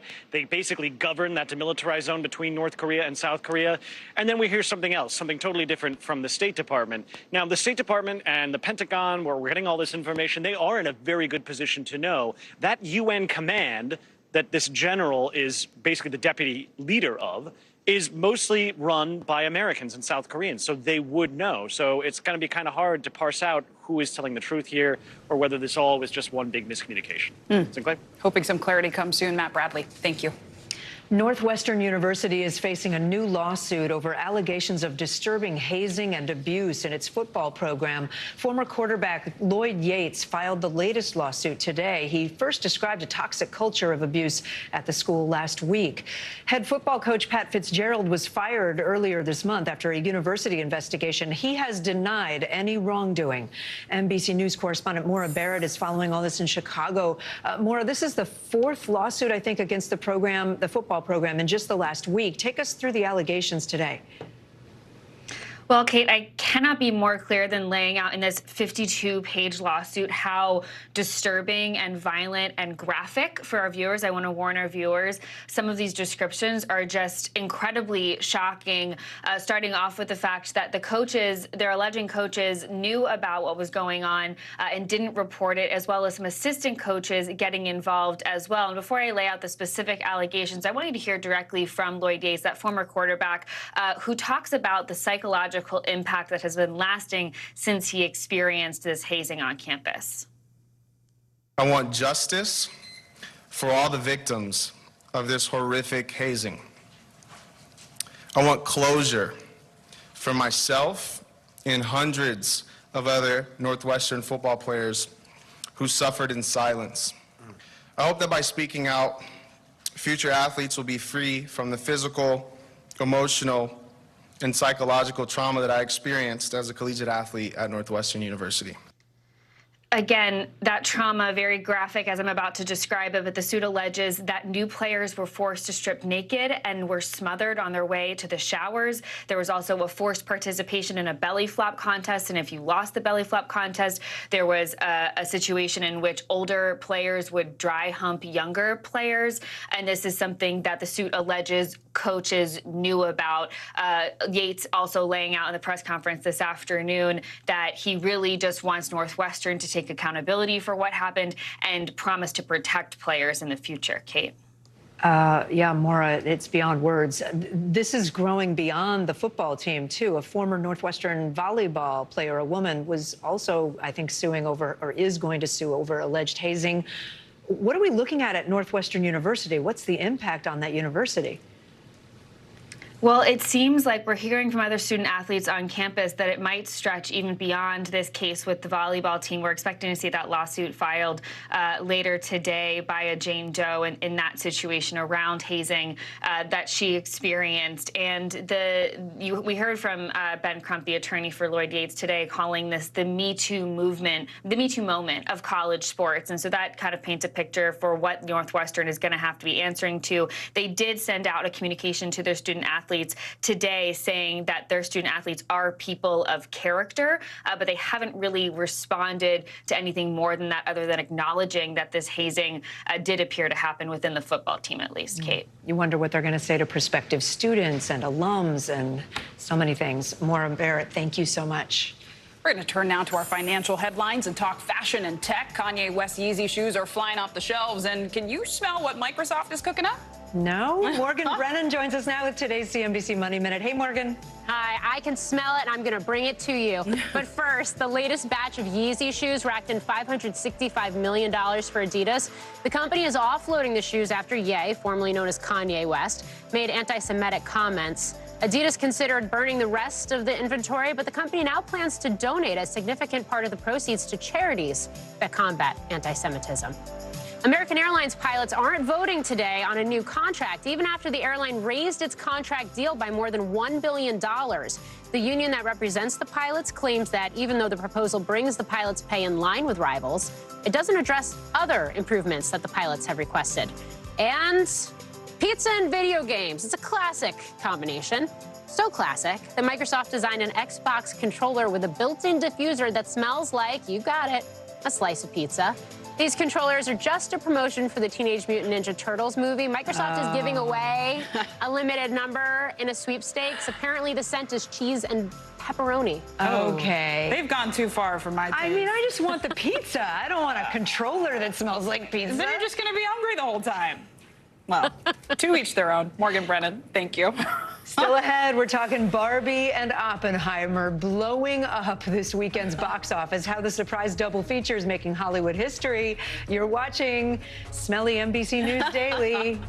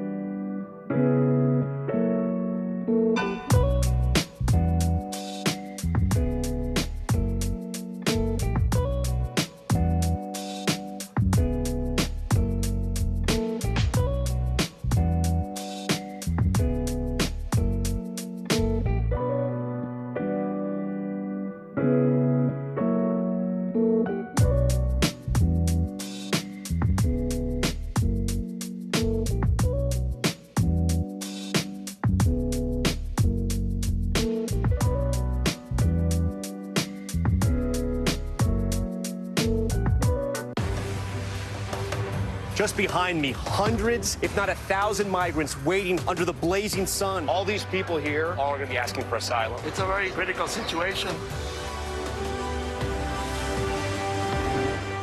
Heavy wind damage is a given in a storm of this size. Man, it's great to see you, man. So much work to be done here still.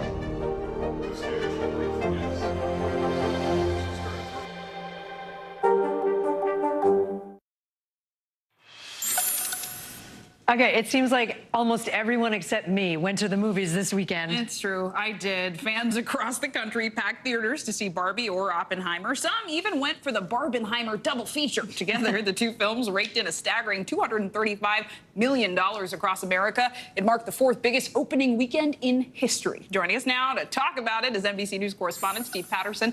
Also with us is our youth and culture internet reporter, Callan Rosenblatt. So, Steve, I want to start with you. We knew Barbenheimer was going to be big, but did it actually exceed expectations?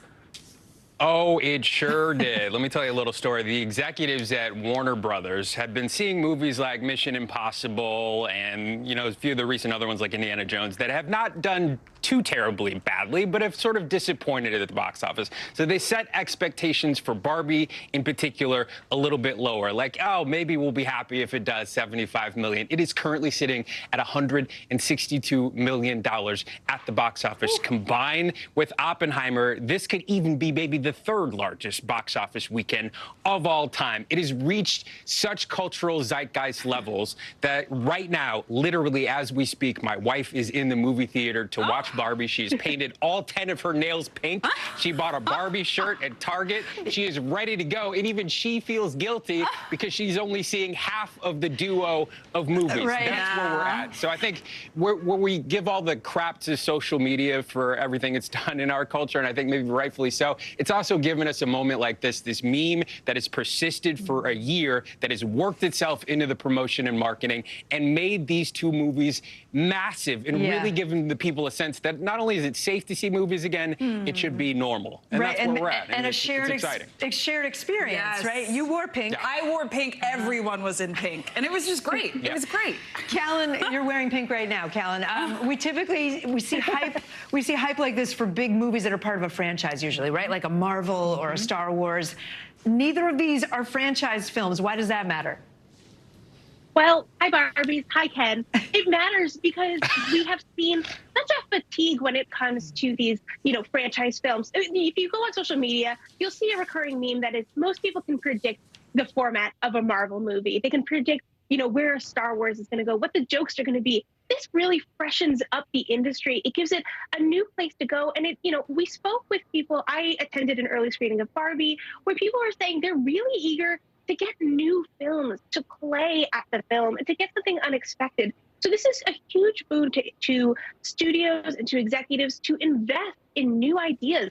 Even if they do have a background like, a classic World War II story or a famous doll, having a new story to tell is really, really fun for people to come to see at the movies. And I think we can see it's been financially a huge success. No, I mean, to that end, not only did Barbie bring in more money than Oppenheimer, I know it also made history. Steve, how did it do that?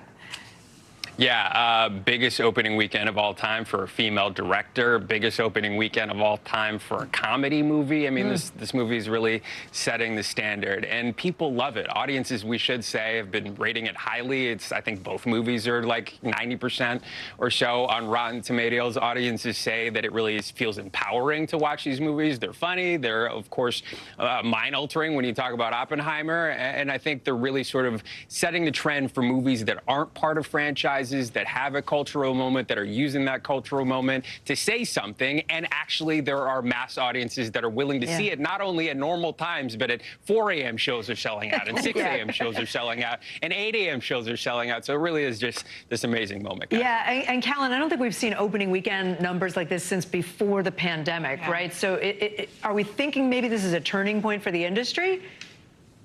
Well, I think there's a lot of duality to it. On the one hand, yes, when I spoke to people at the movie theater, they were thrilled to have a reason to be back at the movies, to be back in a packed movie theater with all their friends. But the other thing is that Barbenheimer is a really special moment. It is this combination of two films that are so polar opposites that were released on the same day. And I just worry that we're going to see people force something like this. This has to happen organically for it to be successful. Our Ken, Steve Patterson, our Barbie, Callan Rosenblatt. Thank you. Stay with us. You're watching NBC News Daily. No spoilers.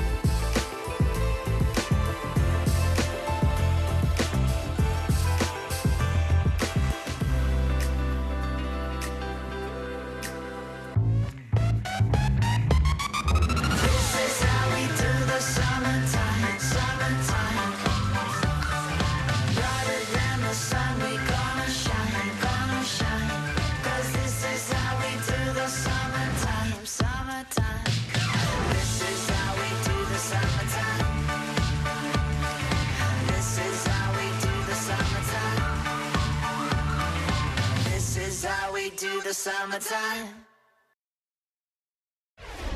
We've all experienced the frustration of booking a last-minute flight and the costs that often come with it, but we may have some good news if you're still looking to plan a getaway this summer. Now could actually be the best time to score a deal, and of course, it's never too early to start thinking about a fall trip or your holiday travel plans. Here to help us break it all down is NBC's senior consumer investigative correspondent and anchor, Vicki Nguyen. Thank you for being with us, Vicki.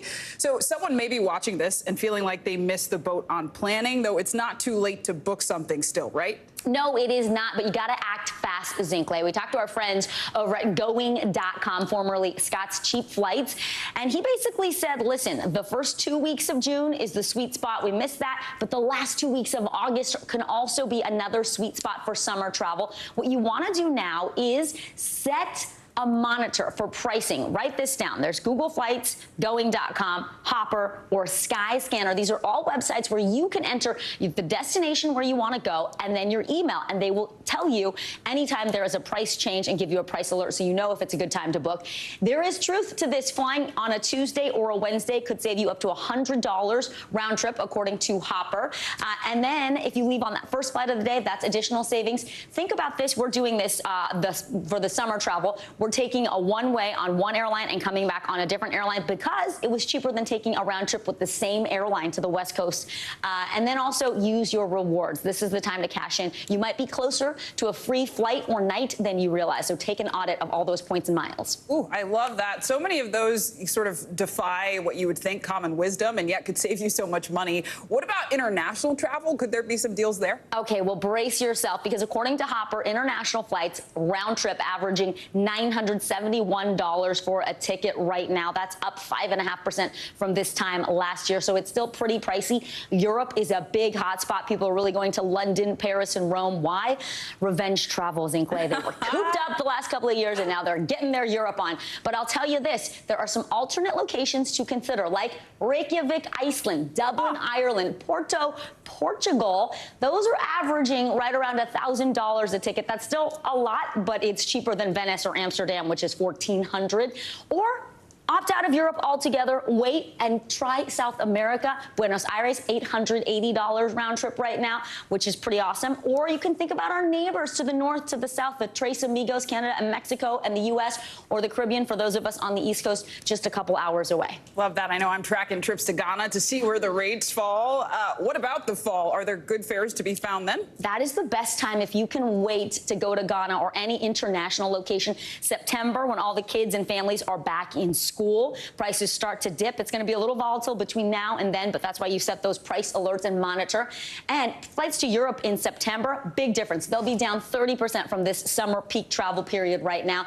Also, Scott's Cheap Flights, Going.com rather, it's called now. Best time to go to Hawaii, September. Lower airfare, lower hotels, fewer tourists, more elbow room at the beach, more room to wiggle your toes in the sand, Zinkley. I mean, is there ever a bad time to go to Hawaii? Really, you're right. You're right. But when we're talking about budget, yes, there's never a bad time. Which I'm always thinking about budget. I mean, speaking of which, holidays seem to creep up earlier and earlier each year. I know pumpkin spice will soon be in stores. Is it too early to start booking Thanksgiving and Christmas? Never too early to start thinking about where you want to be for the holidays and start monitoring those prices now. Best times to book September and early October generally. And here's the safe and great thing about the pandemic and what it did to the airline industry. A lot of major airlines no longer charge those rebooking fees. So if you want to book now because you see a great price, let's say the price drops even further, cancel what you booked now, rebook at the lower price. Unless you bought a basic economy ticket, you won't be charged any penalties or rebooking fees.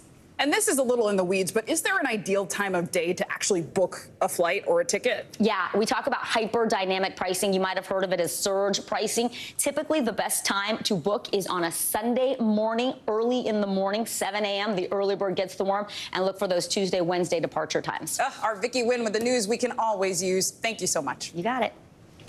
I learned so much. Right? So much. I'm actually going to Canada. We're going to Montreal for a few days. One of the hot spots? Yeah, one of the places she mentioned. Yeah, and I got a trip to Miami in October, so it looks like I should book my flight now. Oh, you didn't book it yet? No. Yeah, you need to. There's the answer. All right, well, coming up, move over night owls, how early birds are driving the nation's latest trend. Don't go anywhere. You're watching NBC News Daily.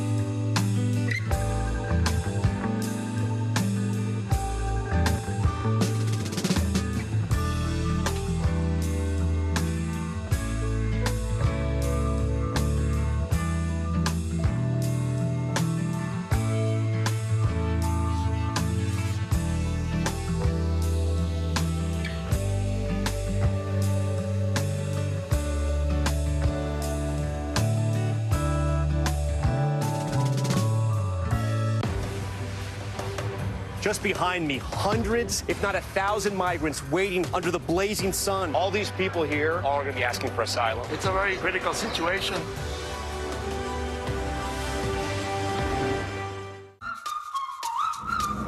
This is how we do the summertime, summertime. This is how we do the summertime, summertime. This is how we do the summertime.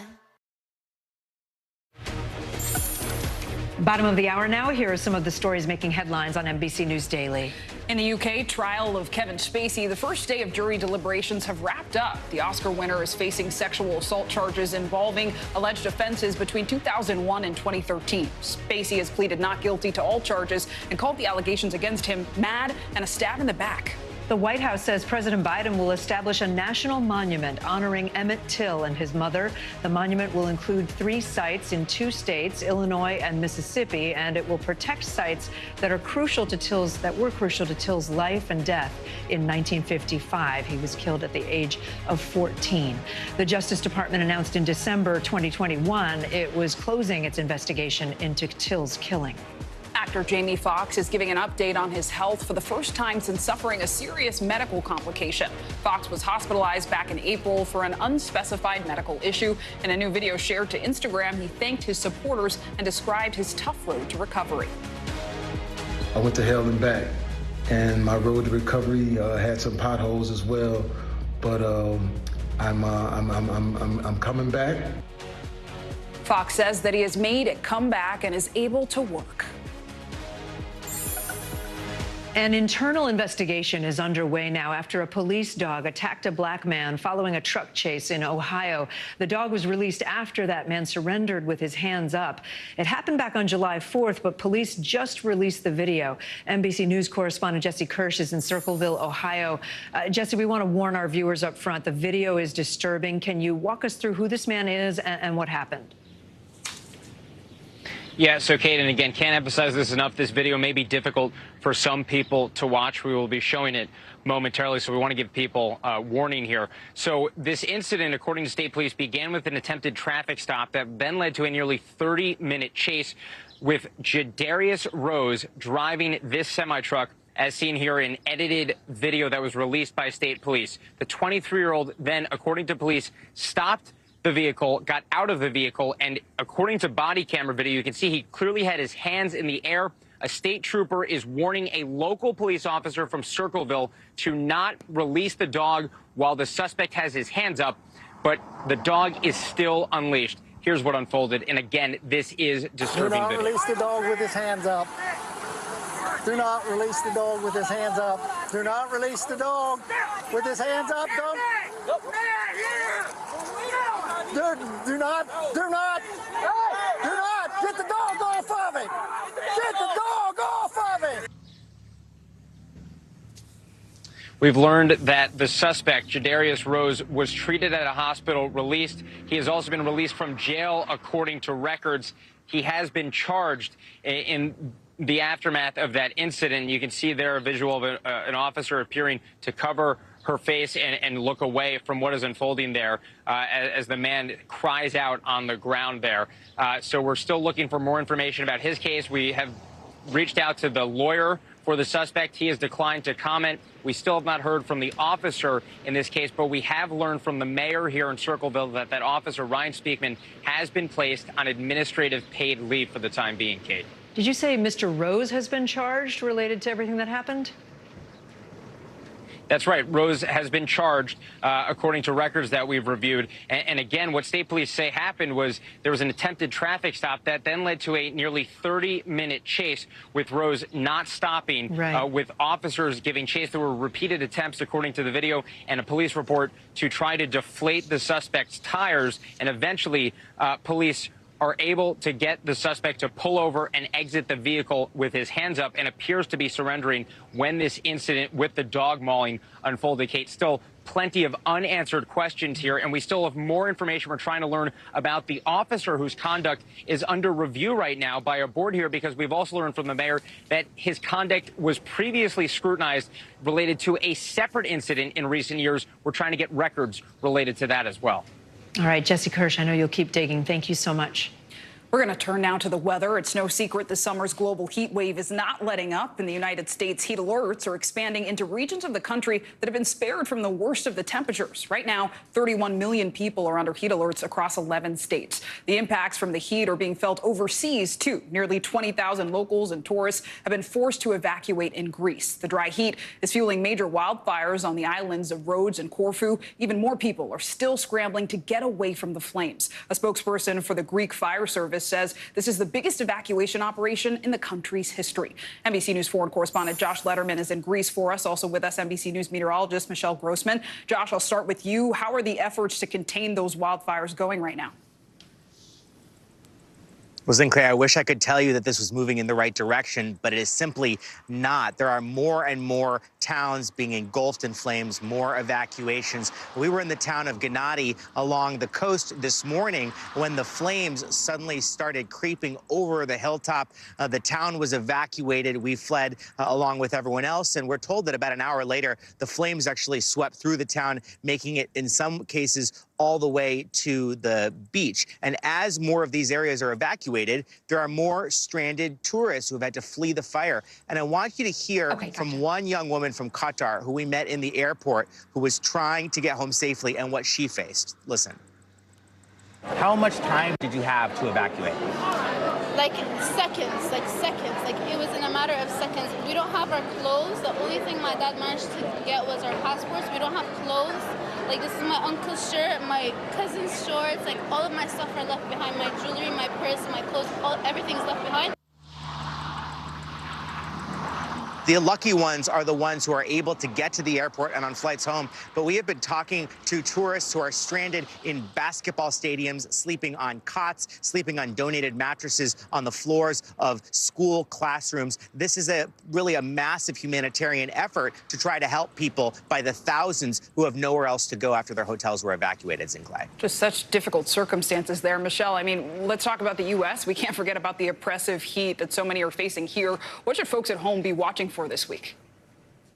Hi, Zinclair. Well, we're going to see that heat expanding. So 31 million Americans under a heat alert right now. It's stretching from the south all the way to the northern plains into portions of the Intermountain West. It's going to slide east over the next several days. So we're going to see the Northeast seeing really hot temperatures by the end of the week. And in fact, over the next 7 days, 285 people will experience temperatures of 90 degrees or greater. Heat advisory, that's in the orange. Excessive heat warnings in the hot pink. Salt Lake City, Phoenix, Miami, also under an excessive heat warning. You're not going to make it to the 100-degree mark in Miami, but you factor in that humidity, it's going to feel like over 100. So that heat dome is tacked in place, but it's expanding. So now we're going to see that heat above average, 15 degrees, even 20 degrees above average in portions of the Midwest, the northern plains, into the Great Lakes. And then the Northeast by the end of the week, the middle of the week into the end of the week, we're looking at some really hot temperatures. Take a look at some of these numbers for today. Triple digits in Salt Lake City, Tucson, Albuquerque, El Paso, way above normal for this time of year, stretching all the way to Bismarck, 93 today. That will stay in place tomorrow with temperatures in the 90s in Minneapolis. And then as we near the end of the week, we're looking at mid-90s, but feeling like near 100 degrees in New York City on Friday.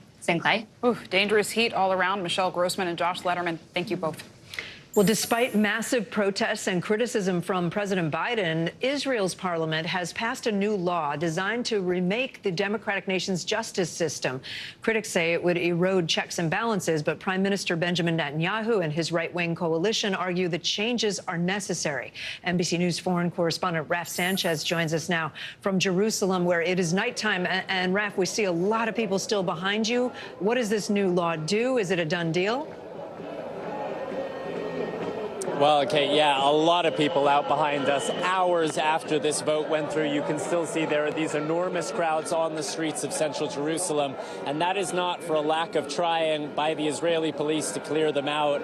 Earlier on, just maybe an hour ago, Kate, we saw police using water cannons, sending these high-powered streams of water into this massive humanity behind me, trying to get people off the street, but the demonstrators say they will stay here and they will continue to fight in their words, for the future of democracy in this country.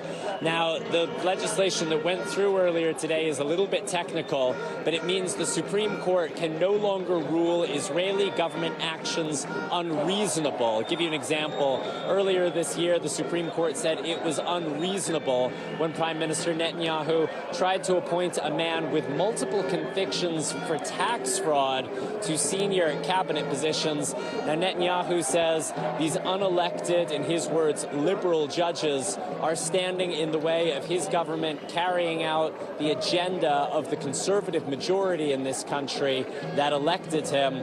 But the passage of this bill has led to divisions unlike anything seen in Israel's 75-year history. Okay.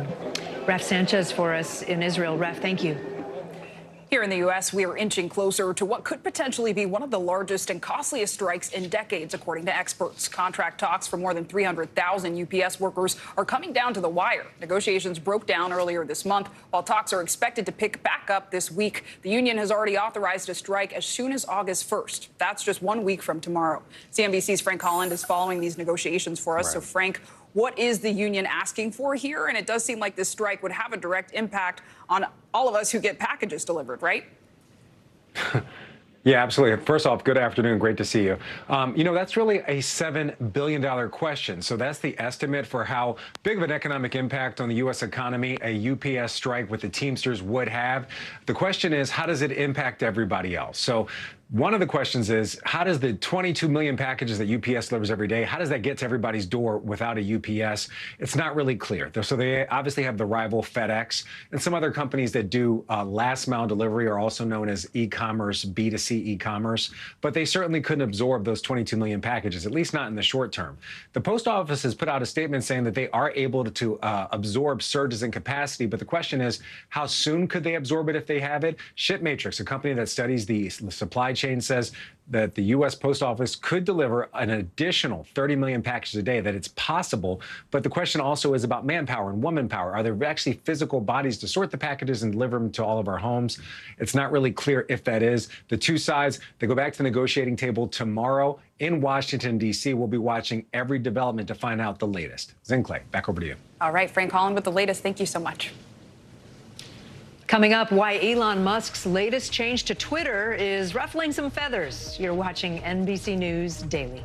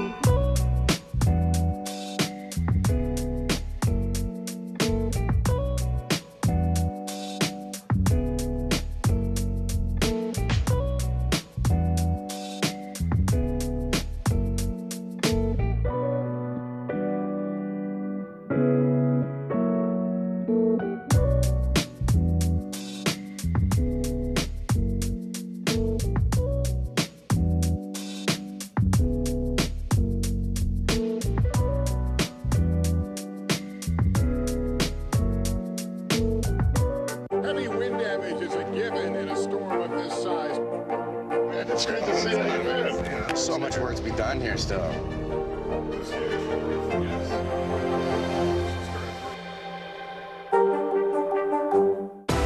News for the generation of now is NBC News Now. This is how we do the summertime, summertime. This is how we do the summertime, summertime. This is how we do the summertime. If you haven't noticed already, Twitter users are saying goodbye to the iconic bluebird today. The entire social media platform has been rebranded as a single letter, X. Here's a look at the new logo on the left and the old one on the right. Owner Elon Musk tweeted, or maybe X'd, the news last night. He posted a photo of the platform's headquarters. There it is with X, quite literally marking their spot. CNBC technology correspondent Steve Kovac joins us now. So, Steve, I guess we all want to know, why is this happening? Why the rebrand?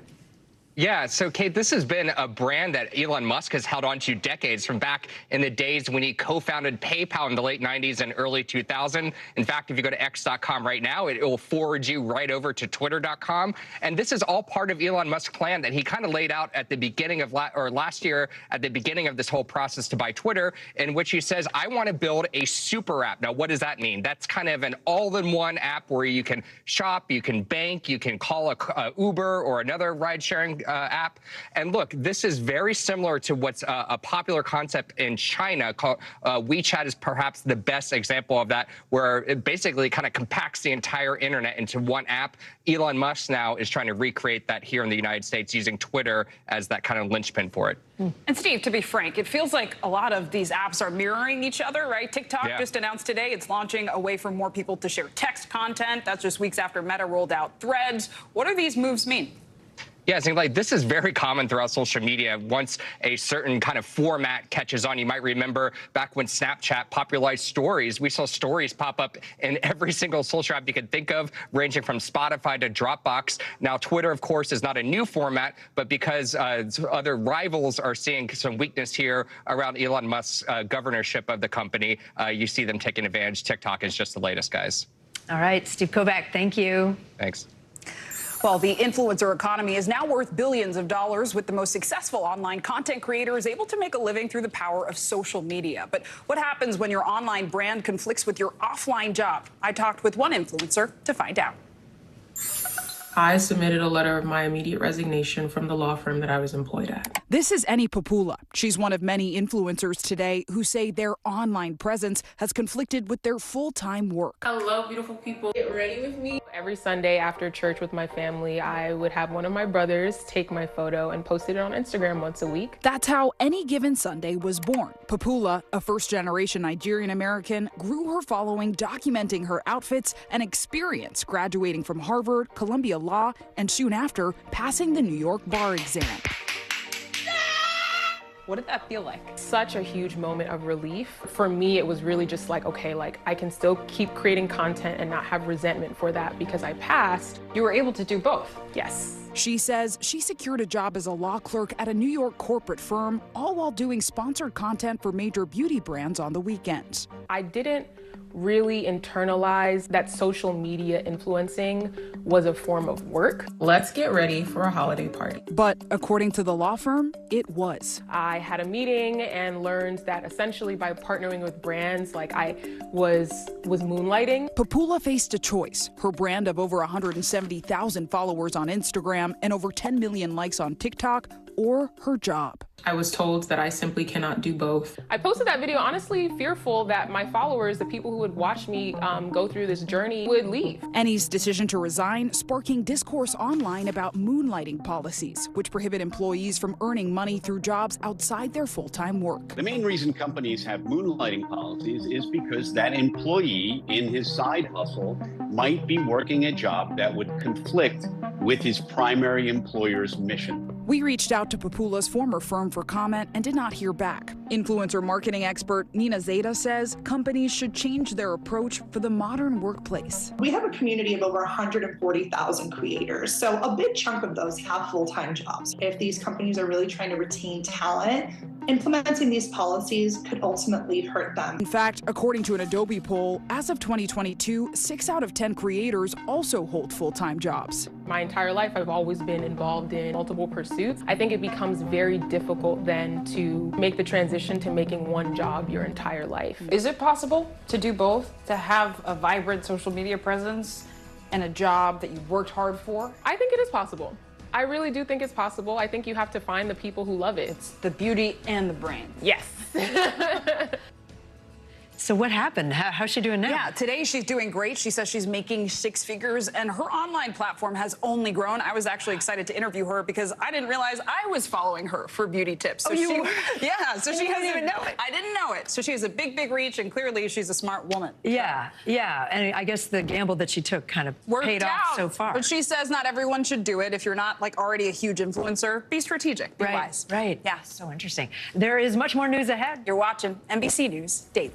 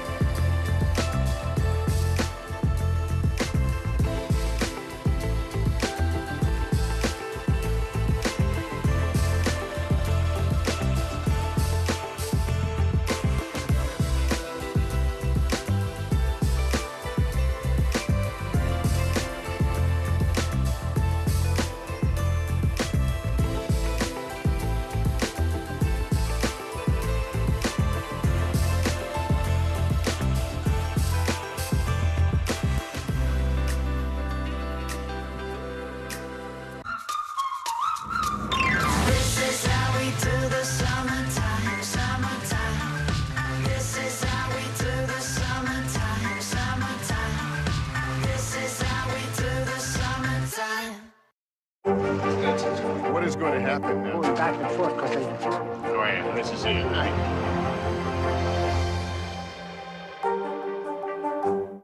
News for the generation of now is NBC News Now. When you think about the term early bird special, what comes to mind? My grandparents? Yeah, a certain image of older people. But early bird dining is actually becoming more popular among all age groups, and restaurant owners are taking notice. NBC News correspondent and anchor Joe Fryer explains. No matter the day, the line outside of Resdora forms early. It is 4:45 p.m. and you're waiting in line for dinner. We are. And we're not 75. We're walking. For Adriana and Francis, the early bird gets a seat at this popular New York restaurant. And they are not alone. Yeah, it's always packed already. What do you think of that? It's nice because the vibe is the same, right? Here at Resdora, they've noticed diners are much more flexible as we've emerged from the pandemic lockdown. Why on earth are people showing up earlier? And I think that some of these hard to get into restaurants, if they know that that's all that they're given, 5 o'clock, they're going to take it. A few blocks away at A Lily, the busiest time used to be in the 7:30 to 8:30 p.m. window. Now it's 6:30 to 7:30. We've also seen a huge decrease in guests that are dining later. That 10 p.m. guest is not coming anymore. Why this nationwide trend? Well, with more folks working from home, alone, once 5 o'clock hits, we're not just craving dinner, we're craving people. As the Wall Street Journal recently reported, America is becoming a nation of early birds. The story noted that, according to Yelp, between 2 and 5 p.m., restaurants are now seating 10% of their diners, up from 5% in 2019. And Uber trips to restaurants in the 4 p.m. hour are up 10% since 2019. We have early dinners almost every weekend. The numbers seem to defy that age-old stereotype about early dinner. It's old people with blue hair. Yeah, blue hair. They're in bed by 8 o'clock. A stereotype immortalized in Seinfeld. Dinner? Well, what time is it? It's 4:30. 4:30. Who eats dinner at 4:30? By the time we sit down, it'll be 4:45. I don't understand why we have to eat now. We got to catch the early bird. It's only between 4:30 and 6. The benefits of early dinner go beyond savings. At the end of the day, you have a little bit more freedom and flexibility. Medical experts even cite health benefits. I sleep better and actually have lost weight. We learned this year Jamie Lee Curtis loves her early bedtime, telling Today she wants to see daytime concerts. Leave it to that. Why are there no matinees? Matinees, yes. Okay, but seriously, I would love, for instance, I love Coldplay. I would love to go see Coldplay. I would love it. The problem is, I'm not going to go see Coldplay if they start their show at 9 o'clock and there's an opening act. I want to hear Coldplay at 1 p.m. At this rate, maybe that will happen as America becomes a flock of early birds. Joe Fryer, NBC News. I could get behind that. I could get behind that. I'm actually going to dinner tomorrow night at 5:15. Well, there you have it. Because we're going to the theater after Excuses. I'm hearing excuses. But I like them. Let's take a look at some of the other stories trending right now. Okay, we'll start with music platform Spotify announcing it will raise its price by as much as $2 for its premium subscription plan. The new monthly cost for U.S. users will now be $10.99, bringing the company in line with rivals like Apple Music and Amazon Music. Existing subscribers will be notified via email and given a 1-month grace period before new prices go into effect. That was about, you knew it was going to happen, yeah. right? Photos and videos of singer Lana Del Rey are going viral after she was seen working at a Waffle House. The singer was serving customers at the Waffle House in Florence, Alabama, even stopped during her shift to meet some fans. There are no specifics on why she's in Alabama. Okay. Why she's working at the Waffle House, we don't know, but good for her. Good for her. I'll be in Alabama for NADJ next week, so maybe she'll still be there. Find Lana Del Rey. Yes. Well, music star Harry Styles is celebrating the end of his 2-year tour. The final Love on Tour show wrapped up on Saturday evening in Italy after selling out around the world. Styles posted on Instagram today that the tour has been, quote, the greatest experience of his life. It was one of the greatest experiences of my life was seeing him on the Today Show Plaza last year. That's so fun. Oh, he's a talent. He's a talent. The NBA Board of Directors has approved the sale of the Michael Jordan-owned team, the Charlotte Hornets. The sale, worth $3 billion, más o menos, is expected to be finalized in the next 2 weeks. Jordan became a majority owner in 2010. He's going to stay a minority owner now of the franchise. Pretty cool. Well, thanks for watching NBC News Daily.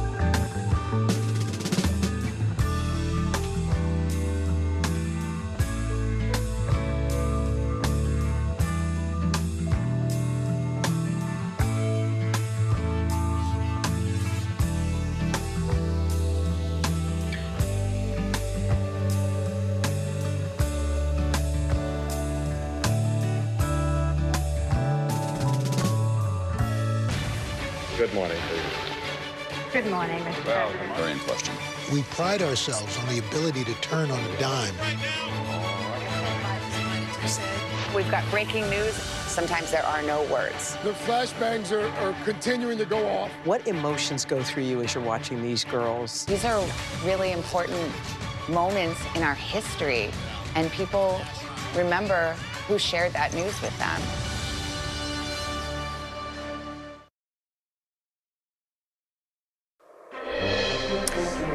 If it's Monday, a shifting dynamic in the Republican race for president as Tim Scott gains momentum in the polls, Ron DeSantis struggles, and Donald Trump awaits a potential third indictment. Plus, widespread protests are up in Israel as Prime Minister Netanyahu's judicial overhaul plan passes a key hurdle in Parliament amid growing turmoil and fresh fallout with the White House. And the border battles heat up in Texas, where Republican Governor Greg Abbott is daring the Biden administration to take him to court over the deployment of controversial floating barriers in the Rio Grande.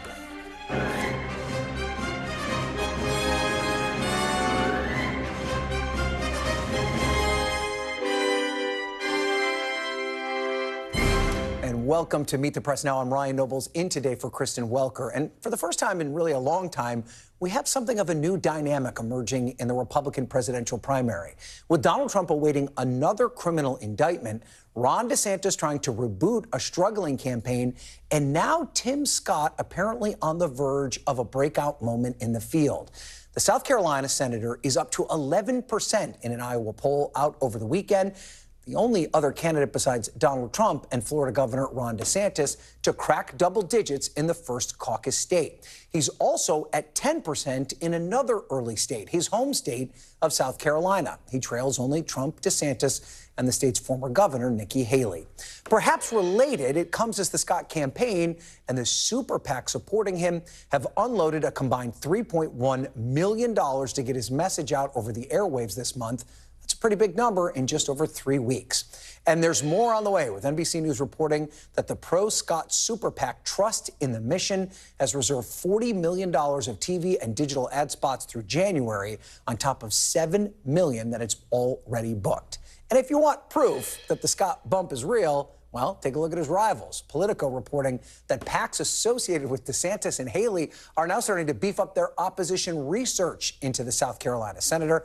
We'll have more on that in just a moment. But folks, even with Scott's apparent momentum, the field is really dwarfed by the elephant in this room of Republicans, and that is, of course, Donald Trump. It's still largely a race for runner-up, as the former president is still dominating in the early polls, this despite 2 criminal indictments and likely a third on the way. We've got a lot to talk about here, so we're just going to kick things off with our panel. Joining me on set, Mark Murray, the NBC News senior political editor and the co-author of the First Read newsletter. Tia Mitchell is a Washington correspondent for the Atlanta Journal-Constitution. Faz Shakir, a senior advisor to Vermont Independent Senator Bernie Sanders, and Republican strategist Jim Dornan. So let's talk numbers. And so if we talk numbers, we got to go to you first, Mark. The Fox News poll with these 2 key early states of Iowa and South Carolina. And if you take a look at the numbers, obviously, it's still Donald Trump's to lose. He's out by a wide margin. But you see Tim Scott emerging in both of these 2 polls, both Iowa and South Carolina. He's now cracked double digits. How is it that Scott found himself in this position? Yeah, so the advertising has played a role. As we ended up writing in our First Read newsletter, he's now spent more than $3 million along with the super PAC over the last 3 weeks. And that's a lot of money when you're in the early states of Iowa and New Hampshire to be able to do it.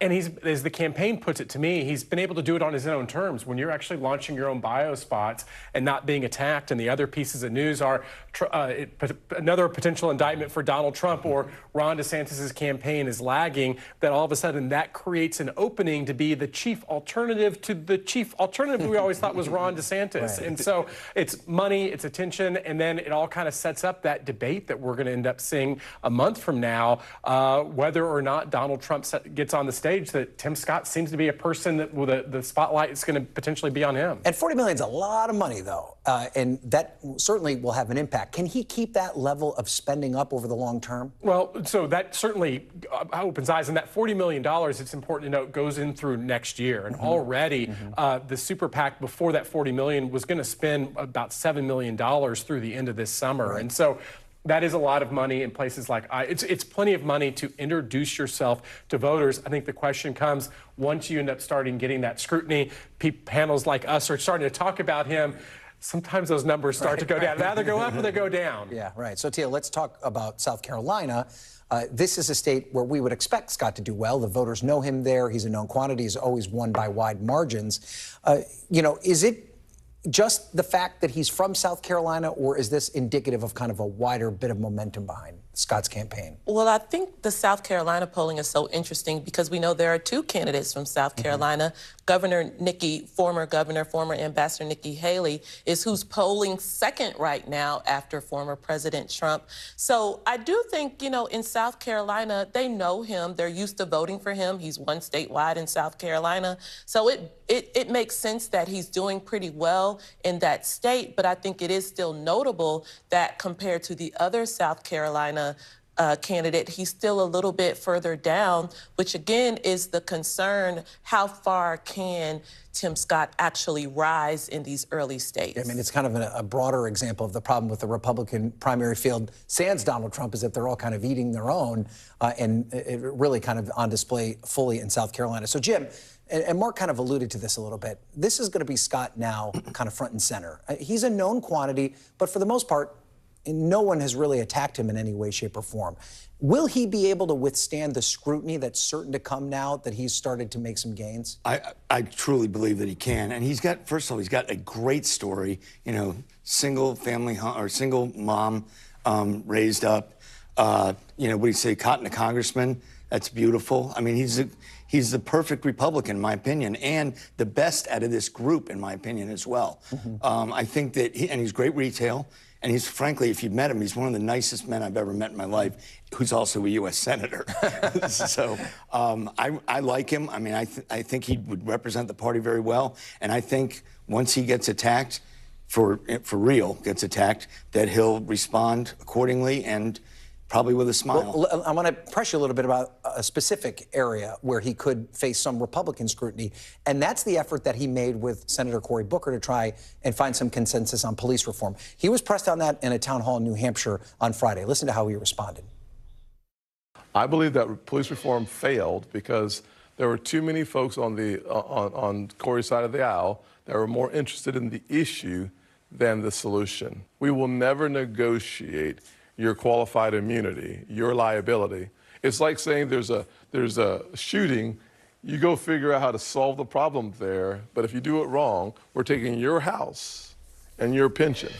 So will Republican primary voters reward him for standing strong in their mind during that negotiation, or will he be penalized for even engaging in the topic at all? No, I think he had to, and he was a leader, obviously, on our side of the aisle for doing it, and frankly, I think he did a pretty good job. He pulled out the best time he could have, because Booker was moving towards, I believe, defunding the police, and that's where Senator Scott drew the line.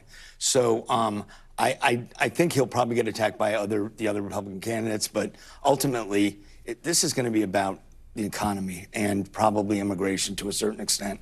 And Scott's, he's just good on the issues. I mean, the guy comes across like a very, very smart politician. All right, Fez, we're going to work in the conversation, I promise. We got to go to Garrett Haake here. About that. We're going to go to Garrett Haake because we're going to talk about the Republican frontrunner now. And Garrett Haake is the latest from Trump world as we continue to keep an eye out for a potential indictment. So, Garrett, the sure sign of an indictment would seem to be the volume of posting that Donald Trump has done on his social media platform. He was very busy this weekend. What is he saying? No, and it's not just on his social media platform. He's also been blasting out fundraising emails with largely the same topic here, Ryan. The former president's been attacking the DOJ and the special counsel relentlessly. He describes it as election interference, which we've all heard before, the idea of a stolen election. This weekend debuting a new attack line accusing Jack Smith and Merrick Garland as serving as campaign managers for the Biden re-election campaign. This is not a legal strategy, obviously, but it is a pretty functional political strategy. It reinforces his position as the front runner, making everything about a matchup between he and Joe Biden. And it's an effort to stoke the fundraising base of his most loyal supporters, keep pumping in those small dollar donations. The attack from the, kind of radical left, as he puts it, is continuing. So too must the donations to help him fight it off. Okay, Garrett, thank you for that update. We appreciate it. Let's go back to the panel now. Mark, Tia, Faz, and Jim. So to Garrett's point, Faz, it does appear, at least up until now, that the indictments have helped Donald Trump on some level. But we are starting to see some of his Republican opponents kind of highlight this as potentially a problem. Listen to what Nikki Haley had to say on CNBC this morning. I will tell you, you look at these indictments, there's probably going to be a fourth indictment. We can't have, as Republicans, him as the nominee. He can't win a general election. That's the problem. We've got to go and have someone who can actually win. So other than Chris Christie, we haven't seen too many of the Republicans stake themselves out on that ground, which would seem to be conventional wisdom that it wouldn't be good to have a major party candidate with an indictment or several indictments looming over him. Faz, are Republican primary voters ever going to see that? The most important numbers in the poll, Ryan, were that it was at 46 and 48. Trump's numbers were. And if he stays at 46 or 48, everyone else is playing for second place, and that's nice. Tim Scott, kudos to you, a silver medal. But I think that, you know, with 40, we went up against Joe Biden. He was never at like a 46 or 48, maybe very early in the race, but like he was coming down, right? High 30s, mid 30s, and you had a shot. If you're at 46, 48, it's over. I think that the question for Republican voters and those who are never Trumpers or people who want somebody besides Trump is that, are there Republican voters who think of general election concerns? That the practical, pragmatic choice of who's the best candidate to defeat Joe Biden? In the Democratic primary, I would argue it's what did us in. I mean, we tried as best as we could. You remember attending Bernie Beats Trump rallies. We were trying to make this argument that we were we were a stronger candidate than Joe Biden. But ultimately, what did us in is that people thought, well, Joe Biden's actually a safer bet. And there were enough of those voters, a large number of those voters, in the Democratic primary. I'm not sure that they exist in the Republican primary. And somebody's got to convince me otherwise, but I have not seen those numbers. I mean, Trump would not be polling as high as he is right now because he's irrational. He's an irrational candidate. He's, in many ways, the weakest candidate in the Republican field, and yet the strongest candidate in the Republican field. I'm putting you on the spot here a bit, Mark, but do the numbers bear that out, that these Republican primary voters believe that Donald Trump is electable, despite what the conventional wisdom would tell us? Absolutely, yes. And so our polls actually asked it a certain way. It was like, do you think that Donald Trump should remain the leader of the Republican Party? And to the point that Faz is making, it was like, yeah, it's about 48 to 50% of Republican primary voters saying yes. And in a multi-candidate field, that 48 to 50% is a big number. Now, it's a fighting chance for somebody if you get it to a two-person race, but it's not a two-person race right now.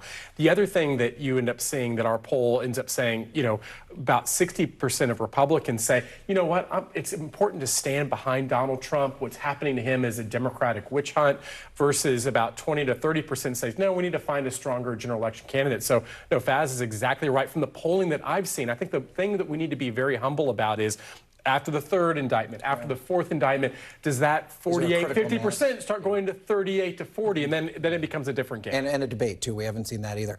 So, Tia, it's probably not a good sign for Ron DeSantis that we're not talking about him until this stage of our conversation. But we are going to bring him in, and we're also not going to talk about an issue that's probably very productive for him. He's in a kind of a backlash with the Florida Board of Education over these new standards regarding controversial language having to do with slavery. I want to play for you what the current Vice President Kamala Harris had to say about this curriculum. Take a listen. How is it that anyone could suggest that in the midst of these atrocities, that there was any benefit to being subjected to this level of dehumanization? I mean, I didn't do it, and I wasn't involved in it, but I think what they're doing is, I think that they're probably going to show some of the folks that eventually parlayed, you know, being a blacksmith into doing things later in life. And these were scholars who put that together. It was not anything that was done politically. So I didn't do it, but actually I don't think it's that bad of an idea. Tia, I mean, what's the thinking here?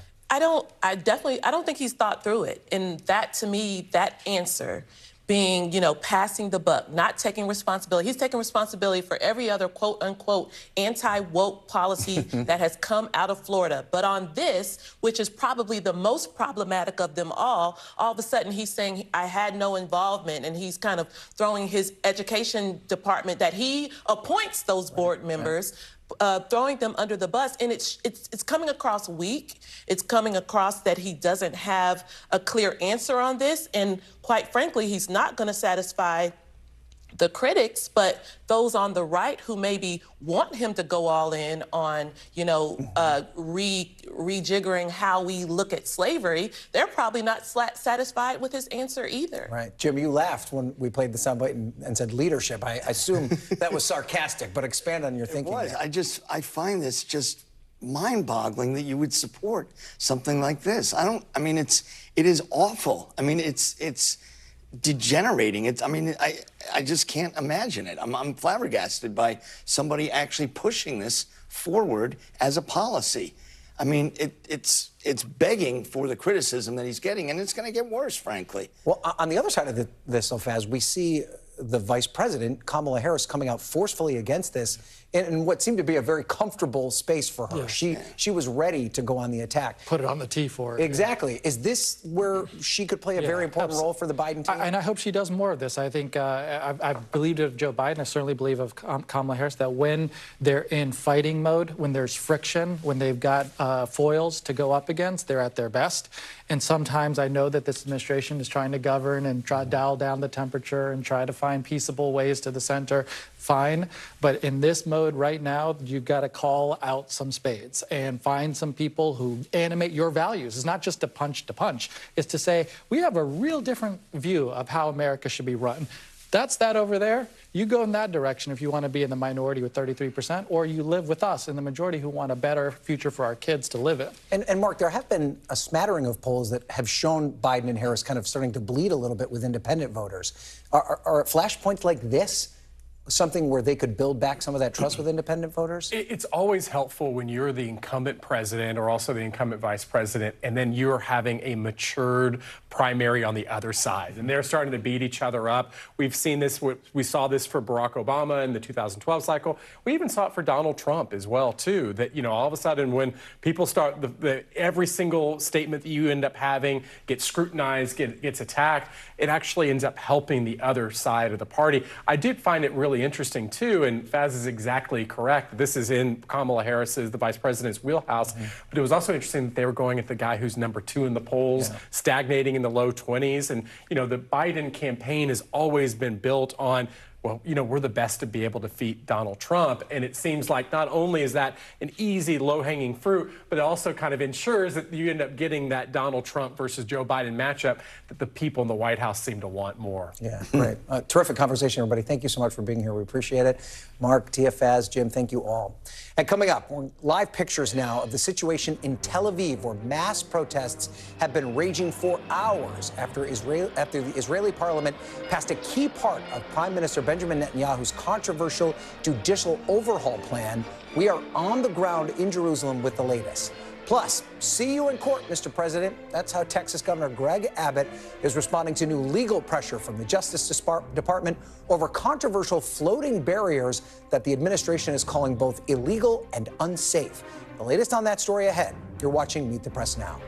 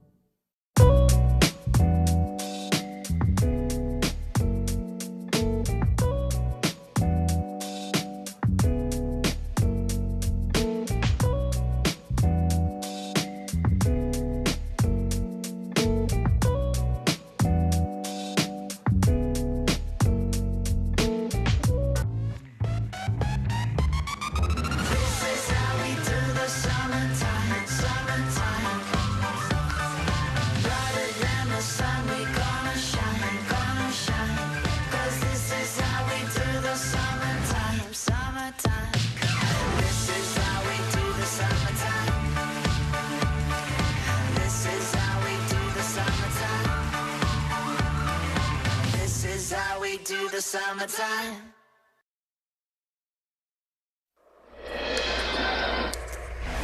Welcome back, and you are looking at live pictures in Tel Aviv as thousands of protesters take to the streets after Israel's parliament passed a controversial law overhauling the country's judicial system. This was the scene just moments ago as demonstrators took to the streets, clashing with authorities and setting fires in downtown Tel Aviv as the protests intensify. Ahead of the vote today, I should say, demonstrators gathered waving Israeli flags and blocking the streets to the Knesset while police deployed water cannons as they tried to disperse the crowd. The new law, which passed 64-0 after opposition members boycotted the vote, puts limits on the Supreme Court's ability to strike down decisions made by government ministers, and it's just the beginning phase of Netanyahu's planned judicial overhaul. Yesterday, in an unusual move, President Biden weighed in on the internal politics of Israel, calling the proposal, quote, divisive. And in a new statement today following the vote, Biden said it was unfortunate and urged leaders to build consensus through political dialogue. Joining me now is NBC News foreign correspondent Raf Sanchez. He is in Jerusalem, and NBC News White House correspondent Ali Rafa. Raf, let's start with you. Tell us, what is the latest on the ground in Israel? Well, Ryan, Israel is tonight a divided country, perhaps more divided than it has ever been in its 75-year history. You can see behind me on the streets of Jerusalem, there are now some few dozen protesters who are blocking this main road. Earlier tonight, there were tens of thousands, and there were Israeli police using water cannon to try to disperse them. These protesters say they will stay on the streets, and in their words, they will continue the fight for democracy. We have heard a lot of anger, a lot of fear about this country's future from these protesters, but there is another half of Israel, the half that voted for Prime Minister Netanyahu and his far-right government, and they are celebrating tonight because they have felt for a long time that the unelected judges of the Supreme Court were standing in the way of the policies favored by the conservative majority of citizens in Israel. And Netanyahu, speaking to his public earlier tonight, says that what he did was not undermining democracy. He says it is the essence of democracy because it puts power back in the hands of the government. Either way, Ryan, a country deeply, deeply divided, and it is not clear right now how it comes back together. And of course, this is just the first stage of these overhauls. What other forms of judicial reform can we expect the Knesset to take up? Right, so there are kind of two outstanding policies that we have yet to see what's going to happen with them. One, the most controversial, there was originally a plan under which Parliament could vote by a simple majority to ignore rulings of the Israeli Supreme Court.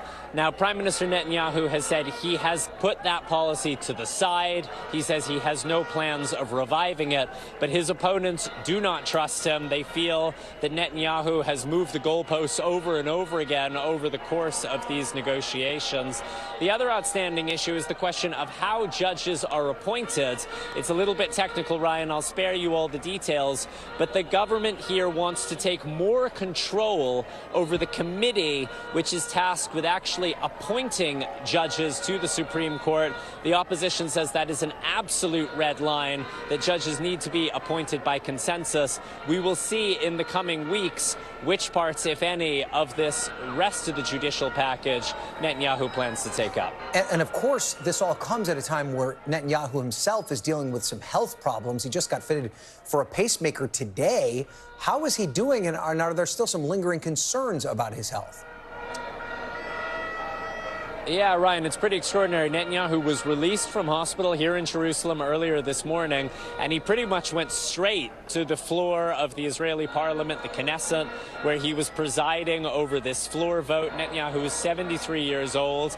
He generally seems to be in pretty good health, but this is the second trip he has made to the hospital in a week. As you said, he was fitted with a pacemaker after suffering what his doctors said was arrhythmia and irregular heartbeat. He says he's fine. He addressed the nation earlier on, and we saw him counting the votes, twisting arms, cajoling, and facing up to his opponents. So he seems, at least, to be a man in good health. But as you said, there are questions over his situation. Okay, Raf Sanchez live in Jerusalem. Stay safe, Raf. Let's go now to Ali Rafa, who's at the White House. So, Ali, I should say, a little bit of an out-of-the-ordinary statement by the White House and the president to get involved in a foreign political battle like this. What are they saying about this latest move by Netanyahu and his far-right coalition? Doesn't this really already complicate the situation and the relationship that Biden has with Bibi Netanyahu? Yeah, Ryan, it's very rare for U.S. presidents to so publicly weigh in on the internal affairs of these countries that are our closest allies. But this relationship between the president and Prime Minister Netanyahu is anything but conventional.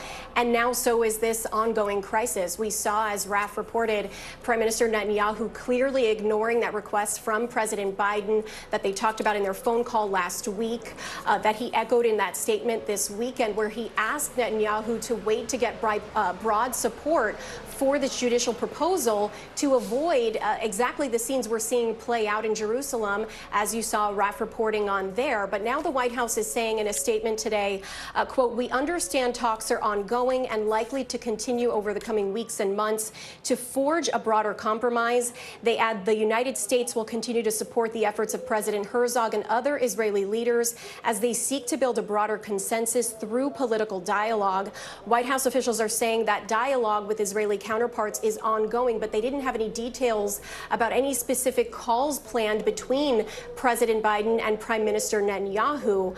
So this situation is really putting a spotlight on this diplomatic tightrope that the president is walking right now. He and Netanyahu have known each other for decades. They're on opposite ends of the political spectrum, but obviously the president wants to be able to protect this long-standing alliance the U.S. has with Israel because of what's at stake here. We're talking militarily. Israel is the #1 recipient of U.S. military aid. There are concerns, the president is facing pressure to potentially cut the amount of aid sent to Israel because of its treatment of Palestinians. And in light of this situation, the potential democratic direction this country is going to take.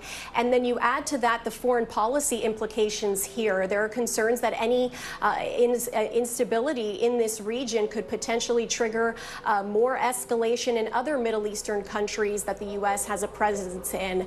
So there's a lot of layers to this, Ryan, and it certainly cannot be underscored the pressure the president is under to have some sort of impact or intervene here, while he definitely knows that his powers to do that are very limited. All right, Ali Rafa, thank you for the update there from the White House. Let's bring now in Ambassador Dennis Ross, a former special assistant to President Obama and the Middle East coordinator under President Clinton. So, Ambassador, what's going to happen now in Israel? Could the Supreme Court strike down this law? Could we be on the verge of a constitutional crisis in that country? Well, there's no question that there's already been a petition brought to the Supreme Court. So the Supreme Court could well strike down this law, in which case then the Prime Minister would have to decide, what does he do? Does he respect the ruling of the Supreme Court? Does he defy it? If he defies it, what do different members of the government do? I think that's an open question as to what would happen. You know, anyone who would, I think, would hazard a prediction of what would happen at that point has sort of ignored what's been happening in Israel over the last several weeks and months, including the discussions that took place to the very last minute to try to forge a compromise. The compromise, by the way, broke down not over the content of what the new reasonability provision could be.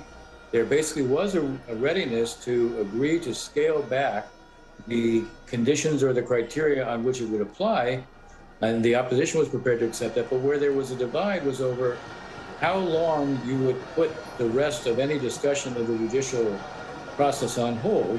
And the divide was between 5 months that the government was prepared to accept and 15 months that the opposition was seeking. Obviously, if there was a higher degree of trust, you probably could have found some bridge between those two positions on the time frame. In any case, the point is there's not a lot of trust between the government and the opposition, number one. Number two, the Supreme Court is going to hear this in all likelihood. If it does make a decision, then the real challenge for Prime Minister Netanyahu is, does he respect what the court decides? And it will be, in your words, a constitutional crisis But we haven't seen that yet, so we don't know quite how it will unfold. So talk to me a little bit about the public sentiment there. Obviously, these pictures show that this move by Netanyahu appears to be deeply unpopular. Is that reflected among the broader view within Israel? And if so, if it is a deeply unpopular move, is this how a responsible democracy acts? You said that they were close to a deal, and then when it fell apart, they just pushed through what they were looking for. Are we at an inflection point right now for Israel's democracy? Well, obviously, the people in the street feel that way. And we're in the 29th week of people protesting in numbers that are unlike anything we've ever seen in our country. In many respects, what it shows is how deep the democratic ethos is in Israel. This is a grassroots movement, and somehow it's carried on this way. Many of the people within the government were convinced that after a couple weeks, these protests would wane. Then they were convinced that when it became summer and it became hot, the protests would disappear. We saw tens of thousands of people march 40 miles uphill in 95-degree heat from Tel Aviv to Jerusalem. So the depth of feeling is quite strong among those who are opposed to it. Are there people who support the reform process? There are. This is a divided country right now. My guess is it's nearly 50-50 in terms of attitudes for or against the reform, but it isn't 50-50 when it comes to what the process should be. The polls show consistently 60 to 70% of the Israeli public believe while there should be some reform of the judicial system, they also believe it should be done through a process of dialogue and consensus. So I think the government decision will not be a popular one. I suspect when Prime Minister Netanyahu says, look, we're prepared now, let's spend the next 5 months discussing what can be done on the rest of the judicial reform proposals, I suspect what that reflects is a desire on his part to try to calm the temperature, calm the attitudes, and see if over a period of time, if you take a step back, you will see attitudes begin to change. I suspect on the key provisions of this, like the override provision, which he has shelved, but also on the issue of the judges' selection, who picks the judges, what's the makeup of the committee, that I think is going to be the next real focal point.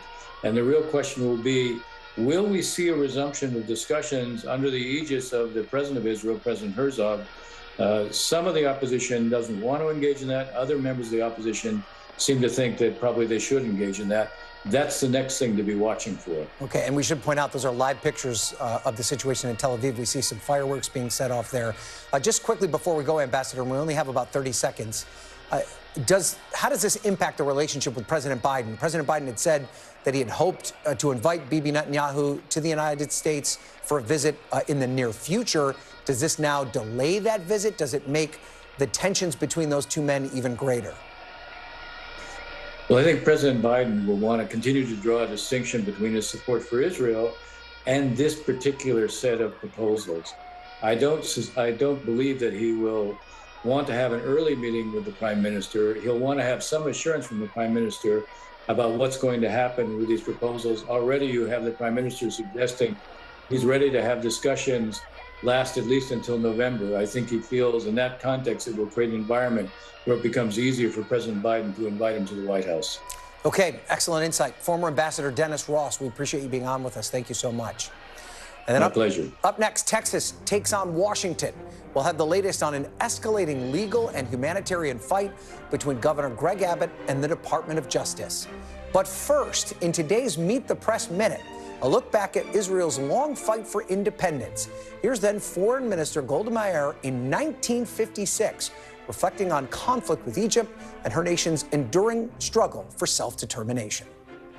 Madam Minister, do you believe that the Arab nations wish to destroy Israel as a state? Is that what you mean? To my sorrow, yes. Yes. I believe President Nasser has so stated rather recently.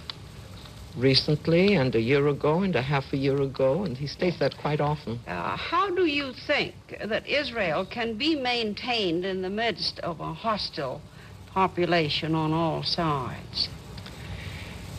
Mrs. Gregg, maybe it is easier for us to understand it than for others.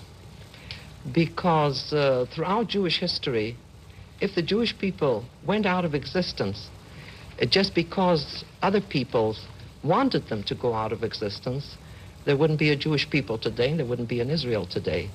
But there is a certain stubbornness about our people that we just want to live the same as other people do. So we've lived among nations that didn't like us, and now we live in an area as an independent state where people don't like us, we hope temporarily.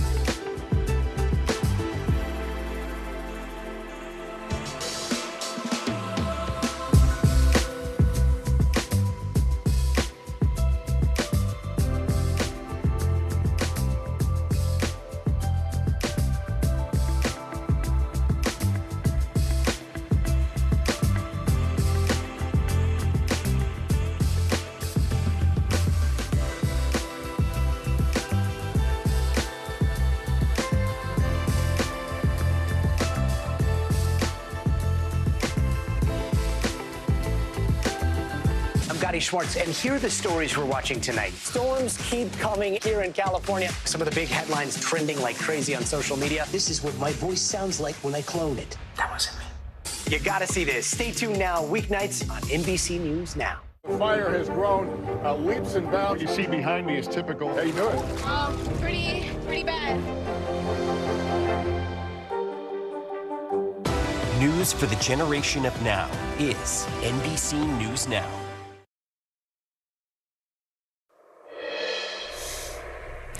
And welcome back. Texas Governor Greg Abbott remains defiant after the Justice Department threatened legal action if the state refused to commit to taking down a series of floating barriers along the border meant to deter migrants from crossing the Rio Grande. DOJ gave Texas a deadline of 2 o'clock this afternoon.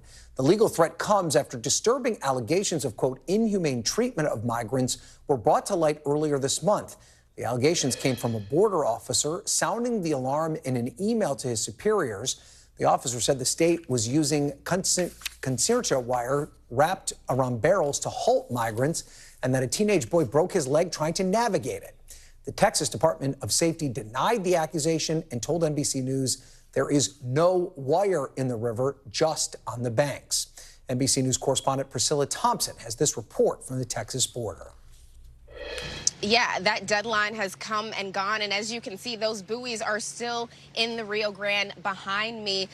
To be clear, the Department of Justice gave Governor Abbott until 2 p.m. Eastern time to commit to removing those buoys. But what we've seen from Governor Abbott is effectively a doubling down on his position today. He sent a letter to President Biden saying that Texas has a U.S. constitutional right to have sovereign authority over protecting its borders. He also hit on something that the DOJ mentioned in their letter to him about this Rivers and Harbors Act, which the DOJ says he is in violation of because he did not get approval from the federal government, the U.S. Army Corps of Engineers, before placing this buoy in the water. But Abbott says that buoys are not something that are covered under this act, and so therefore he believes that he is on good legal standing to fight this, and that is exactly what he intends to do. So we are anxiously awaiting to see what exactly is going to happen here next. But I will tell you, as it relates to the issue of migration and what we've seen here in the time that we've been here, we have seen people simply walking around the buoys, walking past the buoys. They're 1,000 feet long. That's about the length of 3 football fields. We also saw a man who jumped over in between 2 buoys. And so it would appear that people are still finding ways to cross. And this is something that advocates have brought up, saying that this buoy is not going to stop people from crossing. It is only going to make it potentially more dangerous, potentially more deadly if folks might try to swim under them and could potentially drown. But I also spoke to the Department of Public Safety, Lieutenant Christopher Oliveras, as these buoys were being installed, and he said that any barrier is going to be a good deterrent and a vital tool for law enforcement officers who are out here. And I did reach out to him to ask him about some of the things that we have been seeing today in terms of folks still finding a way to make it across. But unfortunately, we have not yet heard back from him. Guys, back to you. Okay, Priscilla, thank you. And we do have some breaking news just in from the Justice Department. They've officially filed a civil complaint against Texas in this dispute. The Justice Department demanding that Texas remove those structures at their own expense. And turning now to the extreme weather and deadly heat, which are still plaguing the globe today. In the western U.S., the heat is not letting up as temperatures once again hit record highs. Salt Lake City reached 106 degrees, and Phoenix reached a blazing 118 degrees on Saturday. Sunday also marked the 24th straight day temperatures in the city have climbed above 110 degrees. There is a little bit of good news, though. While more than 59 million Americans still remain under heat alerts today, that number is about half of what it was at the beginning of the weekend. Up north, more flooding hit New England this weekend as you're watching as water rushed down the stairs inside of Boston's iconic Fenway Park. Even further north, 4 people, including 2 children, are missing in Canada after intense thunderstorms also caused flash flooding in Nova Scotia. The rains came after Canada's Atlantic region was plagued with wildfires earlier this summer. Similar wildfires are still raging across Greece. Footage from this weekend shows billowing smoke and flames on the island of Rhodes as tourists and locals were forced to evacuate. And after the break, spoiler alert, inside Democrats' growing fears of a third-party presidential candidate potentially derailing Biden's 2024 bid. You're watching Meet the Press Now.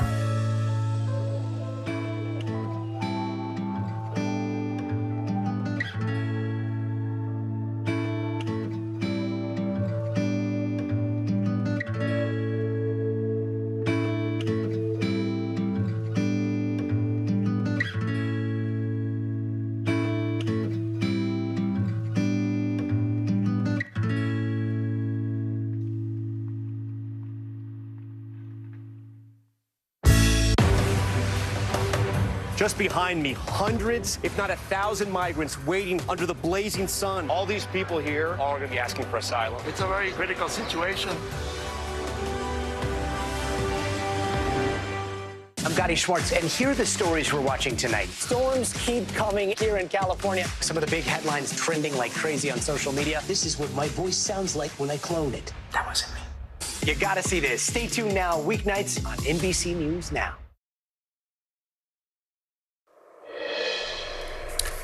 Welcome back. As Republicans their focus, I should say, remains squarely on the 2024 primary, some Democrats are already looking ahead to the general election and a potential spoiler for President Biden, a third-party candidate. The group No Labels has begun to make its case for a third-party presidential bid. They're working to get on the ballot in all 50 states. And a prominent moderate Democrat and a frequent thorn in Biden's side has said he's not ruling out a run on their ticket.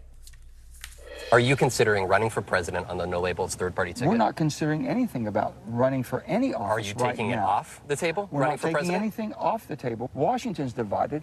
The politics is dividing the country, making you pick a side. There's only one side, the American side. And that's where people want to be. So if you believe that, and if that's where the American public is, would you be open to running for a third-party presidential ticket? Let's see where everybody goes. Let's see what happens. Maybe they'll come to their senses and start doing the job they were elected to do. Joining me now is Amy Walter, the publisher and editor-in-chief of the Cook Political Report. Amy, I'm not going to ask you to analyze whether or not Joe Biden changing the part in his hair, or Joe Manchin changing the part in his hair is indicative, is a sign of something to come. But you did write a very fascinating piece for the Cook Political Report. At the risk of having people not read it, I need you to answer the question of the title. How seriously should we take a potential No Labels candidate? Well, anytime you come off of a presidential race like we did in 2020, where the winner basically succeeded by winning 40,000 votes, essentially, winning the election by 40,000 votes spread over 3 states, that is the difference between Joe Biden winning the Electoral College and Donald Trump winning the Electoral College. Obviously, 4 years earlier, it was about 79,000 votes that separated Donald Trump from winning the Electoral College and Hillary Clinton winning the Electoral College. So every vote matters. That said, I don't know that we have a really good sense for what a candidate on a No Labels ticket would do to the race. Would they siphon some vote off? Absolutely. Would it all come from Biden? I'm not 100% convinced that that's the case, partly because I think there are a lot of voters out there who do see what Joe Manchin mentioned. They're frustrated with their choice. They think Washington's broken. But they know these two candidates pretty well, unlike 2016. And the idea that they are just simply going to say, well, I'm going to go with the third-party candidate because I think this candidate is a centrist and all those people happen to be Democrats, that may not really be the case. I mean, is part of that because we don't know who the candidates may be? You know, we're talking, could be Joe Manchin, could be John Huntsman. It could be somebody else. So the way this is why I mentioned the way that we poll this question. Both the No Labels group, those opposed to No Labels, and even some public polls ask the question like this. Would you consider voting for an independent candidate? Would you consider voting for a moderate independent candidate? Sure. Lots of people would say yes to that, right? That sounds great. Right. There's not really a downside to that. But then when you fill in the name, that person no longer is whatever you want them to be. My version of an independent moderate may look very different from yours. Once that person gets named, well, they have a party, they have a voting record, in the case of Joe Manchin, of course, and they have an identity that's going to make it hard to put them just in this category of this is going to be a third, another way forward. Right. And it's interesting, you're kind of alluding to this, but maybe if you can put a finer point on it, this idea of wanting to shake up the system, that the things that Joe Manchin is talking about, people do want to see Washington work better. Is it different when Donald Trump isn't in the equation? Do you not necessarily want to take the risk of sending a message to Washington if you have someone as divisive as him as one of the options? So think about 2016, the number of voters who picked Jill Stein or the Libertarian candidate Gary Johnson. You go state by state, Democrats say, see, that's why we lost. All of those voters would have come to us. And the polling taken after the 2020 election basically confirms that. Most of the 2016 third-party voters ended up voting for Joe Biden in 2020. So, yes, I understand that worry if you are Democrats that those people who are dissatisfied are going to hurt your party.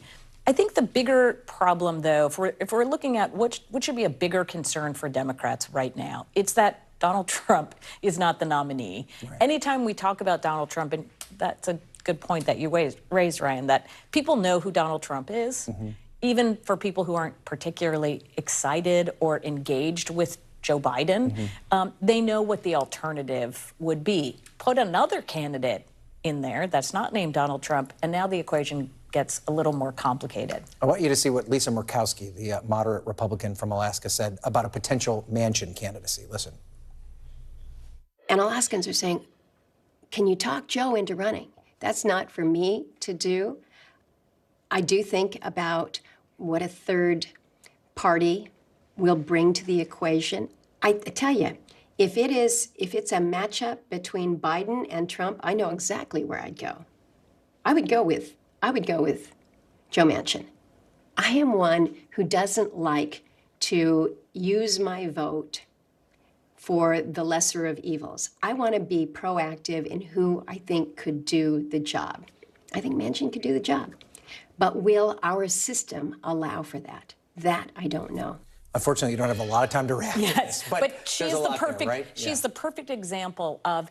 While we talk about who these swing voters might be in 2020 as being the folks who voted for Trump and then Biden in 2020 might be attracted to a third-party candidate, there are also folks like Lisa Murkowski out there, Republicans who won't vote for Joe Biden, but they're also open to the idea of a candidate that has maybe a Republican credential. And maybe that voter or more moderate credential. If there isn't that option, maybe that voter just sits out, doesn't vote for anybody. Right? Yep. All right, Amy Walter, excellent piece as always. Ryan. Thank you so much for being here. Still to come, 100 days of violence in Sudan. I'll talk to a UNICEF official about the conflict's devastating impact on children and what can be done to address the humanitarian crisis as war rages with no end in sight. You're watching Meet the Press Now.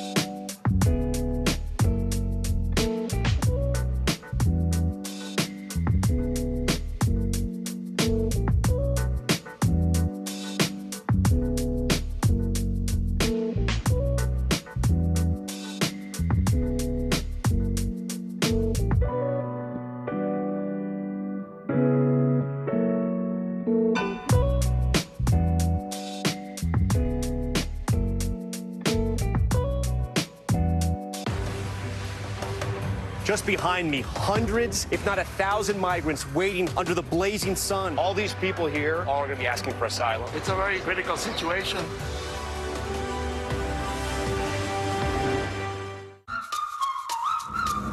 This is how we do the summertime, summertime. This is how we do the summertime, summertime. This is how we do the summertime.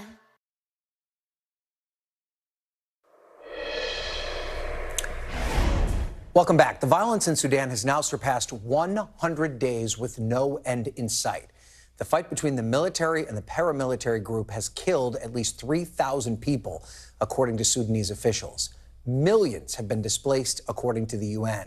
This comes just 2 weeks after the UN's Secretary General warned that the country could be on the brink of a full-scale civil war. And as UNICEF reports that severe violations of children's rights are a, quote, hourly occurrence. With me now is Joe English, and he's a spokesperson for UNICEF. Joe, thank you for being here. And for people that haven't been following the developments in Sudan, explain what has been unfolding there for the past 3 months. Yeah, it has been 100 days of absolute horror. You know, many kids here in the US are currently on their summer vacations, and we know as children that, you know, those good times can feel like they last a lifetime, but the reverse is true.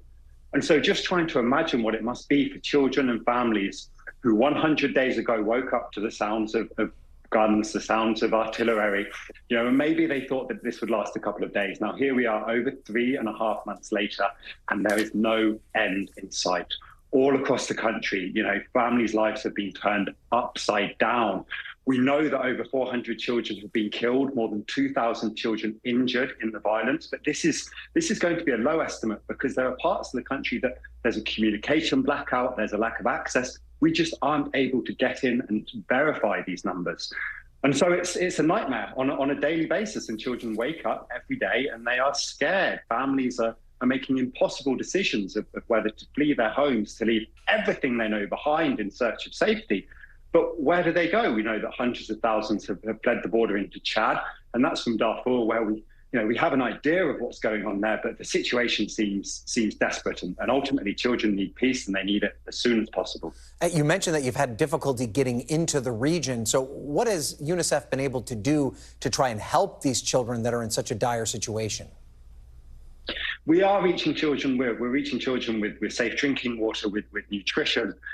You know, where children and families may have crossed the border, we're reaching them with psychosocial support to be able to unpack some of the experiences that they've gone through, and with education. You know, but the reality is that whilst fighting continues, there are areas that we just cannot reach, and so we need the guns to fall silent. We need a meaningful pause in the fighting, at the very least, if not a full ceasefire.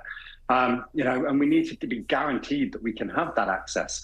But that's not going to be enough. You know, funding is absolutely critical as well. And small amounts, you know, the amount that, you know, a regular person in the street could donate could actually make a huge difference. There are hundreds of thousands of children in Sudan who are malnourished, who just don't have enough to eat. And UNICEF is there. We know how to treat these children.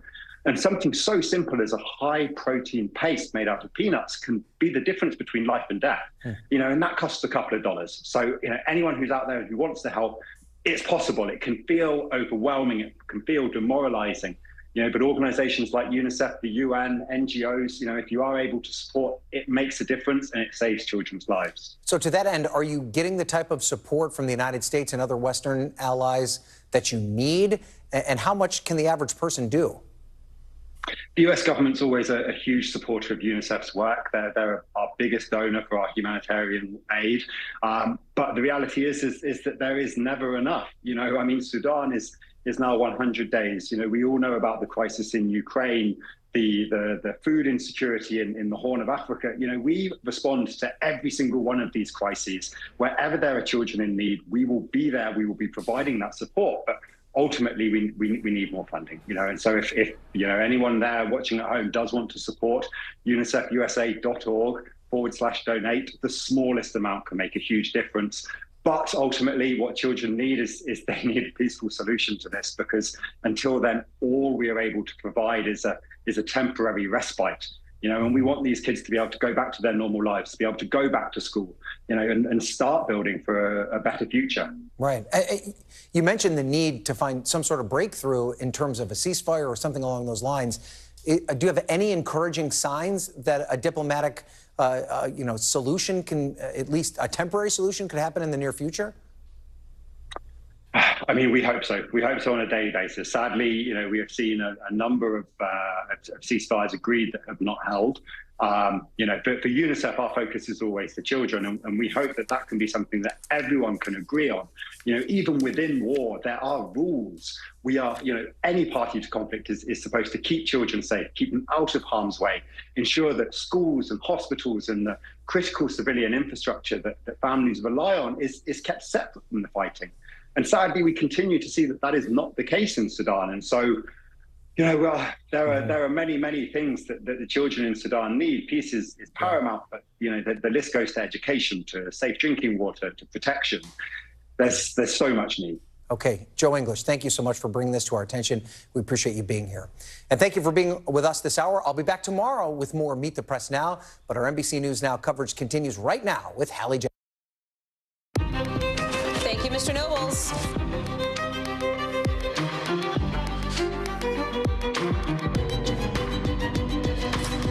We're coming on the hour with breaking news out of Texas, with the Justice Department ramping up its legal fight against the state, demanding answers on a controversial plan to put potentially dangerous barriers in the river separating Texas from Mexico. We're going to take you there with what the DOJ just did and how Texas is responding. We're also live in Greece, where wildfires are creating a nightmare for tourists. And heat here at home is leading to scenes like this one, a windshield smashed to save a baby from a hot car. Also new tonight, an officer whose canine mauled a black man as he surrendered is now on leave. An attack so disturbing, some of the troopers seem to find it hard to watch. The 911 calls, we are just getting in. Then the about face from one of the biggest name companies on whether its employees could be drafted into Russia's war with Ukraine. We'll explain. And huge protests across the Muslim world against Denmark and Sweden's position that burning the Quran is protected by freedom of speech. How we even got to this point in the first place. And in tonight's original, why a woman who says she's the first to visit every country is getting sued because somebody else says she's lying about it to make money. That influencer drama coming up later in the show. Hey there, I'm Hallie, and tonight we start with news just breaking into us in the last couple of minutes here. The Justice Department officially suing the state of Texas, escalating a legal fight over controversial buoys put in place to try to keep migrants from crossing the river from Mexico. Take a look here. Activists say these things could actually be pretty dangerous. This is what they look like, with the potential for people to get caught up in them and maybe drown. But Texas Governor Greg Abbott, who put up these buoys earlier this month, he is okay taking this to court. In a statement earlier saying the Constitution grants Texas sovereign authority to protect its borders and blaming the Biden administration for not doing enough to stop illegal immigration in the first place. Right as we were coming on the air, we heard from the White House in a statement calling these buoys dangerous and unlawful. NBC's Priscilla Thompson is joining us now live from the border. A lot of warning that this could happen if Texas didn't budge. Texas did not budge, and now essentially a lawsuit against them. Take a look and help us understand what comes next. Yeah, well, we are about to find out because the Department of Justice has now filed suit. We saw Texas Governor Greg Abbott send out a letter to President Biden, or make a letter that he had sent to President Biden public earlier today, where he effectively said that he was not going to remove these buoys. He says that Texas has a constitutional right to protect its border, and he says that that is what is happening here. He wrote in that letter to President Biden, quote, "You must fully enforce the laws of the United States that prohibit illegal immigration between ports of entry. In the meantime, Texas will fully utilize its constitutional authority to deal with the crisis that you have caused." So he is not backing down. And in that letter, he also pushed back on some of what the DOJ is basing their case on. The DOJ says that he is in violation of the Rivers and Harbors Act, which says that he had to get approval from the U.S. Army Corps of Engineers before placing anything in this water. But Governor Abbott says that buoys are not something that is listed under that act, and therefore he is well within his rights as the commander-in-chief of this state, if you will, to do that. And so it is very clear that both sides are very dug in here, and it appears that this ultimately will be decided by the courts. Hallie? I'm looking behind you, Priscilla, and it looks to me like you are standing in front of essentially a line of those buoys right there in Eagle Pass. Can you give us a sense of what's around them, what you've been hearing and seeing as you've been live on the ground? Yeah, these are the buoys that you see behind me. And when we came out here earlier this month when they were being installed, and the Department of Public Safety said this is an important deterrent. This is going to help us dramatically. It is a barrier, and any type of barrier is going to be helpful. But Hallie, what we've seen today is migrants and people just walking past the buoys. They're about 1,000 feet long. That's about the length of 3 football fields. And so people are walking past them. In some instances, we have seen one man who jumped over the buoys in between sort of two cracks and buoys. So it does not appear to be stopping the migrants. But as advocates have said, they fear that it's making the journey a little bit more dangerous. They fear that people could try to swim under them and potentially drown. But we saw a woman from Honduras, 8 months pregnant, who made her way past and still managed to come up on the embankment. And you could just see how exhausted she was. And in this heat, it is very concerning about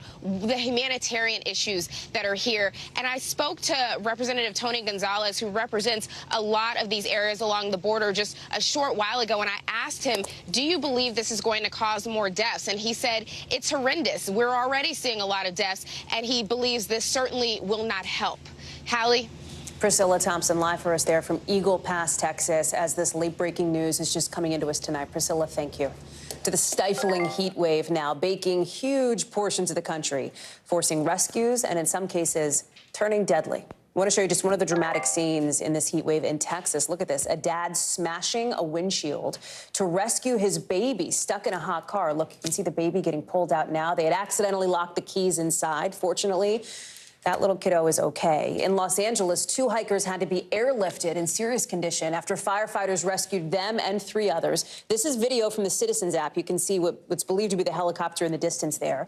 And in southern Nevada, 2 female hikers have been found dead. Police did not release any more details, but temperatures in this area hit about 115 degrees. Some spots are so hot that even the rescuers needed rescuing, like one dog helping to look for a missing hiker who had to be airlifted to safety after getting just too overheated. This is a global story, too. Look at this. In Greece, the heat wave is making it harder to fight this huge wildfire. Something like 19,000 people had to be evacuated from the island of Rhodes in what's being called Greece's biggest evacuation operation ever. Airports are now jam-packed with people trying to get out, including a lot of tourists who'd been visiting over the summer break. Josh Letterman is going to join us live from Greece, from Rhodes, in just a moment. But first, let's get to Marissa Parra in Miami.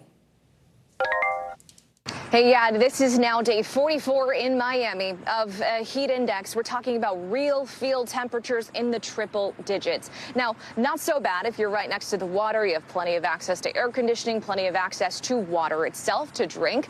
But it is downright grueling if you are outside, whether that is by choice, whether it is because of your labor. And we're seeing just how dangerous, if not deadly, this is. This isn't just here in Miami or Florida. This is coast to coast. And this has not just been this week. Again, this is something that is stretched on for weeks on end. Out in Phoenix, I was reporting on how first responders are seeing this strain, hospitals are seeing this strain. We have seen rescues for hikers out of the West.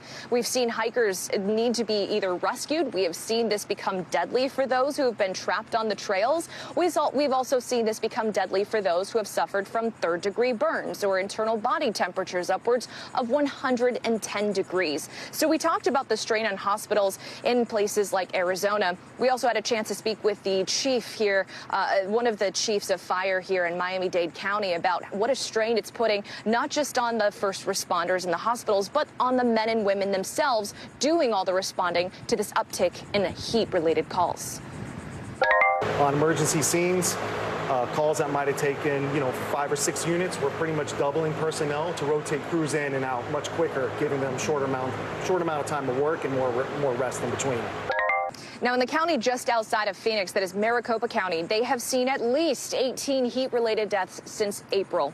And this is something that, again, is gaining traction across the South here in terms of measures that can be taken to protect those who work outside. We just saw an ordinance move through one of the first of many hurdles to come in terms of protecting workers that have to work outside, whether it's construction, whether it's farm work. That's down here in Miami-Dade County. But, when it comes to whether there's going to be a break in the heat, well, here's the thing. The heat dome is not only not going away anytime soon, we're seeing that it is now expanding now to include the Midwest and the Plains.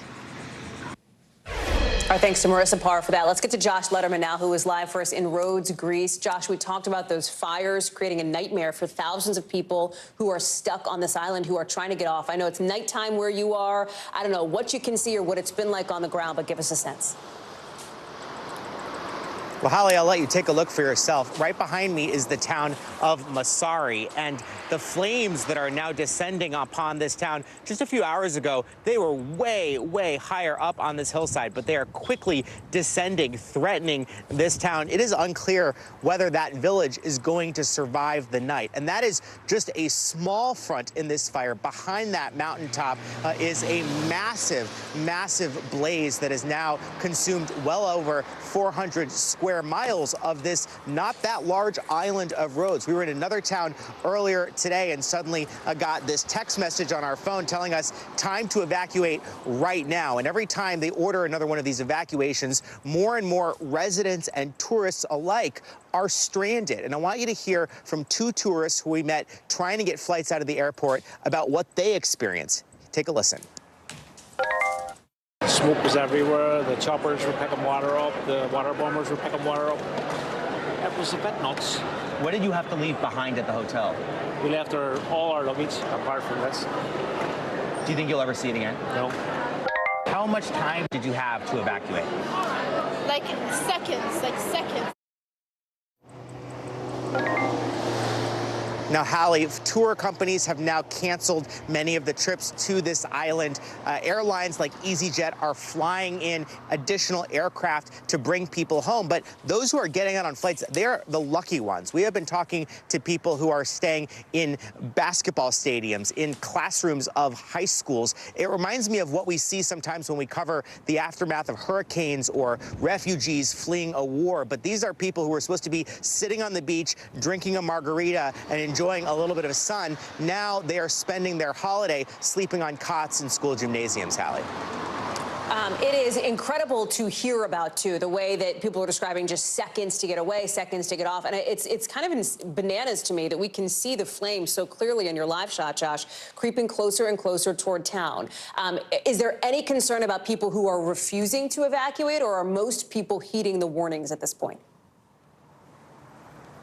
You know, I spoke to a Red Cross, a volunteer, about that exact issue today. So far, we are seeing pretty good compliance, and there are no reports of deaths in this wildfire, which is maybe the only bit of good news that the island of Rhodes has had. There have been a few reports of injuries, but so far, people seem to be taking this seriously. They're also watching the wind really closely to try to anticipate which direction the fire is going to go.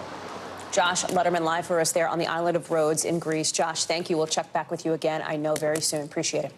So late tonight, back here at home, our first look at the 911 calls in an Ohio town where we're learning a police officer is now on paid leave after unleashing a dog on a black man who was on the ground with his hands up. We're going to show you video of the incident now. We're going to show it to you once. We want to warn you that it is disturbing. I want you to watch. Do not release the dog with his hands up. Don't. Do not. Get the dog off of it. Okay, so you see there Officer Ryan Speakman directing the dog towards this 23-year-old man. Even with members of the Ohio State Highway Patrol, did you hear them? They were specifically saying, do not release the dog. You can see at one point what looks to be shock from another patrol officer. She walked away from her colleagues trying to perform first aid. But the trooper who ordered Speakman not to send the dog, even questioning whether he was vocal enough. Listen. Was I not loud enough? You said it 3-4 more times. Was I not loud enough, he said. Now, the man police chased there, Jadarius Rose, he's out of the hospital. But in the moments before this all played out, it appears Rose called 911. Here's a bit from one of those calls. I'm being chased by like 20 police officers, and they all got their guns pointed directly to my truck. Okay. So now I'm trying to figure out why they got their guns all pointed to me, and they all white people. I want to bring in Jessie Kerr. She was in Circleville, Ohio, just south of Columbus. Talk us through these new developments late today, Jessie, because there have been a number of them in video of this incident that has just gotten a lot of headlines because of what it shows, what you can hear, and the nature of this.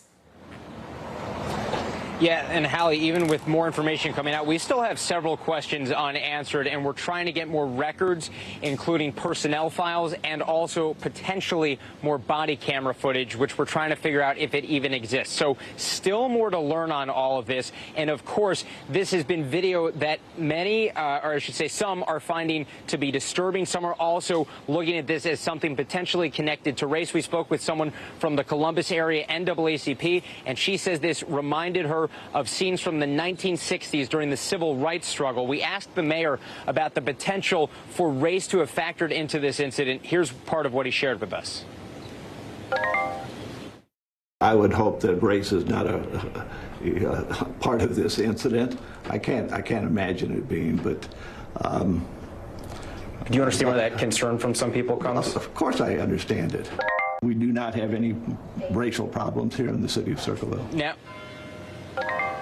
Now, we have learned more about the officer involved, the canine officer who is under scrutiny. He has been identified by authorities as Ryan Speakman. Some details we have. He has been on paid leave for at least 5 days, according to the mayor here. However, the mayor could not, said that the officer was not immediately placed on leave when this incident occurred. I asked why, and the mayor said he did not know.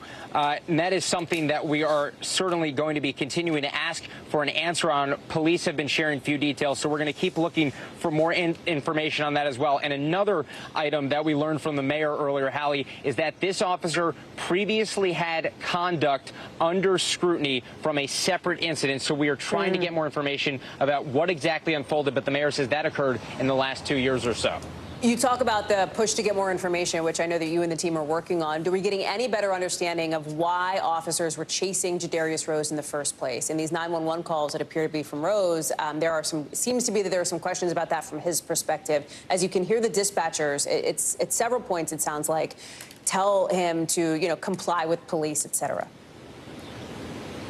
Yeah, so state police say that there was an attempted traffic stop on July 4th that led to a nearly 30-minute chase before Rose eventually pulled over and got out of the vehicle. As you showed before, we do have some 911 audio that authorities have released. They say it is from roughly from the location and the time when this incident occurred. And they say that the caller did not identify himself, but it appears to be Rose. Here's some more of that 911 audio. And they ain't told me nothing. I don't know why they pulling me over. Okay, they want you to roll your window down, okay? I did that the last time, and all of them had their guns pointed at me. You think I feel safe getting out with all these police officers? Okay, and here's some more information that we know about Jadarius Rose. So he is 23 years old, according to authorities. According to the police report we reviewed, the reason that this traffic stop attempt was initiated was over a missing rear mud flap. That's what police talk about in their report. And as we mentioned, it appears he called 911 himself. Authorities said that in their report that he called 911 himself, and he has been charged criminally. He is out of jail, according to records we have reviewed, and also authorities say that he is out of the hospital, Hallie. His attorney has declined to comment to us. Jesse Kirsch live for us there in Circleville, Ohio. Jesse, thank you. To Israel now, where we are watching the potential for more demonstrations tonight after hundreds of thousands of people protested because Parliament passed a key part of the Prime Minister's very controversial plan to overhaul the Supreme Court. Look at this. We want to show you some of these images, right? People actually blocking access to Parliament in Jerusalem. There were these confrontations. You're looking at some of them with police over a new law.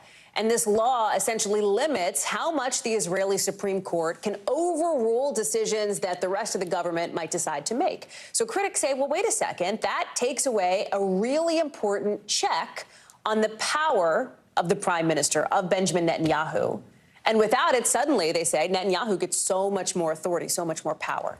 It gets kind of murky because Israel does not actually have a written constitution. I want to bring in Raf Sanchez, who's live on the ground for us in Jerusalem. This is a story broadly, Raf, we have been covering for months. The opposition leader now says they'll appeal maybe tomorrow, as we've been seeing these protests that are getting bigger and more intense on the ground. Tell us what it's been like tonight and where this goes. Hallie, it has been very intense. Until a few minutes ago, there were thousands of protesters who were blocking this intersection in downtown Jerusalem. The police bringing in water cannons, shooting high-powered sprays of water into what was really kind of a dense mass of humanity, trying to force them to give up. They did eventually leave this spot tonight, but they say they will be back on the streets in the days to come, continuing this fight. But Hallie, Israel is sailing into uncharted constitutional waters right now. As you said, the leader of the opposition, Yair Lapid, says that after this bill passed today, which weakens the powers of the Supreme Court, he is going to go to the Supreme Court and ask the Supreme Court to strike down this bill. And if the judges do so, then really all bets are off. No one knows, from the constitutional legal analysts to the people on the street, what exactly that means. Netanyahu has another couple of elements to this overall judicial overhaul package, one of which is changing the rules on how judges are selected. I'll spare you the technicalities, but he wants to give the government more control over the committee, which right now appoints judges through consensus. The White House is saying that they hope that Netanyahu will seek a much broader consensus himself than he has so far in this process. But this is a very, very divided Israel tonight. Hallie. Well, it is, Raf, and with so many questions about the process unfolding from here, we know there is obviously a nexus to what's happening here at home and the relationship between the U.S. and one of Israel's closest allies, which is, of course, America here. What are we hearing from the White House? Yeah, so the White House has been giving this kind of unusual, regular commentary about the political process that has been playing out here in Israel, making very clear that they are concerned that this legislation is leading to deep divisions inside Israel, inside an American ally. The State Department was asked earlier today, is the U.S. actually threatening anything? Are they going to withhold military aid to show their displeasure at this legislation going through?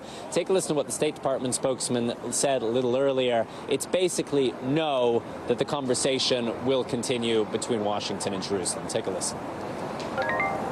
Rather than think about this in terms of consequences to our relationship, we think of our relationship as one in which we have areas where we disagree and we cooperate, and areas where we do not hesitate to express concerns. Now, Hallie, the White House also tonight saying it is unfortunate that this legislation went through Parliament on the slimmest of possible majorities. It doesn't come any slimmer, Hallie. 64 members of Parliament voted for this legislation, all of them from the government. 0 votes against as opposition lawmakers walked out of the chamber in protest. Hallie. Raf Sanchez live for us there in Israel. We'll be checking back again with you, Raf, very soon. I know. Appreciate it. We got a lot more to get to here on the show, including coming up breaking news, some new information on that investigation into the Alabama woman who says she was kidnapped and saw a toddler walking on the street. We are just now hearing from her lawyer explaining what she says really happened the night she disappeared. We'll have that in a minute. Plus, a gruesome case in Florida. What we're just hearing from police in the last few hours about suitcases with human remains inside found floating in a waterway. And Trader Joe's recalling a couple kinds of cookies for a kind of weird potential contamination. We're going to explain in just a minute.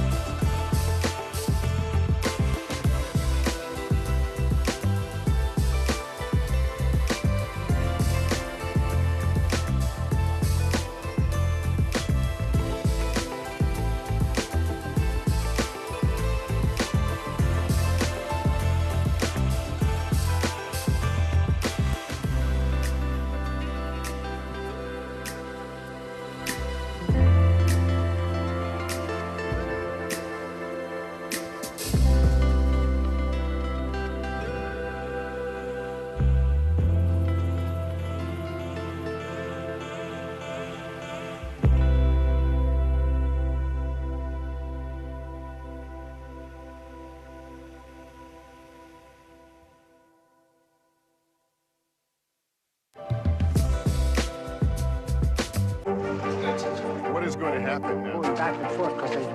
Go ahead. This is it.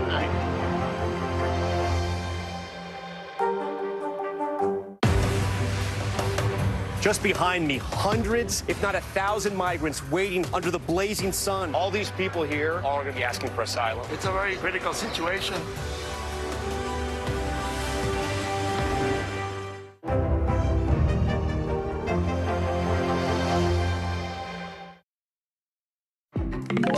Two new lawsuits announced today from former athletes who say they were hazed while playing for Northwestern University. One from former quarterback and wide receiver Lloyd Yates, the first former player to actually attach his name to a lawsuit. He says he was touched inappropriately and that coaches knew about the hazing. Listen. No young teenager should have to bear what we did as freshman students. We were conditioned to believe that this behavior was normal, which was sickening and unacceptable. To all the young athletes out there, I urge you to stand up. Stand up for yourself, even when the odds are against you. The second suit comes from a former women's volleyball player identified only as Jane Doe. She claims she was hazed so badly she needed medical attention and then faced retaliation when she reported it. NBC's Maura Barrett is following this story from for us from Chicago. Let's start with the sort of football team and Lloyd Yates. Talk about the allegations here and the way that the school is responding. Yeah, Hallie, just reading through this 52-page lawsuit is literally jaw-dropping. And as I describe some of these allegations, I do want to warn viewers that they are graphic and they do describe sexual violence. And this is something that, unfortunately, Yates experienced and he says many of his other teammates experienced. And it has pushed them to the point of psychological trauma that some players have even considered suicide. And so when you're talking about the severity of what he is and what these other players are looking at as we see more of these lawsuits come in, it really is shocking, especially as today's lawsuit alleges that coaches and assistant coaches knew what was going on. One assistant coach, in particular, apparently participated in that hazing. And so a really concerning situation for these players to be in. I want to pull a section of this lawsuit to read from you. Basically, they talk about a situation in which new players would then be what they called running. Running consists of a group of players forcibly holding down a non-consenting teammate and rubbing their genital areas against the teammate's face, buttocks, while rocking back and forth. So essentially dry humping these young players by an older person. Now, the university did release a statement to student athletes communication saying that they're not saying that this harmful action didn't take place, but they did say that student athletes in general at Northwestern are upstanding individuals. So we are looking to hear more from Northwestern on this, but they do say that an investigation is ongoing in terms of all of this, Hallie. And does that include the Jane Doe case as well, the female volleyball player? That is, and so this is just yet another lawsuit that we've seen come in, and yeah, so the situation with the female volleyball player had been investigated, and coaches were placed on suspension, and they say that disciplinary action was taken, but this is something that I just got off the phone actually with the volleyball player's lawyer, and he said this is something that has continued to happen with her teammates as well, Hallie. Maura Barrett, thank you very much for your reporting on this. More to come, I'm sure, as we learn more. Appreciate it. In our next hour, by the way, that former Northwestern football player, Lloyd Yates, who we just talked about, he will join me live one-on-one along with his attorney, Ben Crump. Stay tuned for that coming up just about 60 minutes from now in our next hour right here on NBC News Now. When we come back here on this hour, new information on that investigation into Carly Russell's alleged disappearance. What her lawyer now says really happened the night she says she was kidnapped and saw a toddler on the highway. Plus, a huge multinational company now saying it would let its Russian workers get drafted, potentially to fight in Ukraine, and why it says it's keeping business in Russia in the first place. Plus, later this hour, a new study says just 8 habits could help you live 2 decades longer. So what are they? We got you coming up.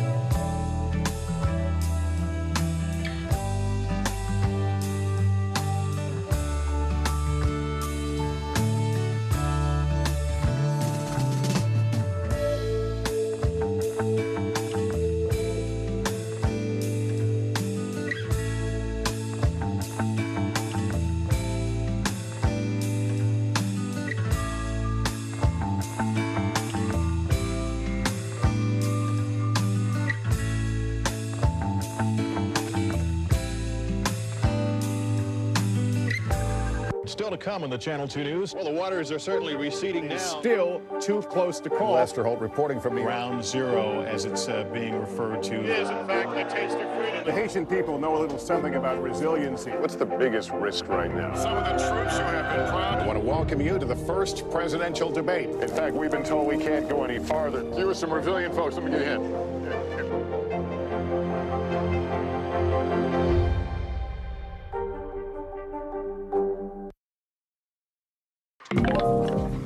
Let's get you over to the 5 things our team thinks you should know about tonight. Number 1, a woman was killed when she came into contact apparently with a bear near Yellowstone.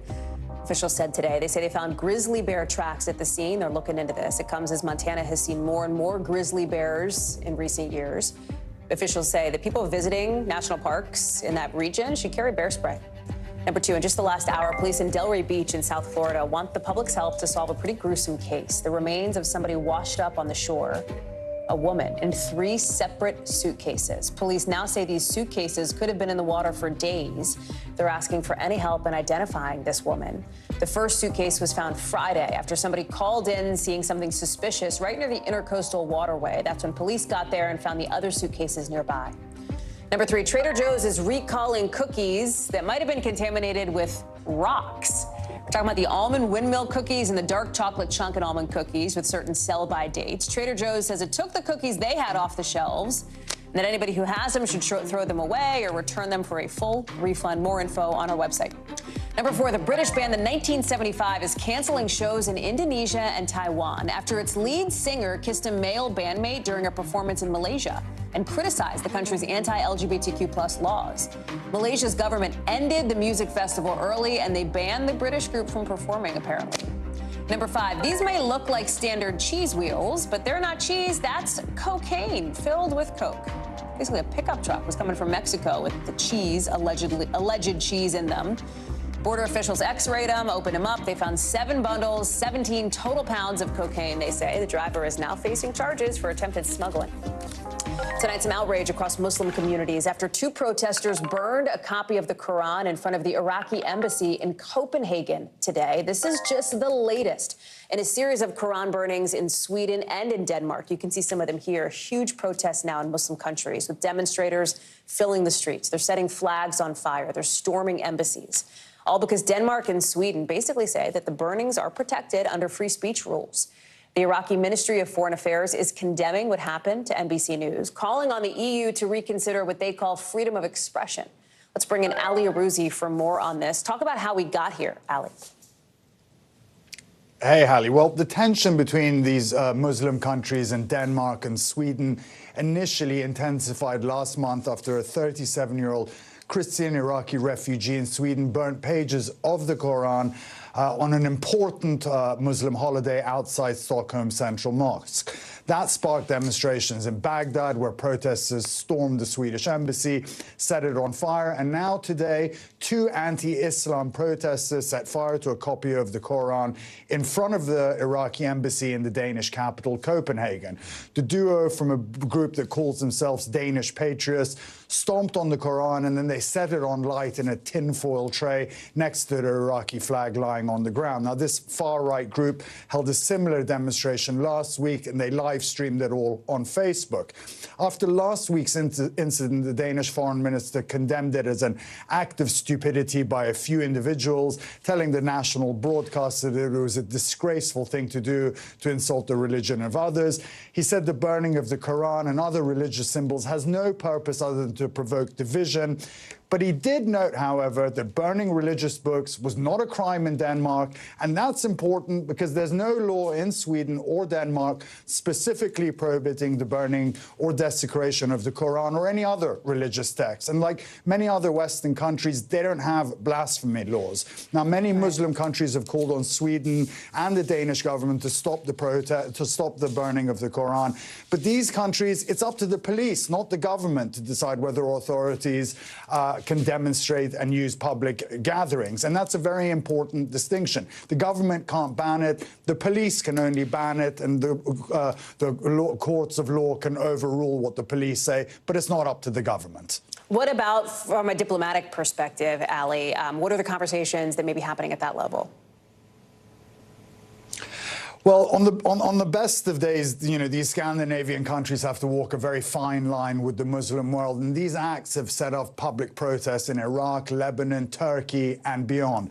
Saudi Arabia and Iran, the leading Shia and Sunni powers, have summoned the Swedish diplomats in protest. Iran's supreme leader has said that the culprits should be sent to Islamic countries and be tried in their courts. And obviously, Turkey, who's just allowed Sweden into NATO, is really annoyed about this. So a lot of fallout, which will probably continue. Ali Arouzi, thank you so much for bringing us up to speed on that. Appreciate it. Let's talk about Unilever today, saying its Russian staff could be sent to war in Ukraine if Russia calls them up. That's because a law in Russia requires that any companies doing business there let employees who are Russian citizens be drafted. Unilever is facing some backlash for still doing business in Russia, even with its invasion of Ukraine, with the Ukrainian government going so far as to call the company an international sponsor of war. In a letter to a pro-Ukraine coalition, Unilever says it's continuing its operations in Russia, I'm quoting here, to avoid the risk of the business ending up in the hands of the Russian state, either directly or indirectly, and to help protect our people. So they're framing this as a way to help their employees. Remember, Unilever has like 3,000 workers in Russia. They own a whole bunch of brands. You probably know Hellmann's, Dove, Ben & Jerry's, Pond's, Lipton, and much more. Caleb Silver is joining us now. He's following this story for us. So Unilever says they had some options, but none of them were great options, right? What was the company considering, and how did they get to this point? Yeah, the company was considering either selling off its operations entirely or selling off chunks of it to different partners in Russia. Both of those options, they say, would have meant that Unilever wouldn't be in the hands of the Russian government at the end of the day, and they were trying to avoid that. Now, they have suspended some operations there, no imports, no exports, no media or advertising like many other companies, but they haven't ceased operations entirely. And now they're saying they do comply with the laws of the countries that they operate in. Well, one of the laws in Russia is to have your companies get called up to the army if they're being called up in a time of war. That's what's happening now, and they say this is the best of all possible options. We're more than a year into this invasion of Ukraine here by Russia. Some 500 companies have pulled out totally. Another 500 have suspended operations. Others have cut back on operations. You can see the numbers here, right? It is not for companies that hold business outside of Russia. Hasn't seemed to have been good business to continue to do it inside Russia. But talk about the climate for businesses that are like Unilever operating there. Yeah, well, Unilever does supply a lot of household products, so their business is good. It's not a huge business there. By all estimates, it's somewhere around $120 million in revenue. Last year, they did pay taxes on that revenue. It's not like it's a booming market for them. That said, the ruble, which was destroyed last year in terms of value, has been elevated. They've been doing better because of the rise in the value of the ruble, but they haven't cut business entirely there, and they don't intend to. Caleb Silver, thank you very much. Appreciate it. Let's get you out of that breaking news we told you about just a couple of minutes ago. That missing Alabama woman who came back home, Carly Russell. Turns out her lawyer says she was never kidnapped and she never saw any toddler on the side of the highway. Blaine Alexander joins us now. And Blaine, this puts to rest, I think, a mystery that we've been talking about for something like a week after the alleged kidnapping of Carly Russell. She was missing for about 48 hours, said she saw a toddler on the highway, told police she'd been abducted. Turns out it was all made up. Is that what happened? That sounds like that's exactly what happened, Hallie. This really is a stunning ending to a case that in so many ways has captivated this country. So not too long ago, police there in Hoover, Alabama, gave an update. They read a statement from an attorney on behalf of Carly Russell and essentially said, point blank, there was no kidnapping. I want to read you a couple of the top lines from this. There was no kidnapping. She says she never saw a baby on the side of the road. She didn't leave the Hoover area. She says she did not have any help in this incident. I think that's something that's important to point out, that this was a single act done alone by herself. She says in the statement that my client was not at a hotel with anyone from the time she was missing, that Carly apologizes to everyone in the community who searched for her, and then kind of ending by asking for prayers. We ask for your prayers as Carly addresses these issues, her issues, and attempts to move forward, understanding that she made a mistake in all of this. So, Hallie, you know, we kind of saw that this could be coming when the police put out their press conference last week, pointing out inconsistency after inconsistency in her story and a number of things that pointed to no kidnapping. But today, she's speaking out through an attorney. Now, there are still a number of questions, a chief among them. Where was she during this 49-hour period during which she was missing? We know that that's something that police say they're going to be looking into as well. Could criminal charges be coming? Was there any allusion to that? That's a possibility. You know, police said that everything's on the table. They were asked whether the parents were being investigated. And you'll remember that her parents really gave a strong, compelling interview to our Priscilla Thompson, in which they said after she returned home that they fully believed that she was fighting for her life. So, but police say that despite that statement, they're still going to be looking into every possibility and that nothing's off the table, Hallie. Blaine, Alexander, thank you for bringing us that breaking news. I really appreciate it. Thank you.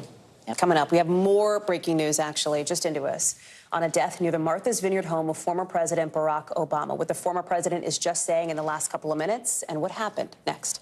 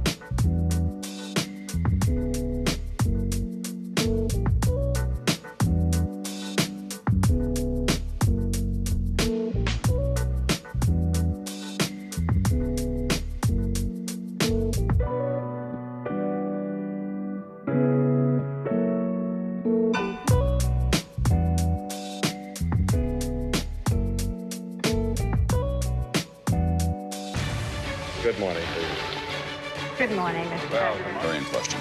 We pride ourselves on the ability to turn on a dime. We've got breaking news. Sometimes there are no words. The flashbangs are continuing to go off. What emotions go through you as you're watching these girls? These are really important moments in our history, and people remember who shared that news with them.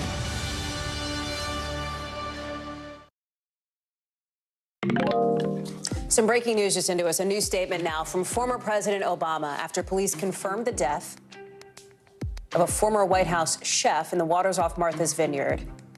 We'll have that in just a second, but first, the local now.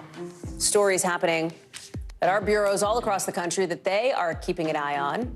It's a segment we call The Local. Let's start now in Florida, where a large quantity of cannabis has washed up on a beach.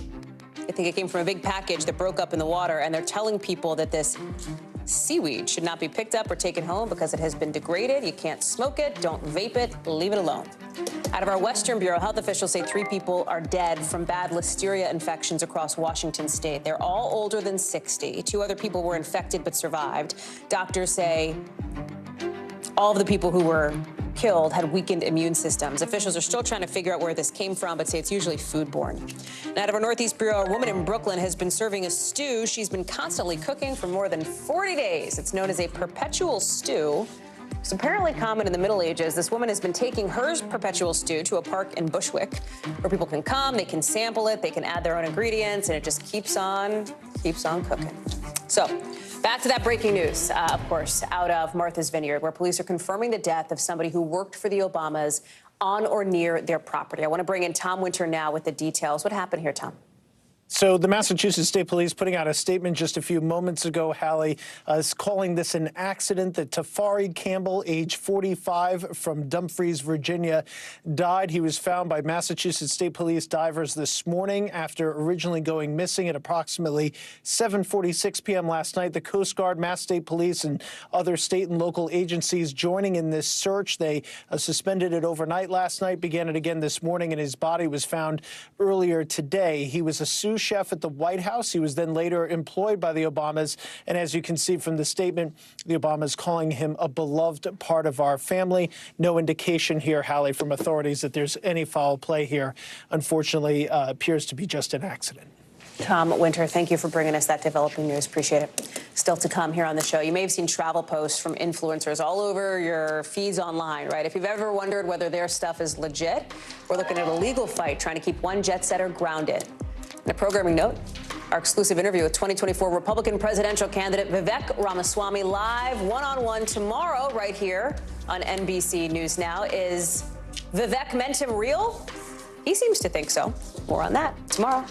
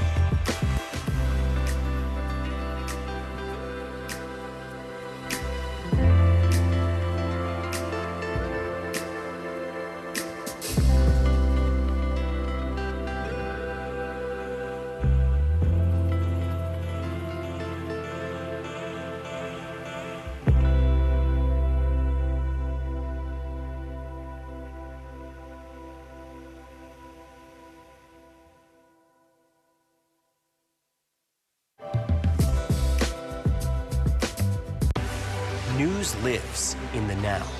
It's coming at us every second. News is more now than ever. Look at this.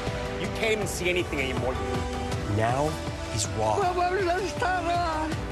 Now is real. The Fed's decision today, help us translate that into very plain English. Now is constant. You gotta see this. The future is now. News for the generation of now is NBC News Now. A new study just out tonight shares 8 ways, it's getting a lot of attention, the 8 things you should do if you want to live 24 years longer. If you could have 24 more years on this earth, would you do these 8 things? Here's some of them. It'll shock you. My God, exercise is one of them. Manage stress, get some sleep, have positive social relationships, et cetera, et cetera. On the other side, it's the things you shouldn't do. Don't smoke, don't drink too much alcohol, don't get addicted to drugs. The study is based on data from hundreds of thousands of people, military vets. It shows that even one of these healthy habits can extend somebody's life by something like 4.5 years. Just one of those things could give you 4 more years here on Earth. So, will you do it? Dr. Kavita Patel is joining us to break it all down. This is getting a ton of attention tonight because it's like, okay, 8 tangible things I can do to live longer, right? People might be, but some of this stuff, it's like it's so obvious and there's no silver bullet. We all know we got to exercise and manage stress, but to some people, it's like, where am I going to find the time? How am I going to do all this? Well, I think that's what they're trying to do is just say, look, if you could do all these things, 24 years starting at the age of 40, extending your life that much is within your reach. I think a lot of people think by the time you get to 40, okay, it's all done. Yeah. Whatever I've been doing, it's not possible. I think this really helps people reframe. And whether you start at 50, that's okay too. You can start at 60 and that's all right. So I think it's just showing people it's never too late to start any of these habits. And you don't have to do all 8, like you said. One of them at the age of 40 for a man can extend about 3.5 years, for a woman a little longer. So these are all kind of ways where you can have extra years of quality life added. And I think that's the key here. You know, not everything. Quality life, right? Quality life. Is there one of the, if I'm not going to do all 8, is there one that you pay attention to the most? I think the one that I would pay attention to the most are the nevers. Okay. So it's obviously if you started smoking, people will say, well, I'm done. No, I mean, just you need to figure out how to stop. Avoiding opioids. These are such big predictors of changing your life. So those are kind of easier to say, look, I never smoked, or I don't drink excessive alcohol, or I'll stop doing that. So it's easier sometimes to think about those behaviors. It's so hard for people to add new things. So what I tell people to do is do one thing. Don't try to do all 8. Do one thing. And then here's something else that might shock people, that genetics didn't factor into these 8, right? So it's not all your genetics. I think people should be kind of pleasantly surprised, because some people think, well, I'm just fated to whatever my family had done. No, this is like stuff you can do even if your family has an incredible genetic history of something. But there could be, are there not any other factors? I'm thinking like socioeconomic status, Absolutely. et cetera, right? Socioeconomic status, certainly actually your zip code can be the most important factor to dictate kind of how long you live and what kind of healthcare access. Is it because rich people live longer because they have better access to doctors? It's not even just rich people. It's where you live in, even in rich pockets, just having access to health care. So whether you have access to like a high-level trauma center, whether you have access to certain OB care, that's a lot of what can dictate your life. So that's one thing. The second, I think, thing that people don't talk about, which I see a lot of, is people don't come in enough to get things tended to when things don't feel right. So I'll talk to women who haven't had time to see a doctor since they had children, because they've just had so many other things to do. It's been years since they had their pap smears. It's been years since they had their mammograms. So there are some other conventional things. Like I tell people, just try to at least get in to see your doctor every year, a couple of years, because there are some things that we can do to check for other illnesses that you might not even know about. So those are all things that can factor in. But I would also say the final thing is you are who you're, you are kind of a combination of the average people around you. So the healthier people are around you and the more you can motivate each other, the more likely you are to attack that list of 8. When you saw this list, like honest response, what was your honest reaction? My honest response was, thank you for telling me for the 10,000th time all the things I need to do. Right, exactly. I need to understand how to start eating healthy. How do I eat more plant-based diets when I have 10 minutes to make food? That's right. And so that's why I think of what's the one thing I can start. One thing everybody can do is 5 minutes or even 1 minute of exercise. Not high-impact exercise, 1 minute. Of something, and start moving your something. body. Yeah. And do that for at least 3 to 4 weeks. It becomes a habit. Then tackle habit number 2. Thank you. That's a great pep talk. I'm motivated now. I'm going to make myself a plant-based dinner tonight. That's right. Thank you so much, Dr. Patel. Appreciate it. So tonight's Original Now with in-depth reporting on a topic we've been watching. And tonight it's truth in advertising, so to speak, and how that applies to influencers. We expect some degree of honesty from advertisers, right? Federal law says that ads have to be truthful. But what about influencers online? Do they have to be truthful? After all, some of them have as much reach as like big ad agencies. There's one travel influencer, allegedly the first woman to visit every sovereign country, who is now at the center of a lawsuit about the truth behind what she says she did. NBC News correspondent Noah Pransky is unpacking this story for us.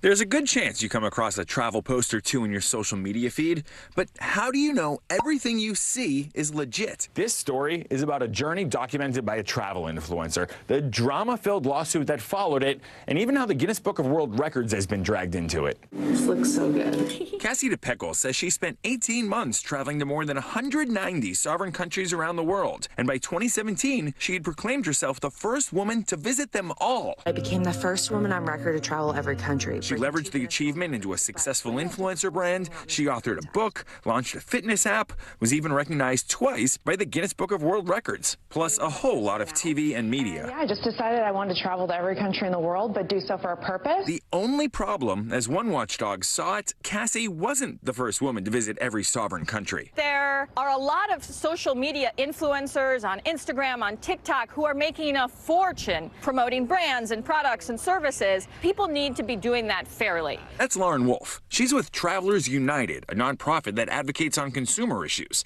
And she says they found at least 2 other women who documented the milestone before Cassie. Travelers United also took exception with Cassie's posts touting that she had been accepted to fly to space. And they didn't believe that she was following the law with her enthusiastic endorsements either. The Federal Trade Commission requires disclosure if a sponsorship is paid. So they put all these accusations in a lawsuit and sued Cassie for deceiving the press, her corporate clients, and the American public. We need to know when something is an advertisement and when it's not an advertisement. But the filing of the lawsuit was just the beginning of the drama. I'm here